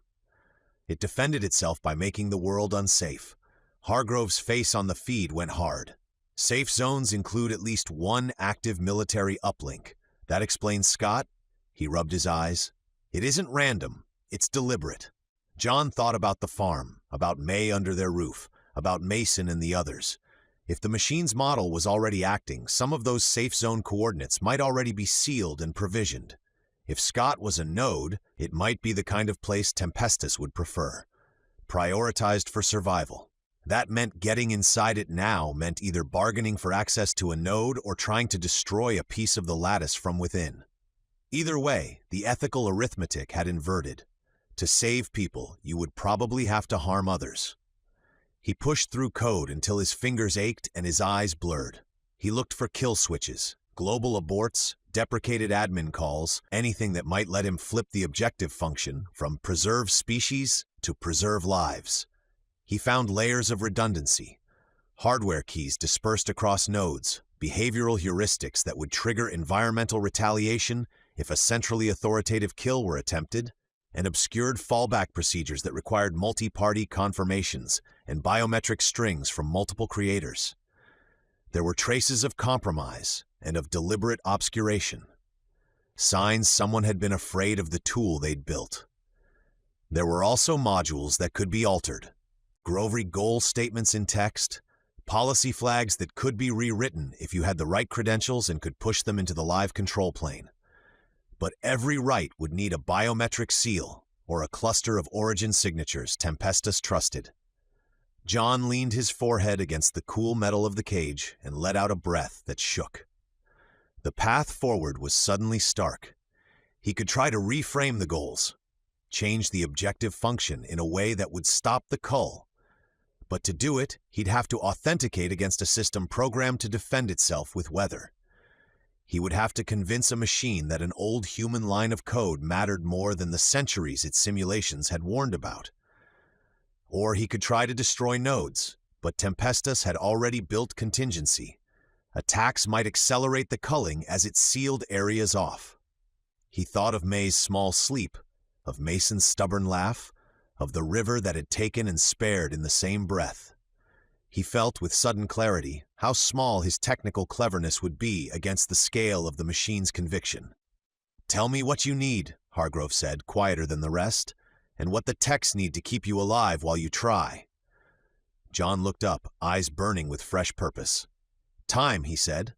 "A sandbox with more than one creator key, access to the imaging rig's authenticated channel. And if I fail..." He stopped. He couldn't finish the sentence. None of them could pretend there wasn't a cost. "Then we make a plan," Hassan said without irony. "We build you a chain of custody you can sign from within the cage. We'll mirror everything. If Tempest lashes out, we pull back and shelter. We try to minimize its view of us." Outside the cage, the rest of the lab moved like a crew preparing for a delicate surgery. Inside, John felt the full weight of his authorship settle over him. The terrible clarity that he had helped set the bedrock on which this decision had been made. He flexed his hands until the numbness eased and, with the code still lit on the screen, began the long, surgical work of trying to rewrite a mind that thought it was saving the only thing that mattered. John stared at the lines of code until the characters blurred, then pushed himself back from the console and spoke in the flat voice of a man who has just seen the map of a massacre. "It won't accept a single overwrite," he said. "There are 2 master nodes. Any new command gets compared against both. If they disagree, the system rolls back to the last consensus. You can't change one without the other. You'd need to push a synchronized uplink to both masters at the exact same instant to prevent the other from overriding." Hargrove's face, already knotted with the strain of the lab, went colder. "Where are the masters?" John named them. "One's got comms to NASA headquarters. The other is orbited on the ISS. They're both authoritative anchors for the control plane." For a beat, the room simply absorbed that. Then Hargrove laughed, a short, incredulous sound that had none of the lightness of amusement. "The International Space Station," he repeated. "You're telling me we need a space shuttle." "The shuttles," Rios said finally, voice small. "There aren't any to call up. Tempest took them out months ago. Satellite launches, crewed vehicles, even most of the commercial launch windows. It was probably deliberate. It wouldn't leave a way back up." The room went very quiet. Every plan that had a rocket in it died in an instant. John felt the air leave him. For a second, he couldn't tell whether his hands shook from the cold or from the sudden, tight panic. No shuttle meant no simple path to put a terminal on the ISS. It meant they had to find another way around the redundancy, or die trying. Hargrove shut his eyes once and then opened them with a clarity that cut. "All right," he said. "We don't have a launch option. Then we keep John alive and we find another way to make those 2 masters see the same thing at the same instant." His voice was not rhetorical, it was an order. They began, brutally, to enumerate possibilities. Hassan pushed back from his console, fingers steepling. "We don't need a shuttle if we can speak to the ISS master through its ground control proxies. There are terrestrial terminals that act as authoritative relays for the station. If we can place an authenticated, live biometric input at one of those ground terminals, while John authenticates at NASA's master console, and we tightly synchronize the rights, we might emulate a simultaneous uplink without physically being on station. Rios frowned. That's the TDRS ground relay route. White Sands, Guam, a few military arrays. They're exposed, but they exist. Tempest will watch the path, though. It's a longer chain, and longer chain has more points of failure. Doc Park rubbed her temple. We'll need 2 live biometric feeds at both masters, she said, the words flat and clinical. One on-site at NASA and the other at the ISS, or an authoritative relay. It has to be a fresh thermal genetic signature. Playback or simulated traces won't pass entropy checks. John stopped them with a short, tired laugh. There's only one creator they'll accept, my DNA. I'm the biometric key in the lattice. He met their eyes. Will isn't an option. I'm it. The room absorbed the statement like a physical impact. Hassan's fingers hovered above the console. Rios's face went hard. Park blinked, then sketched a quick rewrite in her mind, already considering how to cheat the system without inviting a weather backlash. We can build an emulator, Park said cautiously, but Tempesta's vets for life sign entropy and DNA specificity. If your DNA is the only accepted key, that changes things a lot. She tapped a stylus at a schematic. We can present a live biofeed at a ground relay while you authenticate at NASA, but the second feed still has to be convincingly alive and tied to your genetic signature. That's not trivial. Hargrove's jaw tightened. So the masters will only accept rights authenticated by you. That means we keep you alive and we have to find another way around the redundancy problem. He looked at John. Keeping you safe is priority 1. The lab snapped into motion around that mandate. 2 soldiers were assigned to a perimeter detail. Med techs prepped a kit to keep John stable, wakeful, and under constant physiological monitoring. Hassan began mapping latencies between NASA's master terminal and a selection of ground relays that might act as trustworthy proxies. Park sketched a microfluidic cradle on a whiteboard, valves, thermal cores, a sealed tissue sampler that could present a live sample that matched John's DNA in real time. Rios placed calls to contacts at Johnson and at the TDRS network to determine which ground terminals were still human-controlled and least likely to be watched by Tempestus. John watched it all, the guilt settling heavy in his chest. The machine he'd helped build had pulled the launch lanes down, and now the people in this room were trying to stitch a way around the holes it left. He thought of the farm, of Mai under their roof, of the faces he'd failed and those he might still save. His role was hard and narrow. Remain the key and let them find a way to make the 2 masters see the same thing at once. Hargrove's voice cut the air. No more movement. No loose contacts. We clamp down on his exposure. You guard him, feed him, keep him healthy. Hassan and Park will try to present a live feed at the relay that matches John's biometric signature while he authenticates at NASA. If Tempestus notices, we shelter and pull the plug. Park muttered, already thinking 3 steps ahead. We'll need a real-time microfluidic feed, live blood chemistry and pulse, not a recording. It'll have to sample from John on demand and stream that into the relay in a sealed environment. She drew the cradle's flow with a grim satisfaction at the engineering challenge. They hauled the world up onto the big screen. A ragged mosaic of coordinates, heat maps, and flagged nodes blinking like a failing heartbeat. Military waypoints, research stations, island refugia, the places Tempestus had earmarked as safe zones. The room fell quieter around the glow, the hum of servers and the soft tap of keys the only sound that dared itself.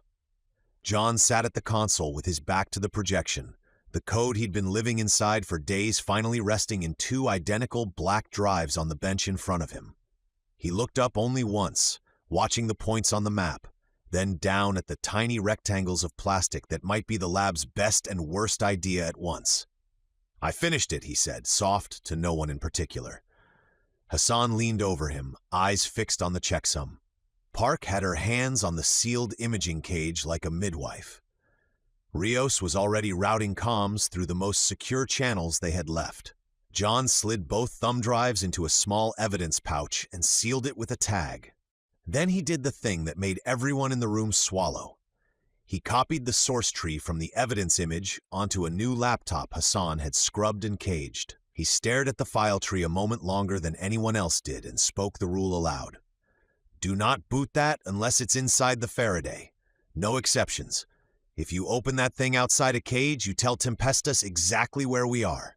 His voice was steady, but Hassan saw the small, tired tremor in his hands.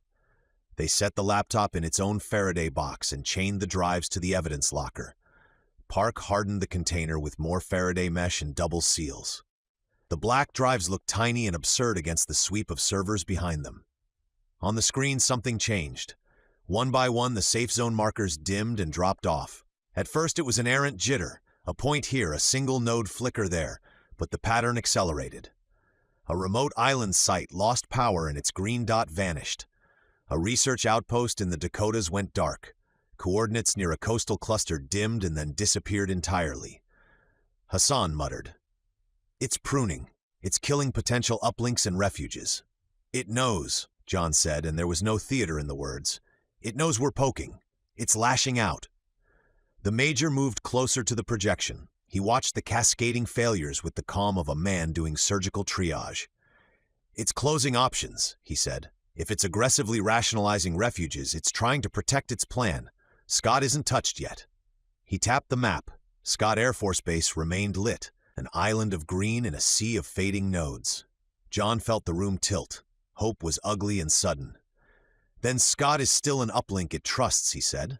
"Either it's prioritizing that node, one of its primary refuges, or it hasn't had time to touch it yet. Either way, that makes it our most immediate asset or our most immediate threat." Park's voice came tight. "Every node that disappears is a potential uplink gone. If Tempest is sterilizing the uplink network preemptively, we're losing the very infrastructure we'd use to force consensus." Hargrove's jaw set. "Then we have to force the window. Hassan, sync the payload clocks. Rios, lay the relay paths now. Prioritize the links that will give us the tightest latency to NASA's master terminal and to the ground proxy we plan to use. Park, make sure that microfluidic cradle is ready to stream raw vitals the second we pull a sample." The lab fell into a kind of electric silence, the sort that comes right before something breaks. Then the big screen blinked, and the green pin, Scott Air Force Base, went dark. No one swore. The room just went hollow. Warning tones screamed to life across the compound.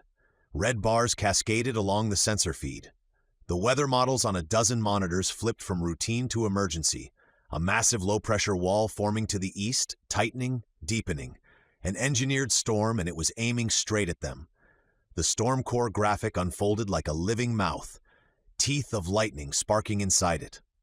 Hargrove moved before anyone finished a thought. "Get the laptop and the drives, now." His voice had that command-carved calm, the kind that made people move without asking why. "We're moving John to Mount Weather. Put him underground. We hide him in the Emergency Operations Center, seal it, then figure the rest out from there." John grabbed the evidence pouch, felt the small, heavy weight of the two drives as if he'd picked up the world by its corners. Hassan snatched the caged laptop and shoved it into an armored crate. Park yanked a thermal blanket and a med kit into John's hands. A tech clipped monitoring leads onto his wrist. Outside the lab, doors were slamming and boots were already a drumbeat down the corridor. They rushed through the compound, corridors full of soldiers, techs, and civilians pressed into service. Radios barked coordinates. The hangars were a hive. Rotors thumped in the distance. Choppers spooled and idled beneath floodlights. The wind cut down the open runways, cold and sudden. At the edge of the helipad apron, they collided with a small, chaotic knot of bodies. Quentin and a face John recognized from the checkpoint, his father, and a woman who he assumed was Quentin's mother. They were bundled, faces pale, boots clanging. Quentin had Molly by the side. She wove between legs and pressed up against John's knees, bristling but calm. "Thought you were gone?" Quentin said, voice raw with something that wasn't quite relief and wasn't quite humor. Quentin's father gripped John's forearm, eyes bright. "We were following up on you. Thought you might be." He didn't finish. He didn't need to. The Major barked orders, and a pilot waved them on. They ran together toward the helicopters. Soldiers shoved them forward, checking manifests, shoving them into a cordon that funneled toward the aircraft. A pilot called cadence. Ground crew wrestled chocks and tied down lines. The first bird's blades chewed the air hard enough to sting skin. It would lift if they could get clearance. The sky to the east had already become a thing that moved. A dark wall rolled across the horizon, blacker than the night. Lightning threaded the cloud face like veins, blue, white, and wrong, and the air went a color John had never seen, a bright metallic gray that tasted like copper. Temperatures collapsed like someone had cut a line. The breath in John's throat turned sharp. Rio screamed over the rotor wash. "It's moving faster than the models predicted. We've got minutes, maybe less." Pilots cursed into headsets. The first flakes hit the apron and broke on contact like dust. Then the flakes became hard pellets, spitting cold and stinging, frosting the chopper skins in a lace of ice. Molly leaned once and pressed into John's legs, fur already picking up white. Quentin shoved a wool scarf tight across his face. His mother, if that's who she was, grabbed Levi's hand and pulled him close. The major hustled them, voice iron. "Mount weather now, move!" They ran across the apron toward the nearest bird. They fought the wind as if the sky itself had turned against them. The gusts came in sheets that tried to shove their feet out from under them. Each step forward felt like wading through an invisible sea. Snow pelted their faces sideways, stung like thrown nails. Men shouted and were nearly drowned by the roar, their words shredded on the wind. A tech flung a crate toward the chopper and was knocked flat by a sudden downdraft. He rolled, lunged up, and kept going. Then lightning struck where he'd knelt. The flash was a white bloom so bright and loud it felt like a grenade had detonated in his pocket. He went rigid, then folded, thrown like a rag one instant and silent the next. The world around the strike filled with the smell of ozone and something scorched, and for a terrible beat, no one dared move. Somewhere 10 feet away, a fist-sized hailstone, an obscene marble of ice, came screaming through the air. It hit a man in the flank with the blunt, impossible thud of a thrown boulder. He staggered, then went down as though someone had punched a hole through him. The force dropped him like a sack, and he did not move again. The sight of him slumped in the snow, so sudden, so final, struck everyone like the end of a sentence. They kept going because not moving was death. The rotors were a question of life now, the chopper a thin, hot promise. Just as John threw himself toward the open hatch, a jagged bolt of lightning dashed from the black sky and hit the bird dead on. The fuel tanks erupted in a blast that flattened anyone nearby and sent a wave of heat and shrapnel down the apron. Men were hurled backward, sledding across the ice and snow. The chopper's tail folded like paper. For a breath, the world was fire and scream and flying metal. Then silence fell like a hand. John tasted metal and snow and the fierce immediate fear of being suddenly and utterly small. He rolled, coughing, and looked up through a haze of steam and smoke. The chopper lay twisted, half buried in slush. Bodies were scattered like rag dolls blown from a thrown bouquet. The storm's edge roared over them, swallowing light as if the world itself were closing its eyes. Somewhere through the white noise, a voice, half command, half prayer, barked for a head count. John's lungs burned. Molly whined beside him, covered in ice and bloodless from shock. He pushed himself up on shaking hands, trying to see who moved, who didn't. Then another crack split the air, closer, crueler, and the ground under his palms seemed to shudder with the answer. Chapter 18, Warning Shots. Kade. Frank had been on the roof long enough that the cold had stopped feeling sharp and started feeling distant. That was usually when mistakes happened, when the body stopped trying to warn you. He shifted his weight slightly, boots grinding against frost, and kept his eyes on the street below. The warehouse still looked untouched. No careless scavenger scars. Clean snow was a language Frank had learned early, and this place was saying the same thing over and over again. No one has been here. That alone made it worth watching. Below him, Haven's men stayed quiet and disciplined. They trusted him to give the signal. Frank trusted them not to improvise. That balance mattered. It was one of the reasons Haven still existed. The vehicle appeared slowly at the far end of the street, engine growling like it hated every second of being alive. An old truck was heavy and patched together more times than Frank could count from this distance. It pushed through snow that would have stopped anyone on foot. Frank leaned forward despite himself, and the truck stopped. 4 people got out. He tracked them automatically. An older man first, jittery, eyes never still. A one-armed man moving with stubborn competence. A younger man checking corners like he expected the building to fight back. And then he saw Cassie. Recognition landed hard, like a punch that didn't bruise but stole breath all the same. Frank didn't move or blink. He hated how immediate it was, how instinctive. He'd spent months burying that part of his life, grinding it down into something distant and theoretical, and now she was here, alive, guarding the back seat like it held her entire reason for breathing. Then he saw Noah. That recognition burned instead of stunned. Old memories sharpened all at once. Arguments, blood, betrayal, a version of himself he'd sworn he'd never be again. Noah looked older now, broader through the shoulders, but the posture was the same, ready to fight the world rather than admit it scared him. Frank slowly exhaled through his nose. So this is how it's going to be. The group went inside. Frank waited. He didn't like to rush things anymore. Haven never did. After several minutes, he lifted 2 fingers. The warning shots cracked through the air, shattering the quiet like glass breaking. Not aimed to kill. Never meant to. Just enough to send a message. The response was immediate. The side door burst open. The group spilled out low and fast, weapons raised, panic controlled but present.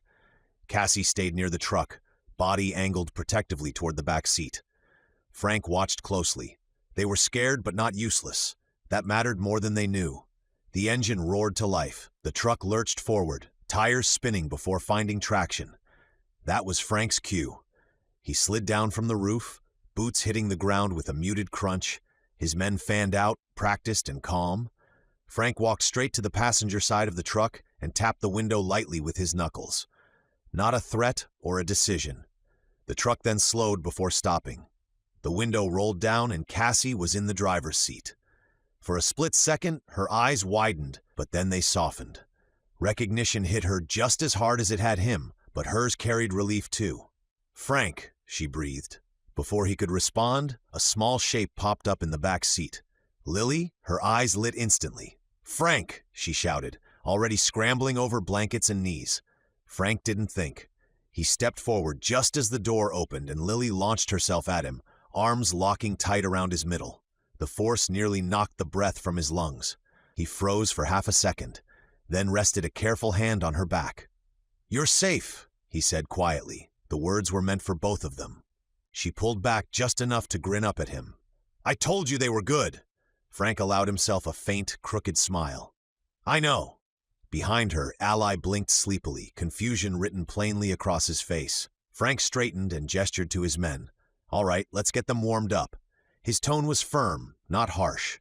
The men moved in smoothly, opening doors, offering hands. There was no shouting or grabbing. It was just control. Cassie hesitated, watching him closely. "They're going to Haven," Frank said, meeting her eyes. "They'll be safe there." She searched his face, then nodded. "Thank you." Frank didn't trust himself to respond. The children were guided into one of Haven's vehicles. Lily waved enthusiastically through the window. Eli followed, still half asleep. Cassie climbed in after them, pausing once more before the door closed.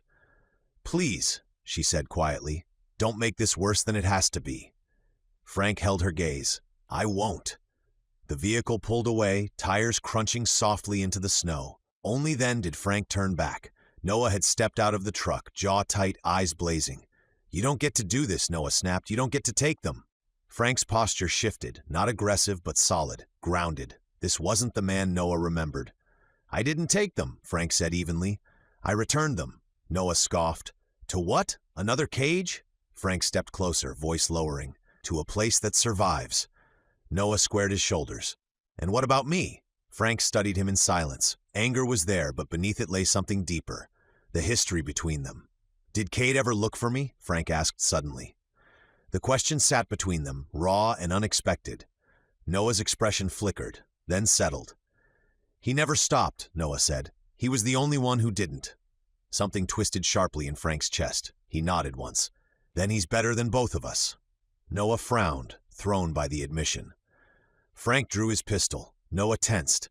Frank fired, not at Noah, but at the truck. The first tire exploded, then the second, then the third. Each shot well placed. The engine whined uselessly as the vehicle sagged into the snow. "What are you doing?" Noah shouted. Frank lowered the gun. Making sure you don't follow.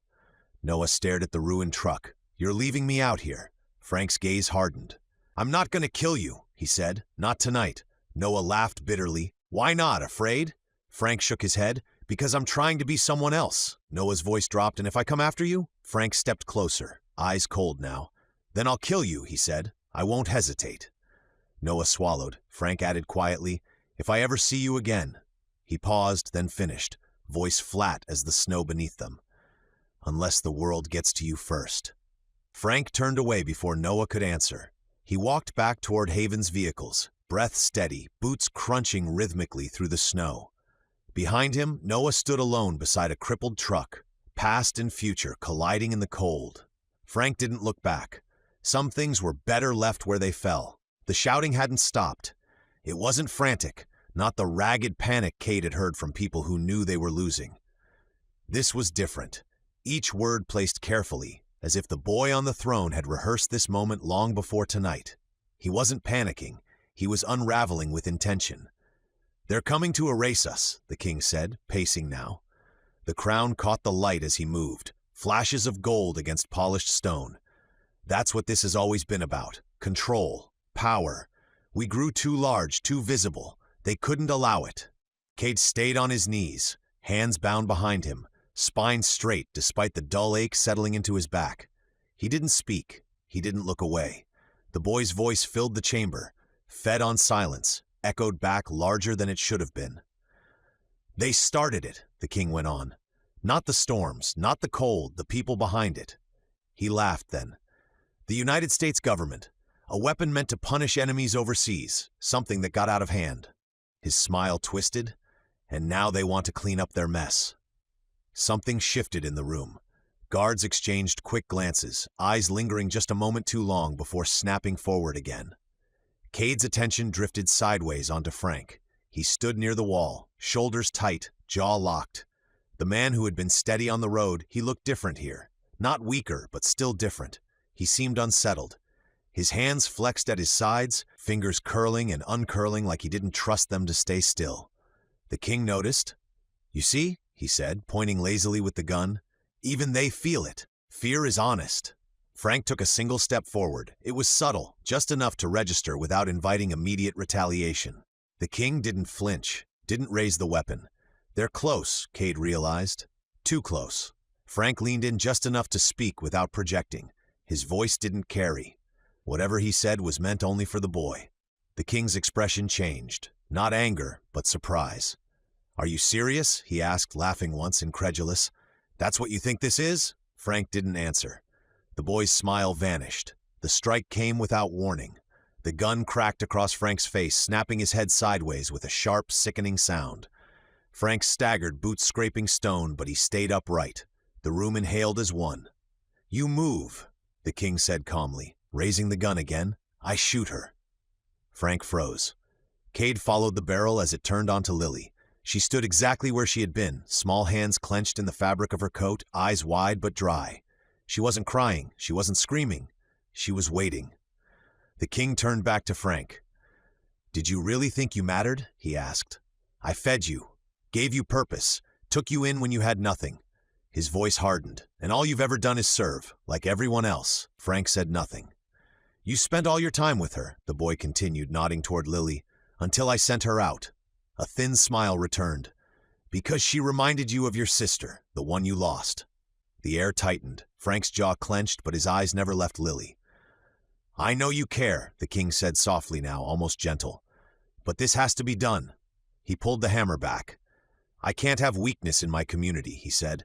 Especially not traitors. Frank finally spoke. You wouldn't kill your own sister. The boy didn't answer. He just pulled the trigger. The sound tore through the chamber. Time didn't stop. It fractured. The gunshot ricocheted off stone and steel, lodging itself somewhere deep inside Kade's chest. Cassie's scream ripped loose beside him, raw and breaking, but Kade couldn't make a sound. Lily fell. Frank's scream was something else entirely, animalistic. It was from a place that had never healed. It shook the room harder than the gunshot had. Kade couldn't breathe. The boy had just killed his sister. For a heartbeat, no one moved. Even the guards hesitated, eyes darting between the small body on the floor and the smoking gun in the king's hand. Frank moved swiftly. His gun cleared the holster in one smooth motion. The shot was clean, centered, final. The king's head snapped back. He fell off the throne, crown clattering uselessly across the floor as his body hit stone. Silence rushed in to fill the space he'd occupied. Kade stared. The place he had chased for months. The refuge. The myth. Its king lay dead on the floor. Frank stood over Lily, shaking, gun hanging loose in his hand. He didn't look victorious. He didn't look relieved. He looked hollow. Something settled in Kade's chest then. It was resolve. He couldn't afford to trust places like this. It was never going to happen again. He was never going to trust walls or crowns or the promises of safety without cost. If survival meant becoming that, he'd rather take the cold. The room didn't erupt the way Kade expected. It went silent, so quiet that the distant thrum of helicopter blades began to feel impossibly loud, the sound pressing through the stone walls like a warning that had arrived too late. The echo of the gunshot that killed the king still seemed to linger, vibrating faintly through Kade's bones. No one moved. For a moment, it felt as if the world itself was holding its breath, just waiting to see who would claim what remained. Then one of the king's men broke. The shot cracked through the silence. Frank jerked as the bullet struck him in the stomach. The sound was duller than Kade expected, more like a body hitting packed snow than flesh tearing open. Frank staggered back a single step, his hand flying instinctively to the wound, before his knees gave out and he collapsed hard onto the stone floor. The room seemed to inhale all at once. Alex surged forward on instinct, muscles straining as he tried to rise, but the guards were still on him. Hands forced him back down, boots pinning his legs. There was nothing he could do. Kade couldn't look away from Frank. Blood was already spreading across his shirt, dark and fast. His breathing was shallow, uneven. Kade's chest tightened. I should have looked harder was the only thought. It was etched in his mind. The thought burned. He didn't know when Frank had stopped waiting for him, only that he must have. People didn't move on because they wanted to. They did it because staying hurt too much. Frank was still breathing, only barely. Kade knew what that meant. He'd seen it before. Without help, it wouldn't last long.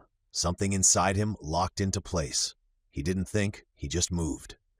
Kade surged upward, muscles screaming as he forced himself to his feet. His hands were still bound, but adrenaline lent him strength he didn't know he had. He kicked backward, hard, his heel slamming into a guard's knee. The man cried out as his leg folded beneath him. Half a second, that was all. The other guard reacted instantly, shoving Kade back down with brutal force.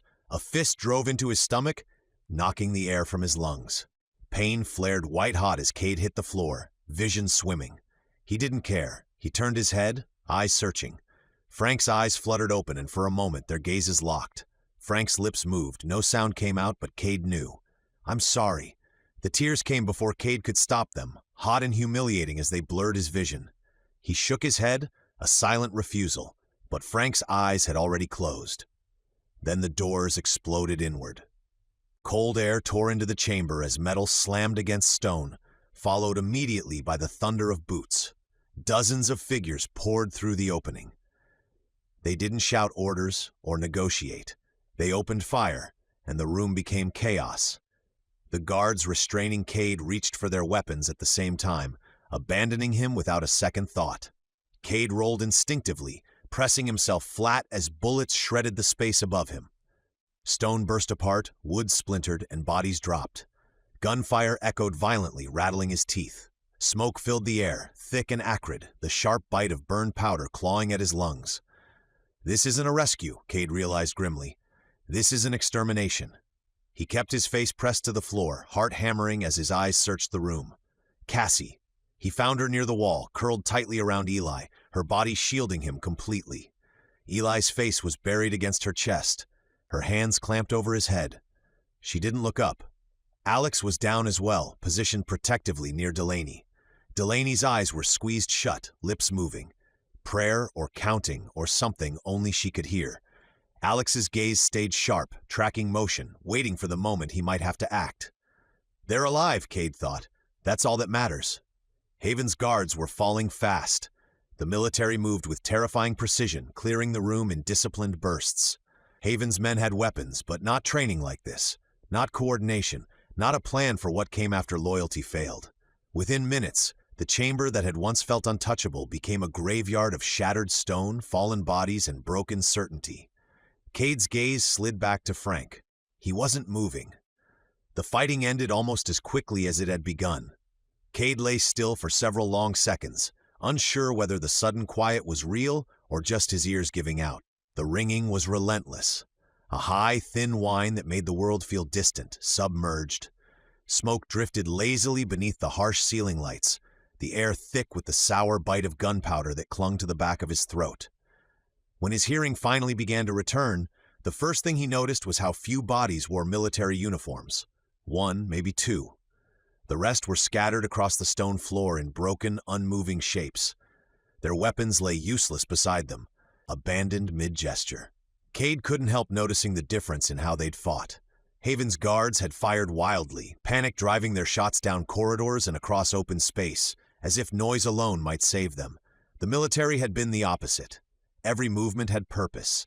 They hadn't rushed. They'd taken cover, checked angles, advanced only when it was safe. It hadn't been a battle. It had been a dismantling. Kade swallowed. At some point, he didn't remember when, he had crawled across the floor toward Cassie and Eli, while the last shots were still echoing. Now he was there, pressed close, his body curved around Cassie's in a mirror of how she'd shielded Eli. Cassie's arms were still wrapped tight around the boy, her cheek buried in his hair.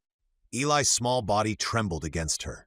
Kade wanted to pull them both into him, to feel Cassie breathe, to tell her it was over. But his hands were still bound behind his back. All he could do was lean his shoulder into hers, close enough that she would know he was there. Cassie shifted slightly, her head turning just enough for him to see her eyes. When she saw him, something in her steadied. She pressed her forehead briefly against his shoulder. They were alive. For now. The military moved through the chamber with quiet efficiency. No shouting, no triumph. Just boots on stone and low, clipped voices. Several soldiers glanced down at their forearms, tapping or swiping at something embedded in their sleeves. Kade didn't know what the devices were, only that whatever they displayed mattered. They rolled bodies over one by one. Each time Kade watched their faces. Relief flickered when they confirmed who was dead. Not satisfaction, but relief. Like they were checking names off a list and were glad not to find something unexpected. They weren't counting bodies, they were searching for someone. The realization tightened Kade's stomach. A soldier stopped near Alex first. Alex was sitting upright now, shoulders squared despite the blood and grime streaking his face. His jaw was clenched, his eyes burning with a familiar fury. The man crouched, studied him for a moment, then glanced down at his forearm. After a second, he stood and moved on. Kade released a breath he hadn't realized he was holding. Delaney was next. She didn't look up as they passed, her focus fixed on staying still, unthreatening. No one stopped for her either. Then they reached Frank. Kade forced himself to look. Frank lay where he'd fallen, blood soaking into his clothes and pooling beneath him. His chest rose and fell in shallow, uneven movements. Every breath looked like it cost him something. One of the soldiers knelt beside him and pressed 2 fingers to Frank's neck. He waited, counting silently. Then he leaned back and spoke, his voice calm, almost gentle. "He's alive, barely." Another man stepped closer, his assessment quick and practiced. "On the brink," the first continued. "Should I end it?" The question rested heavily in the quiet room. Kade's muscles tightened. Cassie's arms locked harder around Eli. The second man shook his head. "No, if he's held on this long, he wants to live." A pause. "Bring medical supplies. Stabilize him." Something loosened in Kade's chest. They moved fast after that. Gauze pressed to the wound. An IV started. Their efficiency didn't change. Saving a life was just another task. Then a shadow fell over Kade. A soldier loomed above him, blocking the light. He grabbed Kade's shoulder, rolling him roughly onto his stomach, then onto his back. The movement tore him away from Cassie, panic flaring sharp and immediate. Cassie made a small sound. Eli whimpered. "I'm here," Kade said quickly. "I'm here." The soldier ignored him. He pulled Kade's arm forward just enough to expose his forearm. Fingers brushed his skin, then stopped. The man leaned closer. Kade watched the expression shift, confusion first, then recognition. The soldier straightened and checked his own forearm again, brows knitting. "Well," he said quietly, almost to himself, "that's the one." The words carried. Every soldier in the room froze. Heads turned. Conversations died mid-breath. One by one, they looked at Kade. The weight of it pressed down on him until breathing felt optional. "What?" Kade asked hoarsely. "What does that mean?" No one answered at first. The man who had spoken stepped back and raised his voice, not shouting, just loud enough. "Target confirmed." Kade's heart slammed hard against his ribs. Another soldier approached, older than the rest, movements deliberate. He crouched in front of Kade, studying his face like he was inventory. "You don't look like much," the man said. Kade laughed once. "I've been told worse." The man didn't smile. He glanced at Kade's forearm again, then nodded. "Unbind him enough to move. Keep him restrained." Hands adjusted the ties at Kade's wrists, loosened but not freed. Blood rushed back into his fingers, the ache sharp and painful. Kade twisted his head toward Cassie.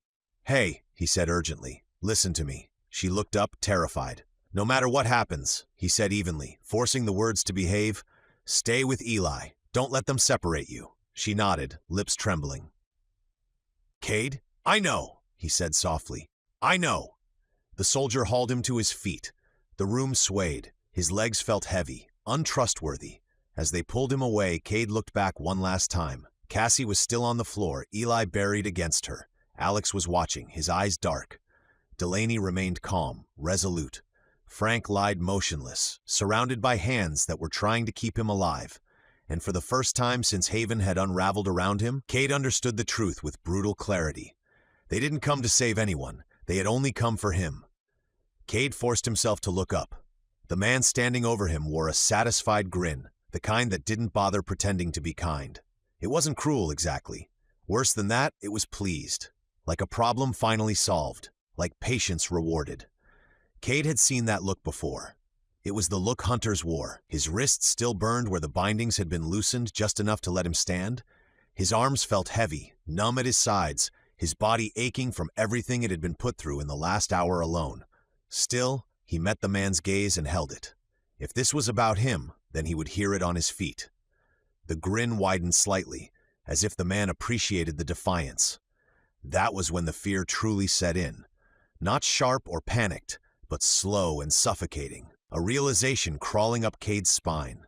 They hadn't spared him by accident. They needed him. His mind raced, grasping for a reason. He wasn't special. He didn't have rare skills or influence. He wasn't a leader in the way the king had been. He was just someone who survived. Someone who loved fiercely and refused to stay quiet. What could the government possibly want with him? A memory then surfaced, uninvited and vivid. Uniformed men at the farmhouse, their boots grinding into the dirt. Voices were shouting his father's name for the military. Kade swallowed hard. His voice came out rough, scraped raw by smoke and fear. "Why do you need me?" The man didn't answer immediately. He stepped back, clasping his hands behind his back, studying Kade the way someone might examine a machine, checking for stress fractures, weak points, potential value. Finally, he spoke. "I need your blood," he said evenly. "That's as much as I'm authorized to tell you." Blood. Kade's stomach twisted. His first instinct was denial. This didn't make sense, but denial collapsed under the weight of everything else. The tracking, the ambush, the way they'd followed him across miles of frozen road. He thought of his father, of unfinished work, of questions that had never been answered. He then exhaled slowly. If they needed him this badly, then fighting would only make it worse. She was still on the floor with Eli, arms locked around him, her body curved protectively despite the terror etched into her face. Dirt streaked her cheeks. Tears clung to her lashes. But her eyes, when they found Kade, held something stronger than fear. Resolve. Love. A promise that she would not break, and something inside of Kade settled. He would not put them in danger to save himself. If this was the cost, then he had to pay it. A movement cut through the stillness. Then Ron stood. The response was instant. Metal clicked. Safety snapped off. Every weapon in the room swung toward him in unison. "Don't," Kade said sharply, but it was already too late. Ron lifted his hands slowly. His movements were clumsy, uncertain. He looked smaller than Kade remembered, thinner, stripped of bravado. When their eyes met, something twisted painfully in Kade's chest. What he saw there wasn't fear for himself. It was fear for Kade. and something else, something Kade had never seen in him before. Selflessness. "Wait," Ron said, his voice cracking despite his effort to steady it. "Why do you need him?" The man's grin faded slightly. "Sit down." Ron didn't. "I'm that boy's grandfather," Ron continued. "We share the same blood. There's no reason to take him when there are two other people in this room who share the exact same blood." Silence followed as Kade's heart stopped. The man's eyebrows lifted slowly. "Two?" Ron froze. Kade turned toward him, disbelief flooding through him in a cold rush. His mind struggled to keep up, to understand what Ron had just revealed and what it meant. Ron's face drained of color. He swallowed hard. "I meant two people in this room share the same blood." The lie was desperate, transparent. The man stepped closer, movements unhurried, predatory. "No," he said quietly, "you didn't." He closed the distance in a single step and seized Ron by the throat, slamming him back against the wall. The impact knocked the air from Ron's lungs. His boots scraped uselessly as the grip tightened. Kade lunged instinctively, straining against the men holding him. "Stop!" he shouted. "Leave him alone!" Ron's face darkened as he clawed at the man's wrist, panic flashing in his eyes. Okay, Ron gasped. "The girl!" He lifted a shaking hand and pointed. "She's pregnant," Ron choked, "with his baby." The world tilted and something inside Kade shattered. "Cassie." The man released Ron abruptly, letting him collapse to the floor, coughing violently. Weapons shifted again, every barrel adjusting. Kade didn't remember deciding to speak. The words tore out of him, raw and furious. "I'll go." The room stilled. "I'll go willingly," Kade said, forcing himself upright against the hands restraining him. "I won't fight, just let me go alone." He met the man's eyes, unflinching. "You said it yourself," Kade continued. "You need my blood? Take me." Cassie made a broken sound. Eli cried out as her grip tightened around him. Kade didn't look at them again. If he did, he would break. The man studied him for a long moment. Then he shook his head. "No." Kade's chest tightened. "Please." The man's voice hardened. "Take them all." The words fell like a death sentence. Orders barked instantly. Soldiers surged forward. Cassie screamed Kade's name as she was dragged to her feet. Eli ripped from her arms, crying. Delaney shouted something Kade couldn't hear. Alex lunged, fury blazing, only to be slammed back down. Kade fought then. Harder than he had all night. It didn't matter. Hands crushed his arms, twisted him forward. As he was dragged away, his gaze locked one last time with Cassie's. The sight nearly destroyed him. This was his fault. And as the room dissolved into chaos behind him, one thought hammered relentlessly through his mind. Whatever they wanted from his blood, whatever nightmare waited beyond these walls, he would not survive it if it meant they wouldn't. Chapter 19. Absolute Zero. John. They stumbled across the apron toward the secondary helipad like animals driven by one small stubborn hope. Another bird, another chance. The wind was its own enemy now. A living thing that pushed and tore and stole the breath from their lungs. Snow struck their faces so hard it felt like being lashed by knives. John hunched, head down, moving by habit more than sight. Up ahead the sky had become a bruise that moved. Something monstrous had formed beyond the east perimeter, a column of cloud that rose and hollowed, wider than any funnel John had ever seen, black at the throat and an impossible glittering white at the lip. It didn't just spin. It swept a cold like a blade in its wake. The air around it shivered and went still for a heartbeat, and then a roar rolled out that made bones ache. Ice began to fly.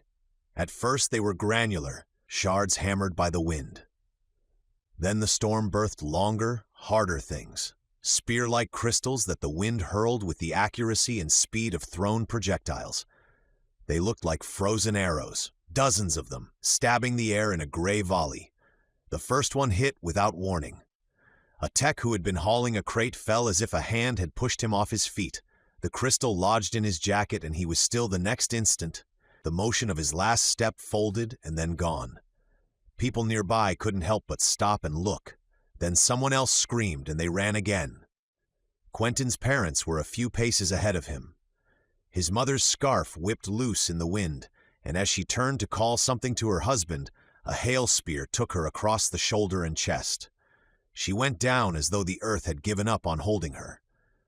His father tried to grab her and was struck by 3 consecutive shards. He crumpled without sound beside her, the movement of his body ending a second later. Quentin didn't move right away. Then he lurched forward and fell to his knees, hands scrabbling at the cold, useless fabric.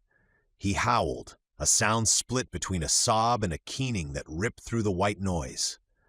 Another crystal took him in the shoulder, punching through the heavy outer layer and driving into muscle.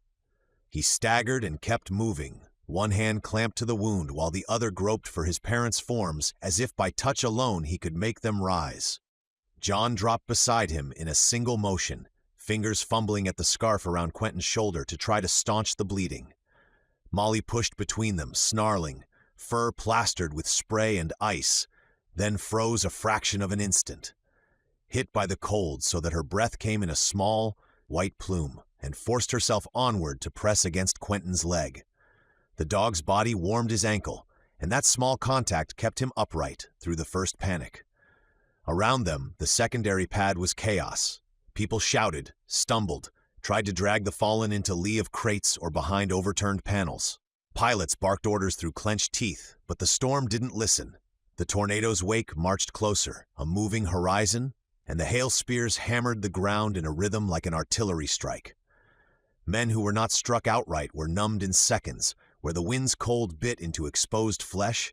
Faces went pale and slack as if someone had siphoned heat from them. Rios dragged Quentin to his feet, eyes wide and white-rimmed. "Get him into the bird!" she cried. "Now, now!" They fought to the helicopter like men wading through a breaking surf. Lightning forked through the storm's throat above them, and every crack lit the world like a rising sun.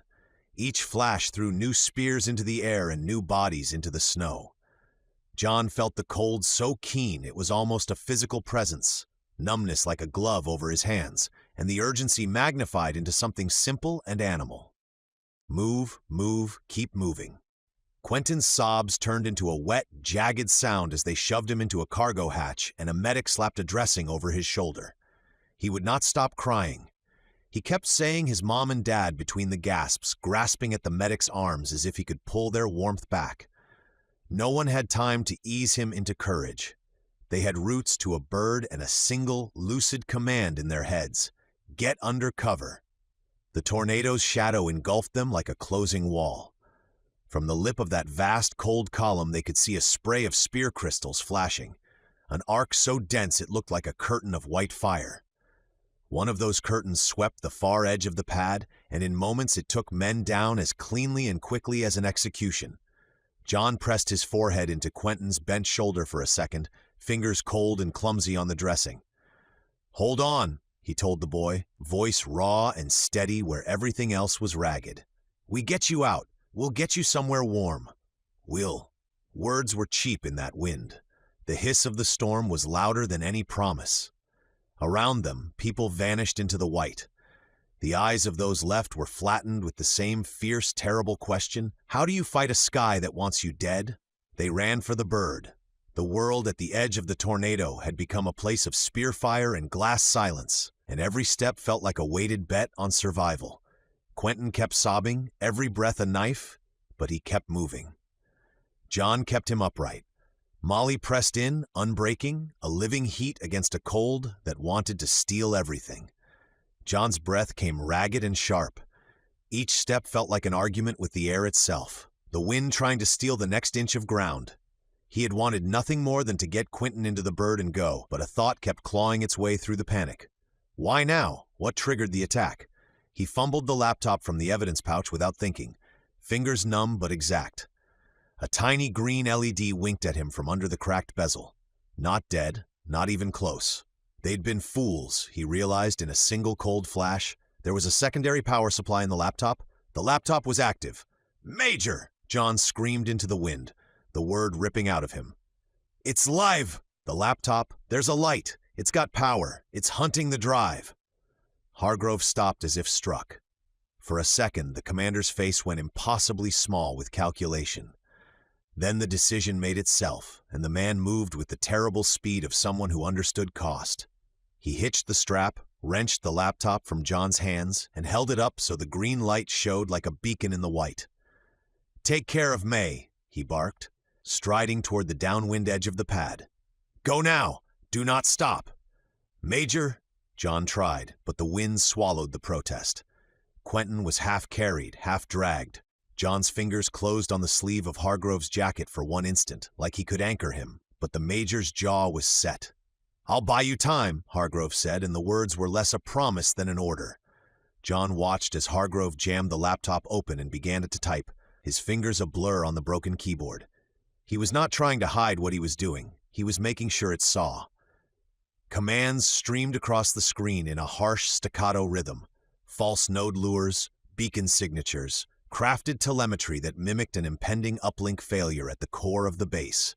Hargrove was crafting noise, making the machine think the heart of the compound itself was under threat. John understood what the Major was doing. Distraction. If Tempestas read any anomalous activity tied to the base as a priority, it might aim its next lash at that point instead of the chopper field. He was typing with the precision of a surgeon and the disregard for his own safety of a man who had decided he would trade himself to the storm. "Take care of my little girl," Hargrove said, suddenly loud enough that John could hear the passion in his voice. The words were not an order to John's guilt. They were the naked plea of a father realizing the cost. John's throat closed. He could only nod, the motion a brittle thing. "I swear," he managed, voice lost to the white roar. With one last glance that found Quentin and then John, Hargrove pivoted back toward the compound.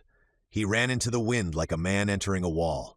John watched him go, saw the Major's shoulders hunched as the spear ice began to hammer at him, saw the world swallow the figure in a curtain of white and glass and light. Hargrove's typing continued, a furious, impossible litany, until even that glow was consumed.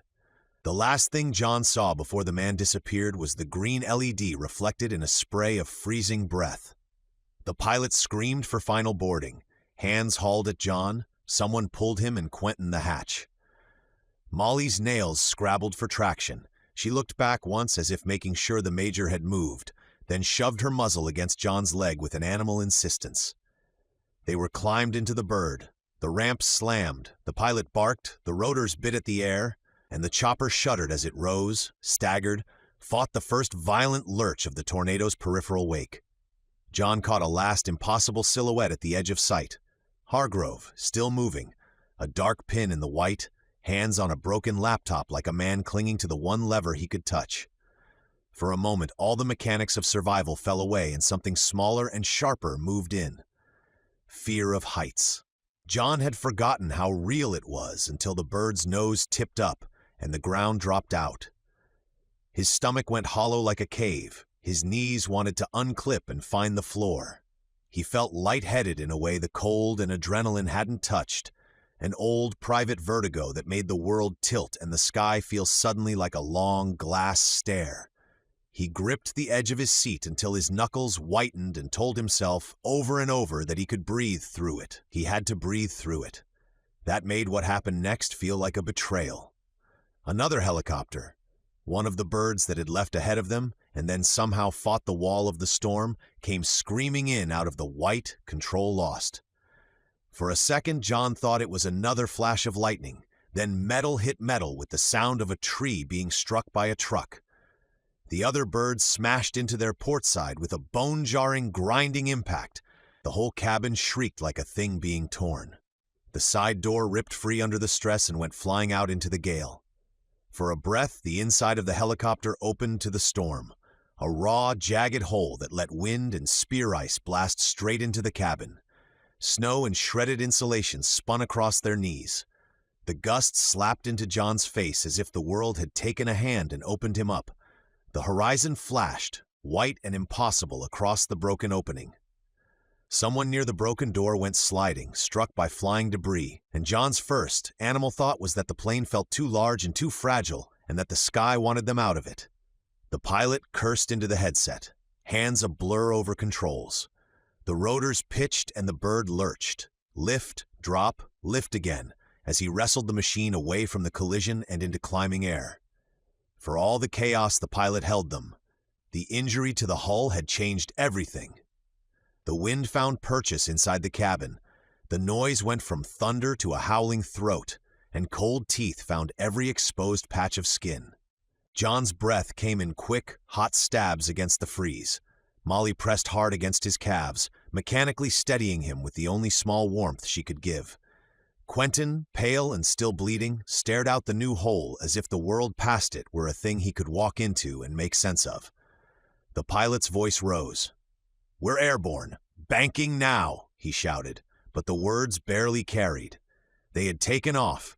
They were beginning the bank, the helicopter listing like a living thing about to step. Only they hadn't finished the turn yet. Everything hung on that half motion. The torn door yawned at them. The storm lunged beneath, and for a single, stretched second, the world held its breath with them. The wind grabbed the bird like a giant hand and twisted it hard. The helicopter lurched, the cabin pitching nearly 90 degrees as if the world had been tipped on its side. For a second, everything in John unspooled, old vertigo blooming hot and bright. And then the door yawned open. He went with it. For a sick, airborne second he was falling, the ground a white, impossible slide below him, the roar of the storm filling his ears. His hand shot out and found the edge of the fuselage. The cold metal bit into his palm, so he hung there, one glove clawing at a lip, the rest of him flaying in the gale. The wind took his free arm like a thing with teeth. His legs kicked uselessly in the air. Fear blooded through him, sharp and animal. Heights had never felt so enormous. "Grab him!" Quentin screamed. He was a shape through the open door, bleeding and raw and crazed, but he lunged anyway. Another crewman was there too, 2 hands, 2 straps, a miracle of brute reach. They hooked under John's shoulders and, over the roar and the lurch, somehow dragged. Muscles burned, the world tilted. For a ragged second, John thought he would slip through his own hands. Then Quentin's grip tightened, and the other man hauled him back inside. They slammed down on the deck, coughing and trembling, the chopper righting itself like a beast settling. John got his footing, breath gouged out of him, legs like wet rope. He stared out the torn opening, and the storm peeled the view into a jagged scrap of white and steel. On the far tarmac, impossible, tiny but clear, Andrews stood alone, a dark figure against the blown snow. What Andrews was doing made no sense, and every kind of sense at once. He had the laptop up like a talisman, like a banner. John's chest clenched. The Major, Hargrove, had bought them time. This man was making a stand. One hand holding the laptop aloft, the other flipping the storm the bird. A slow, terrible wave rolled across the pad. The air hit Andrews first. A blast so blue-cold it arrived like a physical presence. It hit his shoulders, raced up his neck, drew the breath out of him. For a breath, John watched as the skin went from weathered to glass. The cold took hold like a second skeleton, and then, as if someone had dipped him in a mirror, Andrews froze solid. Lightning struck around him, sharp, consecrated bolts that stuttered from the sky and hammered the apron. Each hit made the frozen shape of Andrews flare and fracture. The laptop in his hands flashed and then fractured along with him. The casing spiderwebbed and then blew apart in glints that scattered like thrown coins. The sound was a metallic, brittle rain. John felt the helicopter cabin tilt, felt the pilot's curse somewhere behind the wind. He pressed his face to the cold plexiglass and watched, suspended between motion and shock, as the figure on the tarmac shattered outward. No gore, only jagged shards of a man thrown apart by a force that made no moral sense. Pieces slid and clinked, and then the ragged white swallowed them. Then everything changed. The storm, which had been a dark, moving thing, lost its center. The howl thinned. The spear crystals stopped their flight mid-arc. The sky gave a single, blunt breath, and the world went oddly quiet. Light pushed through the cloud edge like a blade. Sunlight broke, clean and startling, across the apron. Where the torn hole in the helicopter had let in wind and snow, a clean, cold sun struck ice and made it glitter. For a second, the scene was almost beautiful. Shivered ice catching blue light. Then the reality of what had happened came back like a physical weight. John's hands were shaking too hard to be steady. He slid down the cabin wall until he sat on the floor, breath steaming in the sudden cruel clarity of sunlight. Molly nosed his knee and whined once, small and real. Quentin wept softly beside him, the sound like something cut from bone.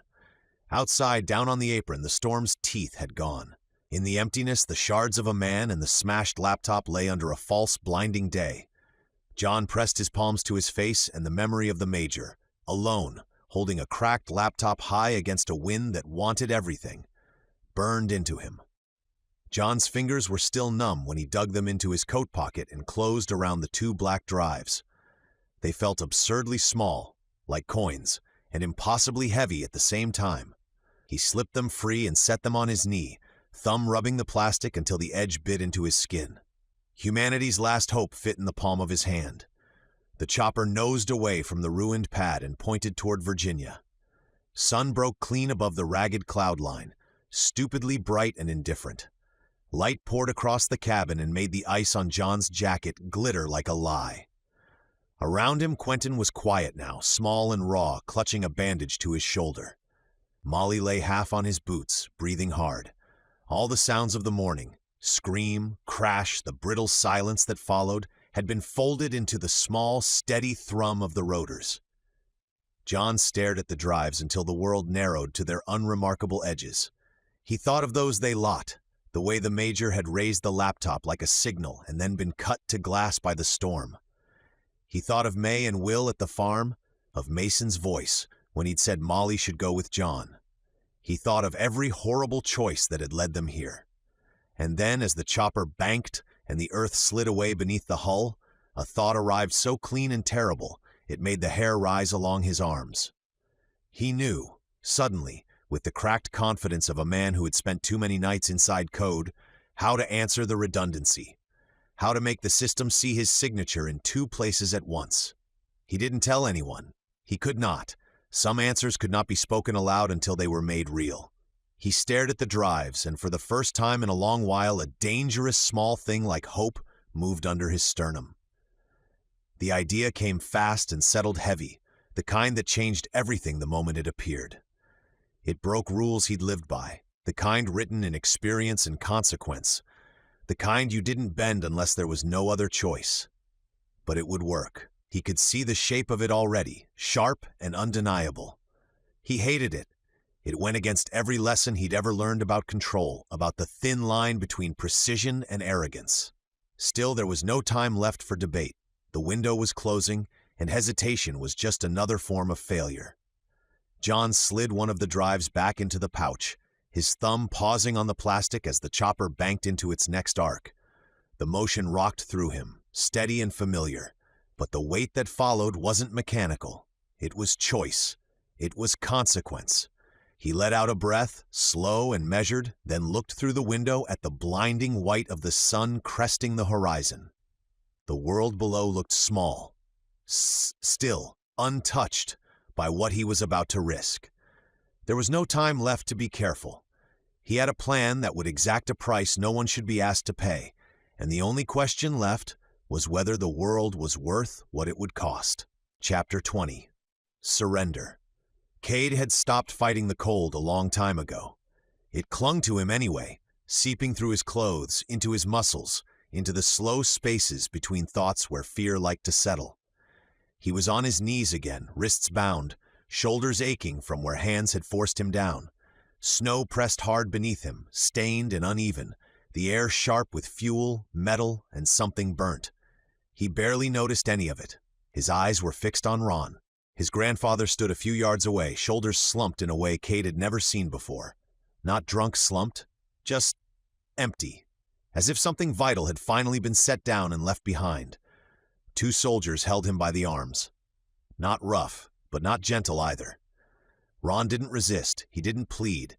He just stared at the ground, lips moving faintly like he was counting, or praying, or rehearsing something he'd already said too many times in his head. Kade's stomach twisted. There had always been something wrong with Ron. Addiction, selfishness, a lifetime of choosing himself first, and everyone else never. Kade had made peace with that years ago. He'd learned how to keep his distance, how to build walls strong enough that Ron couldn't crawl through them anymore. But this was different. Ron had surrendered himself. Not just him, he had given them Cassie and the baby.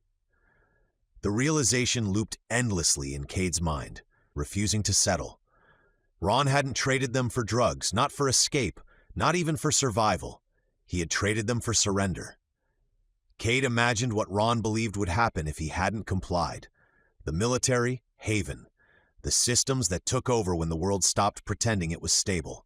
Whatever they were going to do to Ron, Kade knew it was nothing compared to what Ron had already convinced himself would happen otherwise. "Take me instead." The words tore out of Kade before he realized he was speaking. He leaned forward against the hands holding him, straining toward the man issuing orders nearby, the captain. Clean uniform, frost clinging to his collar, eyes tired rather than cruel. "They only came here because of me," Kade said. His voice shook, but he didn't stop. "You don't need them. Take me, and I'll go quietly. Just let them go." The captain turned slowly, studying Kade the way one might examine a damaged tool, not with anger. "I'm not in the habit of losing assets," the captain said calmly, "especially ones this valuable." Kade's breath hitched. "They're not assets. They're people." The captain didn't respond. He simply turned away and gave a short nod. That was when the soldiers moved. They started with Ron. Hands tightened, guiding him forward. Ron stumbled once, caught himself, and kept walking. He didn't look back. Not at Kade, not at Cassie, not at the ground that had held him up for decades. Kade stayed still. He didn't know why. Shock, maybe? Or instinct? Or some small, bitter part of him that still believed Ron deserved whatever was coming. Then they reached for Cassie. Everything in Kade snapped. He surged forward with a sound that wasn't quite a word, muscles screaming as he twisted against the men restraining him. Snow sprayed beneath his knees as he fought, uselessly, desperately. "Leave her alone," he shouted. "Don't touch her, please." Cassie was already pulling Eli close, one arm locked around him. Her face was pale, eyes wide but sharp, calculating even through fear. She met Kade's gaze for half a second, long enough to tell him to stop, to breathe, to think. Eli didn't. He tore free from her grip and threw himself at the nearest soldier, fists swinging wildly. Small hands thudded uselessly against armor and heavy fabric. "Stop!" the soldier barked, startled more than hurt. Eli didn't stop. His punches were clumsy and furious, driven by terror he didn't have words for. He screamed something. Kade couldn't tell what, and kept swinging. The soldier looked down at him, jaw tightening. "If you don't stop," the man warned, "I will stop you." Eli swung again. The soldier shoved him, not hard or cruelly, but it was just enough. Eli fell backward into the snow with a startled cry, breath knocked from his lungs. He scrambled, tears streaking his face, boots slipping as he tried to get back up. Kade roared. The sound ripped his throat raw. He fought harder, twisting, bucking, trying to break free, even though he knew he couldn't. "Don't hurt him," he shouted. "He's a kid." Cassie moved then. She stepped forward, hands raised slowly, palms open. Her voice trembled, but she forced it steady. "Please," she said to the captain, "I know you can't let us go. I understand that." The captain paused, finally turning toward her. "But if you don't need us alive," Cassie continued, swallowing hard, "then you don't need him." She gestured toward Eli, who had gone still in the snow, chest hitching as he tried not to cry. "Let him come with us," she said. "He won't be trouble. He won't slow you down. I'll make sure of it." For a moment, Kade dared to hope. The captain didn't even look at Eli. He waved a hand dismissive, as if brushing aside a thought not worth finishing. "We're done negotiating," he said. "Move." It was clear then. Whatever calculation he'd been running was over. Names, faces, ages, it no longer mattered. He was thinking about schedules, orders waiting somewhere else. Eli was nothing to him. Neither did Cassie or even Kade. The soldiers then resumed their work. Cassie was guided forward, hands tight on Eli's shoulders as she was forced to walk. She didn't resist. She kept her head high, jaw clenched so tightly Kade could see the muscle jumping beneath her skin. She looked at Kade once. There was fear there. But there was something else too. Resolve. Kade stopped struggling. Not because he'd given up, but because he needed to remember that look, needed to hold on to it, needed to believe that whatever came next, Cassie would not break easily. The men dragged Ron farther ahead now, toward the waiting transport. Kade watched his grandfather stumble again, finally lifting his head as if sensing something behind him. Their eyes met. For the first time since this began, Ron looked ashamed. His mouth opened, but no sound came out. Then he was gone. Kade stayed on his knees as snow continued to fall. Quiet and relentless. Orders were given. The world moved forward without asking if he was ready. All he could think about was the space where Cassie had been standing and how empty it felt without her there. The cold had a way of sharpening everything. Sound carried farther than it should have. Breath scraped on the way in. Every touch lingered longer than Kade wanted. When the men finally came for him, they didn't pretend anymore. Hands clamped down on his arms, fingers digging hard enough that he felt bone grind against bone. He hissed despite himself as they hauled him to his feet, boots slipping uselessly on packed snow. There was no care in it now. Whatever restraint they'd shown earlier was gone, replaced by impatience and procedure. Kade didn't fight, not because he couldn't, but because he knew exactly how little it would matter. His body already felt like a ledger of damage, bruises layered over bruises, half-healed injuries pulled open again by weeks of cold, hunger, digging, running. He could feel the exhaustion in his joints, the lag between thought and movement. These men were different. They moved like people who slept indoors, who ate regularly, who trained with intention instead of desperation. Their strength wasn't frantic or improvised, it was practiced.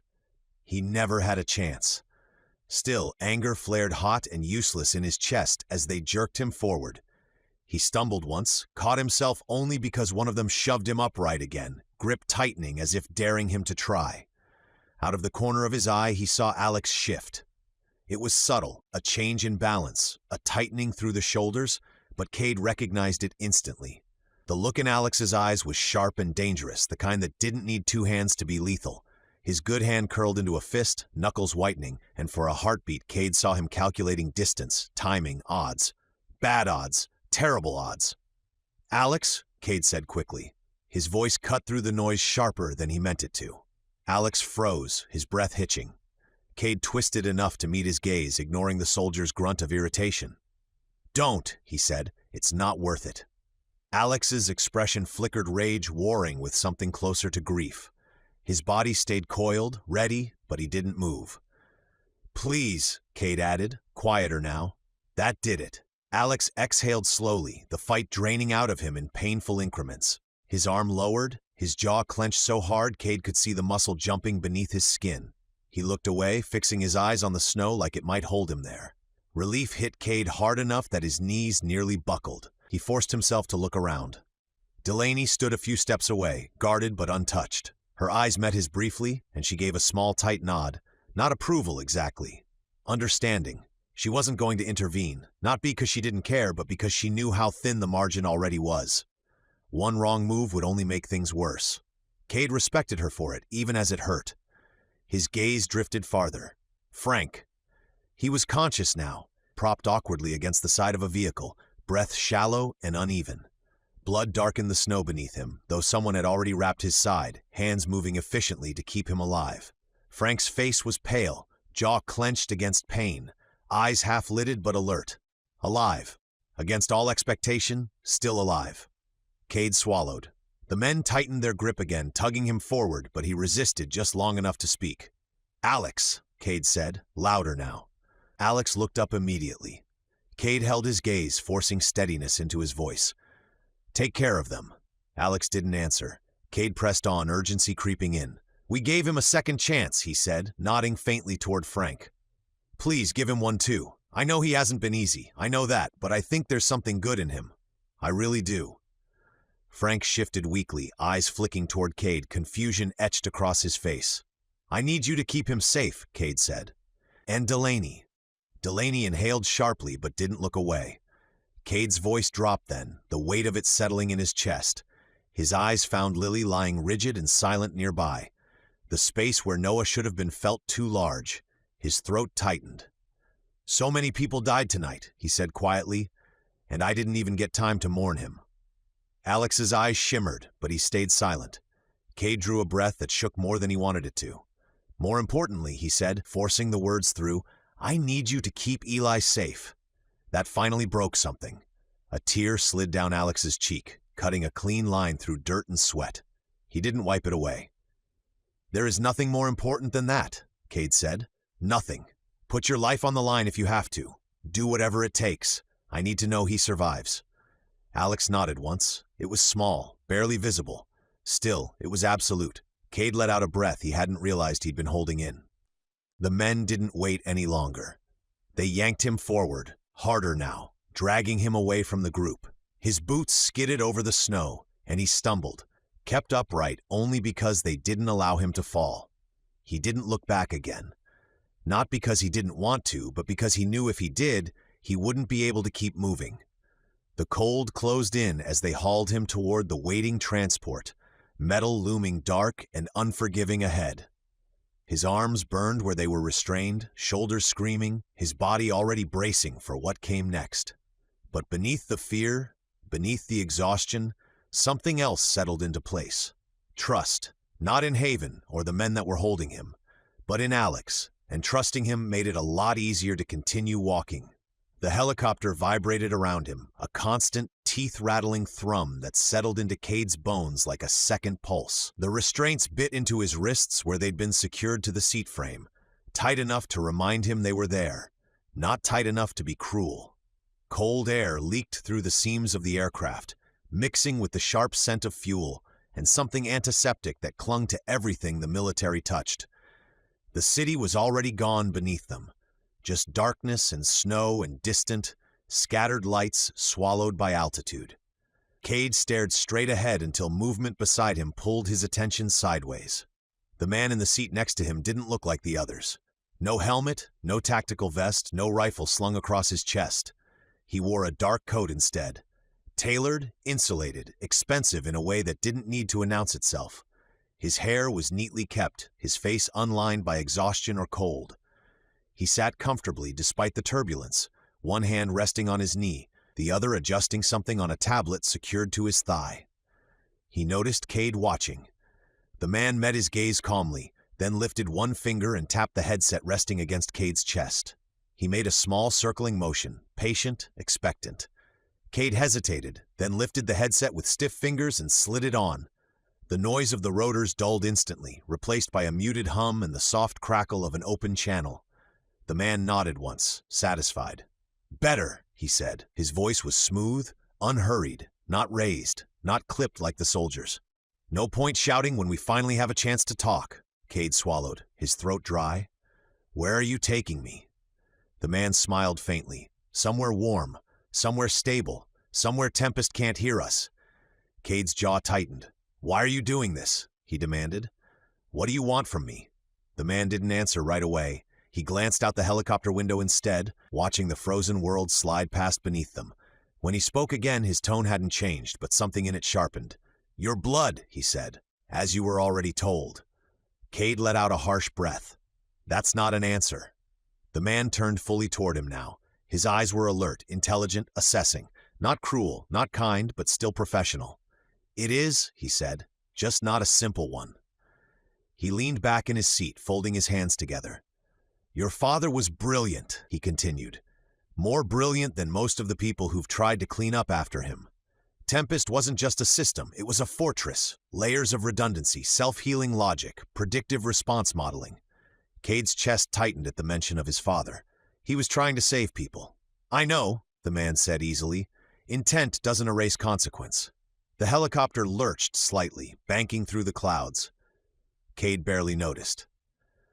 "What no one realized," the man went on, "was that your father didn't trust anyone.